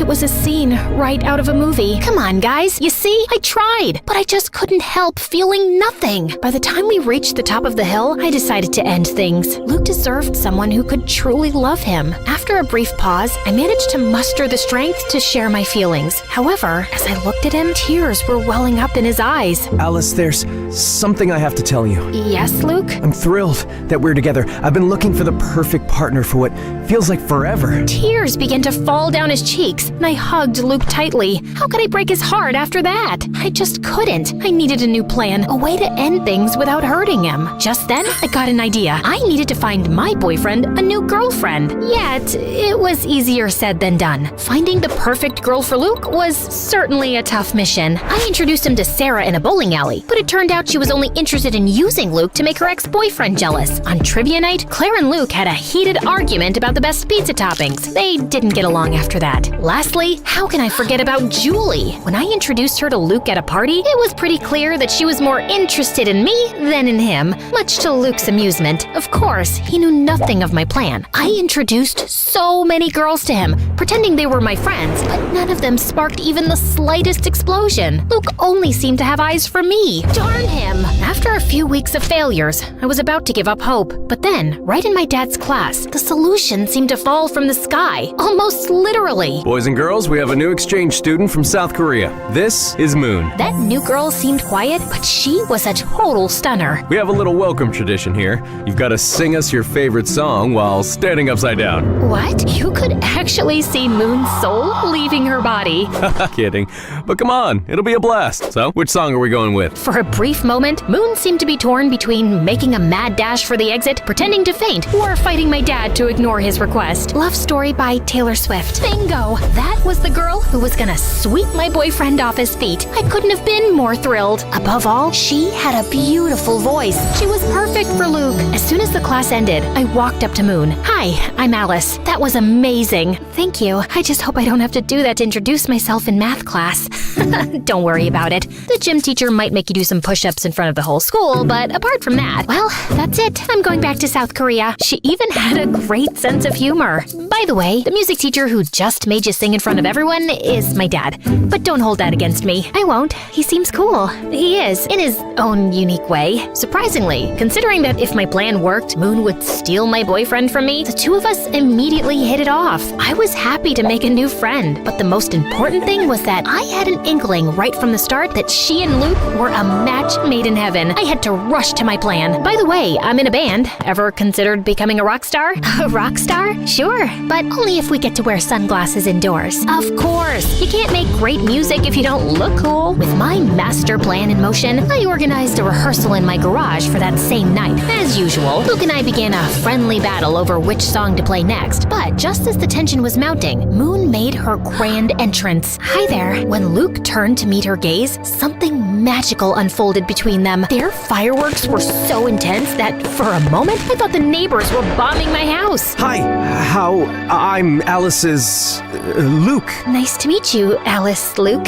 I'm Moon. That's a beautiful name. Moon turned red as a tomato. I mean, it's cute. I mean, it's not a horrible name. They were so awkward and cute that they looked like two penguins trying to dance. The first part of my plan was complete. Over the next few weeks, I did everything to bring my new friend and boyfriend even closer. I planned this adorable picnic for the three of us, but then I faked a stomach pain, so they both got time together. Alice, are you okay? Oh no, not again. What's wrong, Alice? It's my, pigmentitis. Okay, let's go see the doctor. Clearly, my plan failed. Next time, I took them to the movies to watch an old, sappy romantic film. Where's Alice? She told me she wasn't coming because she hates Sandra Bullock. She hates Sandy B? Is that even possible? Right? I said exactly the same thing. They watched the movie together. All the while, I was lurking secretly in the background. In a particularly romantic scene, their shoulders leaned against each other. They locked eyes, and their lips came closer. It seemed that it was the moment, but... Want some more popcorn? Yeah, sure. So close. By the way, I, of course, don't hate Sandra Bullock. Slowly, I was running out of ideas and excuses. I even signed us up for a romantic bread baking class, only to remember right beforehand that I was gluten intolerant. Silly me. Since when? It's very recent. I don't want to talk about it. We can make gluten-free bread. It's not the same. Go on without me. Tragically, I had to keep up that lie and not eat a sandwich in front of them for way too long. Oh, the lengths I went to. But despite all my efforts, nothing was happening. They clearly had feelings for each other, but neither was making the first move. I was determined to give it one final shot, so I orchestrated an irresistibly romantic date at Rochester High Falls, Luke's cherished spot. I prepared the scene, and it looked spectacular. I stood there, admiring my masterpiece. This must have been how Billie Eilish felt when she composed Bad Guy. My plan wasn't complete without the final touch. Two mysterious and alluring letters, one for Luke and one for Moon. That evening, they both arrived thinking the other had organized the date. I should have respected their privacy and left, but I sneaked a peek at the date and sat in a nearby grove with popcorn and soda. It seemed like they were still too shy to make the big move. Just as I was about to fall asleep, Moon slowly moved nearer to Luke's lips. The excitement was so intense that I could feel it moving through my body, particularly in my ankle. In my ankle? I looked at my leg and saw a raccoon clinging to my ankle. Freaked out, I totally lost it. I sprang from the bushes just in time to disrupt their big moment. Alice, what are you doing here? Oh, hi! Just taking a walk. Around the falls? Alone? At night? Well, you know what they say, when nature calls. Don't judge me. That's the best I could come up with. Alice, this isn't what it seems. We were just... Their embarrassment and guilt were clear. I'm sorry. They clearly felt terrible, and I felt even worse. It was entirely my fault. It was time to tell the truth. You don't have to feel guilty. I orchestrated the entire thing. What? You? Yeah. I couldn't help but notice the magic connection between you two.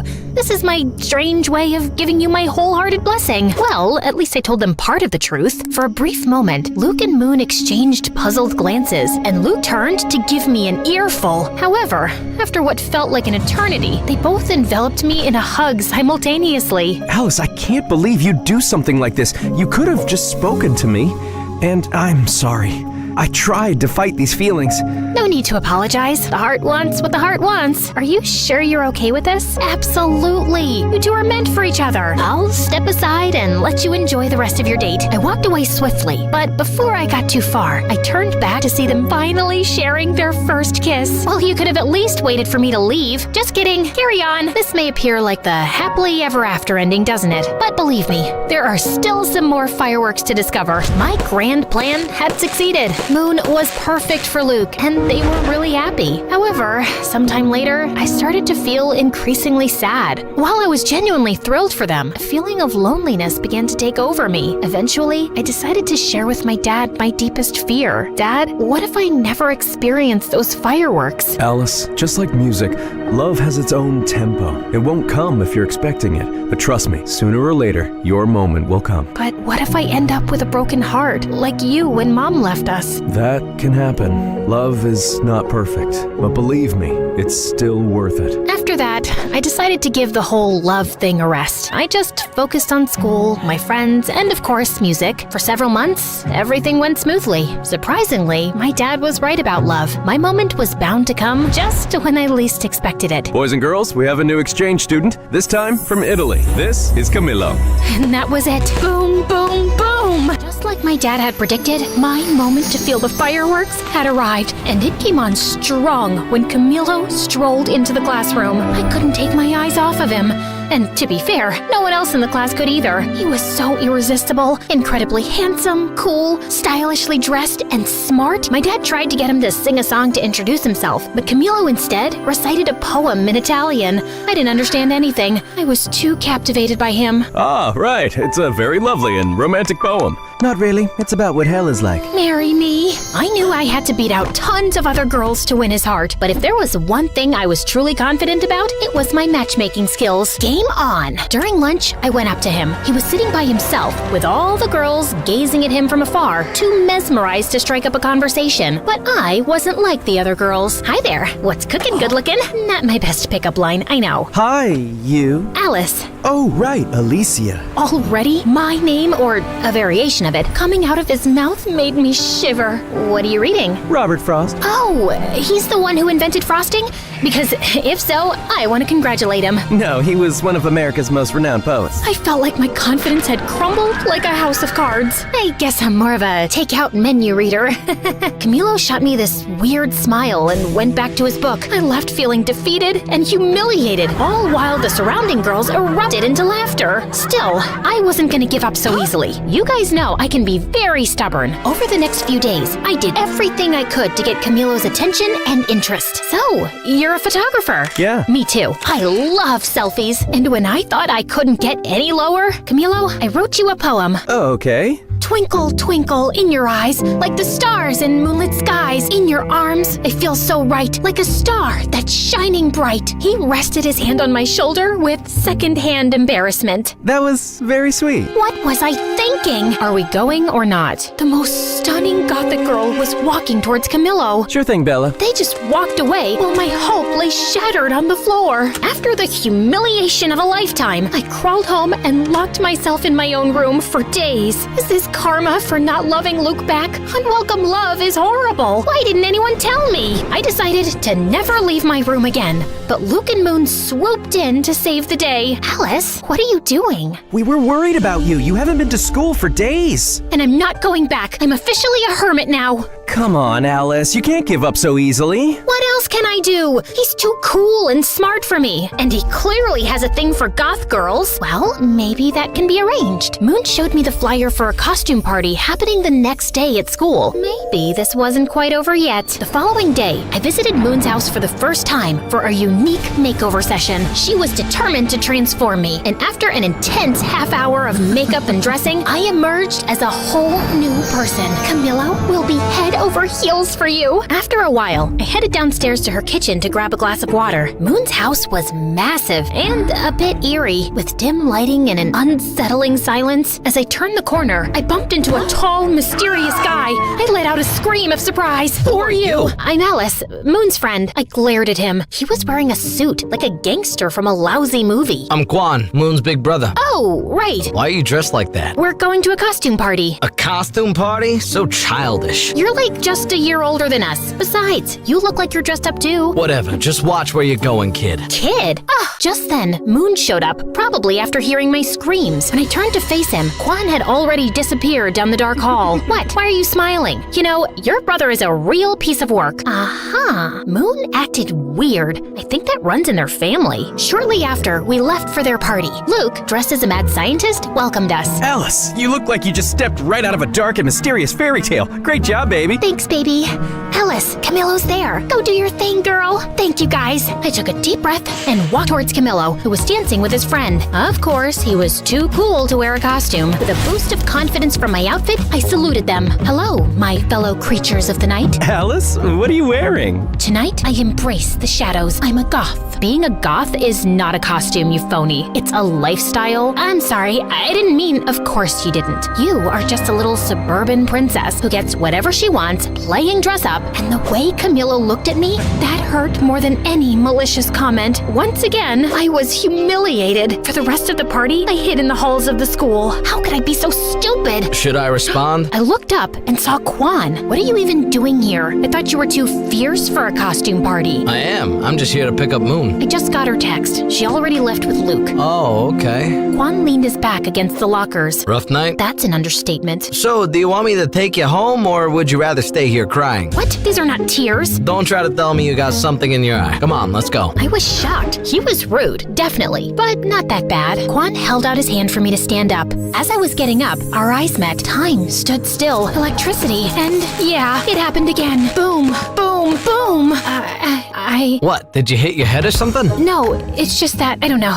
Forget about it. I'm fine. If you say so. As Quan drove me home, I kept looking at him out of the corner of my eye the whole trip. I was spellbound. I tried to strike up a conversation with Quan, but he didn't pay much attention to me. So, tell me about yourself. Pass. Come on, what do you like? Silence. Clearly, Quan was not very interested in getting to know me. Soon after, he dropped me home. I couldn't believe it. After years of dreaming about those fireworks feelings, I finally got them. Twice in 1 week. Plot twist, both guys are just not that into me. This was obviously karma. It was Cupid's way of getting back at me. Destiny laughing in my face. Or maybe it was just my teenage hormones. I hate my life. But what I didn't know was that Moon hadn't left the party when Quan arrived. In fact, she was in the bathroom and saw and heard my entire conversation with her brother. Although Quan didn't notice my fireworks explosion, Moon did, and decided it was her turn to play Cupid. Moon started finding excuses and forcing situations for Quan and me to spend time together. She would invite me to her house, but when I arrived, she wasn't there. Is Moon home? For the 4th time this week, she's not. Despite how Quan acted like he didn't care, Moon was determined to make it happen. She even locked us in an escape room. I guess we're gonna have to solve this to get out. This could take a while. The key is under that armchair. Oh, right. Then, Moon planned a movie date with Quan and me, and then left us. Yeah, she used my own little scheme against me. We got into the wrong screening room and ended up watching a children's movie. This is so boring. Wait, are you crying? No, I'm not. You're crying. OMG, you are! Shut up. It's just a beautiful tale of friendship between a duck and a shark. After that, he started talking to me, and slowly, I understood that his whole bad boy facade was simply a shield Quan put up when he moved here to cope with this unknown and new place. He actually could be really kind and sweet. One day, Moon set up a sort of double date with me and Luke and dragged Quan quite literally into a bowling alley. The evening turned out to be an absolute blast. We enjoyed some good food, sent those bowling pins flying, and shared laughs like there was no tomorrow. Quan even dropped his tough guy persona and had an amazing time. I felt that slowly, we two were growing closer. Great strike, Alice! Thanks, I learned from the best. I didn't know I was the best. Who says I was talking about you? The only problem was that Luke found out what Moon was doing and he wasn't too happy about it and cornered me. Alice, Quan's not right for you. He once told me, if you hurt my sister, I'll turn your hair pink. And he walks around in sunglasses indoors too. And don't even get me started on his weird spoons collection. Did you see the massive plastic too fancy spoons display in his room? I'm just worried you'll end up hurt. But I wasn't very convinced. And then the next day, as we were preparing for our band rehearsal, Luke arrived with a surprise visitor. Camillo came to rehearsal, if you girls don't mind. If looks could kill, Luke would be dead now. Oh, that's why you said not to bring Quan. We'll talk later, baby.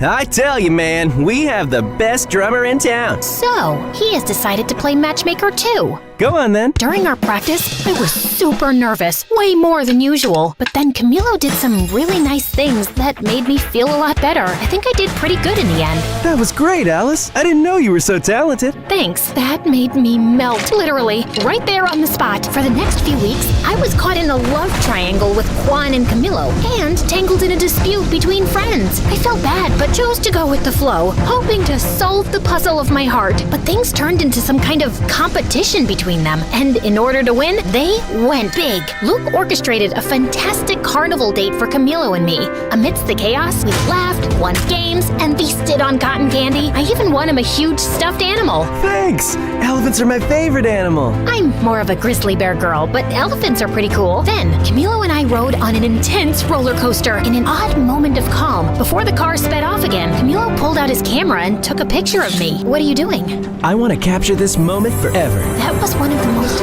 magical and romantic nights of my life. For her part, Moon convinced Quan to take me to his favorite spot, a haven he had never taken anyone to before. It was a dark and murky place. Quan led the way, nodding to some guys. All eyes were on me, so I tried my hardest to copy his attitude. Needless to say, I failed. Quan, we are too young to be here. Relax, what is life without a little risk? Right, but maybe this is a little too dangerous? Okay, I admit it. I was scared. But you would be too if you saw those people there. It looked like the whole cast of Pirates of the Caribbean. Don't worry, Alice. I know the owner and most of the guys. They are cool. Quan took my hand, and not only did I feel safer, but I was also ecstatic. The rest of the night turned out to be surprisingly amazing. Everybody was fun and welcoming. Quan revealed his secret technique to cheat in poker, and an energetic punk band put on a spectacular show. Hours later, we watched the sunrise on the hood of his car at the highest point of the city. Hey, okay, I hear you all yelling, pick a lane, girl. But come on, deciding between Camilo and Quan is like choosing between chocolate and vanilla when you love both. It's driving me nuts too. It was impossible. Like Camilo wrote and recited to me in an open reading the most beautiful poem I had ever heard. But then Quan got us the chance to play our first gig in the same place he took me. Clueless of what to do, I turned to the greatest source of wisdom I knew, my dad. Okay, yes, I was truly desperate. Dad, is it possible to be in love with two people at the same time? My dad took a deep breath before answering. Alice, time has taught me not to put any limits on love. Love can be many different things. It constantly mutates, so maybe it is possible. And what should I do? I can't date two people at the same time. No, you have to be mature and thoughtful. Take care of your feelings, but also those of others. But I don't know how to decide this. If you are stuck in this situation, you might not be ready for love. Maybe the best thing to do now is to focus on yourself. And it wasn't very helpful. Maybe my dad wasn't the fountain of wisdom I thought he was. Before you guys go off in the comments, I know this is like the best kind of problem any girl my age could have. For days, I ignored both Camilo and Quan, but finally, the day of the concert arrived. Surprisingly, I was pretty calm. Well, that was until I saw both Quan and Camilo in the audience.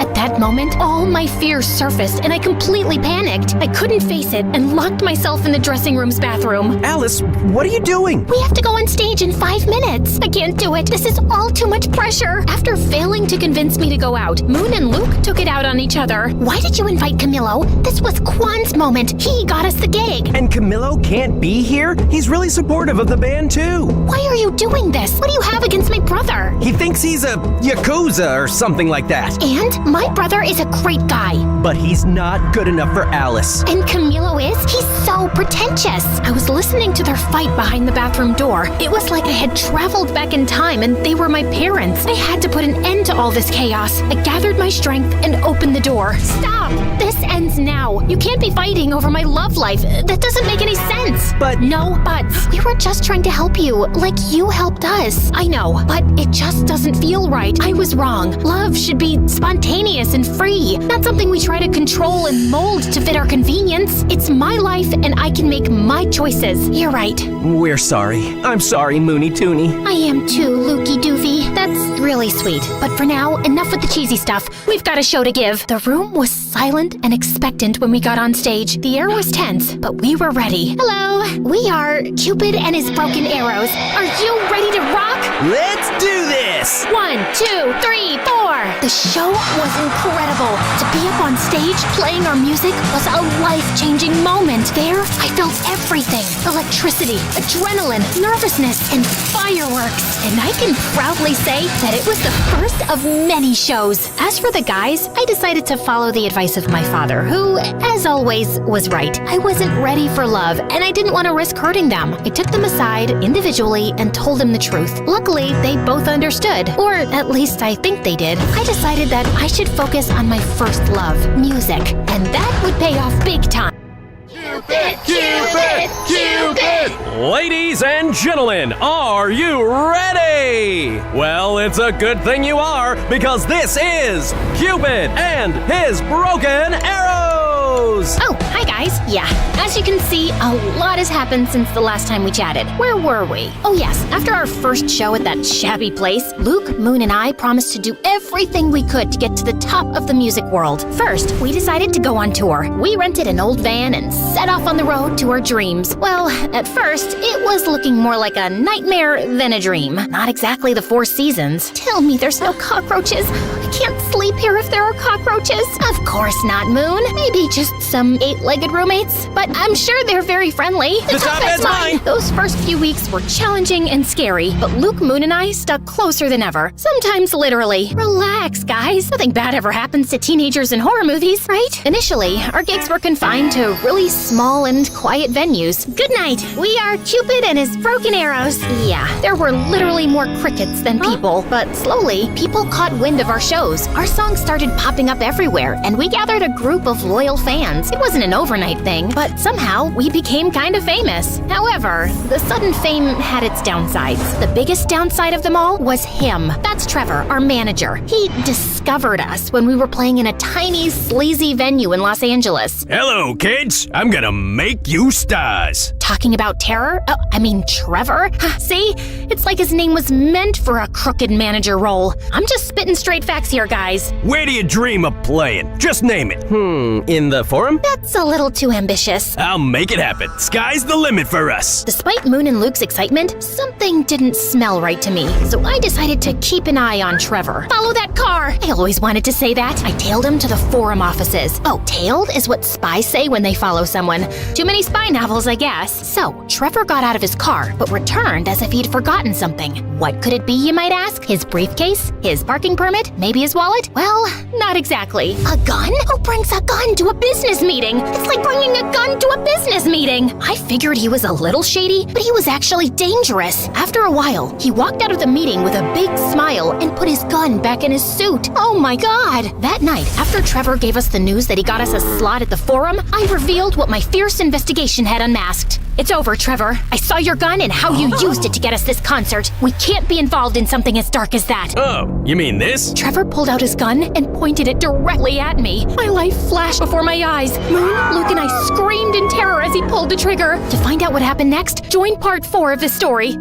Now relax, I'm just kidding. Trevor fired, but all that came out of the gun was water. Phew, that was a close call. Well, maybe not really. Are you crazy? Why are you carrying this with you? For protection, in case, a small cat attacks me. And why did you use it in the meeting? Oh, that! Those guys never water their plants. They were so dry, poor things. Maybe I had misjudged him. Still, if you don't want to be involved in something as dark as me, I understand. Maybe it's for the best. No, Trevor, please don't take this personally. Alice is just like that. Excuse me? Yes, we really want to work with you. Great then. Are you in, Alice? Outvoted, I had no choice but to accept Trevor. His impact was soon felt. He devised everything for us, from trying on silly, smelly costumes, which I'm sure he had stolen from the thrift store to keep the extra money for himself, to making us do some bizarre and really embarrassing publicity stunts. Yet, while I hated to admit it, he did take us to the next level. He even got us a record deal. Maybe he isn't all that bad. He certainly wasn't the worst thing that came with fame. Paparazzi were a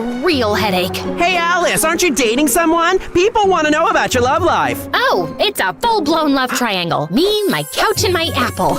I mean, iPhone. Seriously? Can it get any cringier? Well, I know what you must be thinking. What about Juan and Camilo? You guys are so predictable. Okay, Okay, after I told him I was not ready for love, our paths simply parted. Camillo moved to the big city to try his luck as a poet, and Juan went back to South Korea. I had accepted that love wasn't my thing, and I was fine with that. Really, I was. But it seems that not everybody was. Alice, people are interested in you and your love life. We must give them something. And before I could say anything, Trevor launched his enormous Find Alice a Boyfriend operation. When he was choosing from the pictures, from his looks, you'd think he was attempting to assemble an atomic bomb. I wish you people would stop meddling in my love life. You're one to talk. Fair point. Must I suffer all my life for that one time I played Cupid? Besides, you two are practically soulmates. I only intervened in the name of true love. Maybe Trevor will find you your soulmate. If he does, he deserves a Nobel Prize in matchmaking. Haha, very funny. Bingo! We found our man. Get ready, Alice. Trevor orchestrated a date with one of the buzziest actors in town. Naturally, he gave the paparazzi a heads up, turning the dinner into a spectacle that rivaled the Super Bowl coverage. I won't deny that he was good looking. The man could make any Greek god jealous, but he seemed to be already in a committed and very toxic relationship with his phone. It was like they were stuck in a never-ending staring contest. If a UFO landed on the table, he'd probably just assume it was dessert. So, tell me something about yourself. I have 5 million followers. Wow, I'd be concerned if that many people were following me. That's next level stalking. Huh? Alice, when's the wedding? This was beyond ridiculous. I needed a bulletproof escape plan. Something as sophisticated and brilliant as my mastermind can scheme. Hey, isn't that one of the Kardashians? A Kardashian? Where? I took advantage of the commotion to sneak out, but just as I was about to fulfill my genius escape, I bumped into a waiter, sending his tray flying in the air. It landed on the head of my date. Oh my god, I'm so... Camillo? Is that you? Alicia, hi. What are you doing here? I was super surprised to see Camillo, but I had to move fast. I'm actually in the midst of an escape. Care to help me? Absolutely. Camillo wheeled over a waiter's cart covered with a tablecloth. Your chariot awaits, Your Majesty. I hopped in the cart, and Camillo carried me unnoticed out of the restaurant. After we were in the clear, we two went for a walk. By the way, I must confess, I'm a massive fan. Oh, thank you so much. People don't believe me when I tell them we used to date. Do you tell people that? Well, I know we didn't exactly date, but I don't know, maybe I'm just expressing my wishes out loud. Are you flirting with me right now? I am. Who knows when I'll cross paths again with another star, especially with one as strikingly beautiful as you. He was going all in. I tried to play it cool. That's smooth, but I'm not gonna fall for it that easily. I did. I'm not the same girl I was a couple of years ago. I was. Besides, I know you have a way with words. He did. You know what they say, nothing worthy is ever easy. Of course. My inner fireworks were about to start a pyrotechnic show that could rival New Year's Eve. I know, guys, I'm too weak. The rest of the night, we walked around the city just talking. It was pretty magical. The next day, Trevor woke me up. Alice, who the hell is this? Trevor pointed out a couple of pictures of Camillo and me walking through the city last night. Damn paparazzi. They got me again. Just an old friend. TV and social media are going nuts over these photos. Just read these headlines. Drummer ditches movie star for poet waiter. This is genius. I am a genius. I was about to remind him that it wasn't his idea when he went off on a long rant about how Camillo and I needed to start dating for the sake of the band. Well, I hated Trevor butting into my life like that. Dating Camillo didn't seem like a bad idea at all. For the sake of the band, of course. Over the next few weeks, Camillo and I became a thing, and Trevor's scheme worked like a charm. Strangely, every little thing we did became big news that the whole country should know. Look where we are now. Camillo's really turned things around for us. Yeah, but Camillo's writing is taking off too. It's a whole thing, though it felt strange to me. But we were too caught up in enjoying all the attention to bother about it. Guys, you guys are breaking the internet right now. Any advice for your followers? Just be great. Be as incredible as we are. We know that's a pretty high bar. Yeah, I know. I wanted to pinch myself too. But dealing with fame was hard. Everyone wanted a piece of you. And soon, all this glitz and glamour also got between Moon, Luke, and me. You're late again. Sorry, loves. We play in Rochester in a few days. We need to rehearse. I'm here, aren't I? Try to relax a little bit, kid. Kid? We've done hundreds of shows. It's a walk in the park. It isn't just another show. It's our first home show since we left. Quan is even coming back back from Korea with his new girlfriend for this. It has to be perfect. The mention of Kwon and a girlfriend struck a chord with me. He had a girlfriend now? Who was she? Why didn't Moon tell me this earlier? Why wasn't he thinking of me? I was beyond angry. What the hell, Moon? Why are you throwing Kwon and his girlfriend in my face? She was not throwing... This is clearly not about the show. Of course it is. What else would it be about? This is about you two being jealous of me and Camillo. This is about you not bearing to be under my shadow. Oh my god, you're completely delusional. Oh yeah? You two are completely... I couldn't think of a good enough adjective, so I simply stormed out. What I didn't realize was that Trevor was standing on the side, just watching the drama unfold. Don't stress. You don't need anyone. I think you could even go solo.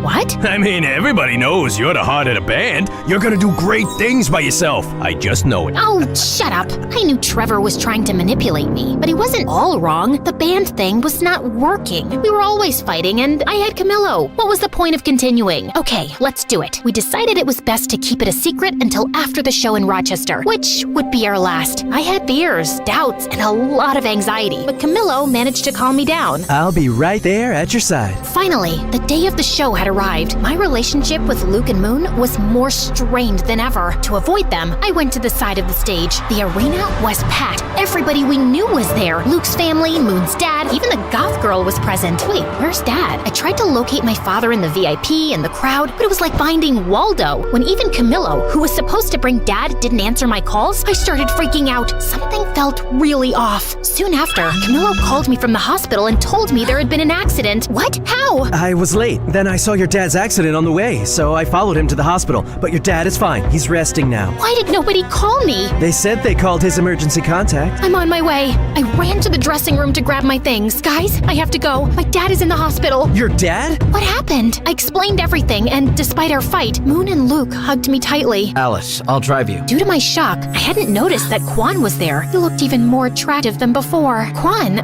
Snap out of it, girl. Let's go. Whoa, Alice, stop. The show's about to start. She needs to be at the hospital. Family comes first, always. As she said that, I felt horrible. They were my family, and I was backstabbing them. I don't care about your family. This is the most important show ever. We're gonna tape it for a movie. It's the farewell concert. Do you know how much money we're gonna lose? After saying it, Trevor closed his mouth so tightly that his lips seemed to have magnets on them. Farewell concert? Oh, it's not a big deal. Breakups sell well, and we'll have 3 products instead of 1. Both Luke and Moon looked at me. If looks could kill, I'd be 6 feet under right now. Dad, oh my god, are you okay? What happened? Oh, it's just a silly accident, but I'm okay. I'm coming to see you. What? All those people are there to see you. You're gonna play and rock that gig. But... No buts, Missy. Afterward, you can come see me. Not like I'm going anywhere. Rock it for your old man. Okay, Dad. I love you. You heard Dad, kids. Let's do it. It's showtime. We went on stage, and the tension was crazy. I could feel Luke and Moon's hateful glares. It was as if Cyclops from the X-Men was looking at me without his glasses. The show was about to start, but I refused to be like those old dinosaur rock bands where everyone hated each other. So I did something I never did. I stepped up to the microphone. No, don't freak out. I'm not gonna sing. Hi, Rochester. I want to dedicate this show to my family, to my dad, who needs to stop riding his bike at night, and to my siblings, Luke and Moon. No one has taught me as much about love and friendship as you two have. I love you, and I'm sorry, guys. Luke and Moon smiled at me. Now that we got that out of the way, it's time to rock. Then the show finally started, and it was simply incredible.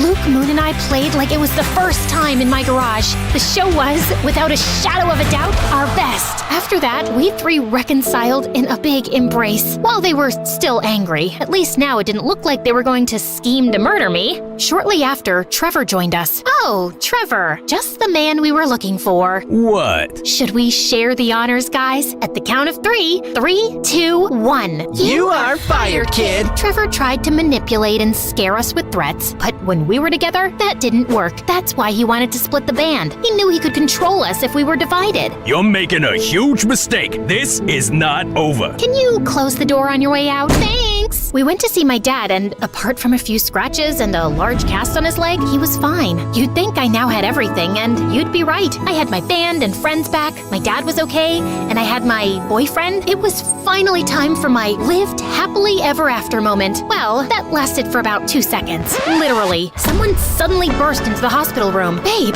are you all right? Mom? Babe, what are you doing? Alice. Well, I guess now I know who his emergency contact was. My mom looked at me smiling, but when she saw Camillo, her face completely transformed. Alice, get away from him. I was beyond confused. I looked at Camillo. His face revealed that he had something to confess. I imagine your faces right now are exactly like mine at that moment. Once again, fate had a curveball for me. But this is running too long. I know no one likes cliffhangers, but you know what they say, nothing worthy is ever easy.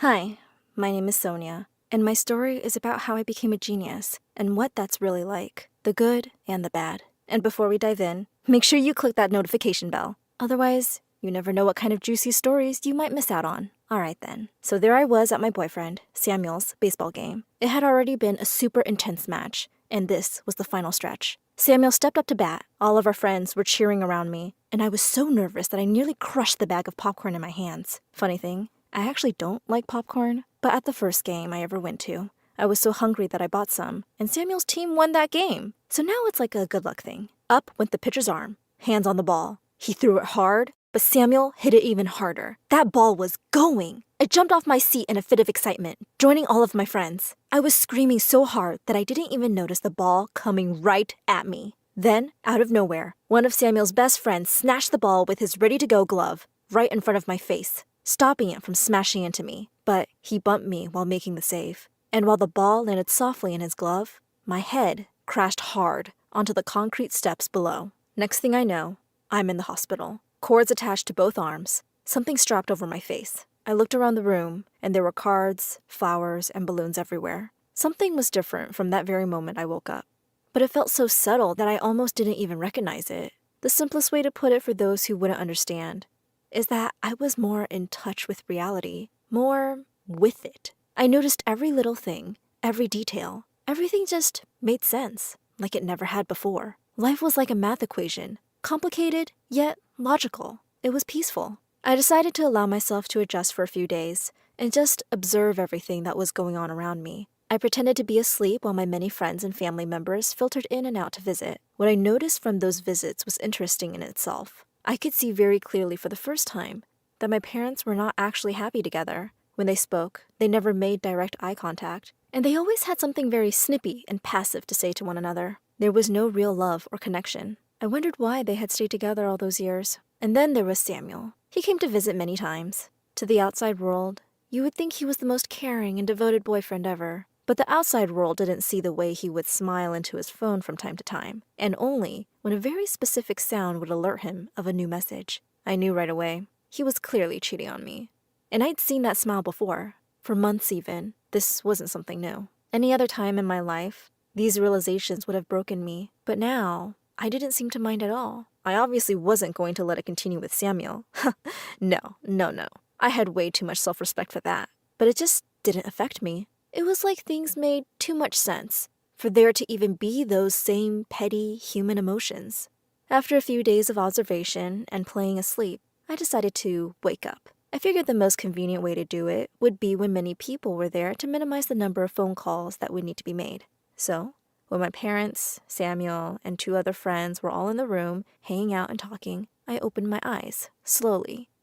I had to sell it. Samuel was the first to rush up to me, the very loyal boyfriend that he was. He picked up my hand and asked if I could hear him. Yes, can you hear me? I asked, very clearly. Maybe too clear, because he looked a bit confused. Everyone did. Yes, he responded. Sonia, I'm so happy. Samuel, I'm sure you will understand why I'm breaking up with you right now, I said, cutting him off. Won't you? Wait, you're breaking up with me right now?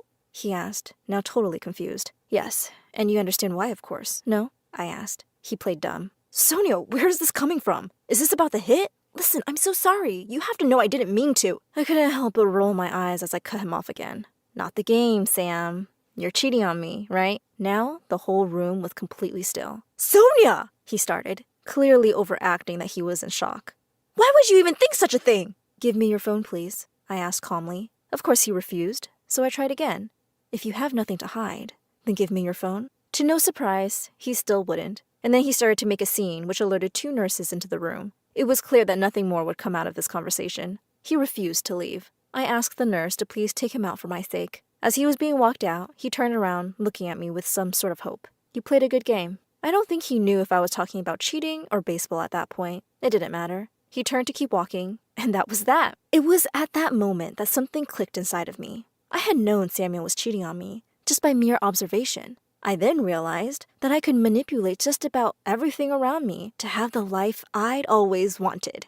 It would be easy, but it needed, though, to be tested. But I had to be careful. These doctors had no idea what was happening with me. It was a good thing in a way. It doesn't take a genius to realize that if my smarts were exposed now, I'll end up in a testing facility with machines hooked up to my body going from one experiment to another. I needed to be careful, but I needed to test the potential extent of my abilities. I decided to test my new abilities with my English teacher, Miss Ericks. I wanted to get her to move our upcoming test, not because I didn't know the material. Actually, quite the opposite. While I was studying for the test, I found out that I could memorize even the hardest pieces of literature, simply by scanning through the book. I just wanted to see if I could get her to do it. I noticed she's a dog lover, to the point of obsession. And, at this point, I had discovered that the best way to manipulate is to work with people's emotional attachments, their point of weakness. So, before class on the day of the big test, while everybody else was still filing in, I went to speak with her at her desk. I acted timid and sad as I shared a fake story about how my dog was sick and that he needed me to be there with him when they put him to sleep.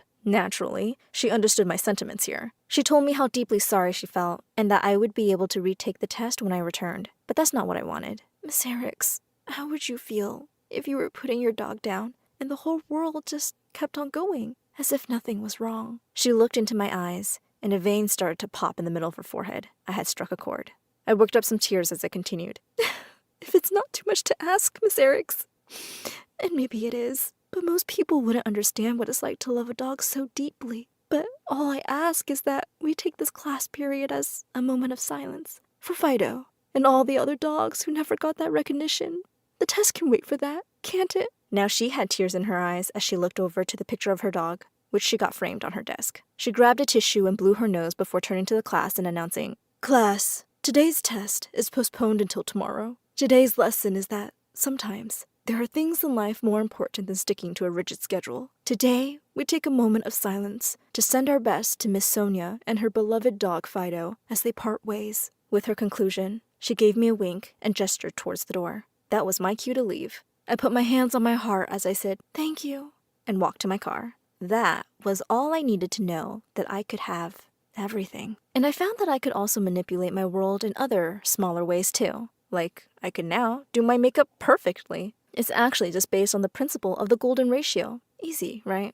And I was able to pick up any musical instrument and play it like I had been practicing since childhood. Just about anything and everything came easy for me. By my senior year, I had attracted a lot of attention. Teachers had prompted me to take an IQ test and, to no surprise, I scored as a genius. Because of that, all of the different school clubs wanted me to become a member. Other kids wanted me to be their tutor or join their study groups. And my parents and teachers were all so excited and proud, but I really didn't care. It just was what it was, and I was already wrapped in manipulating them all anyways. Plus, I no longer had any time to waste on experiencing those emotions. I could clearly see what they did to people, leaving them vulnerable to manipulation and all. Easy prey. I just knew that feelings were the ultimate trap. For years, I manipulated the world around me with no issue at all. And during those years, I had a ball doing it. I talked my parents into buying me a new car, got front row seats to sold-out games, and free airline tickets around the world. Life was sweet, but like anything else, even that eventually got boring. I wanted something bigger and better, something new, a challenge. I wanted fame. So one night as I was sleeping, and at the same time solving an incredibly challenging math problem, an idea came to me. I would manipulate my way into getting on the biggest talent show in the country. With all of my new skills, I knew that I could have a very good chance of winning. And that would be the beginning of my fame and will give me the exposure I needed. I worked hard on crafting the right plan. I made several phone calls and sent emails, all to the right people who I knew would talk to the right people. And voila! One day I got the call. They wanted me to audition for the show. If I was still indulging in primal human emotions, I would have felt nervous when I was facing such a large crowd and those judges, with those spotlights hitting me. But instead, I just felt ready to show them why I should win. I brought 4 different instruments out on stage and played them all to create a new remix for a popular song at that time. I knew by the looks on the judges' faces that I already had it in the bag. But that wasn't all. While I was playing the song, I told each of the judges exactly what they were thinking. Again, it just takes serious observation. I even managed to expose one of the meanest judges as a softie. I don't think he was happy about that, but he couldn't deny it. That sold them. I was on to the next round, and the next, and the next, until I won the whole thing. That was the closest I had felt to excitement since my injury. Although, maybe it was more like feeling a sense of accomplishment. By the end of that whole journey, people all over the country knew who I was. I couldn't even go grocery shopping without somebody recognizing me. And everybody would say the same thing. Oh my goodness! You're Sonia from America's Got Talent! Can you tell what I'm thinking now? Everyone, that is, until I met Ryan. One day, I was in line for a bagel at my favorite deli when a guy behind me tapped me on the shoulder. It started off like all the rest. Hey, you're Sonia from America's Got Talent, right? Yep, that's me, I replied, studying him so that I knew how to respond to his next question. But he took me by surprise when, instead, he asked, "Can I tell you what you're thinking?" At that moment, I was thinking that this guy couldn't possibly know what I'm thinking. And that's exactly what he said. 4 years later, we got married. As it turned out, Ryan was just like me. However, he had become a genius after receiving electric shock therapy for his depression years ago. A lot of people come out of that treatment with a scrambled brain, but he somehow came out a genius. It felt so nice having someone around who understood me and could actually stimulate me. We would talk about things that would have made other people think we were crazy. Things that everybody should talk about, really. But instead, they're too busy fiddling around with their emotions. Stuff like, existence. Another bonus of having Ryan in my life was that he was on the same mission. By the time we met, we were both millionaires. And now, we wanted to become billionaires. We were working on a project together that would create a foolproof space launch when I found out I was pregnant. And around the time of our first successful launch into space, our daughter, Sasha, launched herself onto Earth. For the first decade of her life, as harsh as it sounds, Sasha felt like a bit of an inconvenience. She demanded a great deal of attention, as all kids do, as well as emotional support, and, well, neither Ryan nor I had much patience nor empathy for those emotions. We did what we had to do in order to make sure that Sasha was taken care of. She had a good life, by most standards. We lived in a mansion, had beautiful cars and things. She could have anything she wanted. And she had a very lovely nanny, who spent more time with her than either Ryan or I ever did. Who has time for that anyway? Most of my days happily consisted of work. By the time Sasha was 5 years old, not only had Ryan and I accomplished our dream of becoming billionaires, but we also were now ruling the world with our science labs and tech companies. Our companies were known and used by everyone, and we had enough influence in the world to do whatever we wanted. We were literally on top of the world. And still, I wanted more. But one day, when Sasha was 7 years old, I got a phone call from her school. There had been an accident on the playground, and she had fallen off the top of the slide and had broken her leg. She was okay, but she was in the emergency room. Ryan and I were on our way to a very important business meeting when we got the call. Maybe the biggest meeting with the biggest potential for us yet. Now, had you asked me a day earlier, I would have told you that nothing in the world could have made me possibly sabotage that meeting by leaving. But right there and then, something inside of me felt different, and, to my own disbelief, I chose to go and see Sasha at the hospital instead. The whole way there, I was feeling things stirring inside of me. My chest was swirling with movement. From what I could remember, I believe it was a pure sense of motherhood worry that I've, perhaps, never allowed myself to experience. And when I got there and saw Sasha asleep and all bandaged up, I broke down for the first time in well over a decade. I couldn't hold it back anymore. I cried, really cried. And not because I wanted to manipulate anything or get my way, but because I loved Sasha, and I'm now a bit ashamed to admit to you that I had never really felt that love before that moment. It was right there and then that the most important lesson I'd ever learned hit me, and that's saying a lot as a genius. Money and fame mean nothing, not in the grand scheme. There will never be enough to satisfy you, ever. Only authentic, loving connection and lived knowledge, which some would call wisdom, bring true value to life. In that hospital room, holding the hand of my sweet, beautiful daughter, I finally felt like the wealthiest person in the world. Hi, I'm Allison from a small village in France. Please like and subscribe. I lived in a small cottage with my single mother who worked as an artist. Life was tough since we had little money, so when I turned 5, Mom decided to move back to her home city, and it had a freaking palace. Whoa, is that a real palace, Mommy? I want to see what it looks like from the inside. I want to meet the king. The king doesn't live there, Allie. Only his sister, the Duchess, does. And only those who work in the palace can go there. Soon after, Mom got a job as a royal portrait artist, and I would beg her to take me along someday. But she always said I was too clumsy and the palace was full of delicate things. I'll be careful, I promise. Oh, I forgot to tell you, there's also a ghost who has lived in this palace for decades. Was the ghost there when you were a kid? Yep. Then it must be old by now.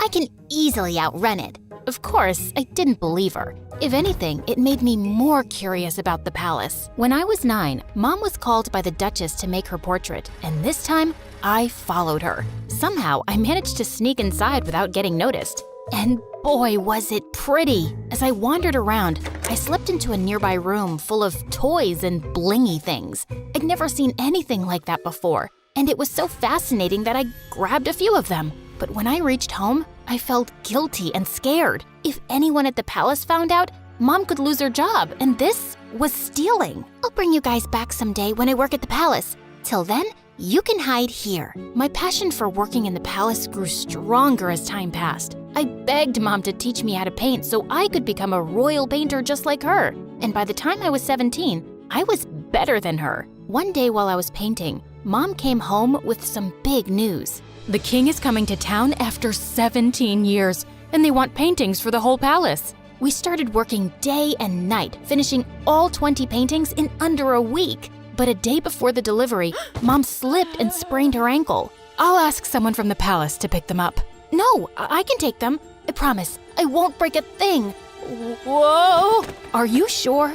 We can't lose the job. Yes, Mom, you can count on me. I managed to convince Mom and then left for the palace. I also took the stuff I'd taken all those years back. I could finally put that back. When I entered the palace, it was exactly as I'd remembered. Wow, how dull. This place could really use some color. I was so lost looking around that I tripped over a giant statue's foot, and the paintings flew in the air. Just then, I heard someone scream, and when I looked back and saw a girl, I almost passed out. It was like I was looking in a mirror. I touched her to make sure she was real, and she slapped my hand away. Don't you touch me, you peasant! Don't you know who I am? My doppelganger?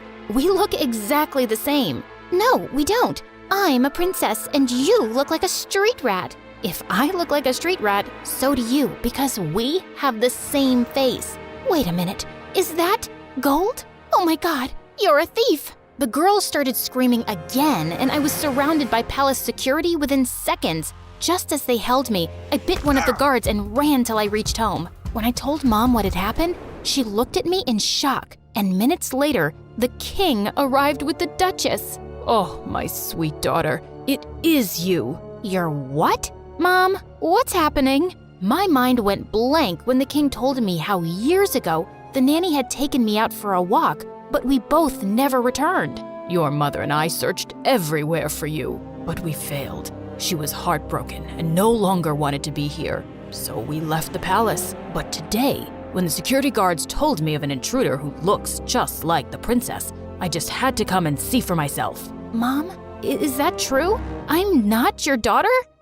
It's true, Allie. I found you on my doorstep with a note and some money, but I had no idea you were a princess. Why didn't you ever tell me I'm not yours? Because I fell in love with you the moment I saw you. Now you were my daughter. I am so sorry, Allie. It was just all too much to process, and I ran off. I was a princess, and I had a twin sister. I was living a lie for 17 years? I was walking along the road trying to clear my head when a big sports car pulled up next to me and a handsome guy got out. Cherry, what are you doing here? It's not safe. Cherry? Do I look like a stupid fruit? Leave me alone. I called you pumpkin before, but you hated that too. What the heck's your problem, dude? This is not a good time. I was saving this as a surprise. But here, will this make you come with me? Holy moly! That diamond was bigger than my fist! Calm down, Allie. Okay, you've got the wrong girl.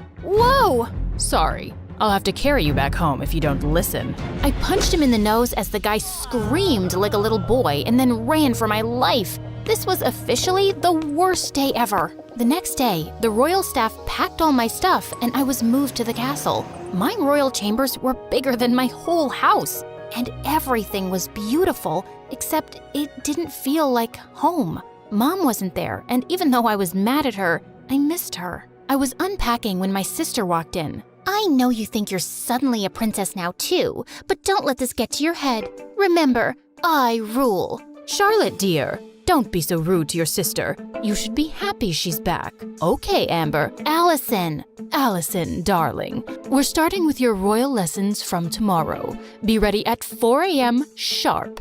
Good luck with that. It's not easy being a princess. She wasn't kidding.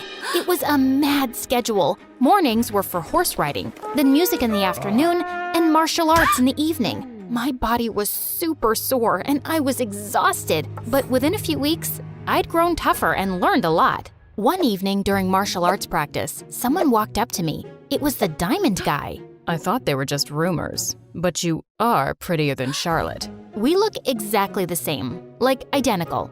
Can't you see that, or did the punch make you blind? Feisty. I'm Prince Arnold, by the way, Charlotte's fiancé. Isn't she too young to get married? Are you jealous? What? Move along, dude, unless you want another punch. But the guy just winked and left. What a flirt! Later that evening at dinner, Dad announced that he'd be holding an official coming out party for his daughters, and the entire village would be invited. What's a coming out party? Lame question. It's your official introduction. So why are you having one? Don't people know you already? That's when Dad told me that Charlotte had always been sick all her life. She had a rare genetic heart condition that didn't allow her to roam around too much. It was only recently that she'd gotten better. But I'm still better than you. What's your problem? My problem is that you're here to take my crown away from me, and I won't let that happen. Enough. That's for me to decide. Now eat your dinner. I'd root for you. I kicked that butt face under the table, and he turned red. Much deserved. The coming out party had sent the whole town into a frenzy, and Mom was called to make our official portraits. Seeing her made me feel so much better. So, how do I look? Like a princess. Have you forgiven me? Maybe. I mean, you're still my mom. Of course I am. The party was a huge success, and I could see the king's pride in introducing his daughters. You should see Allison fight. She's a natural. Her paintings are so good. I think I should send her to Paris to become a professional. Dad, I wanted to become a chef and you didn't allow that. That's because you weren't well, Charlotte. Now, don't interrupt me while I'm talking, darling. I was a little embarrassed with all the praise, and it clearly bothered Charlotte. So I excused myself and went out for some fresh air, only to find that jerk, Arnold, making out with a maid. What the heck, dude? Oh, hey, Allie. Don't worry, this isn't serious. And you're next. I felt furious and turned around to leave, but he blocked me. Oh, don't be so mad. Come here. Arnold pulled me in and was about to kiss me when I pushed him hard, but Charlotte walked in just then.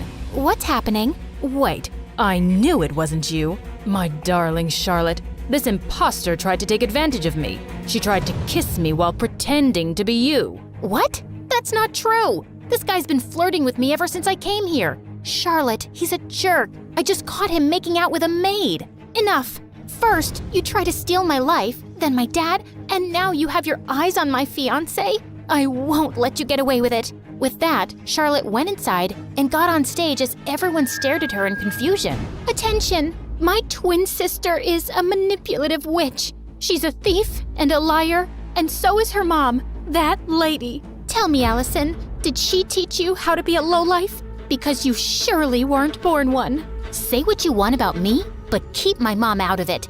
I feel sorry for you, Charlotte. How could you be so bitter? It's so... Before I could finish, Charlotte jumped on me and we got into a crazy fight.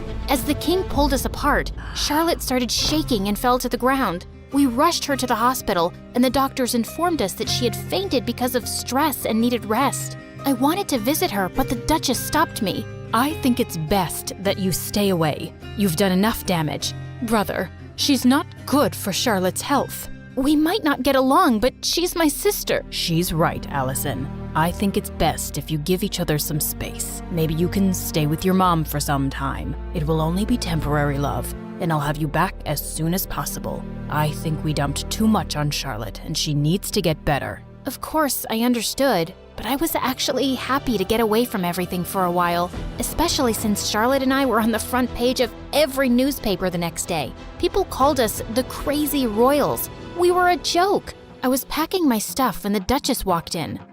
You're finally going back to where you belong. I knew you'd never fit in here, and it was a mistake to bring filth into the palace. I know I didn't grow up here, but I'm still a princess by birth.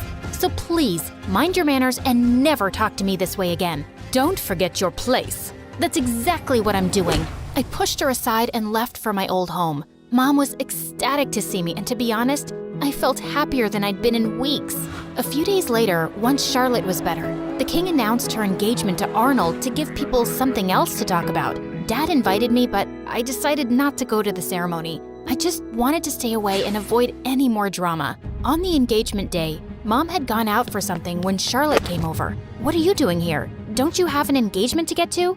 I can't marry him, Allison. He's a snake. I should have trusted you. Good time to say I told you so. But what do you want from me? After our fight, we can't have another media blowout. Dad will never allow me to call off the engagement at the last minute. Please, come with me.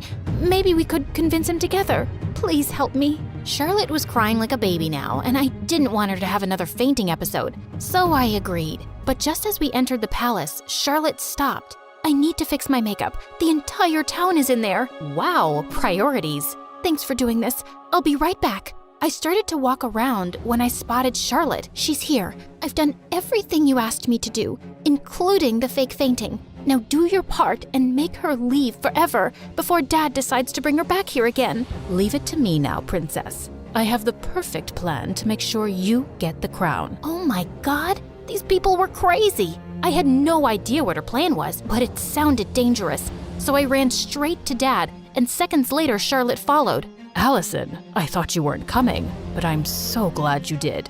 Of course she had to come. She had to ruin my engagement. She just can't see me happy. Oh my God, Arnold, hold me, please. Oh, shut up already. Don't you guys get tired of manipulating? King, Dad, whatever, you should see this. I played the video for the entire hall to see, and Charlotte turned pale. Charlotte? Dad, I'm sorry, but you seem to like her more because she's tougher than me. And when Auntie told me that she was after Arnold and my crown, I couldn't take it anymore. But this was all Aunt's idea. Sister, what were you planning to do and why? Suddenly, the Duchess turned into a mad person and started screaming. I'm tired of being your servant. I'm the older sister and the crown was mine, but these girls took that away from me, and I would have gotten away with everything if this one hadn't shown up. What do you mean? You knew she was alive? Whoopsie, you did a boo-boo. The Duchess confessed how she'd paid the nanny to take me away and drop me in the jungle, but the nanny had dropped me at Mom's doorstep instead. Charlotte was so sick as a kid, I didn't think she'd survive for so long. With both of you gone, I'd be a queen, but Karma's a witch. The king gave orders to take the Duchess away to the dungeons for treason, and Charlotte turned to me. I was horrible to you, and I probably don't deserve your forgiveness. But could you try? It might take some time, but I'll get there. What about me? You can chew your shoes and get lost. Yeah, I always knew you were a jerk. I was called back to the palace, and I took Mom along this time. Charlotte and I changed history by taking over the crown together. We were both queens in our own way. And I learned that those who love you will always stick by your side.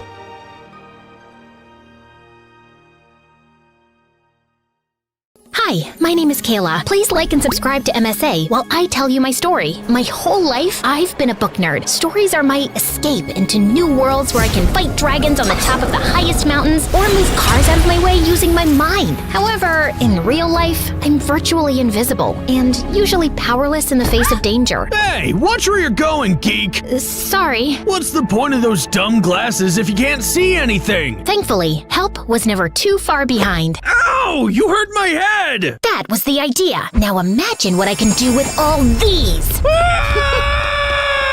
Are you okay? I am now. Hey, is that Harry Potter? I love that book. You know, I think we're gonna be best friends. That was the first day I met Faye, and she was right. We instantly bonded over our love of reading, and I was forever in awe of her confidence. Everyone, make way. Your queen is coming through. She proved to me that being into books did not mean you had to be timid. And that ends my presentation on why every Friday should be pizza day at the cafeteria. While Faye's life was forever blasting out loud, I felt like something was missing from mine. I'd read so many romantic tales of a prince riding into town, conquering the angry monsters just to be with the one he loves. And then I wonder, is my prince ever gonna come and save me? Snap out of it, Kayla. Huh? Look around you. These boys are no match for your intellect. They're all stinky and stupid. Speak for yourself, nerds. That's why you weren't invited to the big house party this weekend. Your fly is undone. Huh? Oh, oops. You see what I mean, Kayla? Is that the prince you were looking for? Yeah, maybe you're right. Except I really did want to go to that house party. I knew there was no way that was gonna happen. Or at least, that's what I thought, until everything changed one day as I was looking for a book in the library. Hey, what's this? Looks like a secret compartment. Pull it up. Whoa! Hidden beneath the shelf was a dusty book we'd never seen before. I blew on it and read its title, The Secrets to Get Boys to Fall in Love with You. That is the dumbest thing I've ever heard of. No wonder somebody hid it. Look at this stuff. How to dress for a man, how to talk to a man. I wonder if it works. Who cares? Shove it back where you found it. Actually, I think we should try it out. What? You can't be serious. I am. We could test it out tonight at the house party. Think of it as a social experiment where we see how easy it is to get boys to fall for us. Well, I do love a social experiment. All right, why not? I'm in. After school, we rush to my house and follow the book by the letter. Always wear bright red lipstick for attention. Check. Clip in hair extensions for more bouncy hair. Check. Learn how to walk correctly by balancing books on your head. Check. Juice your meals to digest them faster. Check. Ugh. Lift weights to tone your figure. I'm exhausted. Don't sit down, you'll get chair butt. And according to this book, boys hate chair butt. Ugh. Eyelashes, short skirts, pink everything, and ta-da! Wow, we look like completely different people. More like complete bimbos. I didn't care what Faye said. I was super excited. And when we arrived at the party, everyone was looking at us, and I felt seen for the first time. Hey there, good looking. Can I get you some punch? I'll give you a punch. Faye, remember the book? Like, oh my gosh, I would totally love some punch. Duh. Once alone, I scanned the room looking for my prince. And oh my god, there he was. He was the most beautiful boy I had ever seen. Tall, muscular, well-dressed, and looking so cool. I wanted to go over there, but I remembered what the book said. Chapter 13, don't pester boys. Rather, stand against a wall and look mysterious, and they'll come to you. And so, that's what I did. But unfortunately, it attracted the wrong guy. Excuse me, miss. My name is Ricardo. And let me just say you are a radiant vision of sunbeam perfection. Oh, thanks. Please, let's swap numbers. Okay. Now, watch my superb dance moves. This weird dude distracted me with the most bizarre dance in the world. And when I looked over, my prince was gone. And then Faye came up to me. We have to go. Wait, I need to find someone first. Hey, that's the girl that dumped the guacamole bowl on my head. Like I said, we have to go now. We ran away as fast as we could, but I turned just in time to see Ricardo blowing kisses after me. Ugh. But hey, at least we knew the book worked. The next day, I woke up to 100 messages from Ricardo. Some of them were sweet, but others were a little creepy. Like when he sent selfies of himself myself with roses in his teeth, or pictures of sketches he'd made of me, and there were a lot of them. Of course, I was just gonna ignore him. I was still hung up on finding the dream boat from the party, and I decided something else that weekend. I liked my new look and how other people looked at me, but on Monday at school, Faye didn't see it the same way. Excuse me, Miss Barbie, why are you still bimbo-fied? I think I want to try this out for a while. It makes me feel different, except it makes you look just like every other bimbo here. Can you stop calling me that, please? You know, I think we didn't fully commit to our social experiment, so let's read a few more chapters and then go to the arcade tonight. Why would we do that? Just then, as I opened my locker, an avalanche of teddies and gifts and love letters poured to the floor. Looks like Ricardo found me. Whoa, wait a minute. I'm starting to get the picture. You think you're actually gonna get your prince this way, don't you? You mean this guy? I don't even like him. Please, just come to the arcade. Do it for me, Faye. Hard pass. I'll be at the library where the smart people usually are. You're on your own. I hated to see Faye so annoyed, but I figured she'd get over it. Besides, I needed to continue my mission. That night, I read a few more chapters and then went to the arcade alone, where all the popular kids hung out. I felt super nervous by myself and considered leaving when— Hey, are you just going to stand there, or are you gonna play something? Oh my gosh, it was the hunk I saw at the party, and he was talking to me. Think quick, Kayla. What did the book say? Oh yes, chapter 7. Always laugh at boys' jokes. You're so funny. Thanks. My name's Lloyd. Are you waiting to play this claw game? Chapter 20. Be the damsel in distress. Oh, it's too complicated for me. Oh, here, I'll show you. The trick is all about timing. Like, oh wow, you're so good at that. Thank you. Sure thing. Would you like to get ice cream? Uh-oh. Chapter 3. Avoid fatty desserts. How about a low-fat milkshake instead? As we shared a vegan milkshake, Lloyd started telling me about his life. He was a part-time model, but his true passion was volunteering at the children's hospital. I mean, can someone be more perfect? I gazed into his eyes, and then we both moved forward to sip our straws at the same time. Our faces were so close, I almost thought he might kiss me, when suddenly my phone rang, and it was my mom telling me to come home immediately. Apparently, my grandma had broken her hip, and my parents needed to go out of town to see her. Since I couldn't miss school, they asked me to stay with Faye for a few days. I know the timing isn't great, and you're mad at me. Don't be silly. What are friends for? You packed all that makeup to bring over? Since when do you even have so much makeup? I went shopping yesterday. And what is this ridiculous bag? Wait, I've seen all the cheerleaders carrying this lately. Are you gonna start waving pom-poms in my face next? Hey, is me staying over gonna be a problem? No, of course not. Fine, I won't say anything. Although, the amount of money you spent on that makeup could run a soup kitchen for a year. Okay, I'm done now. But she really wasn't. She stared at me disapprovingly every day as we headed out for school. She huffed away angrily whenever any of the popular girls gave me compliments or invited me to sit with them at recess. And she gave me the silent treatment as I headed out for the arcade in the evenings. I'd met up with Lloyd there a couple more times, and I thought it was going well. Just as we were sharing another milkshake, we almost came close to kissing again, when suddenly— Hey, bestie! I thought I'd find you here. Ooh, aren't you gonna introduce me to this hunky monkey? What? Faye was here? And she was dressed by the book too? Lloyd Faye Lloyd. That's such a manly name. So Lloyd, can you show me how the photo booth works? Oh my gosh, it's so confusing. Yeah, I can show you. This was crazy. Faye was trying to steal the spotlight from me. Well, two can play at that game. Oh wow, look at these photos. We'd make such a cute couple for sure. If you say so. Oh, Lloyd, let's have a dance battle. All right. Oh, Lloyd, let's sing karaoke. Okay. Oh, Lloyd, let's get some cotton candy. Sure. Oh, Lloyd, let's shoot some zombies. Can do. Oh, Lloyd, let's break the basketball high score. No, Lloyd, let's trade some prizes for our tickets. Well... Oh, please, Lloyd. Ow. Lloyd, this way. Ouch. Come on, Lloyd. Stop! I don't know what's happening here, but it's freaking me out. It's not me, it's her. She's a phony. Me? You're the phony. Look at her. What the heck? Look, I don't know what's going on here, but you two clearly have some serious issues, and I don't want to get in the middle of it. Goodbye. No, Lloyd, come back. I can explain. Wait, Kayla, don't be a fool. Suddenly, I heard a loud crack and turned to see Faye tumble to the floor. Ow, these dumb heels. Faye, are you okay? I think I broke my ankle. Call an ambulance. As we waited for the ambulance, Faye turned to me angrily. This is all your fault. Me? You're the one who thinks all boys are trash, but then you just show up here to hit on Lloyd and ruin my chances with him? What's wrong with you? I don't want Lloyd. I was just trying to show you the mirror by acting like you. You look pathetic trying to be someone you're not just to make some stranger like you. I thought we were the cool, smart ones who don't care about what's on the outside. If you don't care about that, why does it bother you how I choose to dress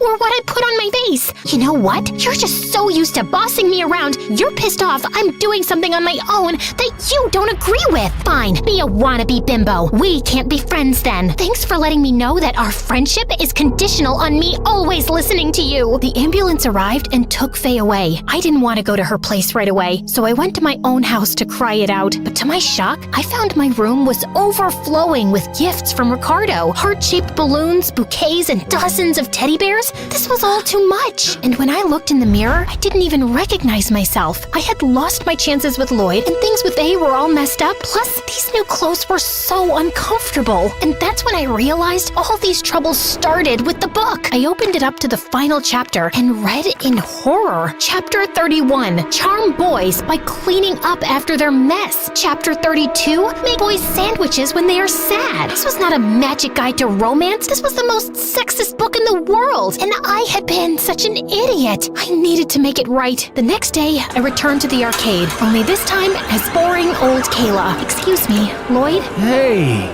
Kayla? Yeah, this is how I really look, and I'm just here to apologize. I've been acting like somebody I'm not, which isn't cool or fair to you. Seems like you have some self-work to do. Most definitely. Okay, well, sorry again. Goodbye. Hold on. Do you want to get a milkshake? As long as it's full fat. The rest of the evening, we played arcade games and then went for a romantic walk by the river. And Lloyd seemed to like me for me. I went home on cloud 9 that night, and when I woke up the next morning, I was determined to fix everything else. Starting with, Faye, I just wanted to apologize. You're right, I shouldn't have to change anything about myself to get noticed or be liked by anyone. Kayla, I owe you an apology too. To be honest, I just got jealous and insecure. I mean, you're out there trying to find your Prince Charming, while I'm perfectly happy just the two of us in the library. I just didn't want anything to change. We can have both, Faye. You'll always be my bestie, no matter who else comes into my life. I can handle that, as long as whoever he is appreciates the Kayla that I know. Deal? Deal. Yoo-hoo! Huh? It's me, Ricardo. I've been searching for you for days. Why are you ignoring my gifts? There was something crazy in his eye. Ricardo, you're coming on too strong. You broke into my house to leave me gifts, and now you're following me around? We don't even know each other. But we can spend our whole lives getting to know each other. We're meant to be. I love you. Ew, catch a hint, dude. She doesn't like you. No, I will not rest until you're mine. Ricardo grabbed me by the wrist, and I was about to panic when suddenly... Let go of her! Two boys battling over me sounded like a fairy tale in a romance novel. But now that it was actually happening, I didn't like it one bit. And that's when I remembered the book. The whack. Ow! You break my heart and now you break my head. I don't want to be here anymore. At least this book came to some good use. Girl, I am so proud of you.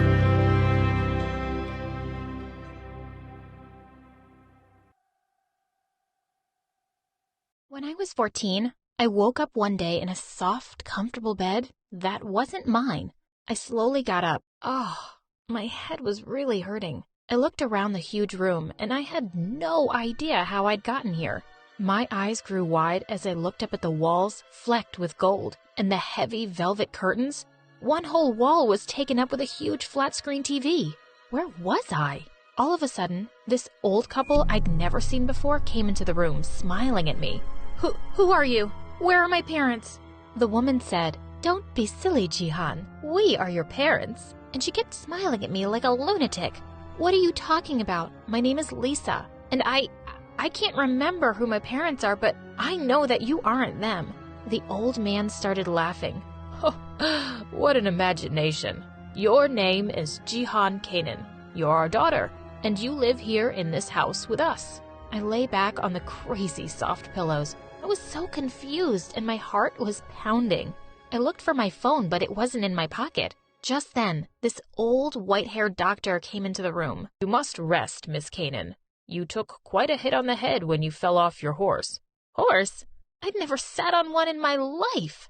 Just as I lay back to fall asleep again, I saw the doctor winking at the old couple before he left the room. Something strange was going on here, but I was too tired to work it out at that moment. Hi, I'm Lisa from Turkey, and this is the crazy story of how losing my memory made me a wealthy billionaire. But before I continue, please click like and subscribe. The next morning, I left the bedroom and went down the grand staircase to the breakfast room. The house was like a palace. There was a maid in the room, and she actually curtsied and said, "Good morning, Miss Kanan." I started to wish that this was actually my life. I figured I might as well eat before I left, so I sat down to have some salmon and poached eggs with some freshly squeezed orange juice. If I had a breakfast fit for a princess every day, I think I would remember it. Once I was full, I started to walk towards the huge front door. I had to get out of this house of weirdness and figure out what had happened to me. Just then, a young guy came to me and said, "Hey, Jihan, where are you going?"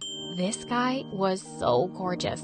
I basically swooned. He was smiling at me, and for a second, I almost thought about staying, but then I remembered that I wasn't Jihan, so I pushed him out of the way and went out the front door. The garden was the size of a football field. I started to run towards the massive gates at the end of the drive, still wearing the silk pajamas I'd woken up in. I could hear that boy shouting behind me, "Come back, Jihan!" But I kept running. Just then, I heard the roar of an engine. My dad was coming down the driveway towards me. "Please, Jihan, come back inside. You're not well." I had no choice. I walked back to the house and pushed the door open. With its solid gold door handle, the woman said, "You've taken quite a bump to the head, Jihan, so it's normal that your memory will be affected. I'm your mother, Mrs. Kanan, and this is your father, Mr. Kanan." He smiled. "This is our home, and yours too. As you can see, we are quite comfortable." That obviously meant that they were billionaires. Maybe this wasn't the worst thing to have happened to me. The hot boy said, "And I'm Oliver. I'm your cousin, just visiting from Switzerland. I'm going to help you until your memory comes back, okay?" He smiled, and I melted. They all seemed really nice, actually, even if they were weird. I mean, who cares? They were rich, and I didn't even know where else to go. Over the next few weeks, I slowly began to accept my new life. My name was Jihan, and I was now one of the elite. I was driven to school in a fancy limousine with 2 personal bodyguards. Turns out, Jihan was really popular at her school. The boys would fight over getting me food at lunch and asking me out on dates. The girls obviously saw me as the leader of the pack and were always getting me gifts. I loved all my teachers here and was acing all my exams. I even went abroad for an international math competition and brought the trophy home. My hair was colored by a celebrity hairstylist twice a month, and a makeup artist was part of the team that got me ready for school every day. I had a wardrobe full of designer clothes and shoes. The maids and the butler brought me snacks whenever I wanted, and my personal trainer kept me in shape. I didn't remember what dreams I had before, but this was the life of any girl's dreams. The mansion was a really bizarre place, though. Every other day, I'd lose my way and stumble into a strange new room. Once I walked into a room where a bunch of women were weaving yarn on spinning wheels. When I asked them who they were, they only looked at me and smiled. I ran off feeling rather creeped out. I could go anywhere in the mansion, except the last room in the west wing. I'd been told it was off limits, but my curiosity got the better of me one day, and I sneaked into it when no one was around. I looked around the huge room and felt a shiver go down my spine. It looked like an abandoned nursery. There was a wall covered entirely with a faded painting of baby cupids flying in the clouds. On a huge bookshelf were lots of stuffed animals and a collection of dolls. In one corner, there was a crib that looked like it had been recently polished. I picked up the pink blanket lying in it. Who did these belong to? "You're not supposed to be here." I nearly jumped out of my skin when I saw Mrs. Kanan standing in the doorway with a strange smile on her face. I quickly mumbled that I'd lost my way and walked out. As she locked the door, I could feel her eyes following me. These people were definitely weirdos. I was riding my horse one day with Oliver when a man I'd never seen before approached the stables. I could hear him arguing with Oliver, and I rode my horse closer to hear what they were saying. The man was shouting, "I have to see her. You can't stop me. When I got closer, I could see the man was about 50 and looked half crazy with his torn clothes and bloodshot eyes. Suddenly, he spotted me and started staggering in my direction. There you are. I know what you're doing. You're not getting away with this. Get away from here, or I'll call the police. Oliver pushed the man away roughly, but he wouldn't leave. When some guards started to approach him, the man turned and started to walk away, but he kept looking back at me for a while. When I asked Oliver who that man was, he said it was just some crazy homeless person. He pulled on the reins of my horse and we started to ride away. A year or so had passed of my amazing life as Jihan. One day when I walked into the living room, I found my parents talking to each other in low voices. They stopped the minute I entered the room. There you are, Jihan. We were just discussing that we want to move you to an elite private school, which will get you on track for going to the right university. I was really happy to hear it. And the best part was, Oliver was coming too. He was officially my best friend by now. The weird part was, they added 2 new bodyguards. I literally had my own entourage now. Oliver explained that if people realized I was related to the Canaans, someone might kidnap me for ransom. I shrugged. I always thought they were way too paranoid and weird about my security. I hit it off with everyone pretty quickly at my new school. The boys were swarming as usual, but I had my sights set instantly on a particular cutie, Ben. I was busy daydreaming of my first date with Ben when the teacher walked into the classroom with a new girl and introduced her as Brittany. She looked around and smiled at everyone, and suddenly our eyes met, and she looked like she'd seen a ghost. All the color just drained from her face. She stared at me for a few seconds before she walked to her seat in a daze. I could feel her glancing at me through the lesson. I wondered why she was acting so weird. During recess, I walked over to her and said, "Hi, I'm Jihan. I'm also kind of new around here. Want to come sit at my table?" She looked at me strangely, but after a few seconds, she smiled and said she'd love to. Brittany and I became friends pretty quickly. I found out that she was from a poor family and had made her way to this school on a scholarship. She'd often ask me about my family and would look at me in wonder as I told her about my life. I pretty much had everything she didn't. I decided to take Brittany under my wing. "You're so pretty, Britt. I'm gonna let my team do their magic on you. And I know just the place to get you a cute new wardrobe." I took Brittany to my favorite designer stores. As she was trying clothes on,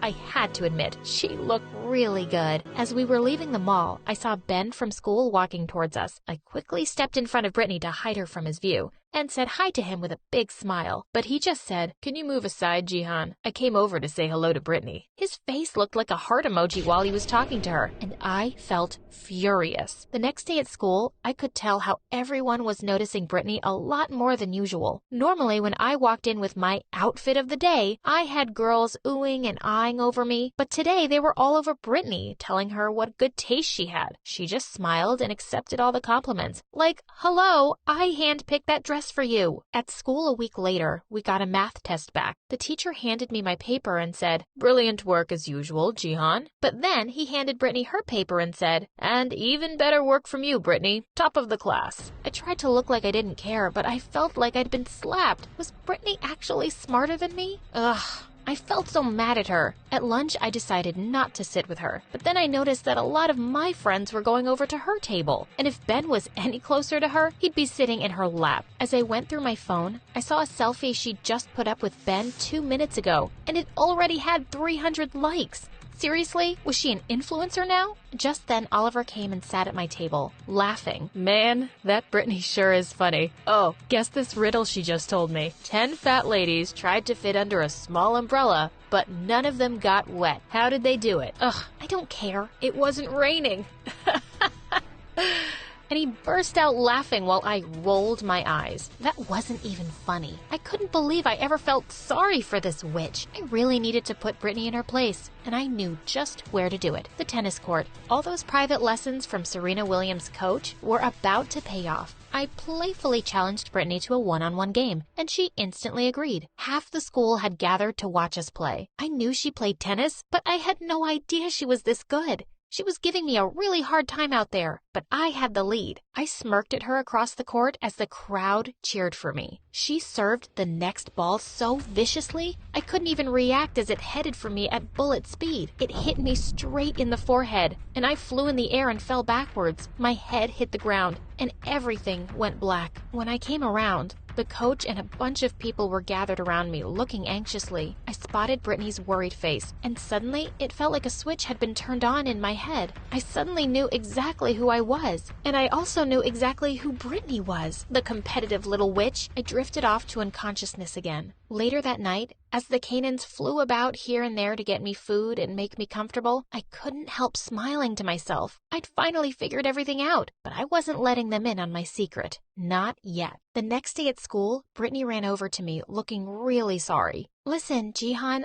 I never meant to actually hurt you, but I simply ignored her and walked away. I kept ignoring her every day for the next 2 weeks. Then one day, she stopped me in the hallway. What's going on? Listen, you creep, I know you, and I know what you're doing. You got your memory back? Yeah, and there's no way I'm coming to live with you and your crazy family. I'm staying with the wealthy old couple. Listen, I know the Canaans have many connections, but you know I have a way to ruin you and them, and there's nothing you can do about it. What do you want? I want to live with the Canaans. You need to convince them to keep me. I swear, Lisa, you'll regret it if you don't. A few days later, Brittany moved in. It wasn't hard to convince my parents. They agreed immediately. The Canaans gave her the bedroom next to mine. I was so angry to have her with us. After putting up with her snooty behavior both at school and home for the next few weeks, I'd had enough. I wasn't going to let her hold anything over me, even if it might cost me my perfect life. I went to see my biological mother to tell her everything the Canaans have been doing. The house was old and dirty, even worse than what I remembered. The door was already opened, and I entered to see my mom asleep on the couch. Mom, it's Lisa, your daughter. Half asleep, Mom mumbled, "Yeah,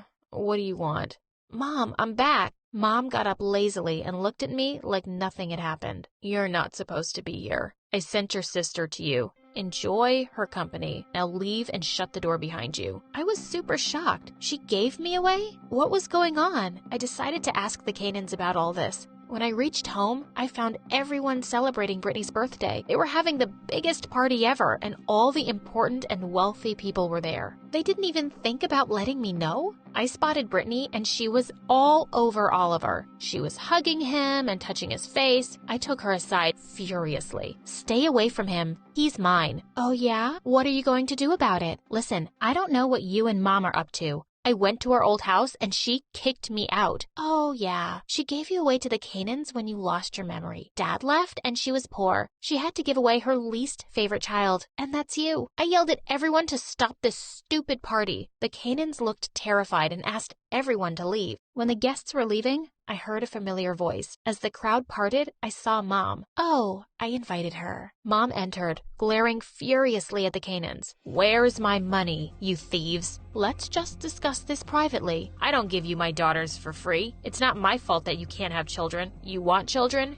You pay to have them. Okay, so Mom gave me a way to get money from them? Mom, it's okay that they're late to pay this month. I spent a lot of their money recently. Be a little patient, Mom. A monthly payment? What on earth is going on? Suddenly we heard a loud noise, and a huge old man entered the room with our bodyguards trying to stop him. He smelled so bad, and then I saw his face. It was the man who had come years ago when Oliver and I were riding our horses. I remember exactly who he was now. He was my dad. Mom looked shocked and furious to see him. What on earth are you doing here? Dad glared at her. Oh, you thought I wouldn't find out what you've been up to? If you're making money off our daughters, I want my share. Mrs. Canaan turned to me with tears in her eyes. Can't you see how crazy your parents are? We're sorry we lied to you, but we really love you and we can give you everything you truly deserve. Looking at my own parents and then at the Canaans, I made a decision. I want you to legally adopt me and Brittany. These people don't deserve to have us, and you don't have to pay them another lira ever again. Brittany looked ecstatic, and the Canaans hugged us both in delight as the guards carried away our screaming parents. Brittany and I improved our relationship and became closer. We both graduated from the best colleges in the country. Today, 8 years later, we are celebrating Brittany's wedding. And no, our biological parents weren't invited.